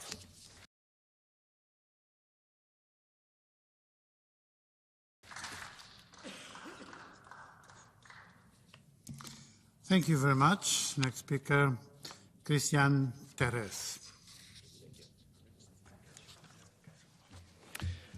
Stimate comisar, Commissioner, your claim to reduce emissions by 90% until 2040, including by closing coal plants, will sentence the European economy to bankruptcy. In school, we learned that plants use CO2 to feed themselves and they release oxygen that we need to live. This connection between man and nature has functioned throughout history. But now, under the command of Ursula von der Leyen, we have to accept a criminal ideology that will destroy our way of life with this crazy ideal of zero emissions. That will mean destruction of our planet because that is how plants produce oxygen, through carbon dioxide. In addition, carbon dioxide is 0.04% of the atmosphere's composition. And out of that very small percentage, humans are responsible for very little. And humans in the EU are responsible for even less than that. This is a utopia, crazy utopia we're fighting for. So I want us to fight against it. Thank you. Sorry, you've got a blue card. I wonder... Sir, is coming from our colleague Petros Kokalis. Just a little bit. Mr. Teres, thank you for accepting the blue card. I understand, yes, I understand you have studied theology. I would be very much interested in hearing your views in the Pope's Laudato Si encyclical. Thank you.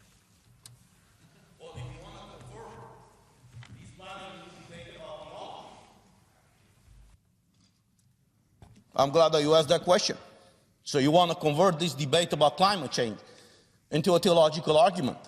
The Bible says that God created the earth and the man, but gave the man the power to work the earth and make a living out of that work. So what you're proposing right now here is clearly violating the God's command to respect the earth, but to use it.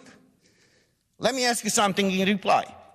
How can you argue that 0.04% of the carbon dioxide can produce all these bad things that you are guys all talking about? If we will not be able to produce energy anymore using coal and gas, we will be relying on gas from Russia. Is that what you want? You haven't replied to that yet. Thank you. Thank you very much for this surprising moment in our debate. So now I give the floor to Robert Rose. You've got the floor. Thank you so much. Hangt verandering in de lucht. Well, I think there is change in the air. in Parliament, we all know that people are going to vote for change, more money in our pockets for Fortress Europe and more sovereignty. The majority will the majority for this radical climate policy will disappear. You know, the Liberals have sort of walked blindly behind the Greens and the Socialists. But I think things are going to change. People don't want climate change policies. They want purchasing power. So now the Commission is radically going to introduce a 90% climate target by 2040. We're already spending billions to change the weather. No, it's the climate policy which is a problem. Europe is losing its industries. We are becoming poor. We're losing our purchasing power. It's impossible to pay for this. Instead of thinking this over, you want to speed it up. More poverty. In June, we will see people pulling the alarm and the handbrake. Thank you. Thank you very much. Now we come to the Catch the Eye procedure. We got only 3 requests, so I can give the floor to them all, starting with Radam Kanev. Благодаря, господин председател. Боя се, че дебатът... Thank you very much, President. Now, I'm rather concerned that this debate has descended into populism. It's an electoral campaign and not a proper debate. And that is being pursued by both sides of this House. It is not the right moment for this debate, perhaps. We're not talking about the substance. We're far away from the objectives for 2030. We're far away from the objectives for Fit for 55. That is what we should be discussing today and pursuing dialogue. How can we go about achieving those objectives? How can we ensure that prices will fall and productivity will increase at the same time? It seems that the trend is going the other way, and it's very worrying. How can we overcome the polarization of this political debate? How can we actually achieve climate policy together with our partners in the United States? How can we reconcile our policies? Otherwise, we will find ourselves in a situation where we do not achieve our ambitious objectives. Very much. Next speaker, Claire Daly. You got the floor.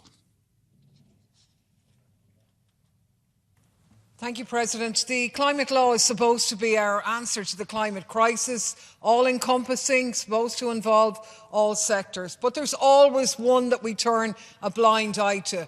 Militaries are responsible for about 5.5% of global greenhouse gas emissions, more than global aviation and shipping combined. If the global militaries were a country, they'd be the 4th largest global emitter.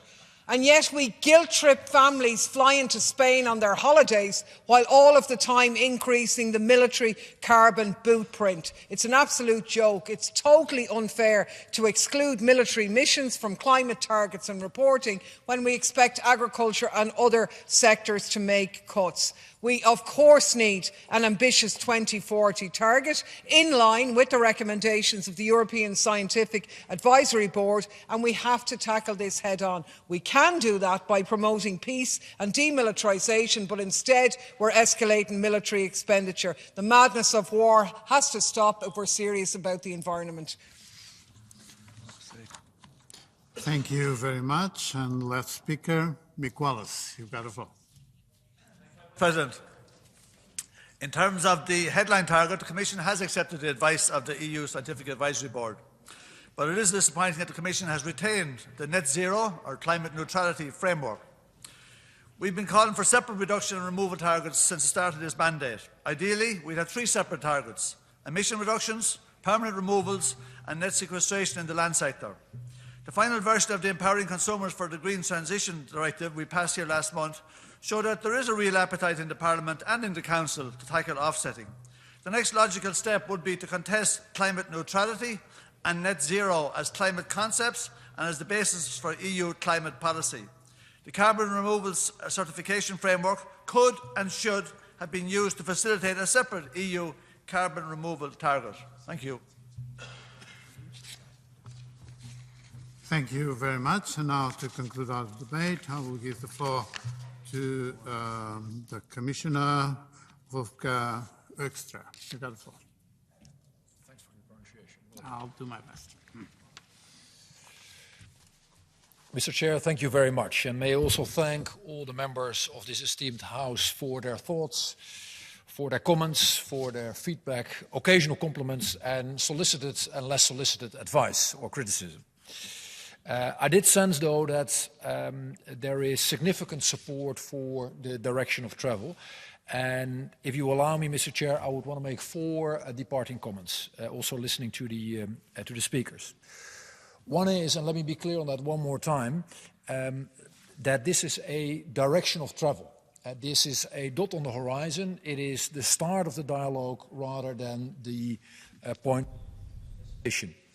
And I'm saying that because some of the members of Parliament have actually expressed the things that they think should have been in there. But actually, in my view, that needs to be part of the dialogue that we're going to have not only with Parliament but also with others in our society. So that is one. Secondly, I wanted to stress, and Madam Bentele and Mr. Lees have mentioned that the tremendous importance of doing a lot of stuff here at home in Europe, but also working tirelessly on the 93% of emissions that do take place outside of our continent, and therefore climate diplomacy, and in particular diplomacy related to carbon markets, is of essential importance. And I very much concur with what they said. Third, the point made by Mr. Canfin and a couple of others about the geopolitics. I'm very much aligned with all those that say, and I've stressed it in the beginning myself, that we need to marry climate action with competitiveness, a level playing field, and a just transition. And I think we all agree on that. But I think it was extremely important that they mentioned the international dimension and the link to strategic autonomy as well, because that is, unfortunately, the world we live in, and it is something we do need to take into account moving forward. Finally, there were a couple of comments on CCS. And what I would want to say there is I would want to invite everyone to move beyond, let's say, ideological positions. I will be the first to continue to stress that there is no alternative for driving down emissions. And as I've said before, and I'm gladly going to repeat it, we cannot CCS ourselves out of the problem. That is the one part, and I'll stress it to everyone who says that, well, actually CCS will magically solve this. To the others who look at CCS with maybe distrust, I would articulate that it is part of the solution, particularly for the hardest to abate sectors. And that therefore we also need to embrace this as part of the solution space, even though we know it is only a relatively small proportion of the equation. Finally, linked to that, just to clarify, the 400 number that is in the communication is not just CCS, it is also land-based removals. And I think that is important and maybe at least to some degree satisfactory to those who are worried in this domain.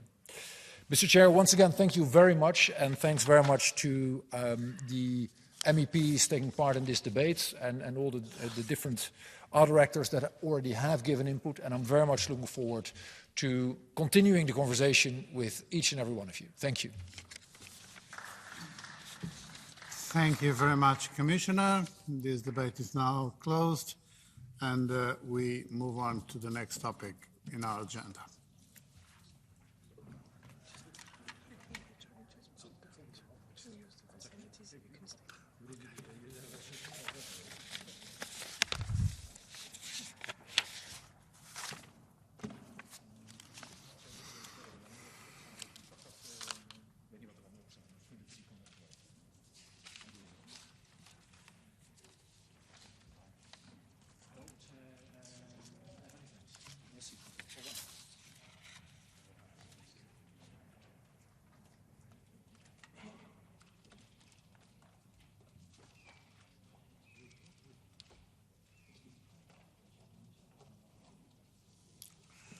Ready? Welcome, Commissioner.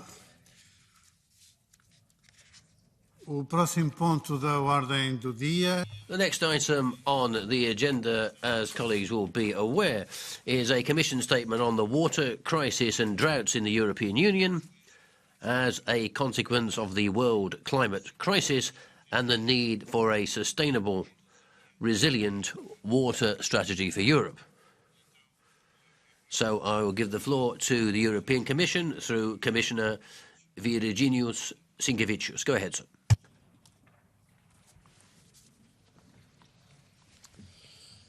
President, honourable members, let me welcome the strong involvement and frequent debates of the Parliament on the topic of water.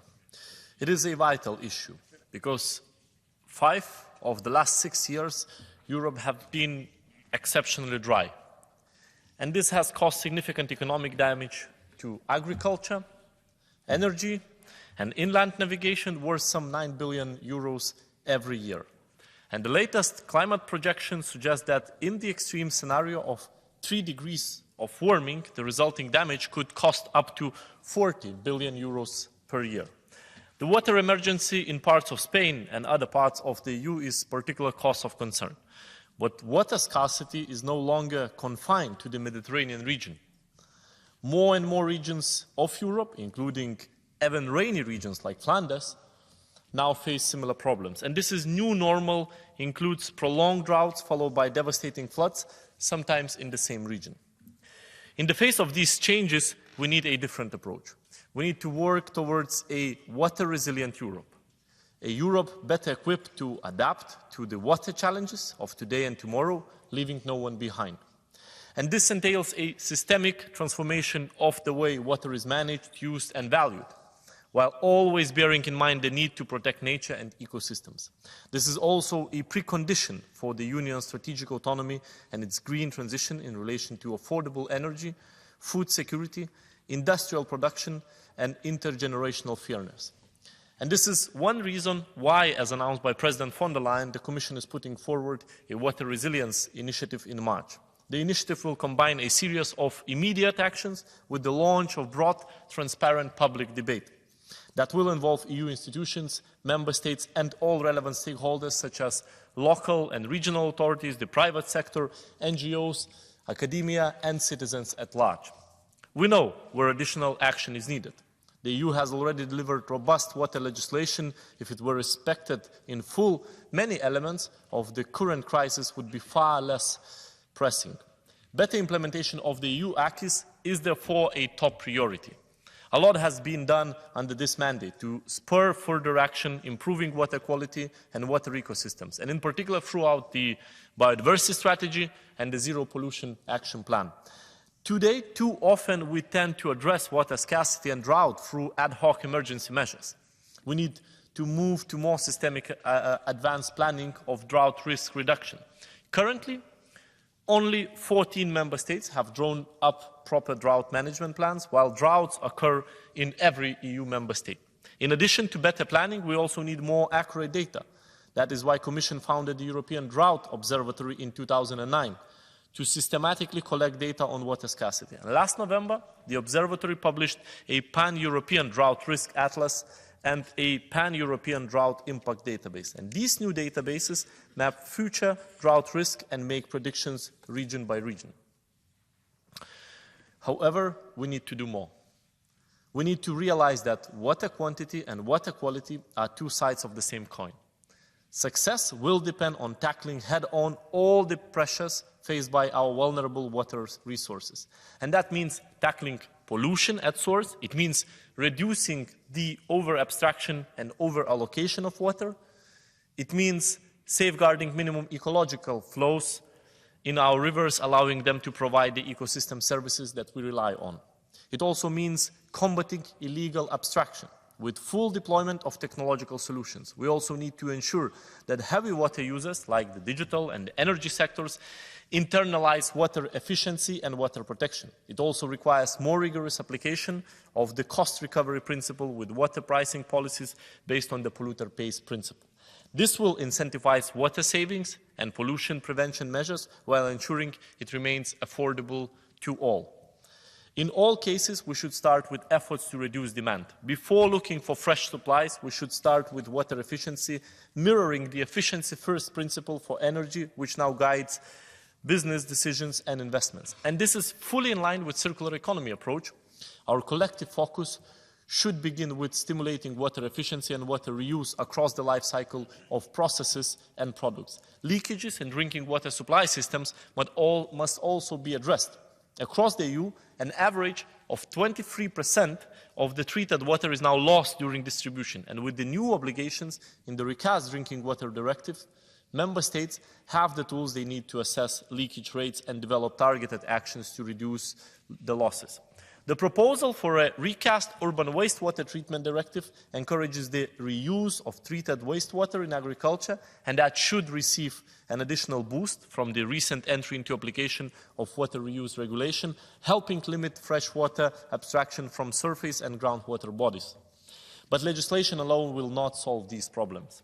An exit from the crisis will require firm action on many sides. And for that, we also need to scale up and upgrade our investment in water.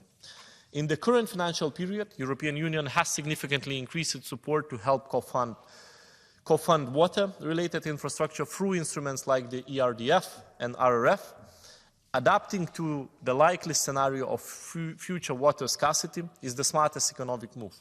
And if we fail to act today, the cost of inaction will be far higher in the future. Adaptation is essential, but we must remain equally committed to climate mitigation. You just had a debate.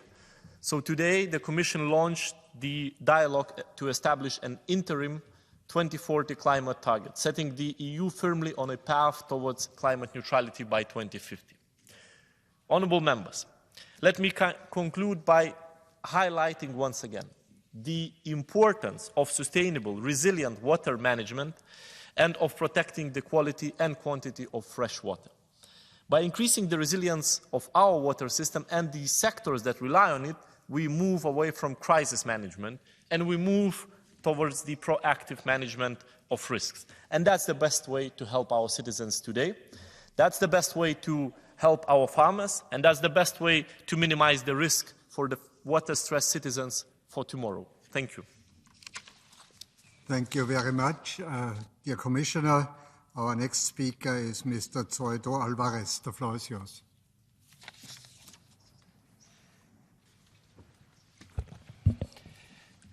Presidente. Mr. President, Mr. Commissioner, drought is no longer a phenomenon that occurs in southern Europe in the summer. Today, 6th of February, half of Spain is suffering from drought. And the summer is yet to come. Even more humid parts of Europe, like Belgium, have suffered from considerable drought. So we can't talk about episodes of drought, but a real water crisis which is Europe-wide. The shortage of this is leading to millions and millions of euros of loss in various sectors, loss of jobs and restrictions on water consumption. In particularly badly affected places like the Mediterranean basin in Spain, Murcia, there's now a state of alert ongoing as far as drought is concerned. To stop the water crisis getting even worse, it's vital that we continue to work to combat climate change, but also we need to keep investing in adaptation, in water infrastructures and in water transfers. Millions of jobs depend on this and the actual survival of many regions in southern Europe. Water solidarity is a vital element of European solidarity, and the effects of climate change will make such a solidarity even more necessary in the next few decades. We need, therefore, to put water stress as one of the issues to be borne in mind when it comes to evoking European solidarity, and in particular as one of the criteria when European funding is being earmarked. The impact of drought on Europe's economy and Europe's people is too serious not to include it in our financial calculations and balances. We need to do that as soon as possible, otherwise a gap between Europe with water and Europe without water will be created. It's a matter of simple justice. Xavier Lopez. Muchas gracias, Presidente. Thank you, Mr. President. Commissioner, various droughts are threatening different parts of Europe as we speak today, threatening our way of life, our economy, and our farming. One of these is happening in my homeland of Catalonia. In the last 3 years, there's been far less rain than usual. 80% of the people of Catalonia are now being classified as suffering a drought emergency. We can expect things to get even worse by the summer. It's the same as other parts of Spain, France, Italy and Hungary. We should be clear and explain that this is something derived directly from climate change. And it might well become the new normal, our new climate. Obviously, governments can't make it rain, but governments can help us adapt to the new situation. I don't think we've done enough in the last few years, but now the time has come to take steps and adapt. First of all, through solidarity and cooperation between administrations, because the drought knows no borders. The use of new technology in Catalonia is a good example. For example, we can also use European resources and manage water resources that we have more sensibly, invest in water infrastructure, look at the question of raising awareness among our citizens, because water stress is here to stay. Our next speaker is Mr. Clement Koschel. Spoštovani. Ladies and gentlemen, water is a natural commodity and source of life that we take for granted. We are used to consuming it in unlimited quantities and for a variety of needs, from drinking, washing, watering, manufacturing, cleaning. But water is becoming something less and less self-evident due to climate change, and therefore it's not always enough for our daily needs. We therefore need to act now and approach the issue of water in a sustainable and integrated way. We need a unified concept of water management as a priority for both the EU and member states. Whether extremes, floods, as we saw in Slovenia last summer, or droughts, and therefore water restrictions, as we are seeing right now in Catalonia, in the past also in parts of Slovenia, are just two sides of the same climate coin.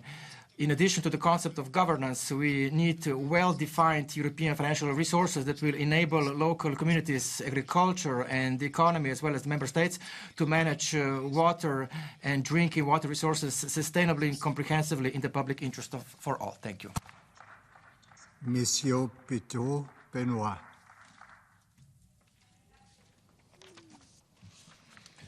Merci, Monsieur le Président, Monsieur le Commissaire. Thank you, Mr. President, Commissioner. Indeed, every summer recurring droughts make it clear to us that we have a structural problem. For the past few years, we've also had extreme weather events in the form of floods. In fact, these are two sides of the same coin. We're unable to hold back the water that is necessary for life on the planet. We don't give the water time to filter into the ground, and this is what leads to drought and difficult access to water. The citizens of Europe in Catalonia don't have drinking water in February. The situation is deeply worrying. La Rochelle in France is another example. Water there cannot be distributed because it is polluted. It is time to act, and I welcome the Commission's initiative to put forward a document on water and resilience. For that communication to have a purpose, it needs to focus on three things: European governance, which will do away with borders in our thinking, Drinking water must be at the center of concerns so that we no longer have shortages. And then there has to be access to quality water for other purposes, including agriculture. It's vital to restore wetlands and natural areas in order for our groundwater to recover. Thank you very much for your attention. Mr. Bruczynski, the floor is yours. Bardzo dziękuję. Thank you very much. We're talking here about a terrible situation, droughts and water crisis as a result of the climate crisis and the need for a balanced water strategy for Europe. I have a question to the majority in the House. Why did you attack the former government in Poland, which was very busy reorganizing water policy on rivers, for example? Here we are in Strasbourg. Why is there a difference between the navigational possibilities of the Rhine and the Oder? Is it because the German economy would suffer? It doesn't matter whether you're EPP, S&D, Renew, or even AFD. What happens in Europe today is that you can navigate the rivers of Germany, France, the Netherlands, but not Poland for some reason, and we'll never agree with that. Aurelia Pignot. Merci, Monsieur le Président. Thank you, President. Commissioner, we're faced with an unprecedented water crisis. The 2023 drought had a terrible effect on our farmers. In this House, surely we can't put up with this situation anymore, despite the fact that Europe's doing very little to try to do anything about it. We need to come up with pragmatic, responsible actions. We need to look at this absurd variable geometry. It's something that's been completely unhelpful when it comes to long-term investment in future technology. Technology and the environment aren't necessarily opposed forces, quite the opposite. Large desalination plants for seawater, for example, and the reuse of wastewater. It's vitally important we have advanced treatment systems for our water so that we can keep using this precious resource, particularly in vital areas such as agriculture and industry. You've put aside 50 billion for the Ukraine. Money is available, so do something with it. Frau Kollegin Sandra Pereira. Mrs. Sandra Pereira. Obrigada, Presidente. Thank you, Mr. President. This debate, partly because of what the Portuguese Communist Party has been demanding, shows once again that drought and extreme drought are affecting various parts of Europe, particularly Portugal. People, farmers, are in various parts of Portugal are demanding specific mitigation measures to offset the impact of the droughts. And these demands are what we are trying to give voice to. We need investment in infrastructure for water storage so that we can use it better, as well as support for traditional irrigation methods. We need to make certain water use is restricted during times of shortage. We need to guarantee that access, use and maintenance of water resources are carried out at public liberty. Access to water is a right. It should never be something that can be haggled over or sold. Thank you. Maria da Graça Carvalho, the floor is yours.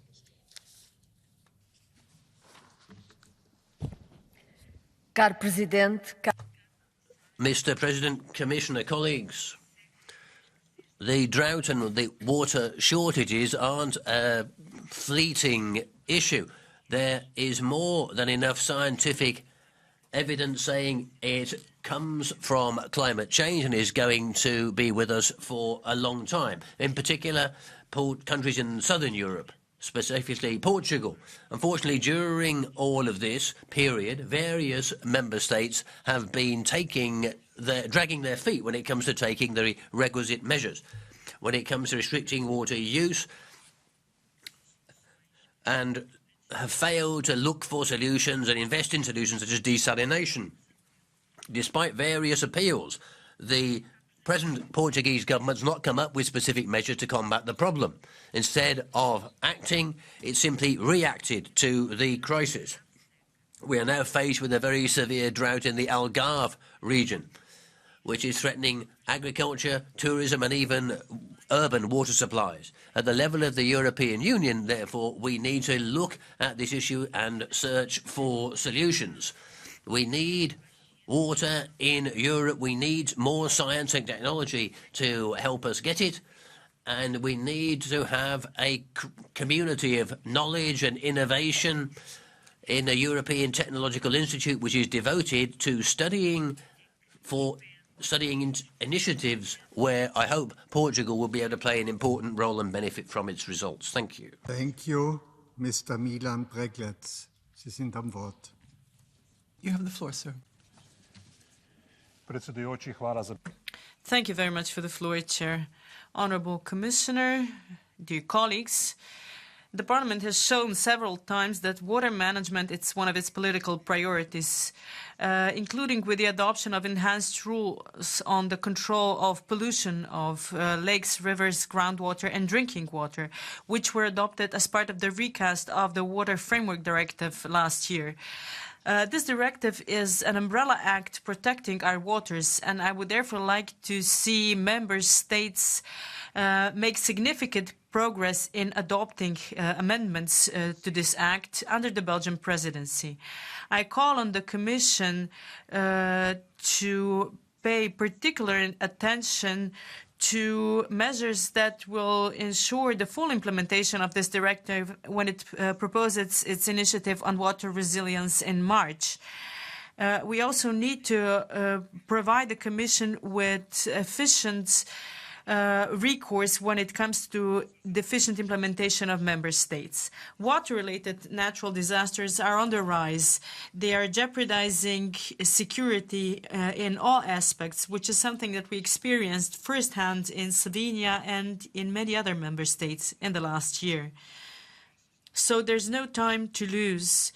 We simply have to do more when it comes to water management in order to prevent further damage and casualties due to extreme weather and increasing pollution. Thank you very much.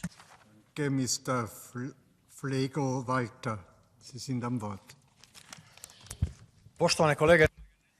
Dear colleagues, I'm not sure if you have ever had water reduction reduction of water supply. It is not easy for farmers, it is not easy for tourist workers, it is not easy for anyone living in these regions. It is very difficult to watch weather forecasts and be hoping for rain, maybe tomorrow, maybe the day after, or who knows when. Therefore, Mr. Commissioner, I would like us to have not just a clear strategy, but worked out plan how to invest into the water management companies, especially in the Mediterranean region. Anyone can tell you that we are unfortunately seeing higher temperatures throughout Europe and potentially new problems are coming. So this is why we have to stop new reductions of water supply. Water is not everything, but without water we can't have anything. Sie haben das Wort. You have the floor, madam. Thank you very much, President, Commissioner, dear colleagues. It is good indeed that the Commission is presenting a strategy in order to better manage future water crises. However, I'm not quite confident in this because we have something similar to a strategy because we have the Water Framework Directive. It just celebrated its 20th anniversary, and we've gotten very far from actually implementing that directive and concerning water in the landscape. With the Fauna and Flora Directive, we already have legislation should mean that we could keep water in the landscape stimulate more groundwater. So we have to take those approaches. And some colleagues have used these as reasons, for example, that farmers are against climate policy, because these farmer protests started because there was a water shortage, and that's a sector where they absolutely need water. So we can't just leave it with having a strategy. We have to do more. For example, with eco-design, that we have to have stronger measures in order to have more water. Thank you. Frau Ruonen. Mrs. Ruonen. Kiitos, puhemies. Thank you, Mr. President. The objective of a sustainable water strategy should be reducing water use, keeping water clean, and improving the sustainability of waterways. We should be promoting the reuse of water and the collection of rainwater. Solving the water crisis requires broad cooperation at all levels. All of us have a role in meeting the objectives. As consumers, we can make choices which will reduce water use. Manufacturers can develop more sustainable manufacturing methods. Governments and international organizations can design policy and programs to improve sustainable water use and water protection. Water is a prerequisite for life. The water crisis thus affects everybody and requires concerted action. The EU alone cannot solve all the world's problems, but it is our responsibility to make sure we use water responsibly and sustainably ourselves. Thank you. Danke, Herr Gilles Le Breton. Thank you. Mr. Le Breton is next. Sie sind am Wort. Chers collègues, Colleagues, we need a water policy more than ever because of the drought bedeviling France and other parts of Europe. Agriculture, for example, this policy should allow us to see that water is stored wherever drought threatens. Doing this would allow us to stop the pressure on our water tables so that people could irrigate their crops in the summer. We can't compare farmers with other water users. Holding water in reserve is a way of helping the first group without hurting the second. A study in 2021 is rather encouraging in this area. Obviously, water policy also needs to promote other measures, such as better adaptation of crops and agronomic practices to the climate problems. This is important, but it won't in itself be a miracle solution. Thank you very much. Merci, Mr. José Guzmão. The floor is yours.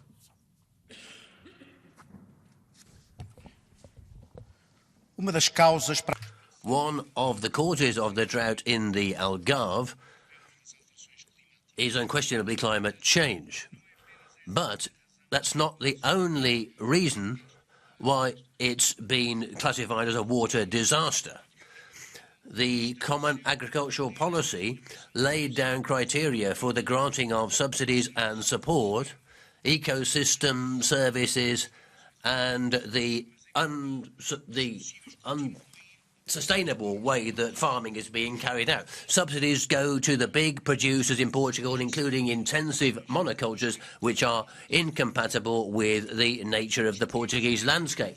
On the other hand, small farmers are continuing to suffer and be left out when it comes to subsidies or assistance or access to water, while the present government applies short-term solutions when it's stopping people from using water, which are highly unfair and ineffective in environmental terms. We need a more responsible policy that is going to actually help people and move towards more sustainable forms of farming. Thank you. Mr. Šotová, you have the floor. Děkuji za udělení slova. Thank you very much, Mr. President, Commissioner, colleagues. Water is life. Water is a strategic resource. We must therefore solve the question of accessibility. Although the quantity of water is the same, the level of accessibility is changing, is worsening. according to the European Commission. I'm glad the European Commission is doing this monitoring work, and I would like to ask the Commissioner if the Commission is coordinating its monitoring with the Member States. In the Czech Republic, we have an excellent project called Intersucho, which reports regularly on water availability and is widely used by farmers. Farmers are very much affected by drought. They lose out on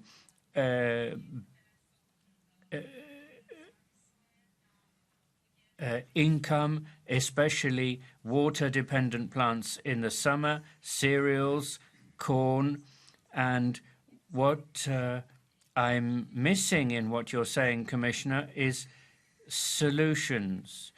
What we need to be doing, what farmers want us to do, and what we should be doing is keeping the water in the land and using new technologies. For example, new genomic techniques, which could help farmers enormously. Thank you. Clara Aguilera. Mrs. Clara Aguilera, you have the floor. Muchas gracias, Presidente. Thank you, Mr. President. Commissioner, the water crisis and drought in the European Union is nothing new. For 30 years now, 30% of the people of the European Union have been affected by water shortage. 30% in the whole of Europe. The situation is getting worse and worse. 2 litres of water are needed by every person to meet their living needs. And we need thousands of litres of water to feed ourselves. So we need to irrigate for agriculture. I'm from southern Spain, from Andalusia, where the drought is particularly severe. Possibly we should look towards other kinds of models of water circularity, for example. Spain's one of the worst affected countries. The lack of water resources threatening our farmers, but also the energy sector. So we need a fundamental shift in policy. Therefore, we welcome your new policy which you announced, Commissioner. We need immediate measures for the next few years. We can't stop farming in Spain. That's vitally important. Thank you.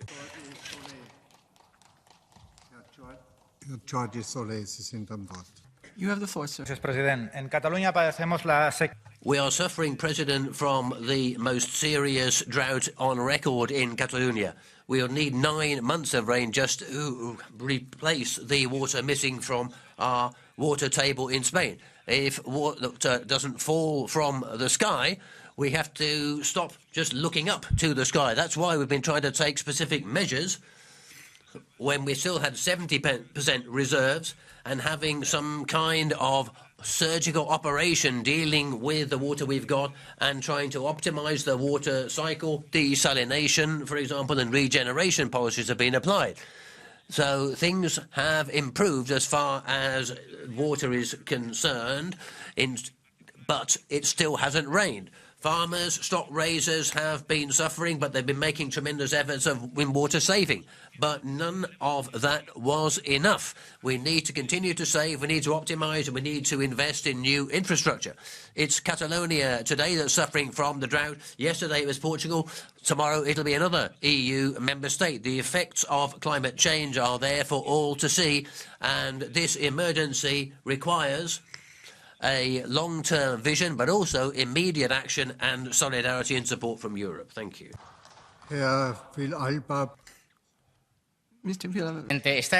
Thank you, President. Europe is burning because of the problems caused in the primary sector. The water sector's been caused by your policies, with a lack of investment and demolishing dams. There's actually enough water in Spain to meet the Spanish people's needs, but there are 2 obstacles: the obscene spectacle of the separatists who have not been investing in water policies and now are suffering from drought, and climate fanaticism, which is making farmers suffer and blaming them for their own problems.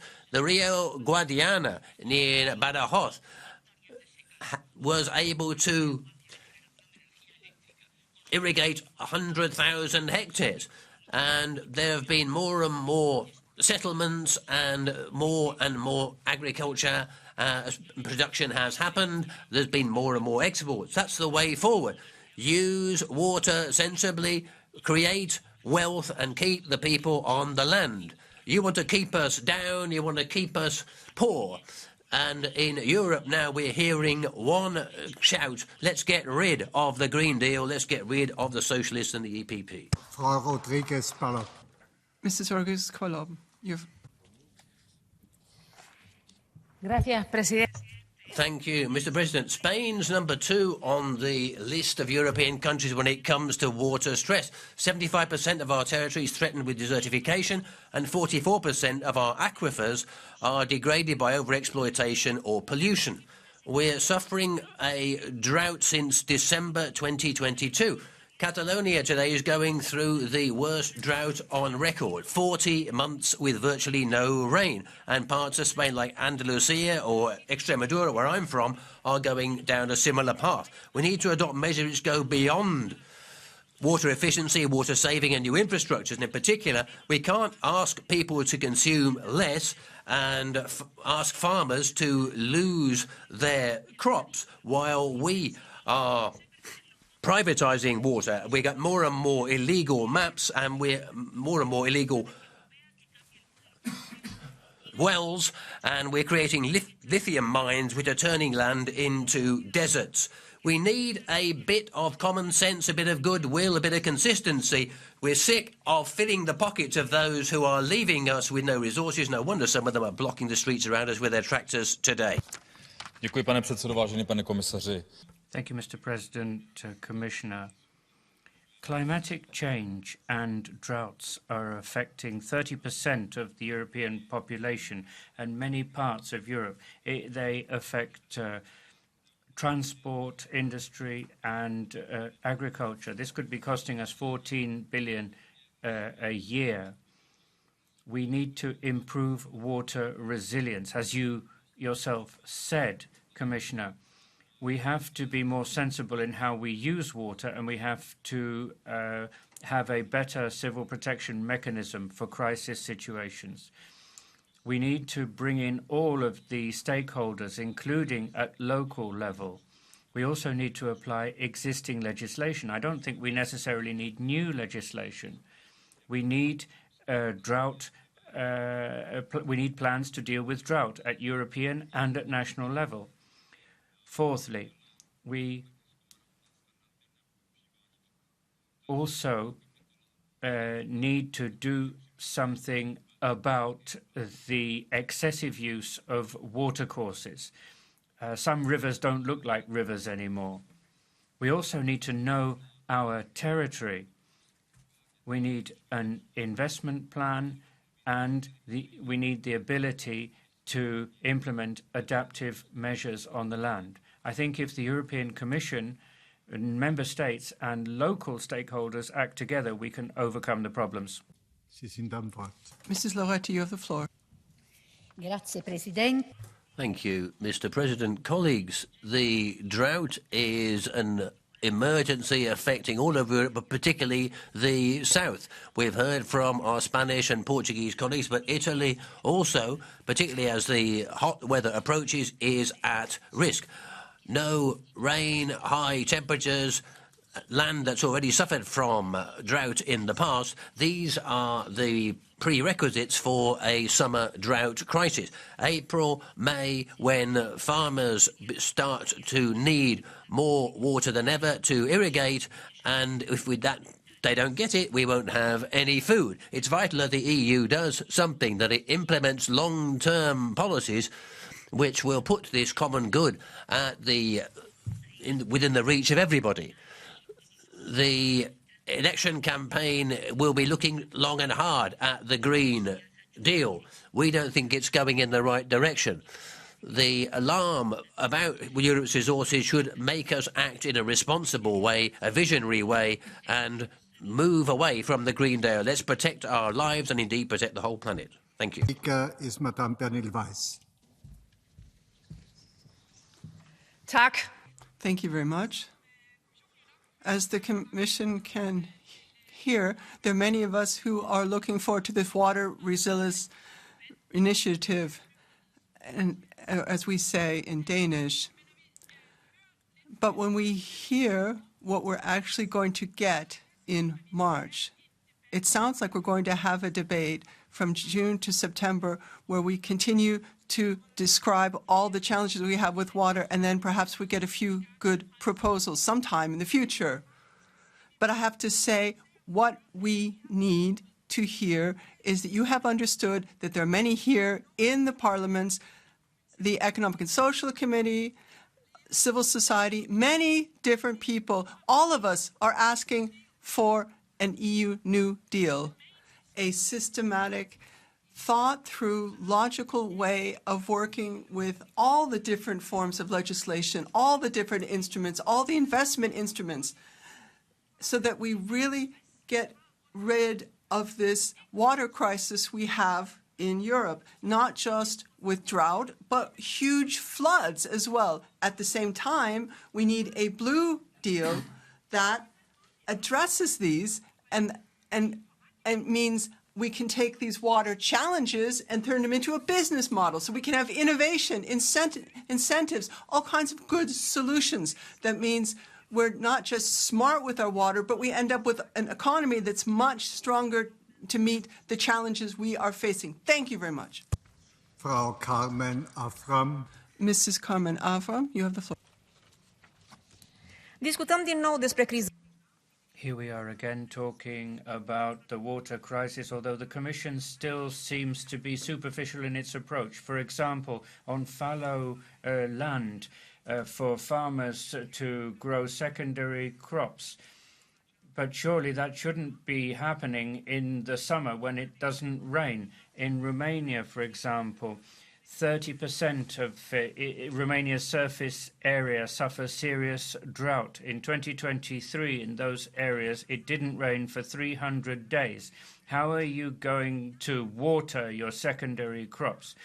The Commission would say irrigation. Well, yes, but Romania is a major agricultural producer, but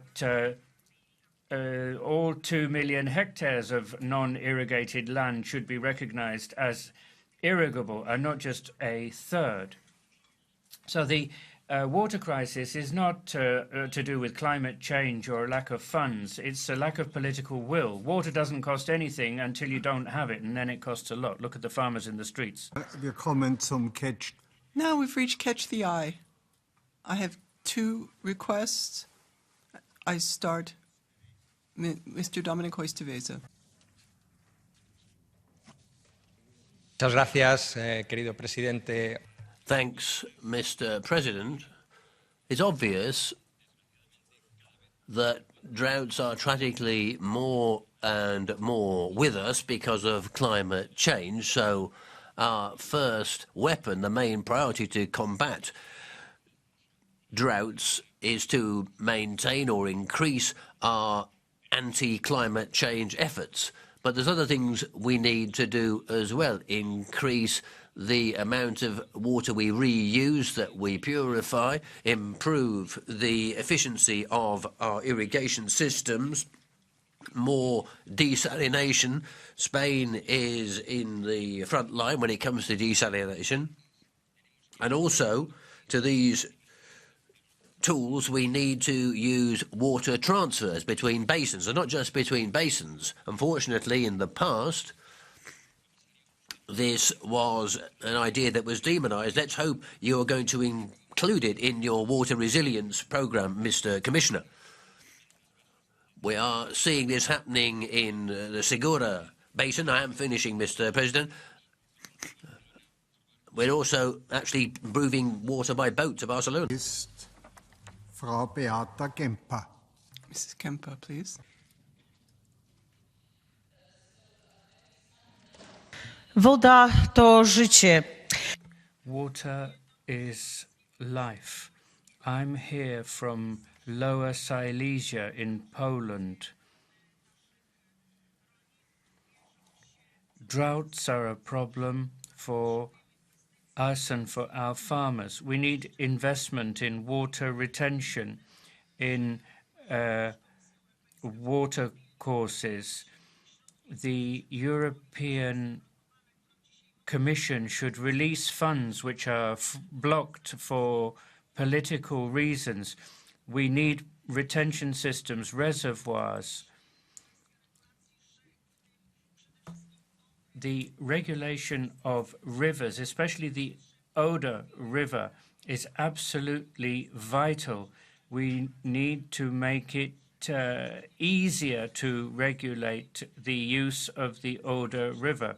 We have to stop wannabe ecologists blocking our important projects. Thank you. Thank you. That concludes the speakers list of the MEPs. I'd like to now request that the Commissioner take the floor for his final remarks. Thank you. Honourable members, first of all, thank you very much for this lively debate, which shows once again the importance of this topic. And it also reflects the complexity, and there are no easy solutions. But thank you very much for a very clear call for a new EU Blue Deal. Let me just reiterate that the initiative that we will put forward will first of all focus on a number of immediate actions that can be taken by the current Commission, while also mapping the key issues and launching a public debate. However, it will not prejudge the political choices that will have to be made by the new college as from the autumn of 2024. The aim of the Water Resilience Initiative is to, first of all, take stock of the main water challenges and opportunities faced by the EU and outline a series of immediate actions, as well as include the stakeholders involving EU institutions, member states, relevant stakeholders, local and regional authorities, private sectors, NGOs, academia, but most importantly, keeping the political momentum. So the debate in this House is extremely important to keep that momentum going. The initiative now is being developed around the key three objectives: protect and restore the water cycle towards an EU water smart economy, and clean water and sanitation for all. Three enablers: governance, finance and investments, and research and innovation, and an international section. And for each, we are in the process of identifying concrete immediate actions that can be taken by the current Commission, as I've said. Now, there was also important question as regards the data. So, absolutely, Commission, of course, uses the data, and we base our recommendation, our further work, from the data that the Member States feeds into the Commission, and then that data, of course, is used by the Environment Agency. So, our planet is the engine of the water cycle, and we have to look after this engine. And if we want adequate supplies of clean water, we need to nurture and restore the ecosystems that purify water and hold it in store. Not just our soils and our forests, our rivers and wetlands, but our marine waters too, where coastal communities depend on non-polluted water for fisheries, aquaculture and tourism. And success will depend on scaling up action and funding to create water smart economy, which optimizes the use of scarce resource, meeting the needs of current and future generations. In agriculture, this means the more efficient use of water, wastewater reuse, soil management and vegetation cover, drought-resistant crops and restoration of damaged areas. In energy and transport, it means preparing for disruptions to hydropower, plant cooling and waterborne transport. For drinking water, it means promoting leakage reductions with additional supply infrastructure as a last resort. Adaptation solutions will be required in every aspect of life, in every sector, on every timescale.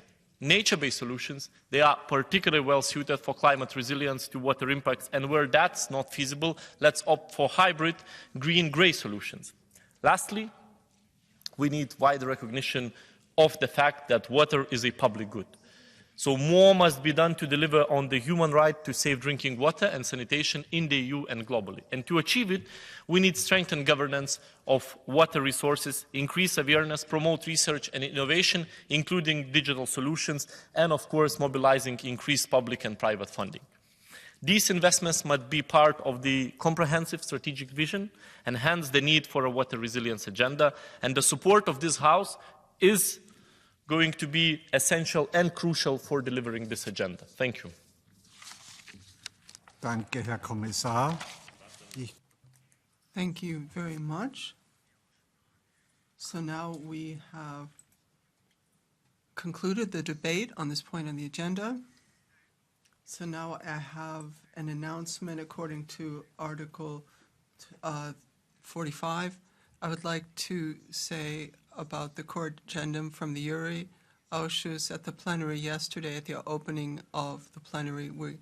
We have not, there was no request for a vote, so we consider that as adopted.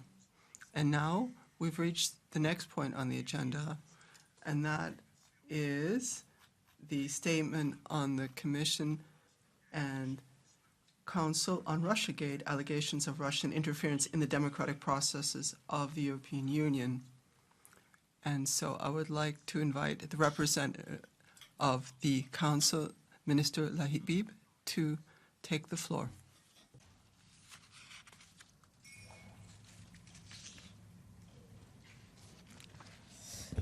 Monsieur le Vice-président. Mr. President, Commissioner, honourable members of the European Parliament, this is a crucial time for democracy.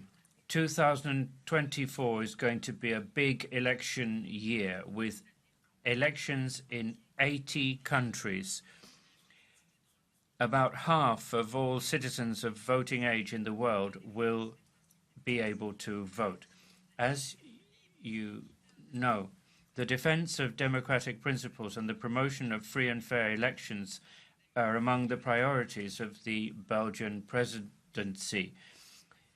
Our democracies will be strengthened if we resist disinformation, propaganda, and foreign interference. That is why we took the initiative to prepare the Council conclusions on election resilience and protecting democratic processes from foreign interference. These conclusions are currently being discussed and I hope will be adopted in the coming weeks. Europe has changed significantly in recent years, first and foremost with Russia's war aggression against Ukraine and his hostile stance towards the European Union and partners that translates into hostile rhetoric, hybrid actions that aim to manipulate and interfere. We must do everything we can to build resilience to foreign interference and make swift use of the mechanism, networks and tools at our disposal. Many EU programs and initiatives aim to preserve a democratic debate against foreign interference, such as the Hybrid Toolbox and the FIMI, toolkits that were developed as part of the EU strategic compass. These tools can lead to very concrete decisions, such as the restrictive measures that the Council adopted last July against 7 Russian individuals and 5 entities responsible for an online manipulation campaign. En collaboration, in cooperation with this Parliament, Council has also set out to strengthen European legislation. We have reached agreement on a solid system of labelling for political advertising.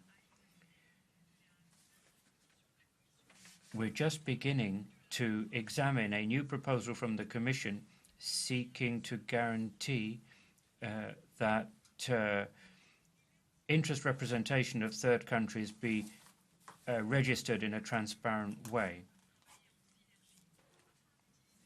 All the Union's entities must use the available synergies in order to use the mechanisms available to deal with any form of foreign interference.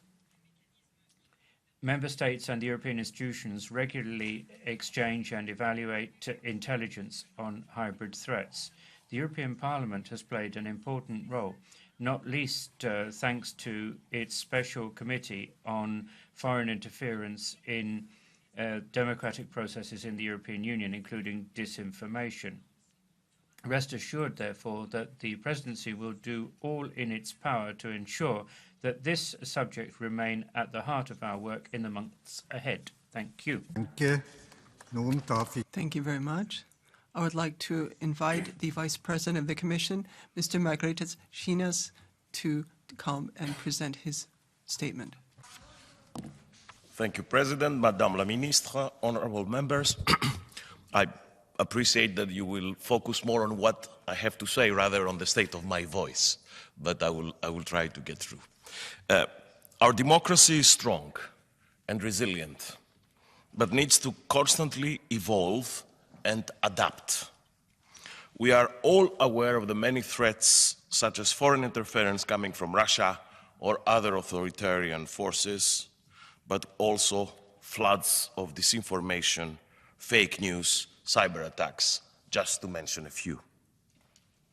We have, collectively, to remain vigilant and address these risks decisively. Let me start first with the diagnostics. What are we really facing these days? Only 2 weeks ago, a report by the German Federal Foreign Office found that Russia had used more than 50,000 fake accounts on X, sending more than 1 million tweets in order to manipulate public opinion only in Germany. During the pandemic, systematic disinformation campaigns sought to foster doubts about the successful vaccination companies and programs of the EU. This showed that disinformation can really kill, because that was the worst moment when the death tolls were surging. And I'm sure you would remember, as I do, the alleged Russian military vehicles going up and down the Italian highways to support the Italian COVID victims. We are also witnessing, since February 22, a wave of disinformation used as a weapon by Russia in their aggressive war against Ukraine, distorting facts, publishing false denazification narratives, and trying to take advantage of war fatigue to shift priorities and attention. And finally, we now know of the multiple attempts to interfere with democratic processes and systems in the European Union, across Europe, that have also been made systematically by Russia and recognized and documented in the report of the European Parliament's Special Committee. Let me recall the findings of multiple studies of Russian-based social media accounts and Russian-paid online advertising massively engaging in the days before the Brexit referendum in favor of leave. We now know. Or the reports on close and regular contacts, including organized visits between Russian officials and representatives of a group of Catalan secessionists in Spain between 2017 and 2020. Of course, it is deeply troubling the recent allegations that a member of this House could be working on behalf of the Russian Federal Security Services. But I believe it's a duty of this House to investigate who else did what, under what conditions, to play the game of Moscow. Kremlin's war of ideas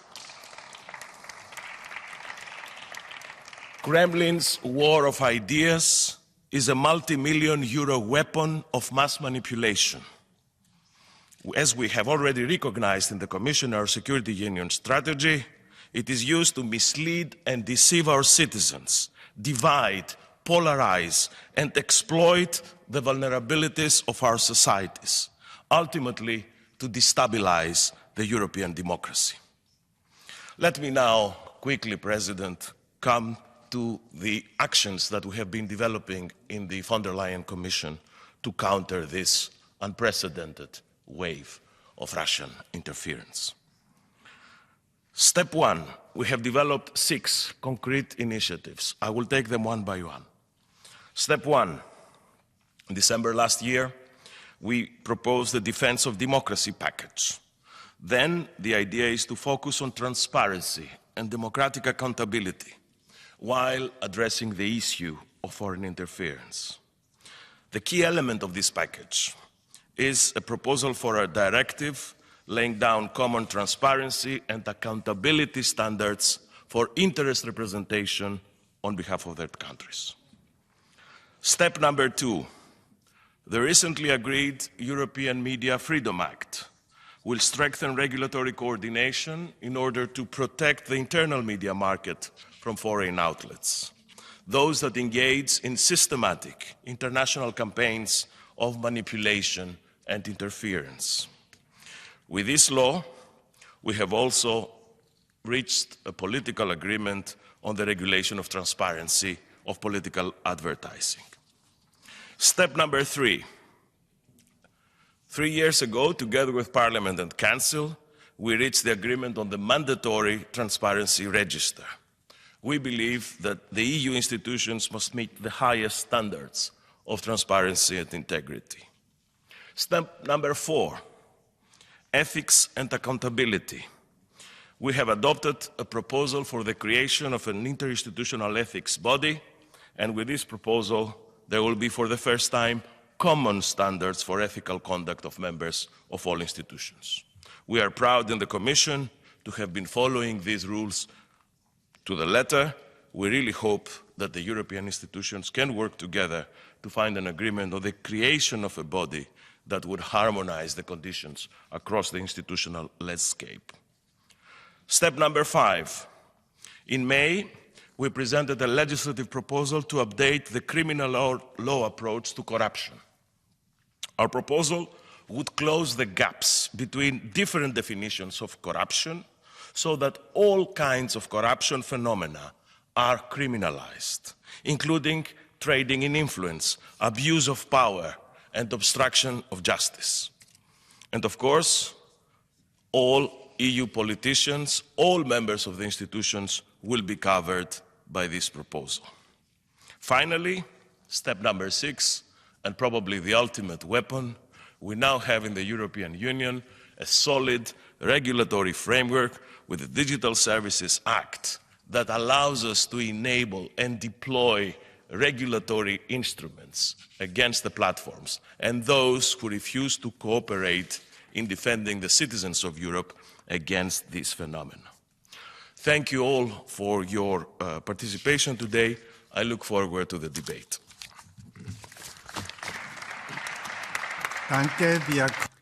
Thank you very much. Now the representatives of the groups. Let me start with Mrs. Sandra Calnetti for the EPP. Dear colleagues, the confirmation that Ždanoka is an agent of the Russian Federal Intelligence Service came as no surprise in Latvia. Even more alarming is the fact that she is not the only one who freely pursues Russian interference policy both in Strasbourg and in Brussels and also in the capitals, with an aim to undermine our unity, incite hatred and weaken the trust in the European values, as well as fuel populism and extremism.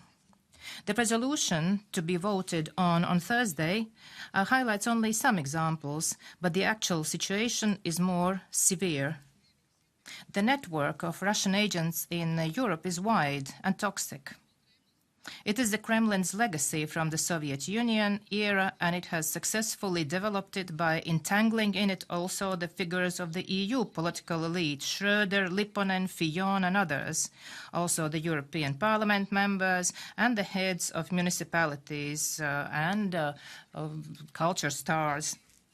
The most shocking element in this latest Russiagate story is our naivety and vulnerability in view of the Russian agents who act under the cover of the democratic values, the freedom of speech, respect of different opinions and tolerance, and who also use the loopholes in legislative acts. It is shocking that these agents manage to use the EU financing, resources and platforms. Since Russia launched its aggression against Ukraine, the EU has been subject to more frequent wide-scale hybrid attacks. Therefore, the presence of such foreign agents in the European Parliament and in our democratic institutions creates significant risks to our security and credibility. I call on the European Parliament to undertake immediately and thoroughly investigation of the cases when the members have used their mandate for the support of an aggressor country and use all measures to prevent such activities in the future. Our resources may not be used for undermining the EU values and supporting the authoritarian regimes. Thank you. Sven Mikser. Sven Mikser is next. President, colleagues, we know that Putin is a revanchist leader who wants to expand territory under his domination at the expense of his neighbors. We also know that he is not quite so stupid as to genuinely believe that Europe harbors similar territorial ambitions against Russia. He is fully aware we do not. He does fear one thing, however. He is genuinely afraid that our political system, based on democracy, freedom and rule of law, is potentially attractive to Russian people, and that could prove fatal for his authoritarian rule. That is why he is trying to exploit fault lines in our societies, fuel tensions, sow discord, interfere in our democratic processes, run malicious information operations. He wants to discredit liberal democracy both in the eyes of Russian people as well as in the eyes of the citizens of our countries. He is actively recruiting people to help him in those sinister efforts, and he is ready to put serious money into it.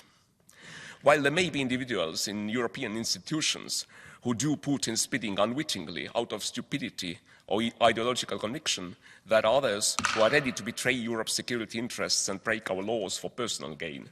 This is dangerous and deplorable, and we need to improve our alertness and situational awareness in order to take timely and decisive action. Thank you. Next speaker is Madame Nathalie Lousseau. Chers collègues,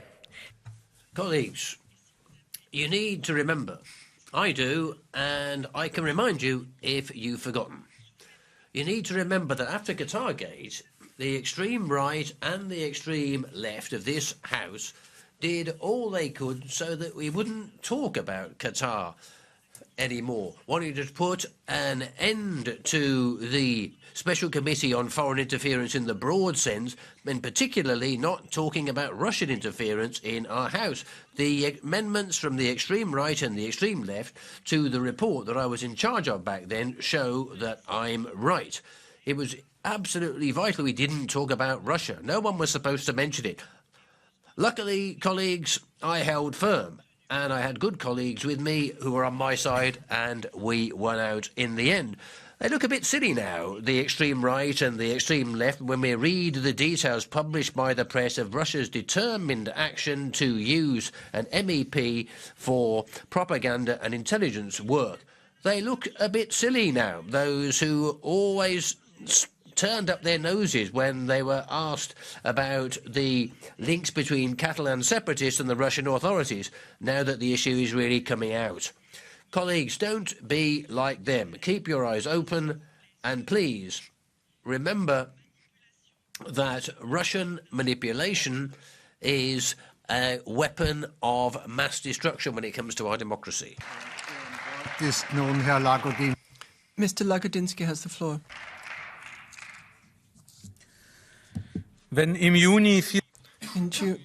In June, 400 million people decide who is going to work in this House the next 5 years, what relationship we were going to have with our neighbors, then I would wish that they would have their own opinion forming. not the opinion of Erdogan, Xi, or Putin. An opinion based on facts, not on fake news and disinformation. And I would also want, in June, here, 720 MEPs would be sitting here who represent the interests of people in the EU and human rights, and not the representatives of imperialism and violation of human rights. So we can no longer, we have to wake up and realize that we can no longer tolerate spying among our own ranks, and we have to take into consideration the rule of law. But it's quite a challenge. But it's a challenge for all of us. It's a challenge for all groups, also for my group. The EU is not at war with Russia, as Russian propaganda proposes. However, they're looking for a confrontation with us. And Moscow is trying to do everything to paralyze our decision-making. Everyone who follows Russian propaganda, they know that. And the Kremlin wants to attack the very heart of our democracy and destroy it. So all of those who participate in that, and if you feel that you're addressed, you should be ashamed of yourself. And I've always said that also when we have group meetings. And in this current case, if a colleague really is under serious suspicion of being a spy for the Russian intelligence system, then we support and demand a thorough investigation and ask every member state to carry on such investigation. Nonetheless, self-discipline is important here, and that also concerns our groups, and it concerns all of us. We have to have maximum responsibility. That's what we owe our voters. Mr. Ziele now has the floor, Mr. Vice President. Thank you, Mr. President, Madam Minister, dear Commissioner.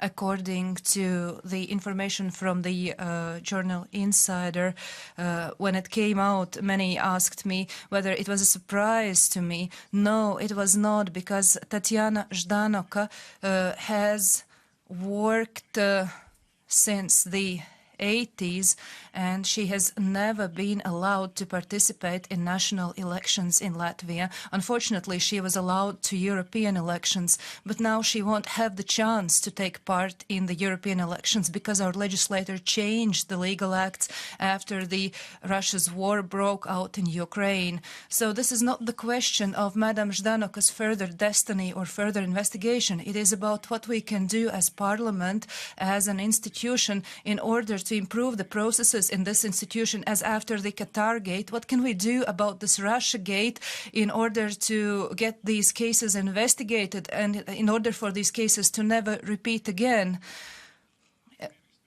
The Russian special services actually use the European taxpayers' money for their benefit, and so I have called to revise the code of conduct even within this investigation. Perhaps we should change the procedures as we did after the Qatar Gate. It is very important to improve communication with the services in our member states, the services who could detect such activities in due time, and perhaps we should have more speedy procedures and more clandestine procedures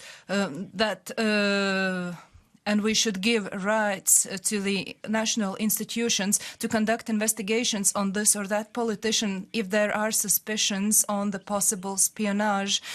This we did with a member of Parliament in Latvia who has now been sentenced with spying for Russia. Thank you. Next speaker is Mr. Vistisen. You have wonderful rhetoric that if you're afraid of what's happening in the left, you have to look at the right wing.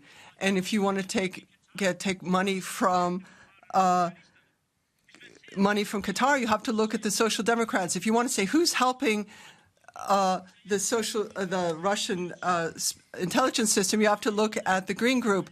But of course, no one wants to look at the actual truth. You're all denying reality, and then you have this battle against the freedom of expression, the actual basis of democracy. But it seems as though here you're living under the idea that the voters should be protected against certain positions which are dangerous. You're using the same tactics as certain despots, and you want to limit Facebook's and X to limit points of view expressed. And it's misinformation to be critical of the EU. It's misinformation to be against mass immigration. And you don't really want to have a democratic debate. You're afraid of it. You want to have prohibitions. You want to have obligations to limit certain political points of view. And so you throw yourself in the same category as China, the despots in the Middle East, and Putin. And because you're using this to, if you're so afraid to have these points of view expressed, then democracy is going to disappear. So you are anti-democrats when you fight the freedom of expression. Mrs. Aubrey has the floor now. Notre Parlement européen. The European Parliament is being looked at very carefully. After Qatar, we've now seen someone who has been working with the Russian secret services. This is scandalous, but I'm not going to be so hypocritical as other colleagues and pretend I'm surprised. The fact is that in European institutions, corruption is not an accident, but a system. The truth is, Mr. Skinas, you were talking about morality a lot today, but when it came to Qatar, you had your hands in it as well. Colleagues, the truth is that most of you refuse to bring in serious rules and that impunity is a rule. A large number of members here are breaking the law.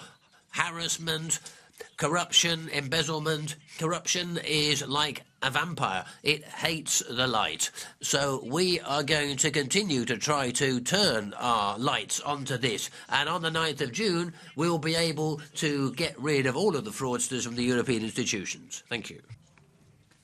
Das Wort hat Mrs. Zanoka has the floor now.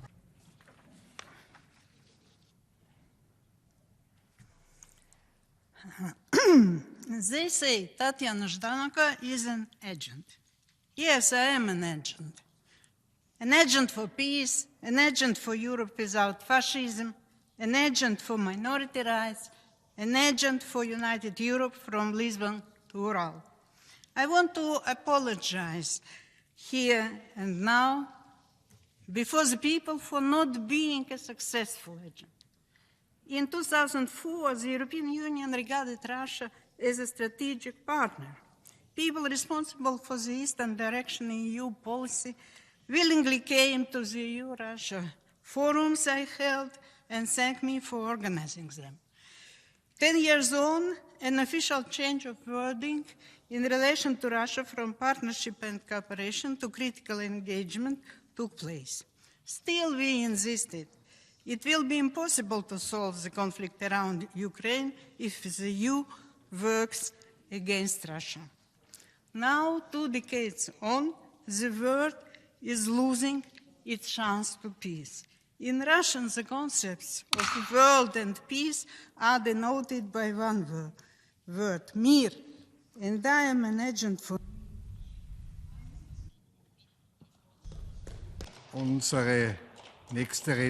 The next speaker, Mrs. Nekrushchena. Mieli kolegos.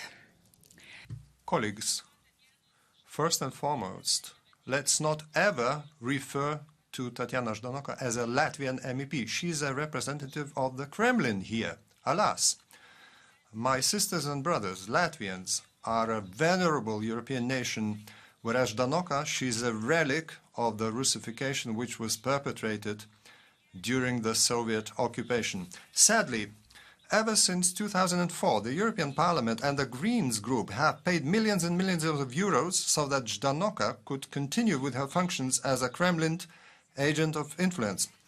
We should regard this case as a systemic expression of the Kremlin long-term policy implemented over many years. It is not only Ždanoka, but also other agents of influence who regularly take the floor here on this podium.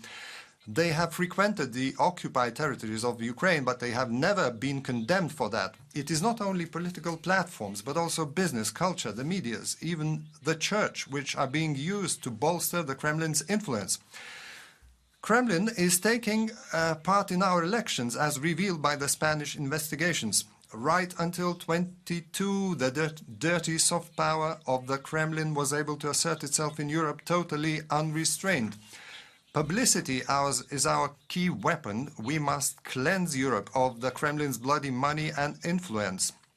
It is high time we took more decisive action, and the political groups are responsible for the actions of their members. Mr. Raphael Glucksmann, you have the floor. Merci. Chers collègues, Thank you. Colleagues, plenary after plenary, we repeat our debates about aggression against democracy.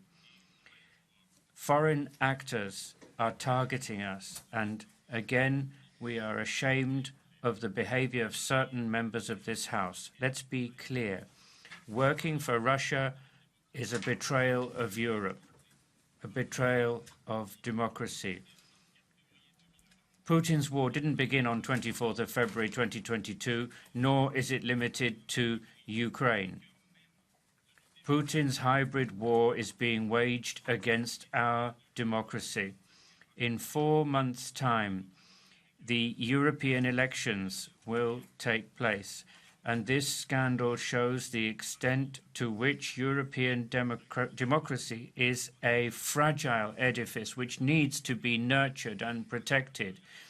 We must stand strong against foreign interference and the corruption which permits it. For 4 years, day after day, we have highlighted the risks of interference in the work of this institution and democracy in general. Without fail, we have been saying if we don't wake up from our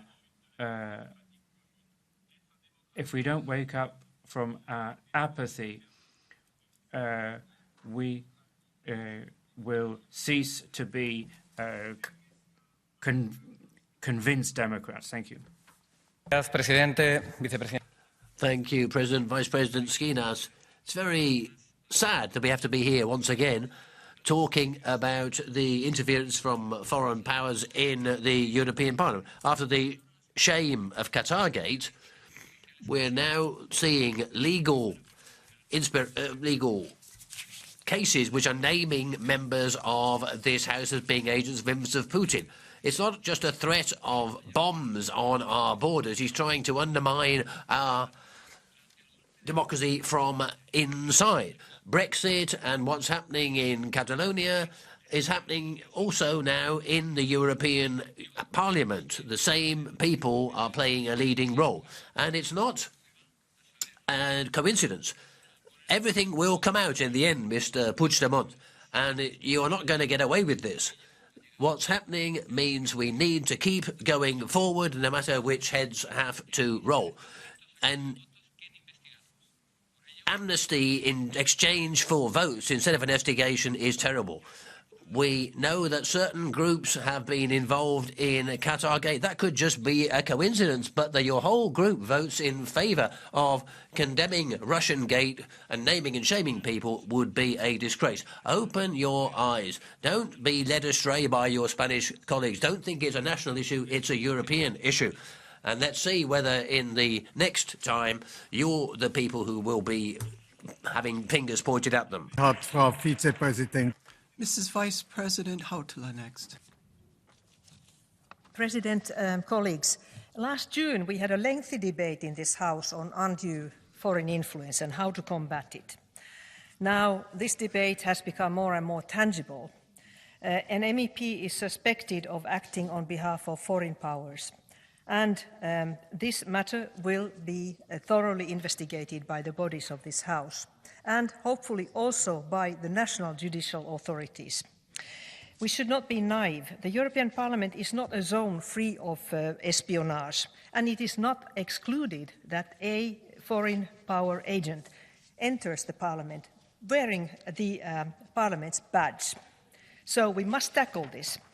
The MEP free mandate does not mean to harm the EU, and the immunity of the MEP is not any kind of get out of the jail free card if breaking rules and law. So we need a tool pack, and I'm afraid that our tool pack is perhaps not quite sufficient to respond to these challenges. We must work better with national authorities, intelligence services and Olaf and EPPO, but we must do more.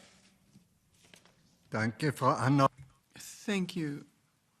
Anna Fortica, you have the floor.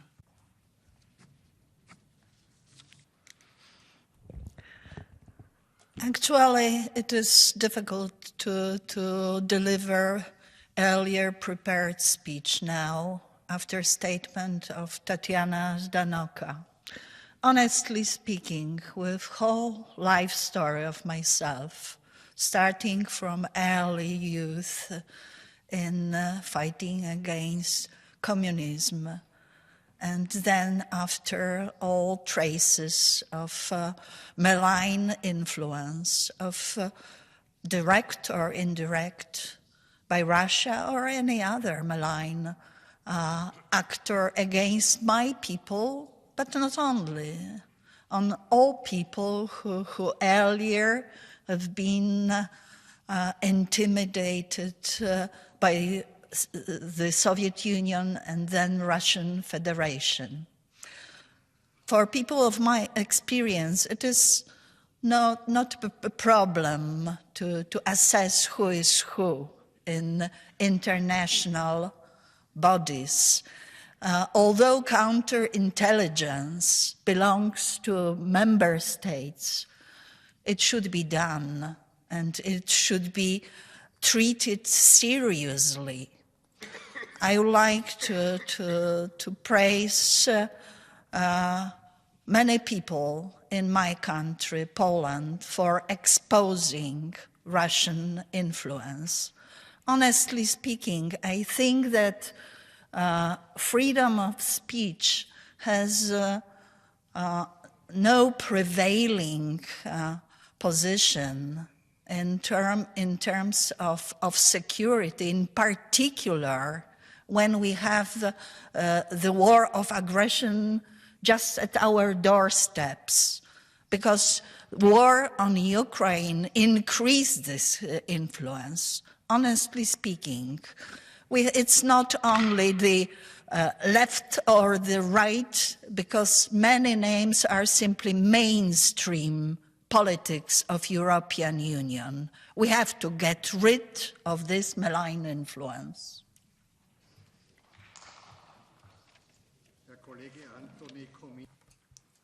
Anthony Comín, you have the floor. Thanks, President. Rusia busca desestabilizar la Unión. Is Russia trying to destabilize the EU? Well, it looked for allies inside and he found them, not just Orban, but extreme right parties in other bits of Western Europe. Who was carrying out these dangerous liaisons with the Putin regime? Well, the Eurosceptics, those who have from within fought the project of European integration. Now they're talking about Catalans? No, that's not right. It's wrong. Catalan separatism has no links with Russia. It's not anti-European. We want to see a more integrated EU. We've always placed our hopes there because we want a Catalan state within the EU, not against the EU. Possibly Putin's alliances will destabilise Europe, but what will also destabilise it is people who use disinformation and lies to attack your political rivals. There are judges who are protecting you. That's enough. That's enough disinformation. That's enough lawfare.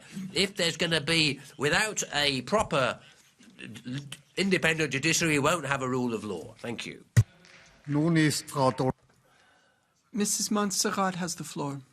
Presidente, vicepresidentes.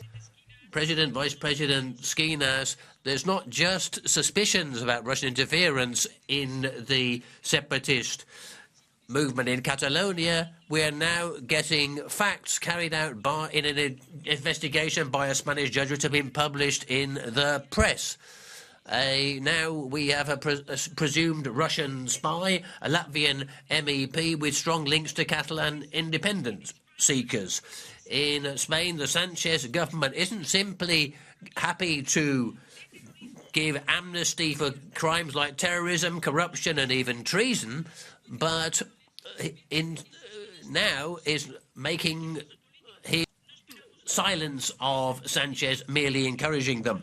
But we've moved from meetings of Putin's emissaries with Puigdemont in Spain to clandestine meetings of Sanchez with Mr. Puigdemont in a part of Europe outside the EU. The Spanish government is now demolishing the bases of democracy, not just in Spain, but in Europe as well. That's why we demand that all European institutions, national governments, investigate all of these dark connections between Putin and Europe. We need to go all the way because this is public enemy number one in Europe. Thank you. Merci. Mr. Tonino Piccola, the floor is yours. Thank you, Mr. Commissioner, dear colleagues. As we approach the end of our parliamentary term, I believe we learned many lessons while witnessing historical events. Our geopolitical environment is very different than 2019, and naivety should disappear for good. Russia, but not only Russia, is conducting different schemes to exert influence and to interfere in our political processes. European Union institutions are under frequent threat, particularly our democratically elected body. Kremlin has perfected a cheap tool that allows it to strengthen other authoritarian regimes, amplify illiberal voices in full-fledged democracies, poison information ecosystems, and undermine elections and other democratic institutions. Putin counted and still counts not only on the army in uniforms, but also on the army without uniforms. Whether it's about money, ideology, or particular interest, their work undermines the European Union and poses an increasing security threat. That's why we need to do more to protect our democracy and integrity of the European Union. Focus should be on fostering democratic resilience. Definitely, the work of INGE committees, of which I was proud member, needs to be continued in the next mandate, as these issues will not go away. On the contrary, we can expect the unexpected. That's the reason why we have to be particularly cautious. European Union elections are in 4 months, and that's the next big challenge to address. Thank you. Thank you. Our next speaker is Mr. Petras Ostravicius. Mr. Chairman, Minister, Commissioner, the hand of authoritarian Russia has not only reached into the pockets of Europeans by influencing energy prices over a long period of time, but it has also made an impact on our mentality by imposing fictional narratives and influencing politicians. If not stopped, Kremlin will continue. It will seek to maintain its influence by accusing others of Russophobia. Kremlin will further spread Euroscepticism and Euro fatigue. The doors of the European Parliament must be firmly shut to the agents and other henchmen of Russia and other authoritarian regimes. Our democratic resilience must be strengthened, and dangerous foreign influence must be prevented. We must realize that democracy has no possibility of defending itself against hostile forces acting from within, or its possibilities to defend itself are limited.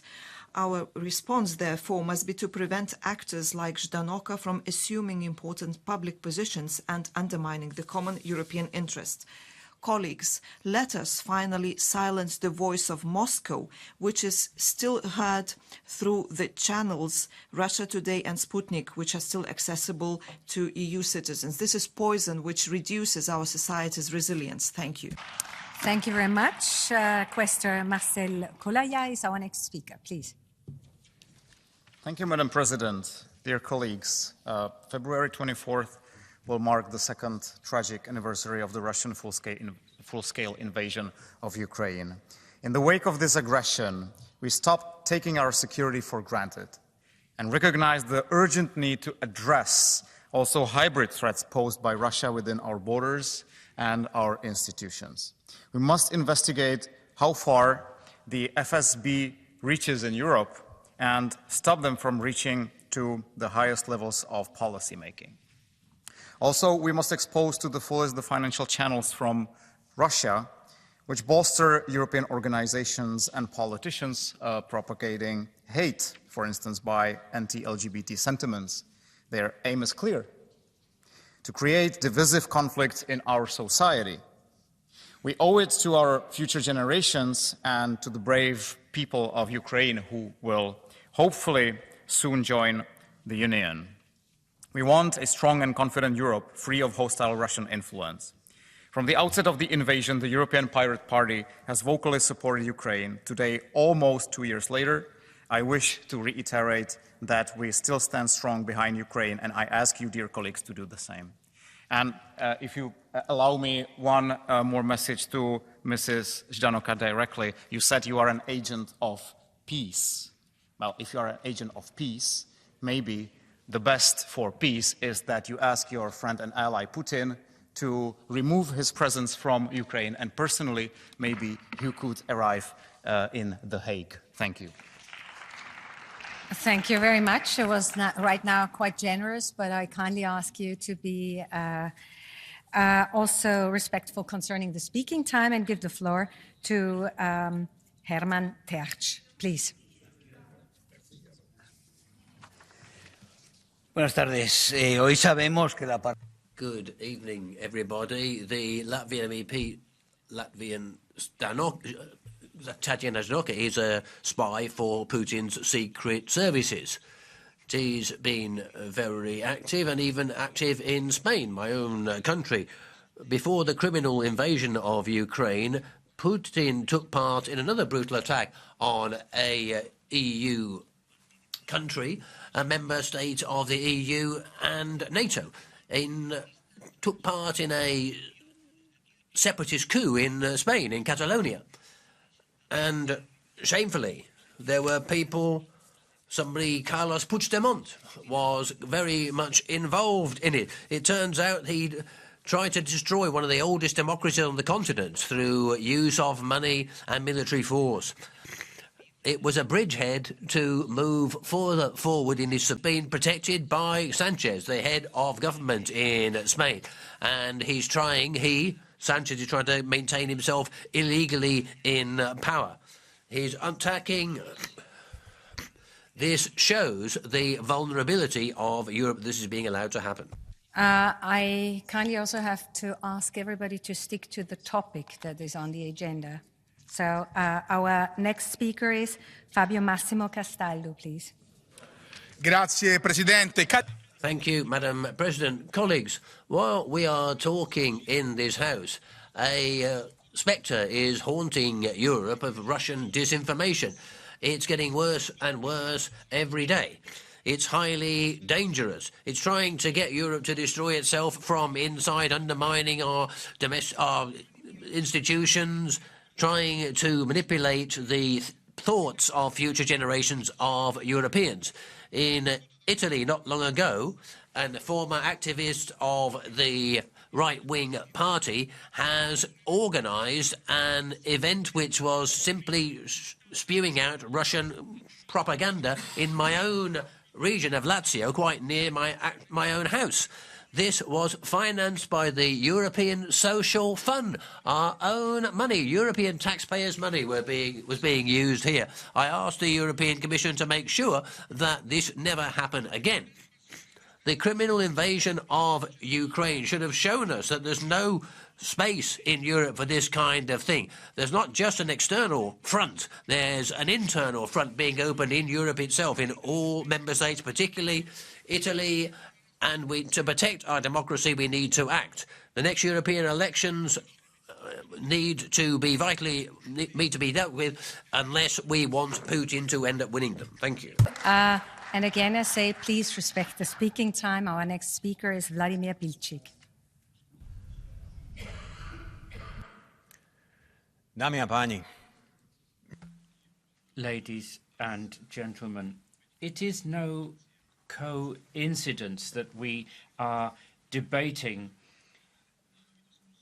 the actions of Russia today.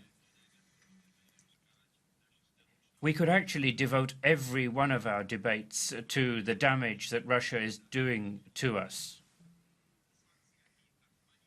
Russia has been undermining our unity and values in the long term.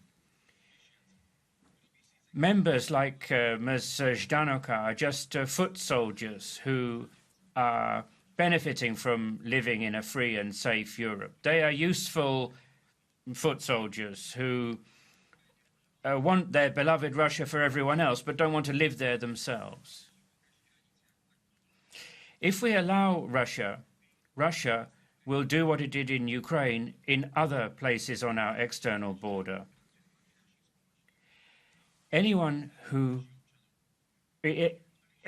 works against our interests and the interests of our citizens is dangerous.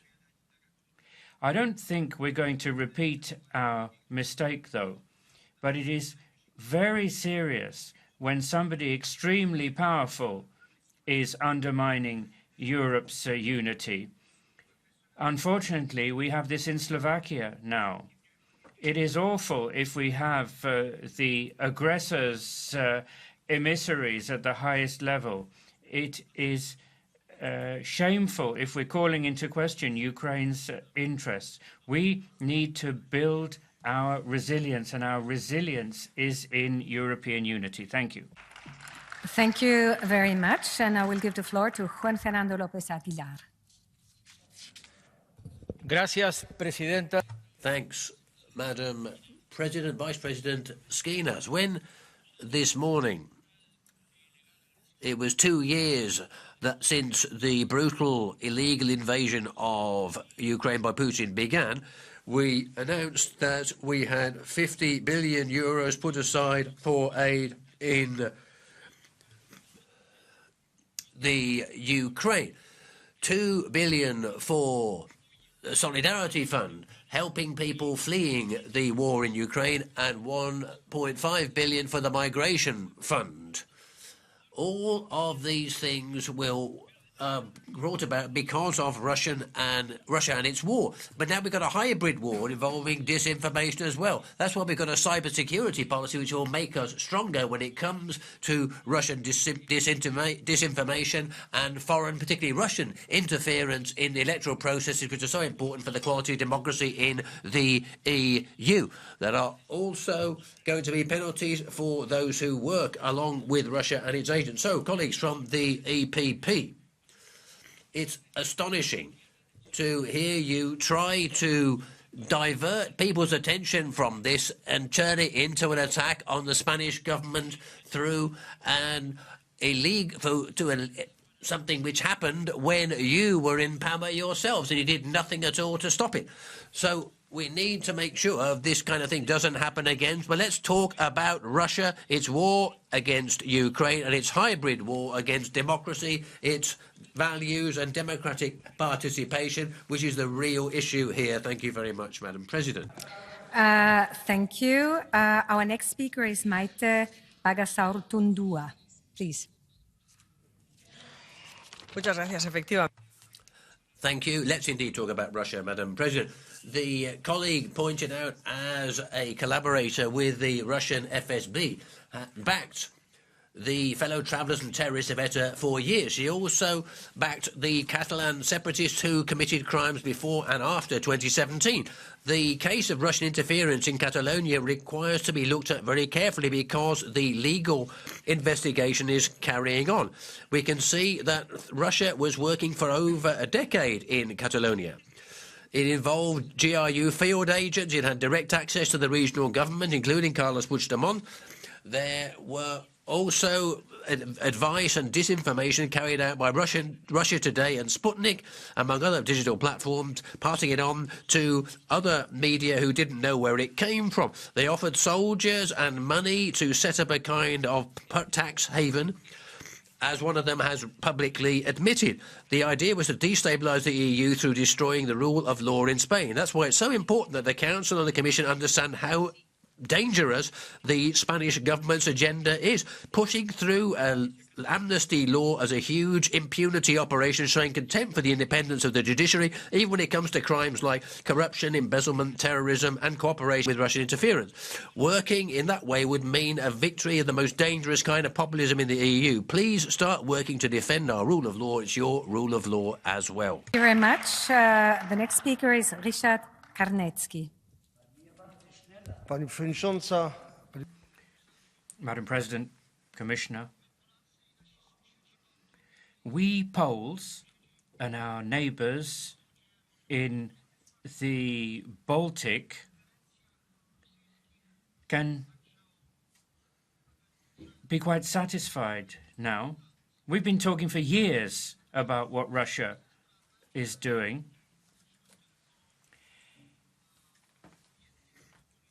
And this is not about one political group. This is not just about the Baltic countries. I mean, we see the odd MEP from Lithuania, Latvia, Estonia, whom the Russian minority elect at the elections. I remember when we joined the Union, there was a report and a British member put down 100 amendments to try to influence a report. So it's not just certain countries, it's everywhere. Thank you. Thank you very much. Our next speaker is Márton Gyöngyösi. Colleagues, Europe is at war with Russia.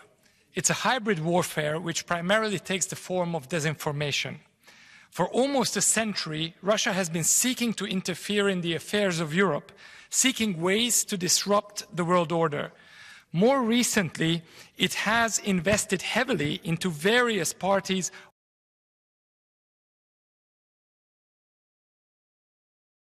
on the extreme left and extreme right of the political spectrum in order to the Brexit campaign and Trump's victory overseas demonstrates the success of Russian interference and the disruption and the chaos it can cause. A new and frightening development today is the extent and efficiency with which Russia relies on proxies like Mr. Orban's regime in Hungary.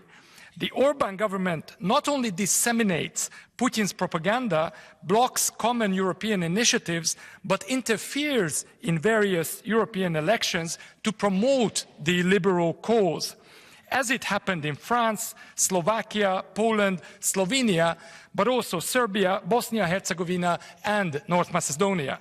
It's time we take the threat seriously. Thank you. Thank you very much. I give the floor to Mr. Lukas Mandl, please. Thank you very much, President, Vice President, dear colleagues. Europe has a parliament, and the first time in its history since 1997, and it's a parliament in which a huge European continent, the European Union, is represented. However, they are talking about people who are legitimatized by democracy, and it's, of course, it's a target for hybrid threats and disinformation. And today we're discussing the case of a colleague who apparently was contaminated by activities with the Russian Secret Service. And we have to protect democracy. We have to do so by protecting the system of parliaments. We have to also take action in the next mandate against this. We need members of the parliament who can't be corrupted, who can't be blackmailed. We need members of parliament who have a strong character, and of course those who could be influenced and those who try to influence them. We do know that happens. We do know that there are people who work because of their convictions, but some people who want to have appeasement vis-a-vis those who take offense. And some people call themselves communists, some people are extreme right, and they stand up to that. And of course, with an election, the citizens can prevent that this song of authoritarians is sung. Marina Kaljurand, please.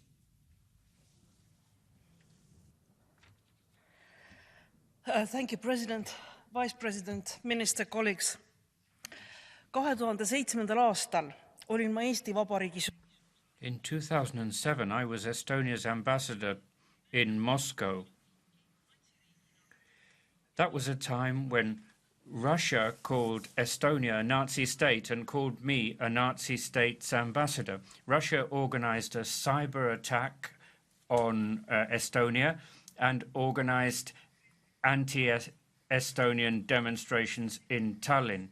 It was very clear what Russia was prepared to do in order to achieve its chauvinist aims. It invaded Georgia, Crimea, and now the full-scale invasion of Ukraine. There are still colleagues who, through naivety or stupidity, are still mouthpieces for the Kremlin. I understand about democracy and plurality of views, but there are limits, and these limits have been exceeded if you cooperate with Russian intelligence. I hope the truth will come out and we'll find out who is guilty and that the guilty will be brought to book. The Kremlin must understand that interference in European Union processes is inadmissible and has consequences. Thank you. Thank you very much, and it's a pleasure to give the floor to Claudia Gamon. Thank you very much. Thank you very much.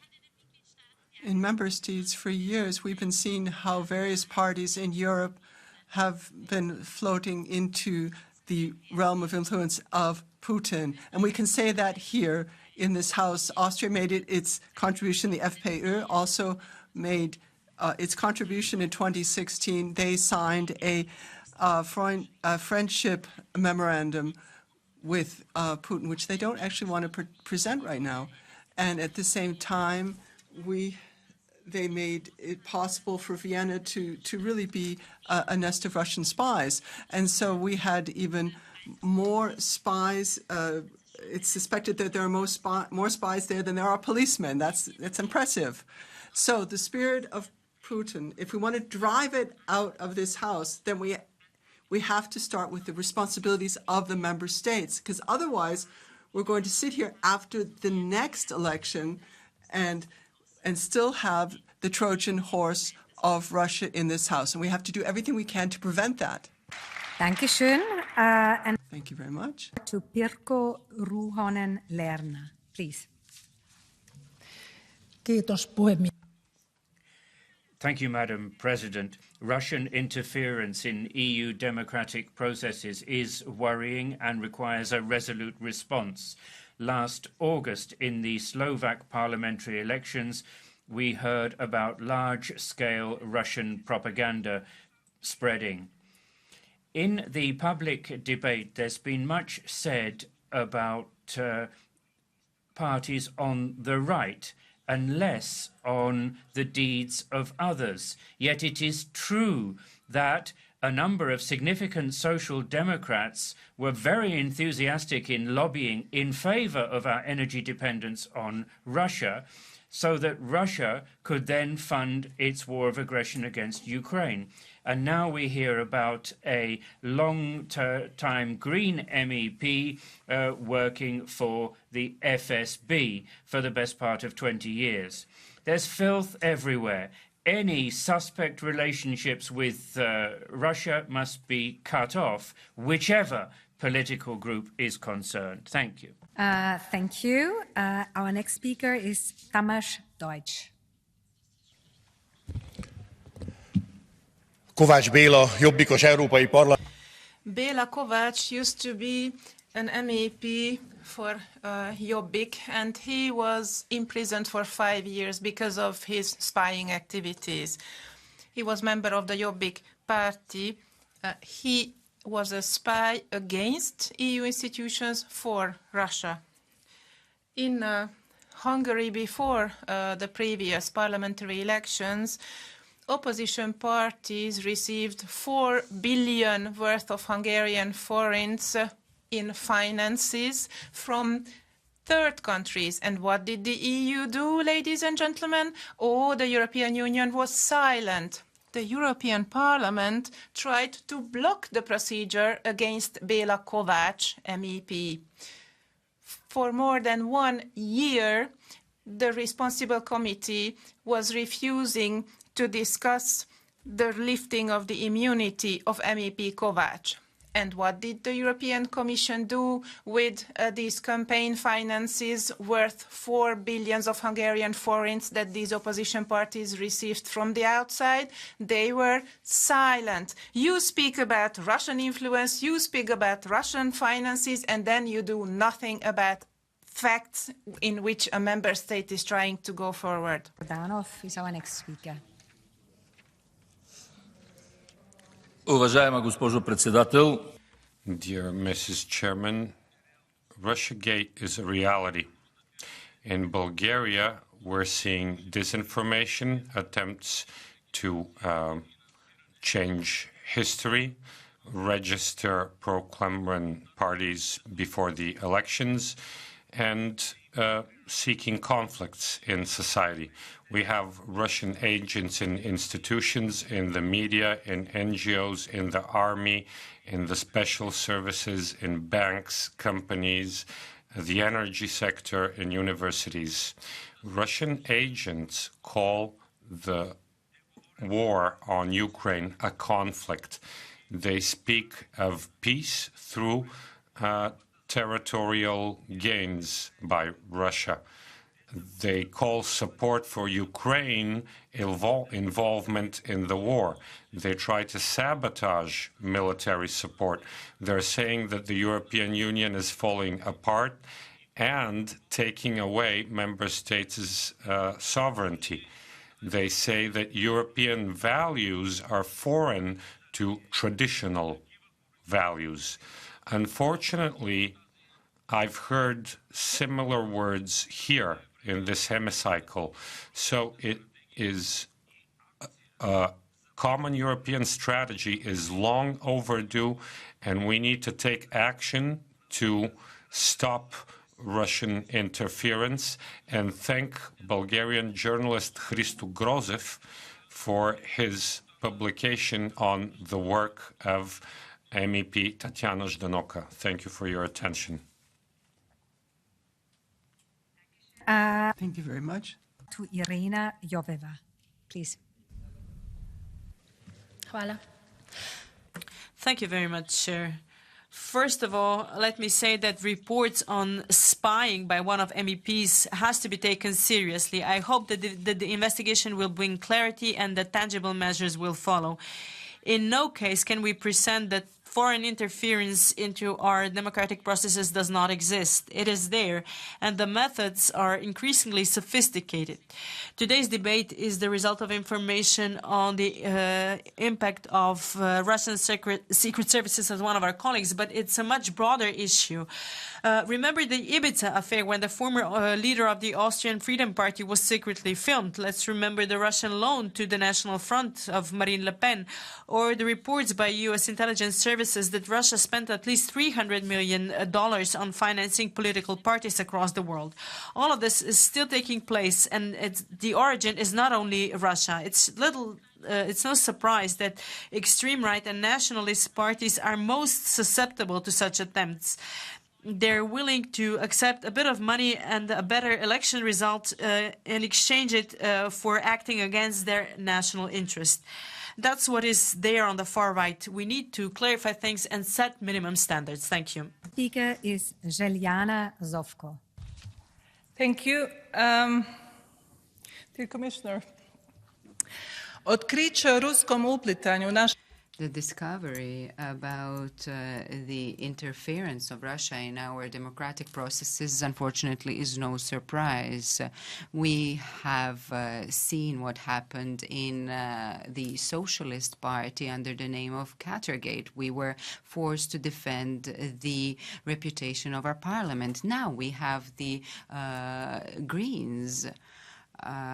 Some of their members used this house to spread Russian propaganda.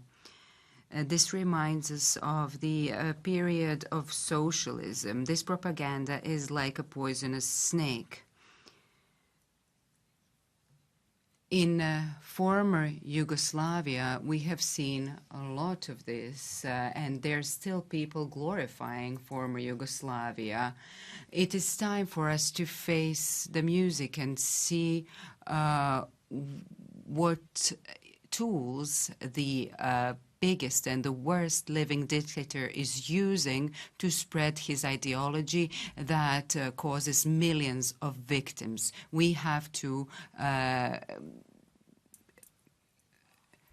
stop him. We have to stop this ideology. We have to bring peace to the world. Thank you. Dankeschön. Thank you very much. Anna Julia Donat. Tisztelt képviselőtárs! Thank you. Dear Parliament, recently it has been found that the Russian agents may have been acting in the Parliament. Russia has been more and more aggressive in interference, targeting the elections this year. Populists are very often supported by Russia. It is even more dangerous than agents in the parliament to have entire governments acting for Russian interests. And this is the case for Hungary's government, threatening with veto and extorting decision-making. We shouldn't just think too lightly of this undermining activity by the Hungarian government. Let's learn from what happened last week and let's act against populists who are representing Russian interests. To Riho Terras.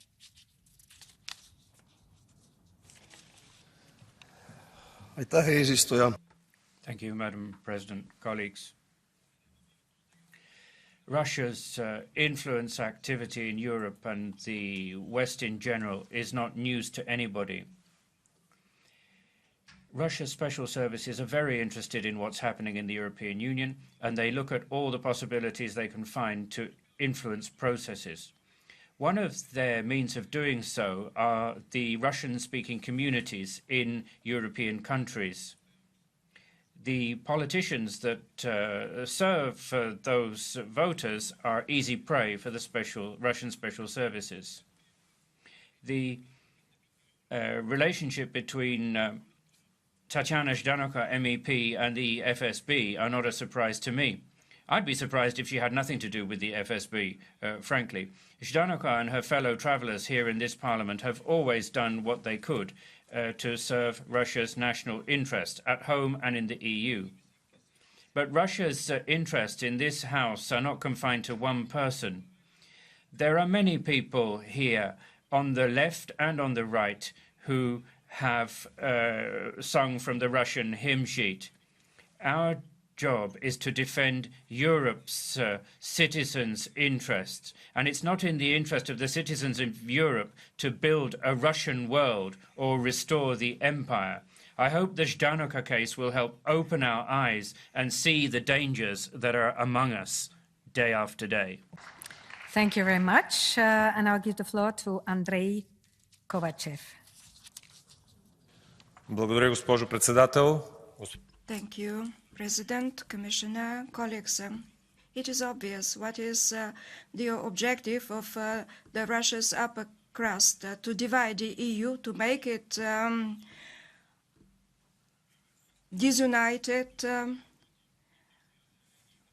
such as disinformation, economics, migration, energy, family issues, regional conflicts such as those in Catalonia, Serbia, Kosovo, Brexit, and many more are of interest to Russia.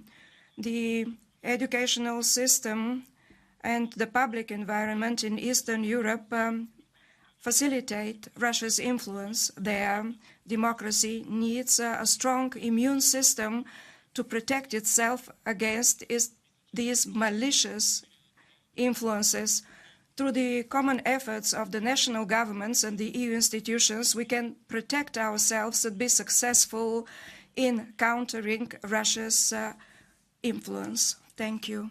Thank you. And now Juan Ignacio Zoido Alvarez will speak. La trama que conecta al secesionismo catalán. The link between Putin and Catalan separatism seems to come from a spy novel, but in fact it's not fiction. It's a fact. It's been investigated by the Spanish judiciary.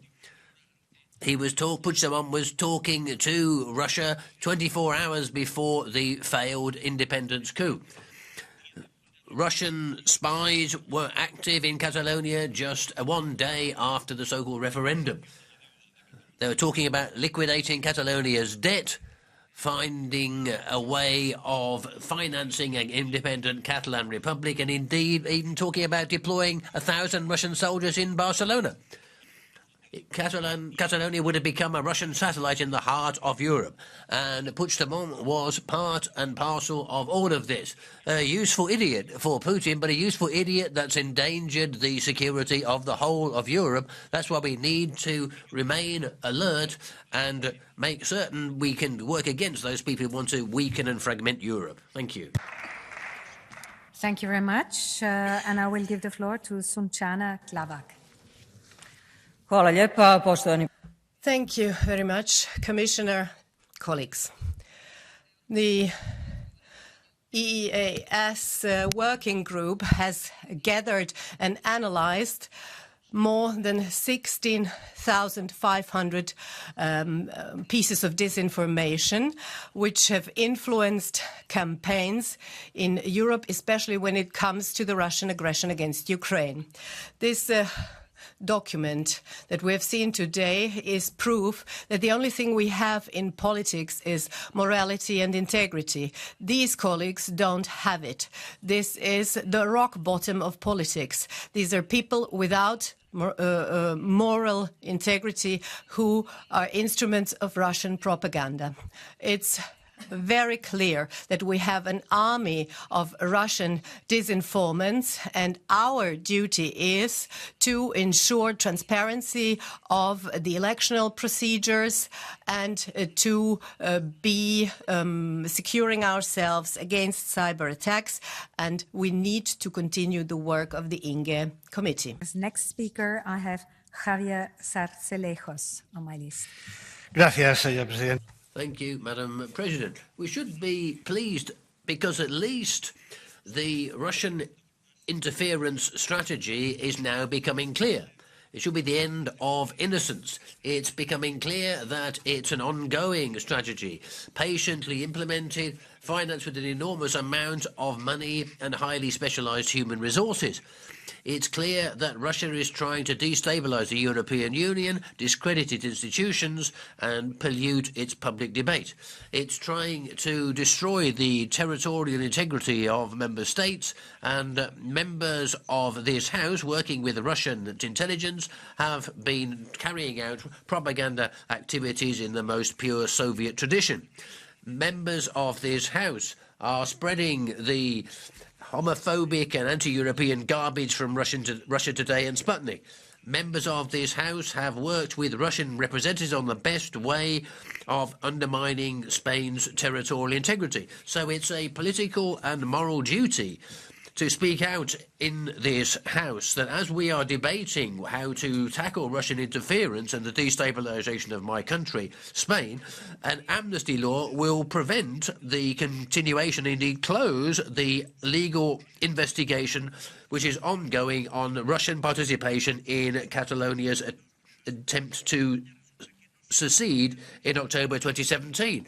Colleagues, in Spain, it's not just a question of granting amnesty to Mr. Puigdemont. Pedro Sanchez wants to grant amnesty to Putin as well. Thank you. Thank you.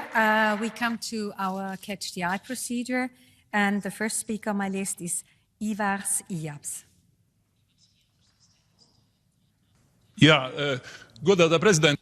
Thank you very much, Madam President. Dear colleagues, I think that the history of the 20th century shows us what happens when we allow our democratic institutions to be used by destructive totalitarian regimes. I think our member states have learned a lesson, but the European Union seems probably hasn't learned that much. I think this very recent case with the member Ždanoka elected from Latvia, it's shocking. Not only this honourable house has been abused, but also the European money has been abused to spread information from Kremlin, for example, to disinform, shame the Baltic countries, to praise terroristic occupations, organizations which have occupied Ukraine since 2014. We have to understand what we are dealing with. There are anti-democratic governments like Orban, but if we can't clear our house, then, well, this is the moment when, during this legislature, we have to ensure thorough investigation, and in the future, we have to think about more detailed checkups on the parliament members so that our democratic institutions would be protected against malicious influence of the third countries. Our next speaker is Andrius Kubilius. Dear colleagues, we need to stress that Russia's interference in the democratic processes of the member states and EU institutions is exceptional and unique in terms of the threats and dangers it poses to the fundamental principles of democracy in Europe. Russiagate is much more dangerous than Qatargate. Such an exceptional character of Russian foreign interference requires special focus dedicated specifically to the threats of Russian interference. Till now, our institutions were failing to defend us against such threats. Maybe investigative journalism and voters in Latvia and Spain, especially Catalonia, in Italy, France and Germany, and in all other countries can help us. That is why I would like the European Parliament to prepare a special information paper, such as Shame Book of Europe, with all the data on cases of Russian interference in the democratic processes of the member states, which have been uncovered by investigative journalists in the member states. And such a report should be published before the European elections. Saving democracy is a business of democracy itself. Thank you. And I give the floor to Claire Daly. Thank you, President. So far, the EU and US response to Israeli genocide has been straight from the abuser's handbook, Darvo. Deny, attack, reverse victim and offender. And if that doesn't work, sure, just change the subject. So as the genocide in Gaza continues, you want to talk about everything but Gaza. You refuse to put the item on an agenda stacked with every cliche imaginable, from Venezuela to Iran, with pride of place given to the old reliable Russian interference. So across the pond, Special Agent Nancy Pelosi gives the signal, branding Palestine protesters as Kremlin operatives, and like clockwork, the dark insinuations begin in Europe. Everyone can see what you're doing. It's tedious, it's predictable. You've been doing it since 2016 and it isn't going to work anymore. The mass movement is focused like a laser on genocide. Everyone knows it's happening and Europe is... I'm sorry, this is a debate with a title, and so you should stick to the issue. Thank you.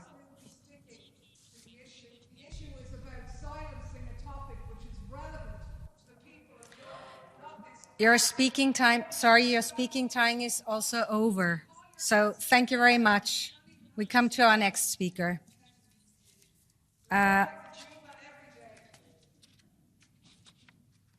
understand your emotions, but we have a debate under a title, and therefore I just really ask all members to deal with the issue. Thank you.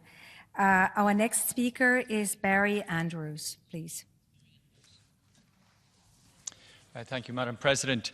Listening to the debate, it is clear that the allegations against MEP Zdanoka that she provided far-ranging assistance to Russian intelligence services came as no surprise to anyone in this hemicycle. And of course, there is multiple evidence of Russian interference throughout this European Parliament, and it's set out in multiple reports. And yet, no one has been more aligned to MEP Zdanoka than the two Irish MEPs of Independence for Change. They tried to brush it off as guilt by association, but they travelled with her to defend a Lithuanian diplomat convicted of spying for Russia. With only 11 other MEPs, they voted not to condemn Russia after the invasion of Ukraine.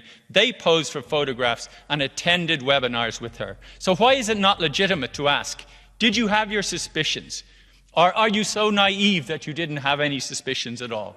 What a shame it is that Ireland elects MEPs making excuses for Kremlin aggression and Putin's relentless campaign to undermine European elections.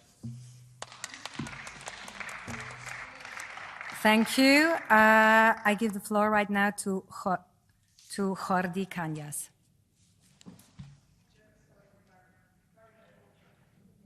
Presidenta, la semana pasada Last week, journalists and legal experts pointed out two members of this House who had possible links with Putin. One was Ms. Zdanoka and the other is Mr. Puigdemont, who is not here this afternoon. If we don't want Trojan horses sent by Putin in our House, we need to investigate. And if necessary, carry out a trial. But what we can't do is have amnesties trying to obscure the links between Russia and countries such as Spain. I would call upon you, Commissioner, and the European Commission to be very careful when it comes to this, because giving an amnesty to Mr. Puigdemont means that we'll stop the investigation to one of the most serious Russian plans in the whole of Europe. Are you going to allow that to happen? Are you going to allow the Prime Minister of a member state, Pedro Sanchez, granting amnesty to a whole tentacle of the Kremlin just so he can get 7 votes in Parliament? I do hope you won't. Thank you. And now I give the floor to Mick Wallace. Thank you very much, President. A bit unfortunate to hear the Irish delegate actually tell lies, repeat lies that were actually in the Irish Times, and they had the decency to withdraw them. But he's on a different page. Russiagate. I mean, sometimes this place is beyond belief. The greatest scam of recent times is getting an EU makeover. If you're worried about Russian influence here, look no further than the MEPs that have been fueling the war in Ukraine. Russia now has the largest economy in Europe, thanks to the people that were fueling the war. The German economy is going downhill. How in God's name, the people that have actually supported the war in Ukraine and didn't want it to stop, you've actually been doing Russia a favour. Are ye being paid by Russians? I mean, your incompetence is helping Russia. Putin and his cronies have got complete control of their economy again, thanks to ye. You're a joke, you are. What he's going to grow up like? I mean, the amount of nonsense we heard in here today about Russiagate is off the Richter scale. You're like children. I mean, you know what? You wouldn't get a decent job. You wouldn't in the real world. Please come to an end. And the final speaker in the Catch the Eye procedure is Lat George. Please. Avem aici în sală, în Parlamentul European. Here in the European Parliament, we have Putin's mouthpieces spouting insidious propaganda. We also have people who serve Putin's interests in other ways. What we need is rules to enable us to deal with these people. We've got tanks at the door, we've got these mouthpieces, we've got these other people in the parliament, in Bucharest, in Budapest, in Vienna, in other places. We have to start here. It's all very well listening, but we have to stop these people influencing our policies. Well, now I give the floor to Commissioner Shinas to draw his conclusions after a very lively debate. Please. Thank you, Madam Chair. Ladies and gentlemen, honorable members, I'm very encouraged by the views expressed in this debate. We all agree that we need to protect our democracy and the values that represent the model of society we stand for. We have to ensure that external actors do not succeed to mislead, deceive, and deceive us. For this is also key to ensure that our citizens have full trust in the EU institutions. Ethics and accountability for all are crucial. The era of Europe's innocence is definitely over. And if we keep working together on all the 6 strands I mentioned in my introductory speech, I'm sure that together we are much stronger than Kremlin's propaganda machine. Thank you. Thank you very much, Commissioner. Minister Aja Labib, please. Thank you, Vice President. Honorables parlementaires, chers commissaires, je vous... Honourable members, Commissioner, I'd like to thank you for this lively debate which demonstrates the extent to which we all want to protect our democracy and our electoral processes free of foreign intervention. Through the work accomplished in its relevant working groups. First, by examining relevant commissions, initiatives such as the Defence of Democracy Package, the Digital Services Act, the strengthened Code of Practice on Disinformation, and the implementation of the EU Foreign Investment Screening Mechanism, to name a few.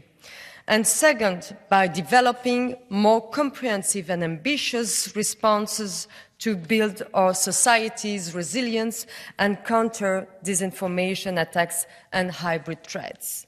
And furthermore, the hybrid toolbox aims to maximize all available policies and measures to mitigate and respond to hybrid threats while assessing the possibility to introduce new measures. In addition, there is the FIMI toolbox, which aims to coordinate the EU response to hybrid campaign. And to limit the spread of FIMI, the EU has adopted several unprecedented measures, such as sanctioning a number of Russia's war propaganda instruments, for example, Russia Today and Sputnik. Nous en avons tous bien conscience. We are all aware of this. La Russie continue à essayer de déstabiliser. This year is going to be decisive. Russia will continue to try to destabilize our continent. And we are aware of the danger of disinformation, cyber attacks, and other attempts to weaken our democracies and our governments. We also consider our citizens. We have to guarantee access to relevant and reliable information to keep a democracy safe. We need to make sure our citizens stay alert, free to make their own choices, form their own opinions. And when I say make their own choices, I mean their own choices, free of influence. between now and the European elections, the Belgian presidency will do everything in its power to stay focused on these goals. Thank you. Very much, Minister. I've received 6 motions for resolutions to wind up the debate. The debate is closed. Thanks to all those having participated in it, and the vote will be held on Thursday. We are coming to the next item on the agenda, and that is the report by Mr. Willumsen, limit values for lead and its inorganic compounds and diisocyanates. So the rapporteur will get the floor as first, and I will ask him to take it. So please. Dear President, dear Commissioner, dear colleagues, Europe can make a difference for workers. We can put the health and safety of those workers who build our wind turbines, assemble our batteries, and energy renovate our homes at the forefront. This piece of EU legislation that we will vote on tomorrow will lead to concrete improvements for literally millions of workers out there in the factories, construction sites, and even deep down in the mines. It is legislation affecting those working in recycling or furniture production, auto mechanics, construction, industry, and metal workers, and many, many more. We are ensuring better and much-needed protection against the dangerous substances lead and dicyanides. It means that we, for the first time in 40 years, will update the limit values on lead. We will lower the value to less than a quarter of what it is now. This is progress.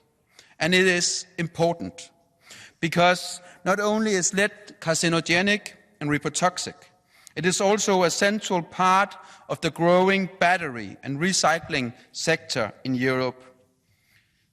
It is something we know is dangerous, but at the same time we cannot do without it. But by drastically improving the protection against it, we take an important step. We help ensure that the green transition, which we all need, will not sacrifice workers' health and safety. We also ensure that we will not have to wait another 40 years for the next revision, as we have obliged the Commission to review the limit values again in only 5 years' time, if not before. And it does not stop here. We will also introduce the first ever European value on the harmful dicyanides, substances that we know give permanent airway damage to those who work with it. This means that we help to ensure that the European green transition can be a just transition. Dear colleagues, I truly believe that no one should get sick or die from going to work. That is why we in the European Parliament must always try to move Europe's occupational health and safety legislation forward. With this directive, we do take an important step towards protecting workers against endocrine disruptors and combined exposure at their workplace. This sets the direction for future initiatives. Dear colleagues, I want to sincerely thank the shadows. It has been a great pleasure to work with you. Thank you for good cooperation and for helping putting workers' health first. I also want to thank the Commission, the Council and the Spanish Presidency. You did not give us everything we asked for, but you showed flexibility and agreed that we should move forward to the benefit of millions of hard-working people in Europe. Lastly, I want to thank the social partners, employers and trade unions alike. Your invaluable cooperation and insights help make this directive a reality. So, dear colleagues, When we vote tomorrow, let us have a large majority and send a clear message to all the workers in Europe: your health and safety matters. Let us vote for a Europe that makes a difference for workers. Thank you. Thank you very much. And now I give the floor to Commissioner Nicola Schmid.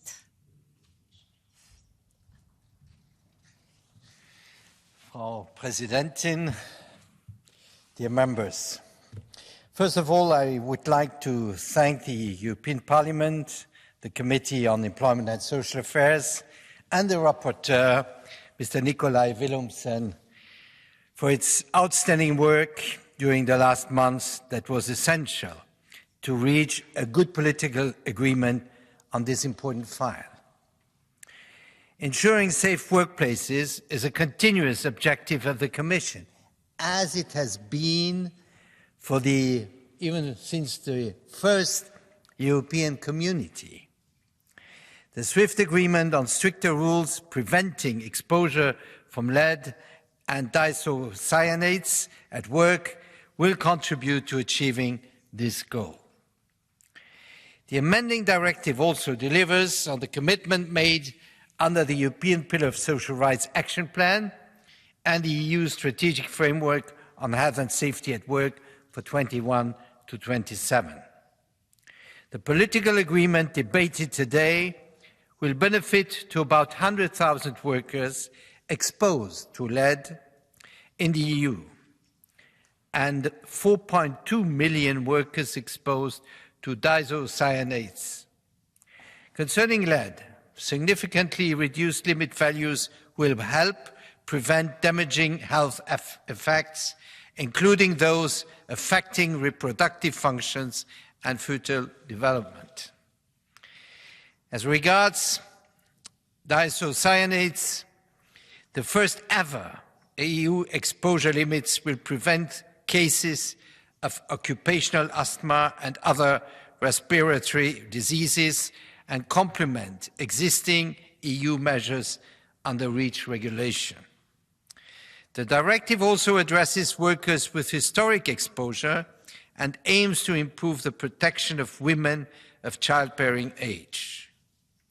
Both substances will be critical in the industrial processes needed to advance the EU's transition to climate neutrality, and the new legislation will help promote a green transition closely connected to safety and health of work, which seems to me absolutely indispensable.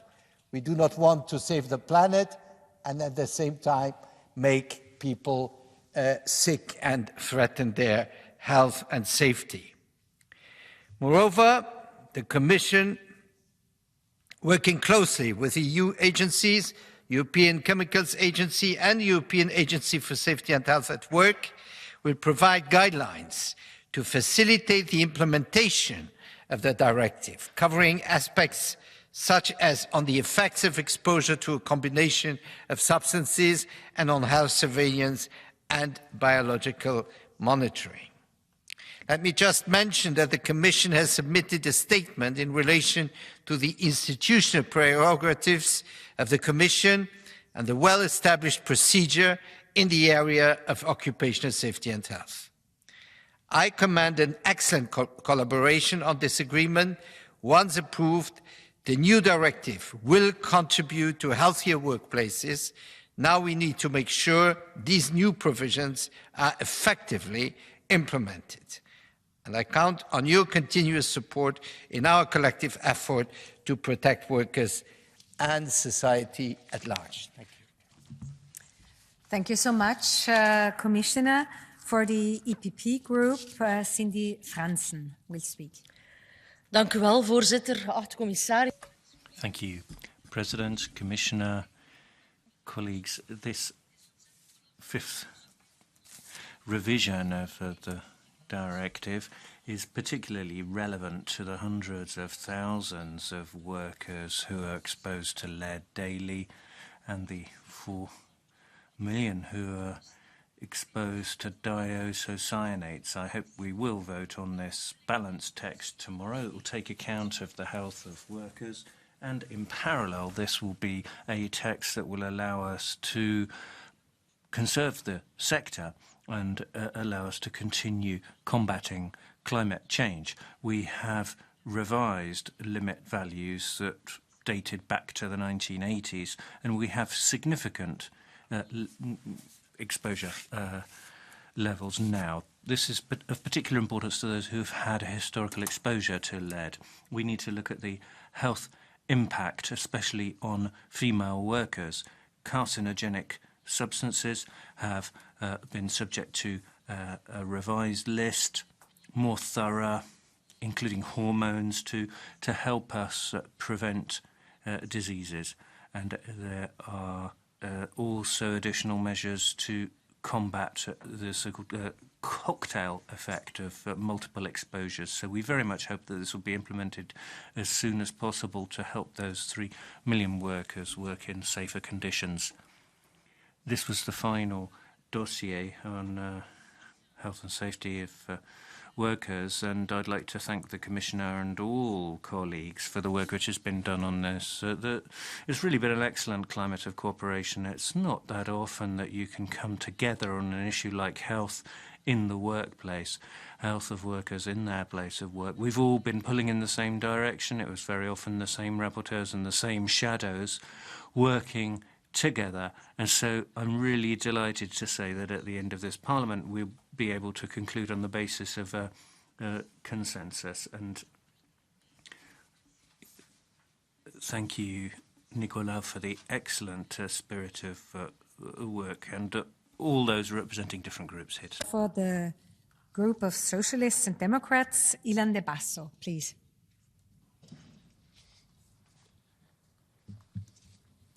Fru talman. Thank you, Madam President. This parliamentary term has meant many important acts of strengthening working conditions in Europe. We have implemented stronger regulation protecting workers against asbestos, a new workplace environment strategy for Europe, and better protections for seasonal workers and workers in emergency services. We are now presenting strong protections against carcinogens and dangerous chemicals such as lead in workplaces. I want to thank our rapporteur, Nicolai Willumsen, as well as my colleagues in this committee for their fruitful cooperation. Although we have gleaned many successes, we still have a long way to go to protect Europe's workers. In Sweden, 62 people were killed in workplace accidents last year. That is the highest figure in 12 years. Annually, 200,000 workers in Europe die because of work-related illnesses caused by things like asbestos, dust, and dangerous chemicals. Madam President, this zero-tolerance vision for workplace accidents should permeate everything we do, but it must include life after the end of the working day. No worker should be exposed to risks that will lead to consequences later in life. Requirements for training and skills for those who work with hazardous substances must be strengthened. We need to put an end to cheating in the workplace environment and have higher demands when it comes to public procurement procedures. It should never be a competitive advantage to undercut the rules. Social Democrats want a policy that put workers' health above the company's profit. Our ambition is clear. Nobody should risk illness or death because of their work. Thank you. Thank you so much. For the Renew Group, Catherine Amalric, please. Madame la Présidente. Thank you, Madam President. Commissioner, colleagues, this agreement shows us the will for a green transition that leaves no one behind. It will protect millions of workers, especially in building renovation work, batteries and their recycling, protecting their jobs whilst not excluding them from by having excessive levels, but with much better monitoring. This protection will cover broad sectors of activity, people working in the cultural heritage sector, for instance. 2, there will also be a transitional period for the implementation of essential protection measures, protecting women in the workplace and avoiding discriminatory measures in terms of the monitoring of levels of lead. So this is progressive. It shows that we take a progressive approach to health in the workplace in this Parliament. The European Commission will thereby get a mandate to get down to work with a view to providing protection for workers from all kinds of endocrine disruptors. Thank you very much. For the group of the Greens, Sarah Mathieu. Dank u wel, voorzitter. Collega's, werknemers. President, colleagues, workers who have high lead levels in their blood run risks of miscarriages or fetal deformations. We know that this legislation had not been reviewed for a long time, and that is why it needed to be reviewed and limit values lowered. We know that the batteries sector is a sector where workers are exposed to these substances. I don't understand why member states are dragging their feet and want to delay implementation of this legislation by 5 years, because this is about workers' safety. And the limit values are still too high for women workers, women of fertile age. We are in the climate transition. We have to be able to act, and we cannot exclude women in industry from this green transition. So I plead for better protections both for male and female workers. During this parliamentary term, we've taken action on a number of dangerous substances. We have reduced limit values for a number of workplaces where workers are confronted with a cocktail of different substances.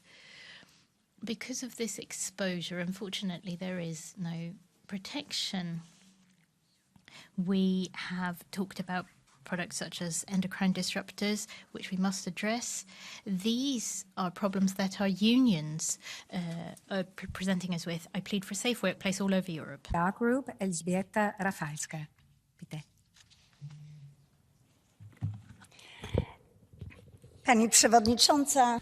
Madam President, Commissioner, lead and non-organic lead compounds are very detrimental to health.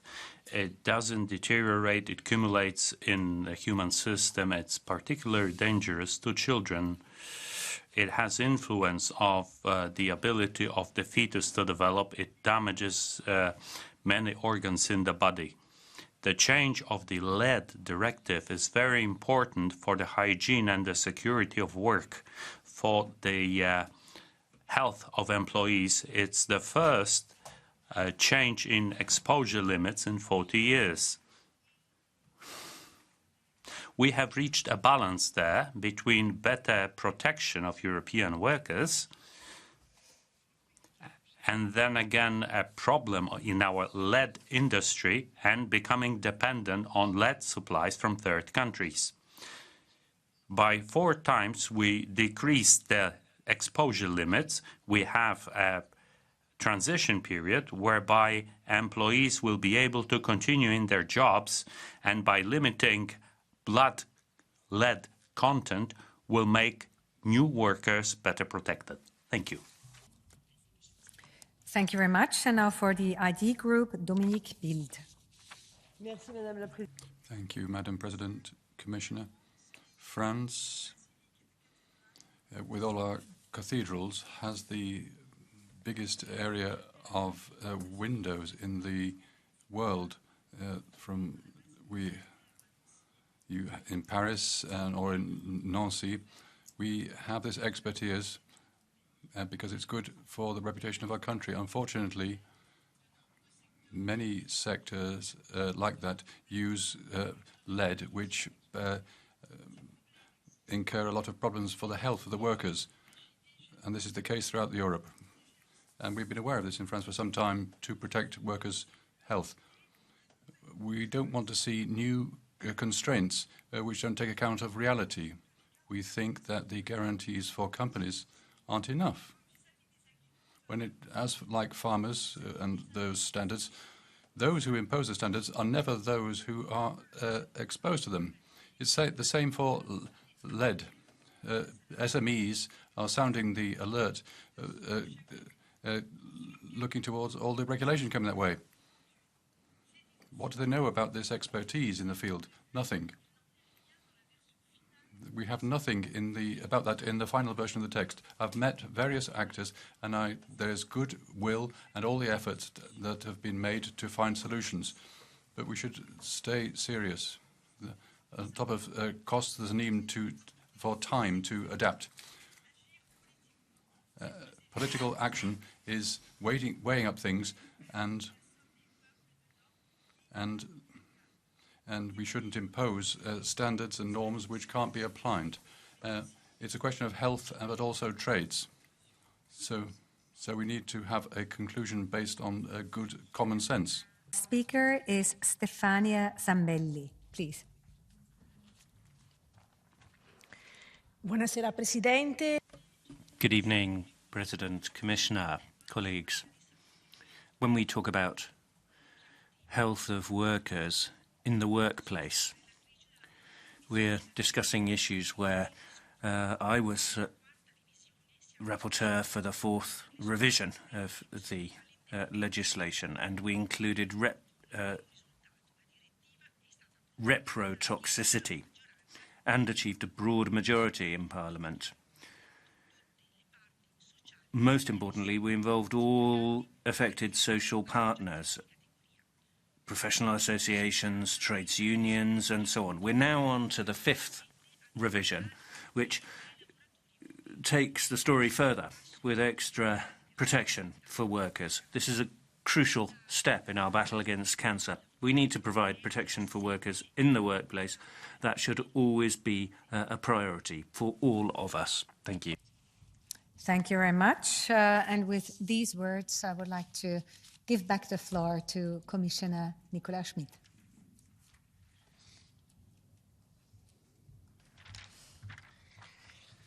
Madam President, well, first I want to thank the Parliament for this very solid and large support.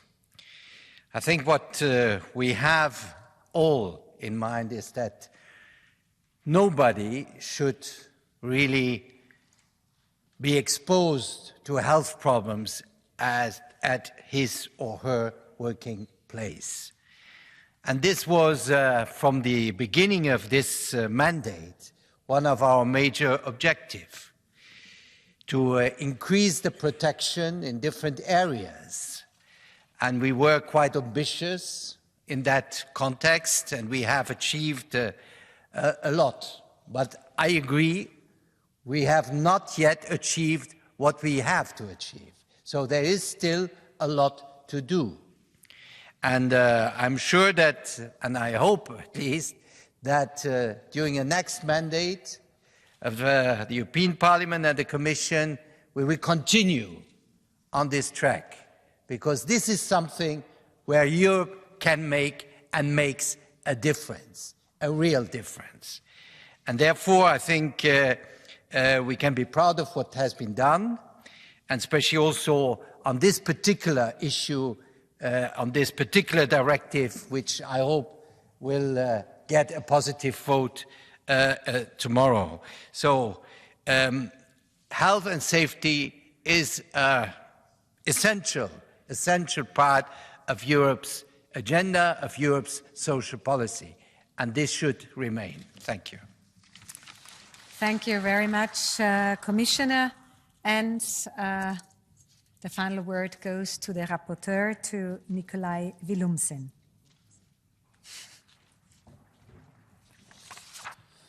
Thank you, President. I would like to thank my very good colleagues, Cindy, Ilan, Catherine, Sarah, Elspeta.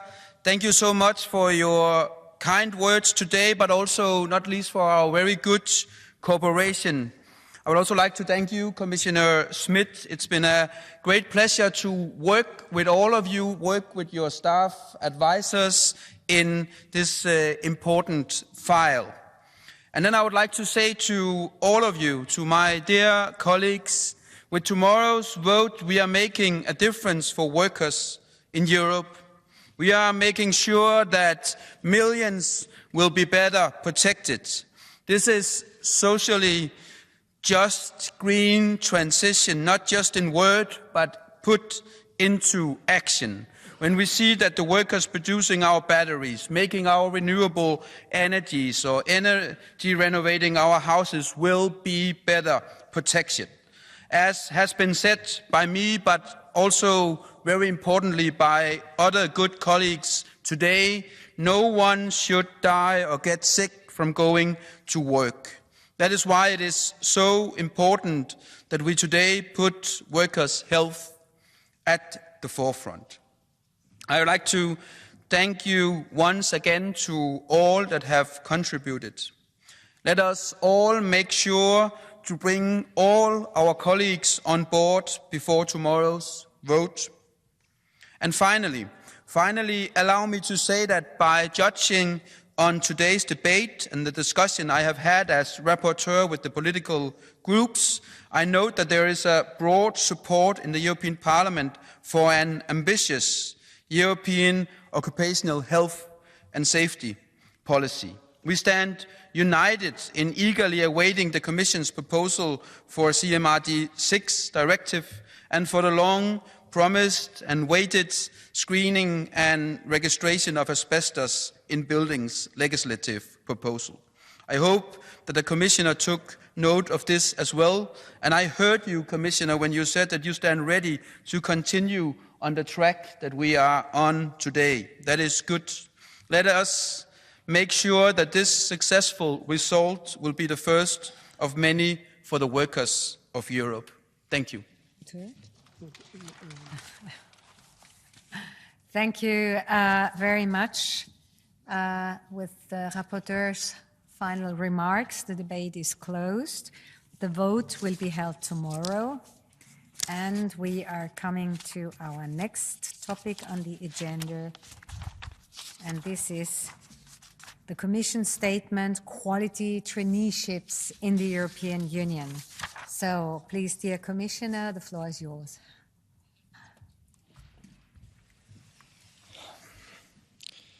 Madam President, honourable members, young Europeans are the most educated generation to date. Their talents, skills and ideas will shape Europe's future. At the same time, our global economy is characterized by uncertainty and unprecedented fast changes. Helping young people gain a foothold in the rapidly evolving labour markets therefore remains a priority for this Commission. We have delivered a reinforced youth guarantee, a modernized European framework for vocational education and training, and a new impetus for apprenticeships. Together with the Parliament, we put the social dimension at the heart of the European Year of Youth and the ongoing European Year of Skills. The Commission is committed to continuing to strengthen bridges that bring young people to the labour market, notably by exploiting the potential of hands-on work-based learning. Traineeships are an important pathway for young people to access the labour market. Traineeships can provide a unique opportunity to learn on the job and to practically prepare for the world of work. They help improve their skills and increase their employability. And we see that trainees increasingly find traineeships in another member states. And so I'm really a bit shocked when some people talk about the cost of traineeships, the cost of traineeships. What an absurd approach to what should be considered to be the benefit of traineeships. Because the benefit of traineeships, it's not just about trainees. It's not just about young people. It's also about companies. those who benefit from traineeships are also intelligent companies who give young people an opportunity and profit and take use of their knowledge, of their commitment, and also of their sense of innovation. These are contributions to companies who benefit from these young people. And that's why traineeships have to be paid. They should not be just for free. It's a way how, by the way, to recognize the contribution of young people. It's also a form of respect for young people. And that's why also I'm sure many companies pay. And those who do not pay, they should change their behavior. Therefore, this Parliament has rightly stressed by an overwhelming majority that traineeships must be of quality and come with fair working conditions, including pay and a proper learning experience, and they should be accessible to all. This was also a clear call by the Conference on the Future of Europe and youth organizations, and we are heeding this call. Traineeships should not be a means of depriving people of their rights at work or of replacing regular jobs. We need to combat precarious traineeships, not promote them. The Commission is currently preparing an initiative to update the EU quality framework for traineeships to be presented before the end of this Parliament's term. We absolutely share the goals set out by the Parliament, and we will do our utmost to meet Parliament's request while respecting, and we have no choice here, the boundaries set by the treaties. This will be the Commission's response to the Parliament's legislative own initiative resolution. This will be a strong signal of our common political will to empower young people in a strong social Europe and give them good prospects instead of trapping them in precariousness. Thank you. Thank you very much, Commissioner. I would like to welcome maybe a very successful future trainee in this House, profiting from good working conditions, so welcome. And we'll give the floor to the speakers of the political groups, and our first one is Stelios Kimportopoulos from the group from the European People's Party. Please. Thank you very much, Madam President. I'd like to thank Commissioner Schmidt. Colleagues, we are here today so that Parliament can have a clear voice. What we're asking for is quality traineeships in the European Union. Traineeships constitute a very important way for young people to facilitate their transition into the world of work. We all agree on that. On the other hand, we must respect the quality of these traineeships. We must have the correct motivations so that companies in the EU can offer quality traineeships to young people. What we want is that these traineeships are accessible to all people, all young people, so that young people who come, for example, from distant islands or mountainous regions can have equal access to these quality traineeships. Colleagues, on the other hand, we shouldn't close our eyes to the evidence when it comes to the conditions offered to young people by certain companies. Young people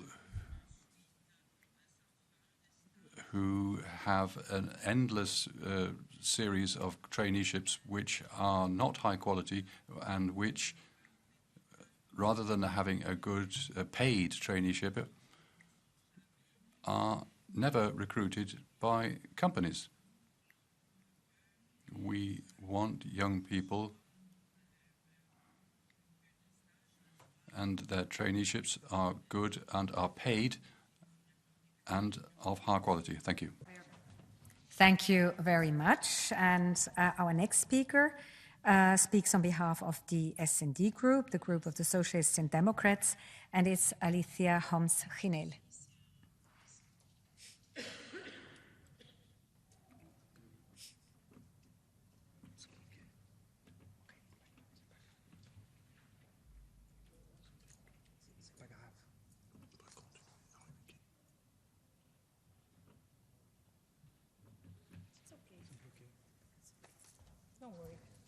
So please, the floor is yours. Muchas gracias, President. Thank you very much, Madam President. Commissioner Schmidt, I'd like to start by 3 examples that unfortunately are not exceptions. Julia spent 3 years as an intern before being offered her first employment contract. Leo had 2 years of traineeships, the first unpaid. And then we have Martina, an intern in a company where 50% of the workforce was covered by people doing traineeships. They all have something in common. They make up the 52% of young people who have had to do more than 1 round of work experience before actually being offered their first job. It seems unreal that we've understood the importance of guaranteeing decent working conditions when there is an employment contract in place, but we've looked the other way for so long when it comes to work experience and traineeships.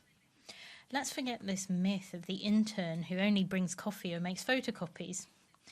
That is an image of the past that became obsolete as soon as this young labour force started being used to cover permanent structural job posts at 0 cost. Therefore, I ask the Commission, especially President von der Leyen, to keep her promise and propose a directive as soon as possible to regulate the quality of traineeships and put an end to the workplace exploitation of Europe's youth, as this Parliament requested last June. I do not doubt Commissioner Schmidt's commitment to this. We have been and are the socialists who have promoted legislation prohibiting unpaid traineeships at the European level, and we will continue to fight for that. Therefore, I reiterate my request to the President of the Commission. It's not only high time for this directive, the thing is that we're running late in presenting a directive that closes the legal loopholes that have allowed decades of bogus unpaid internships which provide no rights, no salaries and no futures. Enough precarity. Thank you. Before I give the floor to Dragos Pislaru, please, well, there is no Latvian interpretation for this, maybe some other languages as well, but please check it. So Dragos, next speaker is Dragos Pislaru from Renew Europe. Mr. President, I will speak in Romanian, hopefully works. Yeah. Domnule Comisar Schmidt, dragi colegi. Commissioner, colleagues, today we're talking about a topic which is important for the future of young people in the EU. High-quality traineeships. 3.7 million young people do such a traineeship as a first step in working life. But it isn't all just fine and dandy. Of course, these interns acquire knowledge, but they're often not paid. In many member states, there isn't a clear definition of a traineeship. The national legal provisions aren't approximated to the minimum standards in the EU. That affects their financial situation because many of these interns aren't paid. Traineeships are good for companies, of course, but sometimes the young people have to pay for their accommodation, etc. So many people can't afford that luxury. and they can't afford to work for free. They have to earn money. So it's very important that young people get access to social programs, Erasmus+, etc. In the Employment Committee, we have been in favour of such a directive, Mr. Schmidt. We look forward to the Commission's proposal, and it's very important that the European Commission and the institutions show that the future of young people... Thank you. Next speaker, Rosa D'Amato. Grazie, Presidente. Thank you, President, Commissioner. Our young people can't cope anymore. They grow up in a system where they're promised all sorts of success. All they have to do is study hard and gain lots of skills. They do that, then they have one internship after another, seems to lead nowhere, and what's worse, they don't have a cent to put in their pockets. It's all at the expense of the young people. The Greens, Socialists on the left, we put down in black and white what a directive should say to do away with unpaid internships. We listened to young people. We heard people cry out because they just couldn't get to the end of the month. They couldn't pay their rent. Many of these young people have turned to you, to the Commissioner, and there's a danger that they won't believe your promises anymore, that they'll turn their backs on those who are not investing in their future. So, colleagues, a social Europe means dignity for all, not just for the lucky few. Thank you very much. And now I give floor to Margherita Della Pisa Carrion in the name of ECR. Commissioners, members, every society requires the transmission of knowledge to propel the next generation of professionals forward. However, once again, we run up against an arrogant attitude and impossible requirements that are destroying opportunities. The aim is only to favour traineeships that obey certain ideological agendas. Professions rooted in our traditions are disregarded to the point of not being making it impossible for fathers to transmit their legacy to sons. The Green Deal has had devastating consequence on employment. Spain has lost 18,500 farmers and livestock breeders in the last 7 years. Thousands in the countryside close their businesses every year because of too much environmental regulation. This is compromising our food sovereignty. This is a plan drawn up by fanatics with dramatic consequences which only this side of the chamber has denounced for this term. Only a change of course on the 9th of June can put the institutions in their rightful place at the service of businesses and workers and at the service of creating opportunities for our young people, whatever their vocation. Thank you. Thank you very much. Next speaker, Gian Antonio Dare, in the name of the ID Group. Grazie, Presidente. Thank you, President. The assessment of traineeships in the EU indicates that significant improvements have been achieved in many member states in terms of the cooperation between the EU and member states and integration of young people into the workplace. But more needs to be done. Youth unemployment is at 15%. The Commission's assessment indicates that the main problems are with housing because of high rents and low pay for young people. Traineeships can be a crucial stage in a young person's training and professional development. It can be a stepping stone from academia to the professional world. It's an investment in the future of the EU and the EU's economy. So the EU needs to invest in these new generations without forgetting the importance of studying the history of the peoples in Europe. This is part of our European values and what makes Europe special. Thank you very much. Now I'll give floor to José Guzmão, who represents the left. Foi há 10 anos que 10 years ago, the European Council adopted a resolution on traineeships in the European Union. That resolution is not binding, and therefore many member states have continued to implement exactly the same practices that they used to, which means that throughout Europe there are still young people having to survive off their families while they gain work experience because they are not paid for the traineeships they are able to obtain.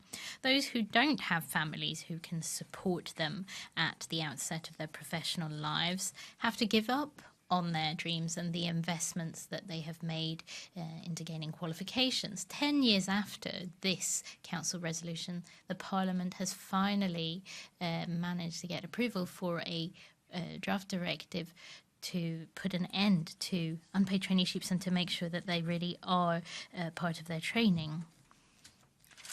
It would be very disappointing if the Council and Commission did not rise to this challenge by drawing up measures that are truly binding rather than a new resolution 10 years later and now dressed up as a pseudo-directive. Thank you very much. Now I'll give the floor to Adam Kossa from the non-attached.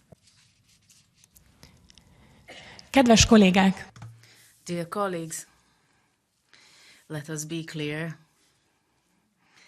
We do not need a new directive because, owing to the great variety of different regulations in different member states, and as well as because of the principle of subsidiarity, it is neither desirable nor possible to regulate on EU level. However, I do agree with the fact that it's necessary to make amendments because of the changes in the conditions in the past few years. We need to stress the importance of the following. Fair remuneration and the strengthening of social protection is necessary.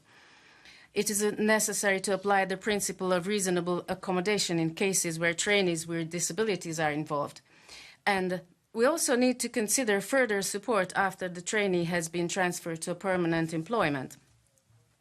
Quality traineeships contribute to the employability of young people, while also help employers to attract young talent, to keep them and to train them further. All this is indispensable for competencies and skills to close the gap between competencies and skills and the needs of the labour market. Thank you very much. Next speaker, Lydia Pereira. Muito obrigada, Sr. Presidente. Thank you, President. 4 out of 5 young people in the EU need to do an internship in order to enter the labour market, and over half of the interns taken on board by a company are given employment by that same company. So that's how people's professional lives get started. But it's possible to do this better, much better. Sometimes internships are more administrative or involve low-level work that is not of such professional interest to young people. We need clear internship rules laid down in black and white. We need to ensure that there are clear learning objectives for traineeships. Young people need access to transparent information about remuneration. We need to do more to drive youth employment. Eurostat figures show that Portugal is in 2nd place in the EU ranking in terms of youth unemployment. A lot of young people are on very low pay, which means they cannot afford to pay the rent of somewhere to live in. 1 in 3 young Portuguese can only see one way out of this, which is emigrating. So looking at living conditions, it's a major concern for young people, and governments aren't giving answers. So across the EU, member states and EU institutions, we need to put young people's concerns at the heart of our political actions for the future. The elections on the 9th of June are a chance for us to move from words to action. Agnes. Thank you very much. Next speaker, Agnes Jongerius. Dank u, voorzitter. Meneer de Thank you, President. Commissioner. Often, within internships, a lot is demanded of young people We hear stories, endless working hours and bad working conditions. Often trainees are not recruited afterwards. They're not considered as real, true staff doing a proper job. But they're doing the same work as their colleagues, but they don't have the same status, and they're barely paid or not paid at all. There are more cases of abuses by companies who abuse the companies. There's an airline in the Netherlands who had tens of trainees working in companies as on-board staff and had terrible conditions. We say the future belongs to the young people, but if that is the case, young people have to have all the opportunities in the labour market, whatever their social economic origin. So we need to have legislation which allow these trainees and young people to have proper pay and have the same rights and the social protections as normal workers, so-called. Madam President, it's not the same time we're making this appeal. I hope that the von der Leyen Commission will give more opportunities to young people and give them the same type of pay as any other type of workers. Merci, Monsieur le Président. Félicite. Thank you, President. I'd like to congratulate the Commissioner for realising how urgent this file is. In June last year, our Parliament adopted a report calling for quality traineeships as a way of investing strongly in our youth. In this report, we asked for a guarantee the quality of the experience to facilitate the move into professional life. This is often a problem. Young people are struggling to find their first job. We need to put an end to exclusionary practices where certain candidates are excluded. If traineeships facilitate the transition to working life, they're not open to everyone, and some categories of young people are not given this opportunity. So we insist that we need a European Union resolution. We need fair and paid traineeships, and we need a framework for traineeships to be included during courses of study so that they are accessible to all. And in this European Year of Skills, we really must make sure that we provide answers to these questions. Thank you very much. Next speaker, Kim van Sparentak. Dear Commissioner, dear colleagues, I heard that the European Commission has a fun idea to make sure that young voters vote in the European elections. We should make Taylor Swift tell them to vote. And I love me a bit of Taylor, absolutely. But here's another idea for you, and bear with me. Maybe we could actually listen to young people for once. Because for more than 10 years, young people have been asking us to end the exploitation of young people in internships and traineeships. And we, the European Parliament, have stood by their side and repeatedly demanded legislation to ban unpaid internships. And then we had a European Year of Youth. We thought this is the moment, and nothing happened. But next month, the European Commission will finally present their plans for better internships. Better late than never. So, Commissioner, if you want young people to have some faith in Europe, I would propose a ban on unpaid internships. Thank you. Yes, lots, Dominique Bild. Thank you very much. Next speaker, Madame Dominique Bild. Merci, Monsieur le Président. Thank you, President, Commissioner. It's about 10 years that the EU is trying to get mixed up in national rules on traineeships, fortunately without success. This is a slap in the face of member states. We have different labour markets. They're the result of our national policies, the care that we have for our young people, and to support young people in their work. We have trainees and employers who have a transparent relationship and which can be judged. In France, for a long time, we have clear rules on traineeships. A trainee is there to learn, to learn about the world of work, so that they can learn the trade and not to replace an employee or regular worker. don't impose your way of doing things. Let us apply all our legislation and track down companies, if necessary, if they abuse things. We agree on that. Thank you. Thank you very much. Next speaker, Leila Shaibi.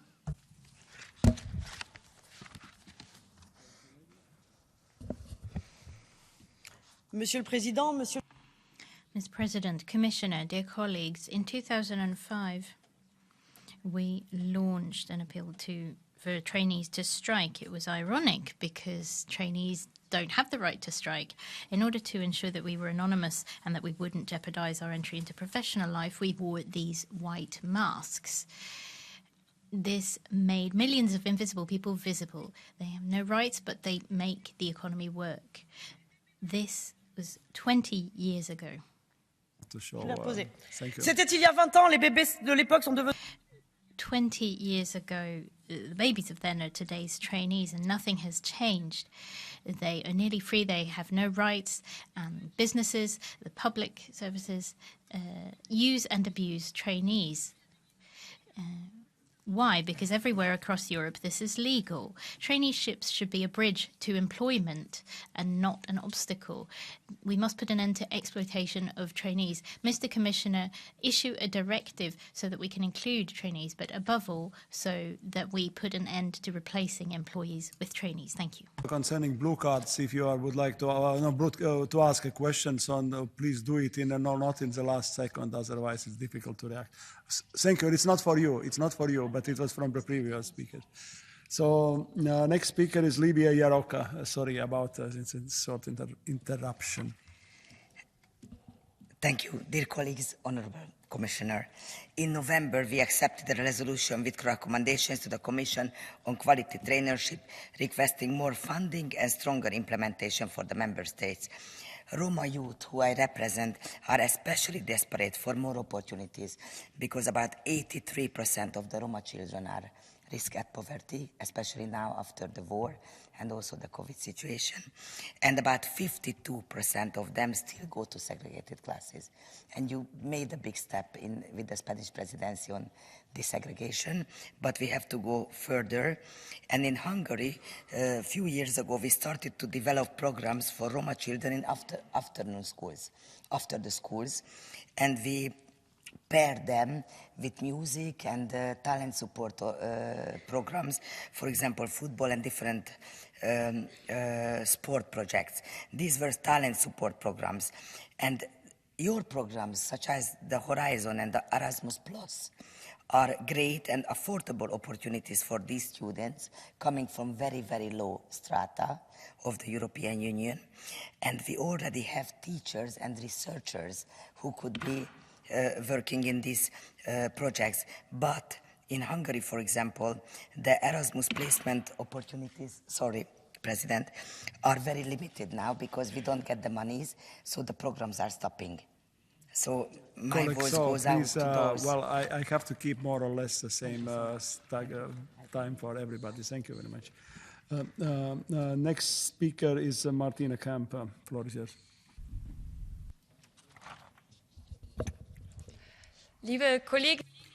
Colleagues,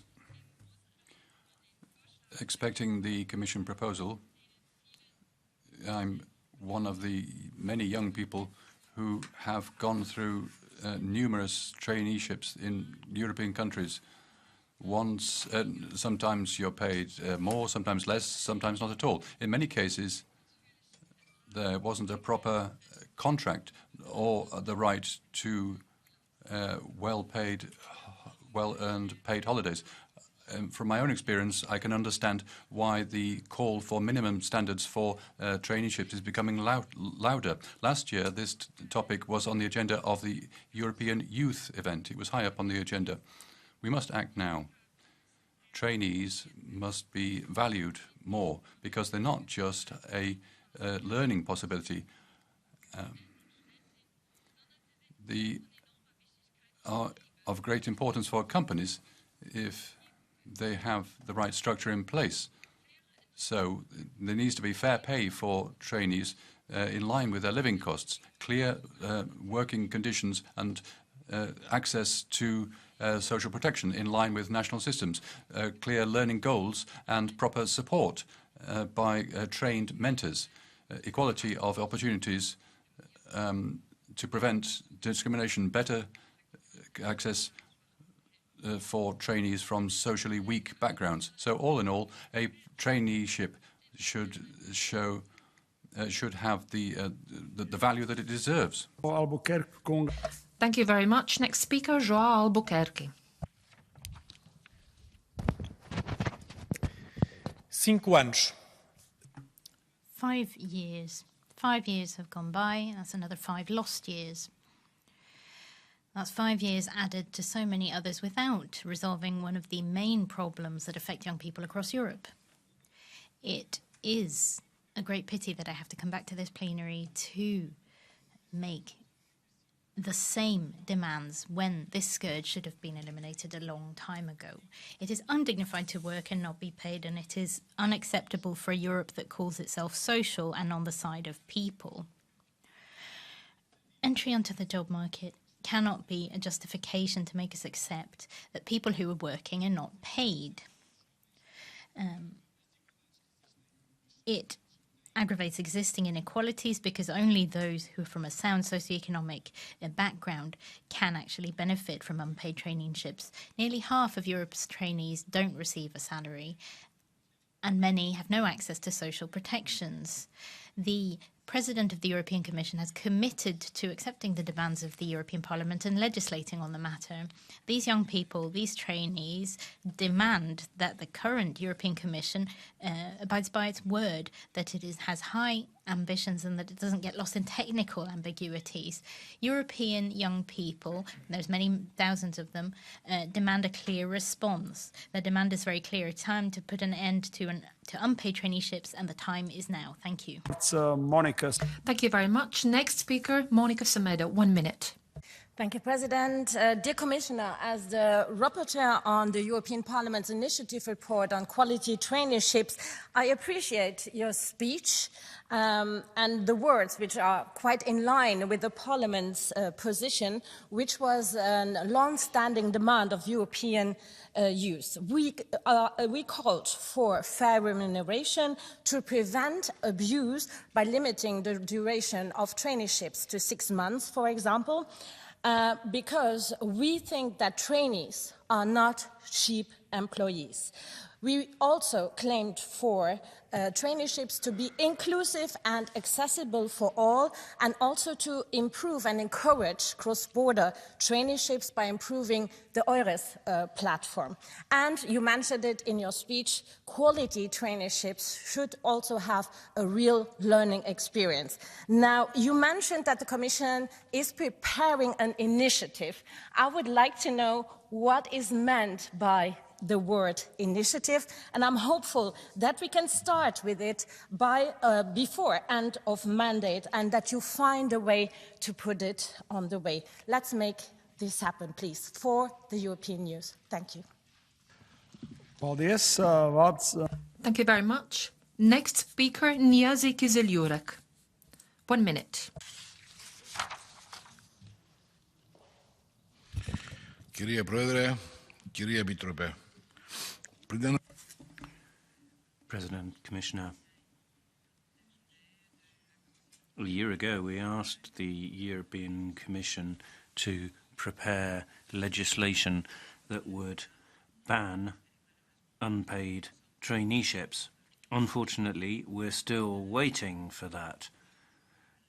The time has come for us to show some concern for the next generation and give them something beyond political slogans, give them something tangible. 2022 was the year of youth, but those young people do not have the necessary assurances. We want traineeships to be paid, and we want young people to be covered by the social security system for the duration of their traineeship. We want young people to be integrated into companies rather than being seen just as cheap labour. being seen as people who are in transition to the labour market. We'd like that across the EU. Thank you very much. Next speaker, Katarina Roth-Nedvedalova. Thank you very much, President. 8 months ago, we had a debate on this topic, and looking round, it's the same people, Agnes, João, all the others. All these people were there. We are the people wanting to support young people and not see the trainees as a replacement for jobs and replacements for companies. We have been talking about trainees having to be paid for years and having proper protections. It's time that we do something and we ban unpaid traineeships. There are some national institutions offering traineeships that are unpaid. There are young people who have completed their education. They want to enter the labour market and they need to do a traineeship. We shouldn't put young people in the situation that they have to pay out of their family budgets to be able to work something. In the 21st century, it's unacceptable, and I would like to encourage Commissioner Schmidt. I'd like to congratulate on his appointment as a lead candidate. Next speaker, Lucas Mandl. Thank you very much, President, Commissioner, colleagues. We live in times of labour shortages and a rapidly changing approach to work. It also means that young people who work hard, who do more than what they necessarily have to do, they have to go the extra mile. And they can do a lot for them and also for society. And of course, they should earn a proper wage. Trainees are not fully in the working process, but for them to be that one day, it's important that they can complete that traineeship and they do something within the traineeship, and that is worth money, and so proper pay is so important. This also applies to teaching. We have a dual model in Austria, which is very successful, with low youth unemployment, with trained experts who've won international prizes for that, and the same must go for traineeships. The teaching isn't just paid by the company, but also by the public authorities, and is accompanied by the school. Young people need to be supported by society at large so that they can get a good start in life. Milan Brglez. Thank you very much. Next speaker, Milan Brglez. Mr. President, thank you for the floor. Commissioner Schmidt, ladies and gentlemen. In 2021, the President of the European Commission made a promise to our youth that the next year would be their year, and that the sacrifices they made during the pandemic would be rewarded with quality jobs and training opportunities. 2022 is behind us, and the legacy of the Year of Youth in the area of traineeship is not something to brag about, even though the Parliament itself has dealt with the issue. When I meet young Slovenian people, they rightly ask me pointed questions about traineeships in other EU institutions as well as the private sector. However, I cannot afford to simply blame the Commission. Not in front of young people who believe in the EU and passionately defend European values. The Commission has to convince young people through its directive on quality traineeships that the EU is putting the right to fulfilling work that allows them to make a decent living above profits. All internship should be paid with decent wages. All our young deserve quality internships and not precarious employment without rights. And that is why in June 2023 the Parliament adopted an excellent report that will make the Commission's job easier. if only the President of the European Commission will be able to keep the promise made 3 years ago. Thank you. Next speaker. President, Commissioner, colleagues. Traineeships that are focused on specific skills ensure a successful career start. Initiatives in education, skills development, quality traineeships and lifelong learning programs are essential. They ensure equal opportunities and access to labour markets. They allow young people to start their professional life confidently. Quality traineeships are a key tool for integrating young people into the labour market. A strategic system of quality traineeships would certainly foster the link between education and business. I call upon the European Commission to reflect on providing diversity in traineeships. They must be offered in different sectors, different regions, in order to meet the diverse interests and needs of the young. Let us also not forget the young people who live in rural areas. They do not have equal access and opportunities for development. Thank you. Thank you very much. Next speaker, Sean Kelly. 1 minute.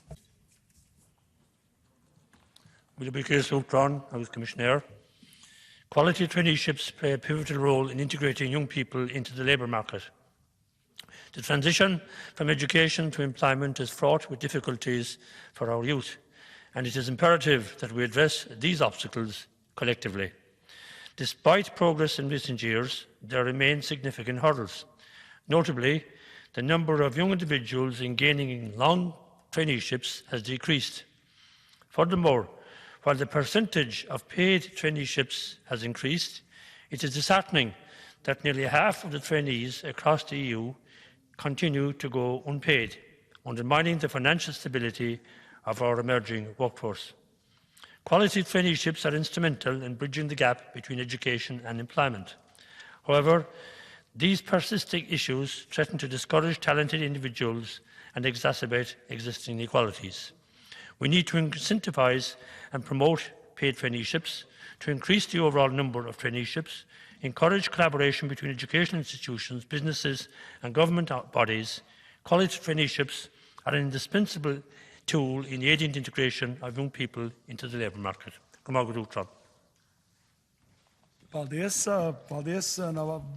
Thank you very much. Next speaker, Brando Benifei. 1 minute and a half. In Europa, 4 milioni. There are 4 million young people doing a traineeship in Europe annually, taking their first step into the world of work. And I've been monitoring this for some time, trying to ensure that the Youth Guarantee is provided and that that difficult transition from the world of the university to the world of work is easier. And thanks to Commissioner Schmidt, we are moving closer to the historic step of having a directive on traineeships, establishing certain key points. No more exploitation of young people's labour, no more unpaid traineeships, no more humiliating non-transparent conditions, no substitution for trainees for workers, them occupying the same, carrying out the same tasks. Quality traineeships, in other words. A resolution was adopted calling for a ban on unpaid traineeships. There was a campaign led by young MEPs, including myself, but we said that this is a battle for dignity, for rights. It's as important as the right to work. It's not enough to have a traineeship to make a young person happy. And so in the name of David Sassoli, who supported this, let us achieve. Thank you very much. Next speaker, Eleni Stavro, 1 minute. Αγαπητοί συνάδελφοι, οι πρακτικές εκπαίδευση. Colleagues, traineeships constitute a crucial way for young people to be able to develop their professional capacities. It is our duty to guarantee a traineeship under quality conditions for trainees. We should protect their interests. We should make sure that they get proper pay and they are there to learn properly so that they can enter the labour market so they can flourish professionally. Abuses that have been seen are unacceptable. This is a phenomenon which holds back the rights and the dignity and all the values that we have adopted within the European Union. So we can put in place proper conditions so that young people can flourish. Let's bring together our efforts to make sure that each trainee can learn things without having to suffer things. Thank you very much. Next speaker, Cyrus Engerer. 1 minute. I'm glad to belong to the Socialist group, which has taken the lead to push for an ambitious directive on quality traineeships. Mr. Commissioner, I rely on you to give this message to President von der Leyen, who we need to tell her that the time to act is now. We cannot wait any further because all young people should have the opportunity to get experiences in the institutions, and not only those who have parents who can finance them while they're working here in this parliament or in other institutions, in what some can experience something which is very similar to modern slavery. Traineeships should not be only for the privileged youth. They should be for everyone. And as we're speaking of this, even in this parliament, how can it be possible that even today trainees cannot rent the bicycles that we all get for free? Members, assistants, advisors, everyone who works in this parliament can get bicycles for free, but trainees have to pay for bicycles outside of this European Parliament, while the rest of us get them for free, and they are the least paid in the European Parliament. I was so happy to invite 100 young people, one every week during this mandate, to join me here in this Parliament, all being paid for coming here, and I'm so glad that out of these now, one is running for the European Parliament elections, and many of them are running for local council elections, because once we give young people the opportunity, the sky is the limit. They can reach the sky. Thank you very much. Next speaker is Francesca Pepucci. Please.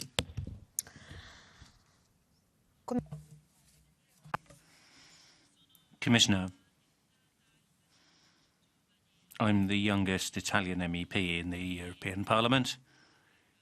I'm 30, so I'm young, not that young. And I do appreciate that there are many young people who are not only taking the huge step overnight into the workplace, but are first of all doing traineeships, sometimes unpaid. And I think this is very sad because it should be a privilege. It is a wonderful thing to do a traineeship. And if you have your family behind you and they can afford to help you financially, then it is indeed a privilege. A trainee has many personal and professional growth opportunities. But that doesn't mean they should be treated incorrectly. Trainees have rights. They have a right to pay. They have a right to a contract. They have a right to social protection. And for that reason, we need uniform, internally consistent rules right across Europe.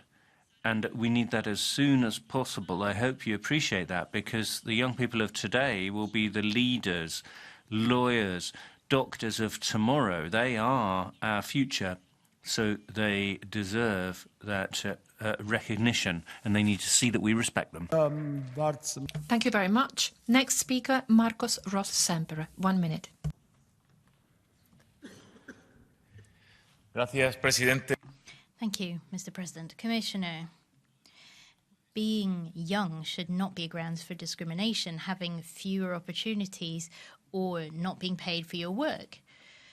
In the European Union, we have been working years towards quality education. None of this is any use, though, if we don't have a transition into the workplace that is honest, inclusive, and that respects the rights of young people. We've talked about the problem of not being paid for the time you spend doing internships, but there's also the expense that each young person who does a traineeship incurs, the costs borne by them and their families, instead of the companies who take advantage of them. We had the European Year of Youth. We need to guard that legacy. Once and for all, we need a directive for quality traineeships as soon as possible. Traineeships should be paid. President von der Leyen should know that there is no further excuses or delays admissible for this directive. Young people are waiting for it. Thank you. Thank you very much. So, colleagues, now we have a catch-eye procedure, and I have only one speaker on my list. Kostas Mavridis, you have a floor. Ευχαριστώ, κύριε Πρόεδρε. Ως Ευρωπαϊκό Κοινοβούλιο... Thank you, President.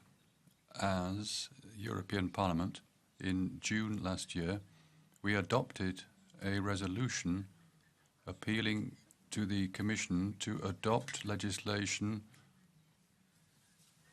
that is to say, pay for traineeships should be proper pay given the costs of living and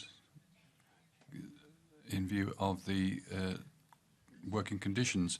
We invite the Member States to make these traineeships more accessible to people with disabilities. At the same time, we should orient and guide and propose guidelines for SMEs so that they can offer traineeships and recruit better at the end of the traineeship period.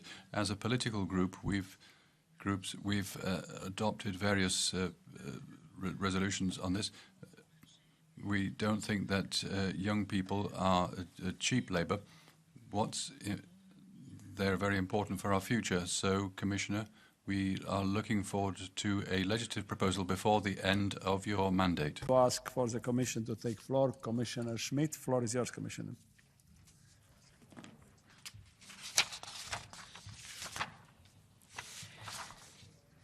President, honourable members, well, all the young people who have listened to this debate have understood that there is nearly a consensus that they deserve a fair treatment when they are a trainee.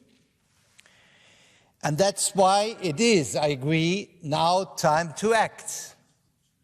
I was asked, what does it mean, an initiative? Well, an initiative means a legal proposal, being a directive. And as we have, and I never hid that, we have some treaty constraints. We have to associate the directive with a recommendation, which is not my wish, my ideal situation, but also the Commission, and I would say the Commission at first is bound by the treaty text.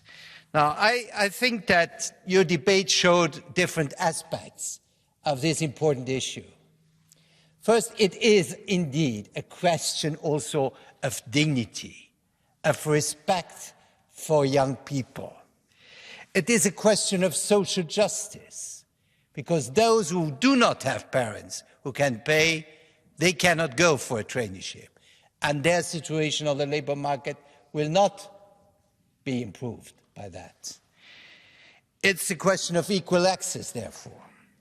But also, it has been said by somebody, we are in a period where there is permanent complaints, and rightly so, by the way, about shortage of talents, shortage of skilled labour. Well, I would tell you, if there is a company, an employer that doesn't pay their traineeships, they are not attractive employers. And no young people should be attracted to go there for definite work.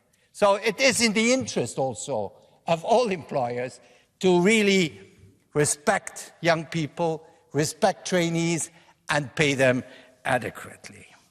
And that's why we have to put an end to these endless traineeships. In Germany, we talked about Generation Praktika. You have mentioned it. And this is something which has to come definitely to an end. Now, we are finalizing the legislative proposal. It will come. It has to take into account some constraints which we have in the treaty.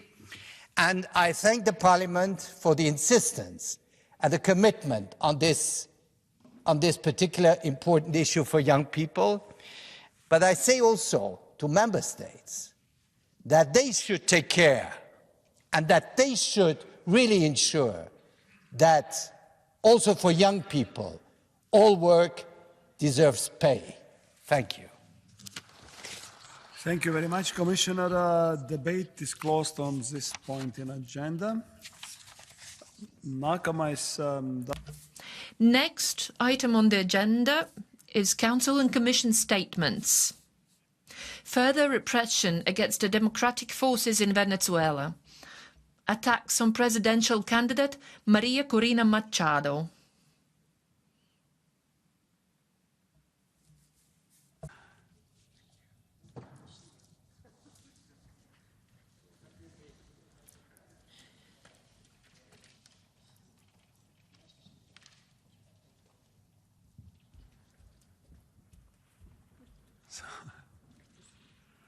So, colleagues, now we can continue, and would like, with pleasure, to give the floor to Minister Hajj Al Habib, so to open this debate. Thank you. Thank you, Mr. President. Thank you, Mr. President, Madame la Commissaire, Mesdames et Messieurs. Commissioner, distinguished members, last year this plenary discussed and expressed its concern about the disqualification of political figures in Venezuela, including Maria Corina Machado and others. Unfortunately, the Supreme Court in Venezuela has confirmed their political ban for 15 years. They don't have their right to participate in the next presidential race, and they can't exceed their files and without having regular process. This concerning affair comes in a string of actions against Maria Corina Machado and civil society at large. The aim to limit the rights of the opposition should be cancelled. The Council calls for the full application of the political agreement of political President Maduro and the Barbados agreement, which sets a course for democratic presidential elections in Venezuela. We have a firm support for a process of dialogue which is inclusive, because this is the only way to have a peaceful solution which is also democratic and to address all the various challenges confronted by that country. Distinguished members, Venezuela is entering into the final and most difficult phase of the presidential cycle. We have to maintain communication channels with all the actors and civil society actors so that we can support dialogue and democracy. The European Union welcomes the decision of actors to remain round the table based on the agenda started in Mexico 2 years ago. As you know, the EU is one of the signatories to is one of the international observers to the Barbados Agreement, following our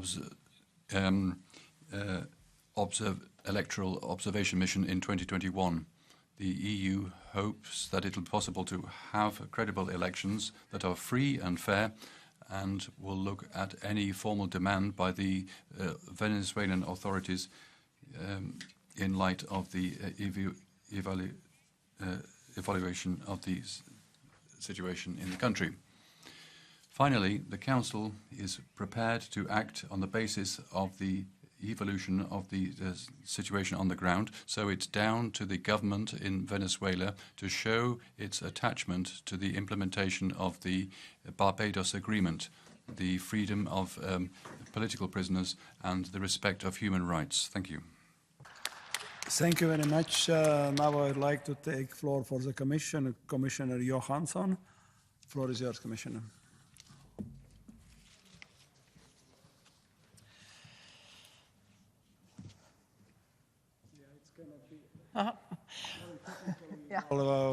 Thank you, President, honourable members of Parliament, Minister.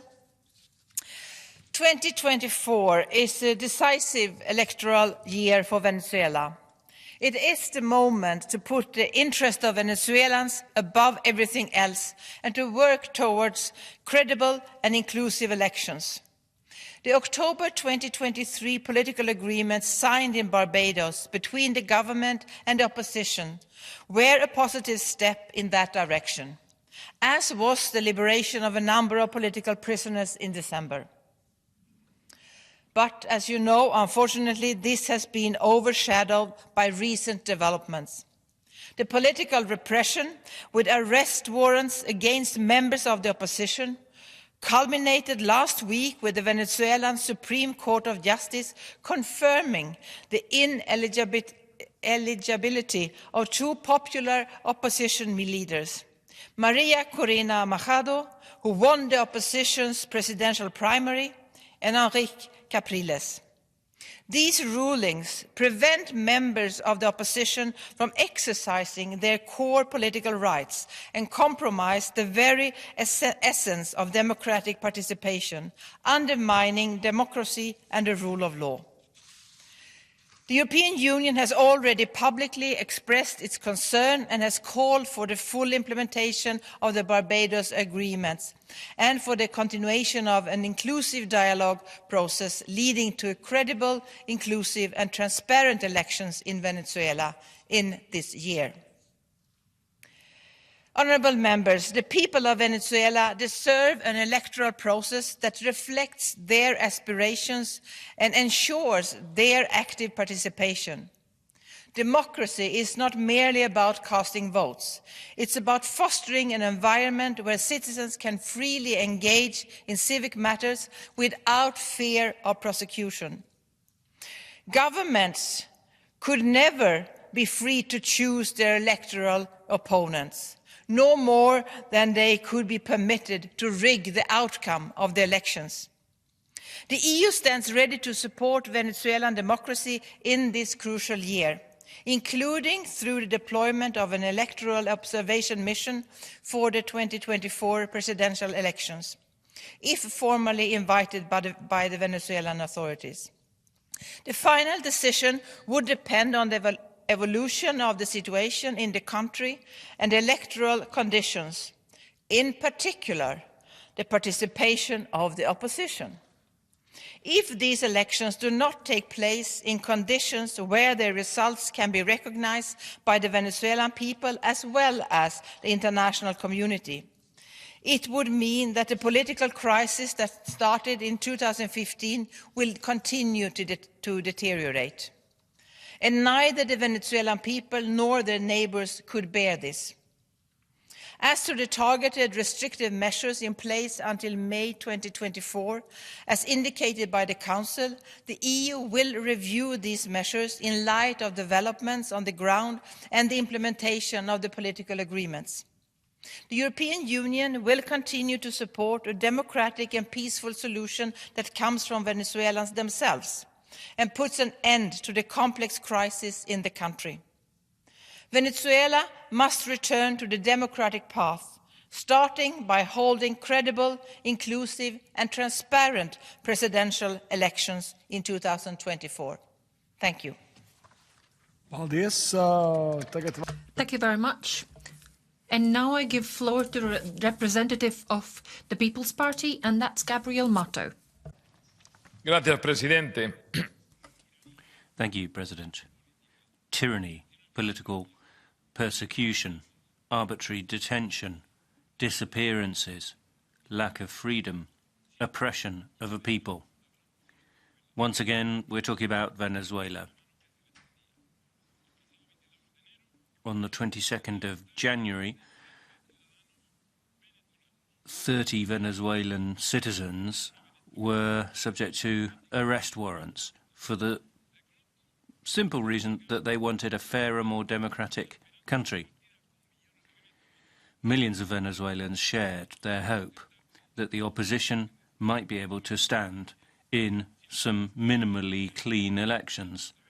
Unfortunately, their hopes have been frustrated once again. The Controller General has imposed the ban on Maria Corina Machado and other candidates standing.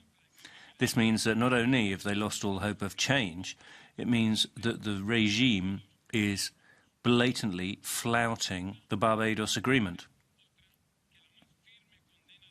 We can only firmly condemn this regime in those circumstances and express our support and solidarity with the people of Venezuela in their struggle for democracy. Maduro's attitude means that we need to hold firm and ensure that the criminals running Venezuela will face the consequences of their actions. Thank you very much. Now, Mr. Javi Lopez, representing Social Democrats. Muchas gracias. Thank you very much, President. In October last year in Barbados, an agreement was reached between the democratic opposition in Venezuela and its government, along the lines of what the international community had sought. This was to constitute a roadmap towards free elections during 2024. The agreement referred to the work carried out by the EU in its last electoral observation mission in the country. Now, sadly, and we do have to lament this, the country, over the past few months, has gone in the opposite direction. Repression of the democratic opposition has continued. There are institutions that are the cornerstone of this repression which continue to exercise their mandate. We see this with the main opposition candidate. And that is why we demand that Venezuela complies with what is set out in the agreement for free elections in 2024, which is what its people deserve. Thank you very much. Now, in the name of Renew Group, Jordi Canes. Vamos a ganar la... Thank you, President. We're going to win the elections one way or another, by hook or by crook, translating freely, Nicolás Maduro said. Well, one way or another could mean banning your opposition that's getting 93% of the vote. So you avoid any free democratic opposition. Maduro is addicted to repression, torture, assassination, eliminating human rights, addicted to cocaine. It's a dictatorship which thrives on lies. But we have to show that we're not swallowing those lies. We have to maintain sanctions. We have to not send election observation, and we have to not endorse the elections if Corina Machado cannot stand, and if there are no clean elections, then we have to say no to Maduro and yes to democracy. Thank you very much. Next speaker in the name for the Greens, Jordi Soler. Thank you, President. The confirmation. Paldies, priekšsēdētāji. Acuerdos de Barbados entre la plataforma unitaria y el gobierno de Maduro y asesta un duro golpe a la esperanza de elecciones libres y justas en Venezuela. A pesar de los muchos esfuerzos invertidos para poder llegar a unas elecciones en igualdad de condiciones, vemos cómo persiste la persecución política de candidatos de la oposición democrática. Sorry, Mr. Colleague. Well, there is no translation in English, so you can start again. So, we will check now and say. Okay. Yeah. Well, in Latvian, vai jūs mūs dzirdat? Do you hear us? Yes. The interpretation will be available. La confirmación de la inhabilidad.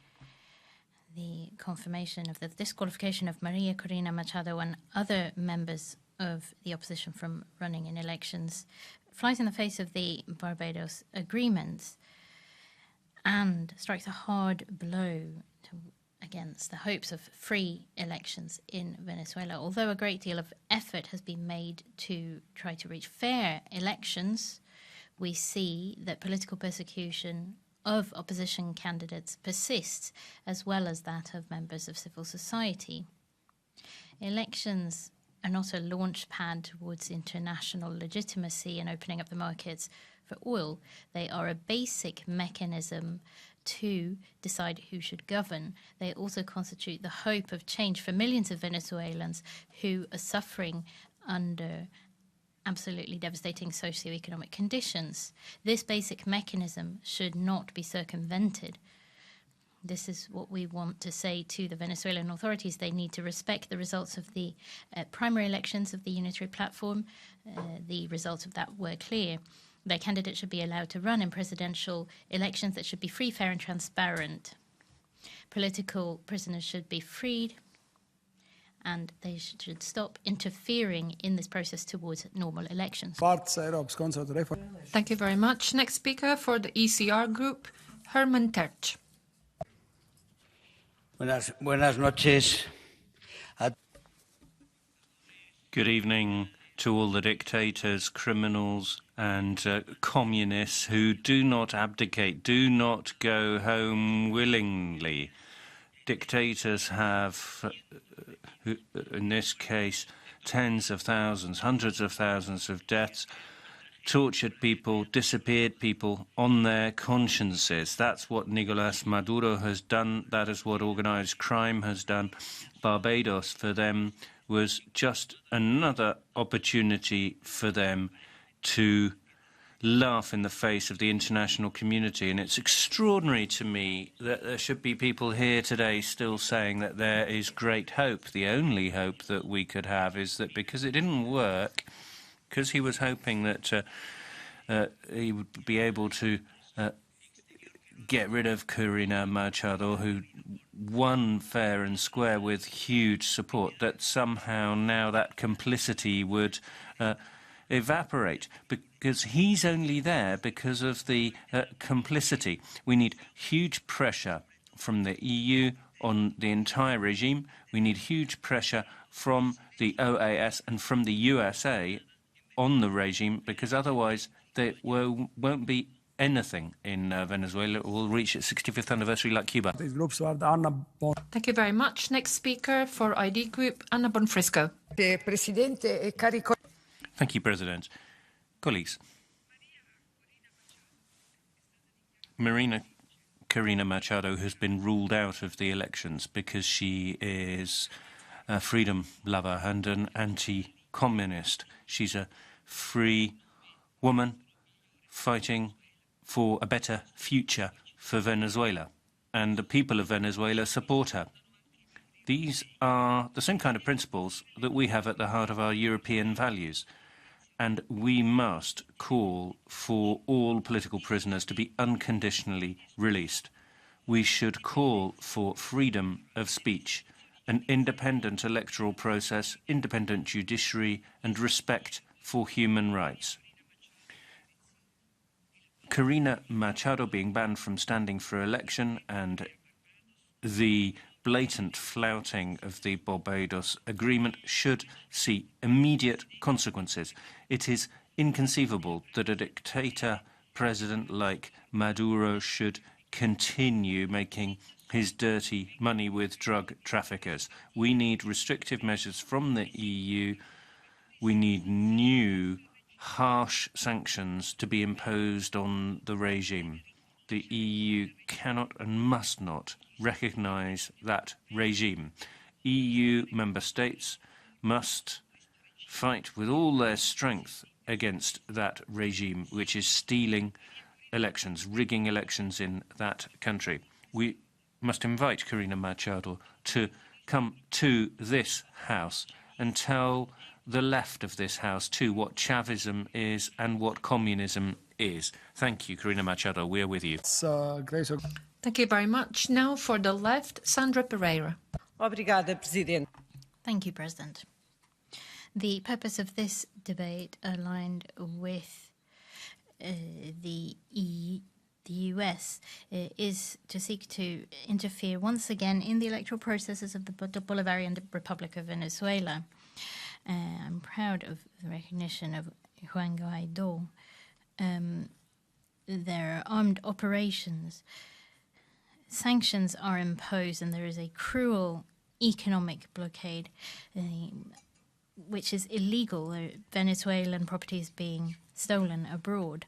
This is all affecting the Venezuelan people. When will the European Parliament, who is so concerned about the fate of the Venezuelan people, when will you stop with unilateral measures which run contrary to international law? When will the European Union demand the end to these interference measures against Venezuela, the sending of North American agents to destabilize the country? We reiterate our solidarity with the fight of the Venezuelan people.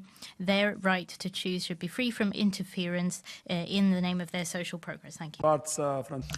Thank you very much. Next speaker, Francisco José Milán Mon.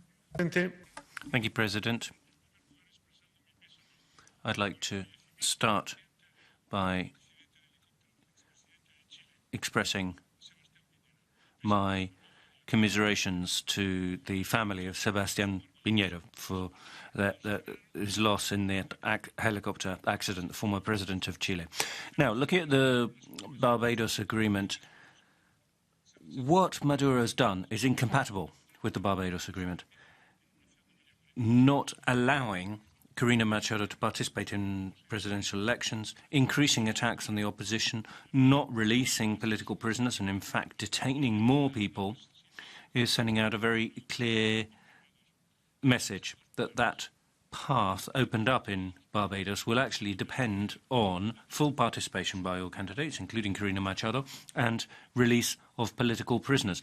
If those conditions are not met, then sanctions on Venezuela should not be lifted. We must be very vigilant.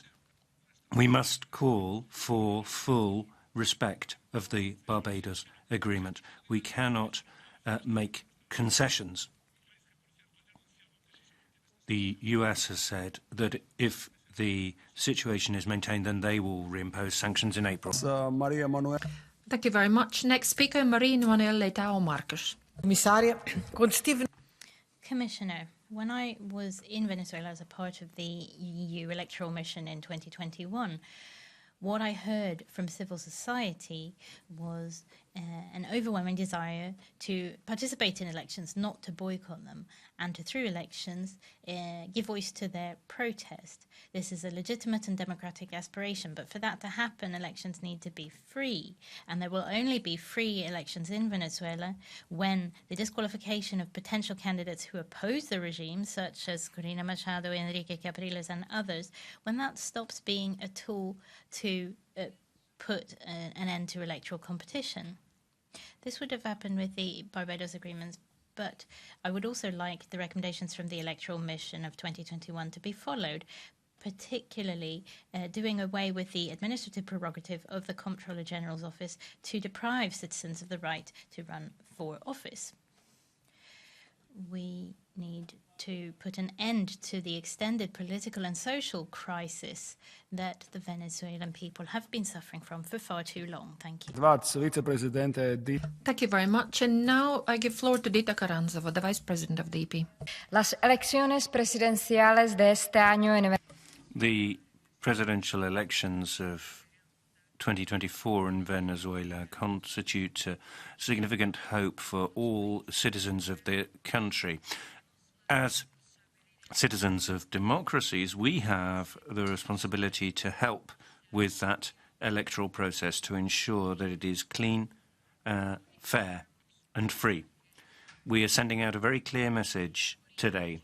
Maria Corina Machado, leader of the opposition, has full rights to stand for election. You cannot say the elections have been democratic if she is not permitted to participate.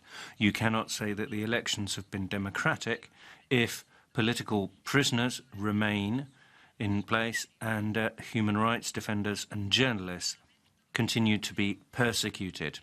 The European Parliament supports Maria Corina Machado and the forces of democracy in Venezuela and shall do so until the end. Javier Farfalejos. Thank you very much. Next speaker, Javier Zarzalejos. Thank you. I think there's only one possible message from the EU. Without Maria Corina Machado, there can be no minimally credible elections. Without an opposition, you cannot have a result. Since 2002, 1,400 people have been stripped of these rights. Now, Corina Machado, who was the hope for democratic change in the country, has also been stripped of that right. There's no point in sending an electoral mission.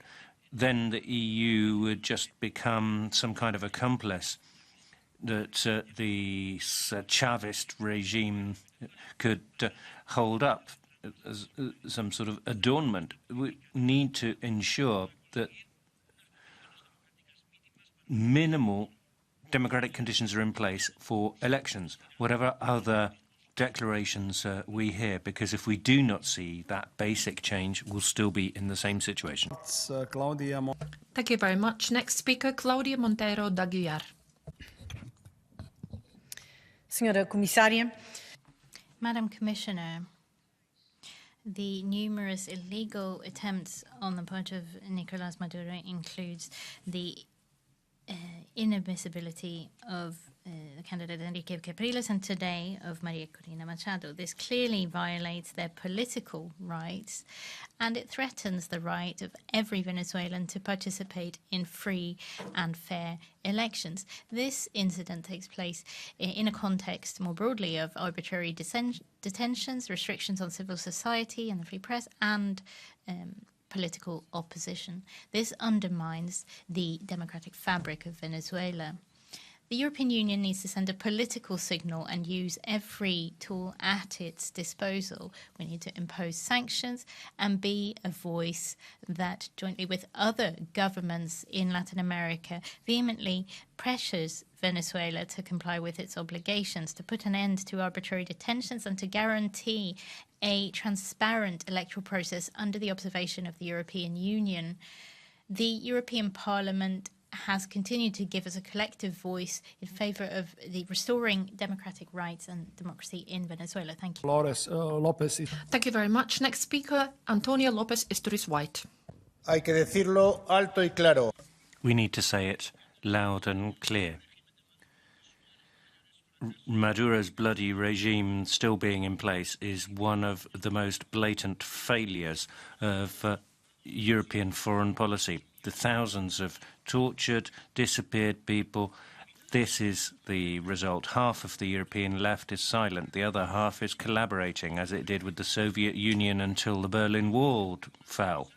Now Macron and Sanchez are taking photos, and this, alongside the person financing this regime, gas and petroleum ahead of human lives. The voice of the opposition, Corina Machado, now being silenced by this regime of terror. If we don't want our oil and gas to be stained with blood, we can stand up and say we don't want Maduro, we want free, clear elections in which Maria Corina Machado can stand as an election. Otherwise, we're collaborating with a repressive regime, which should be condemned. I have a KHDI procedure, 2 names on my list, and first speaker will be José Ramón Bauza Díaz. Floor is yours.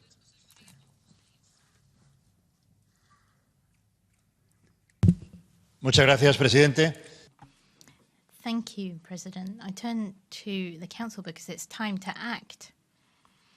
The time for fancy words has ended. This is a criminal regime. For years, we have been criticizing him. We need to be firm with Maduro.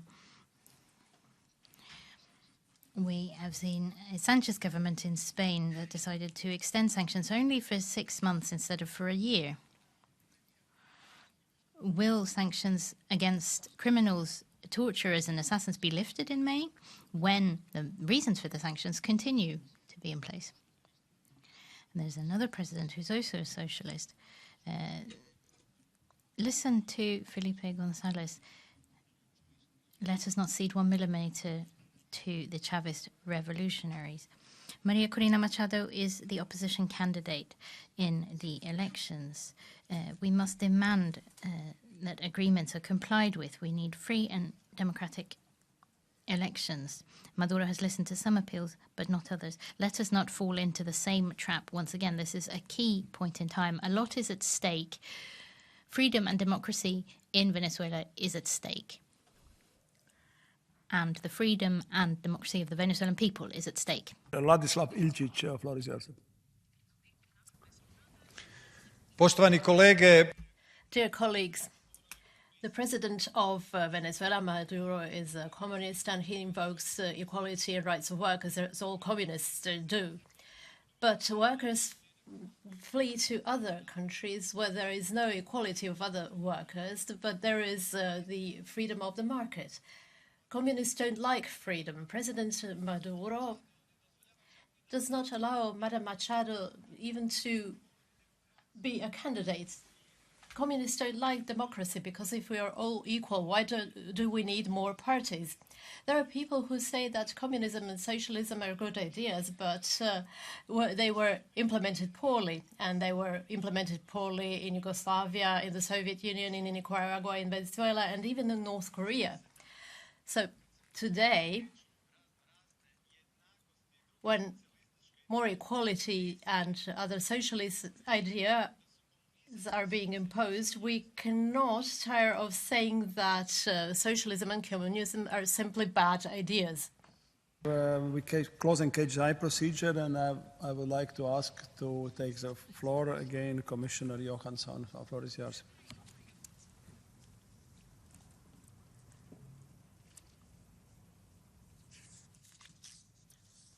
Thank you very much, President, and thank you, members of European Parliament.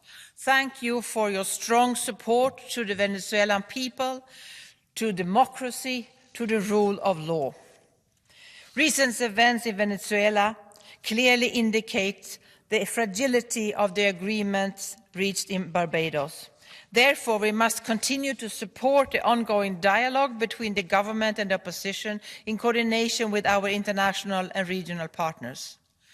While the dialogue process faces numerous obstacles and persistent threats, it remains the only route capable of ensuring peace and stability in Venezuela in the run-up to this year's presidential elections. We recognize the overwhelming support achieved by Maria Corina Machado as the main opposition representative for the 2024 presidential elections.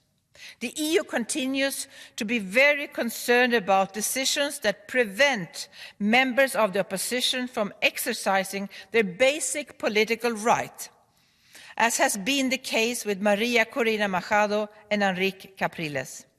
These decisions undermine democracy and the rule of law, and only further deepen the protracted political and social crisis in Venezuela.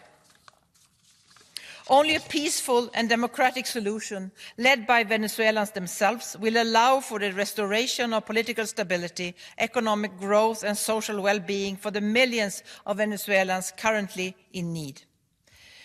The humanitarian crisis in Venezuela is of utmost concern, and addressing the human rights situation in the country must be at the forefront of our collective efforts. The Venezuelans deserve free, fair and transparent presidential elections. Thank you for this debate. Thank you very much. Now I would like to give a floor for the Council Minister Labib. The floor is yours.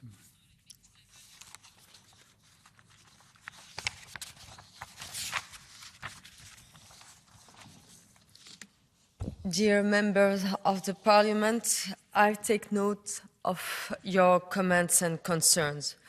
Venezuela is certainly and currently at a crossroads. We will continue to condemn actions that impede the democratic aspirations of the Venezuelan people, particularly the obstruction of their representatives from participating in the elections. The European Union will continue monitoring closely the human rights situation in Venezuela, including the issue of political prisoners.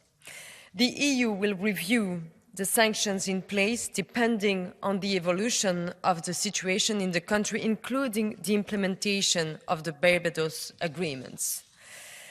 I conclude by stressing once again the European Union's unwavering commitment to continue all our efforts in support of a Venezuelan-led negotiated political solutions that leads to the restoration of democracy, rule of law, respect of human rights in Venezuela. Thank you very much for your attention. Thank you very much. Dear colleagues, I have received 5 propositions for resolutions and to conclude these debates. And now the debate is closed and the vote will take place on Thursday. Next item on the agenda is the Commission statement, State of Play of the implementation of the Global Gateway and its governments 2 years after its launch. And first, I will give floor to the Commissioner, Ylva Johansson. The Commissioner, you have the floor.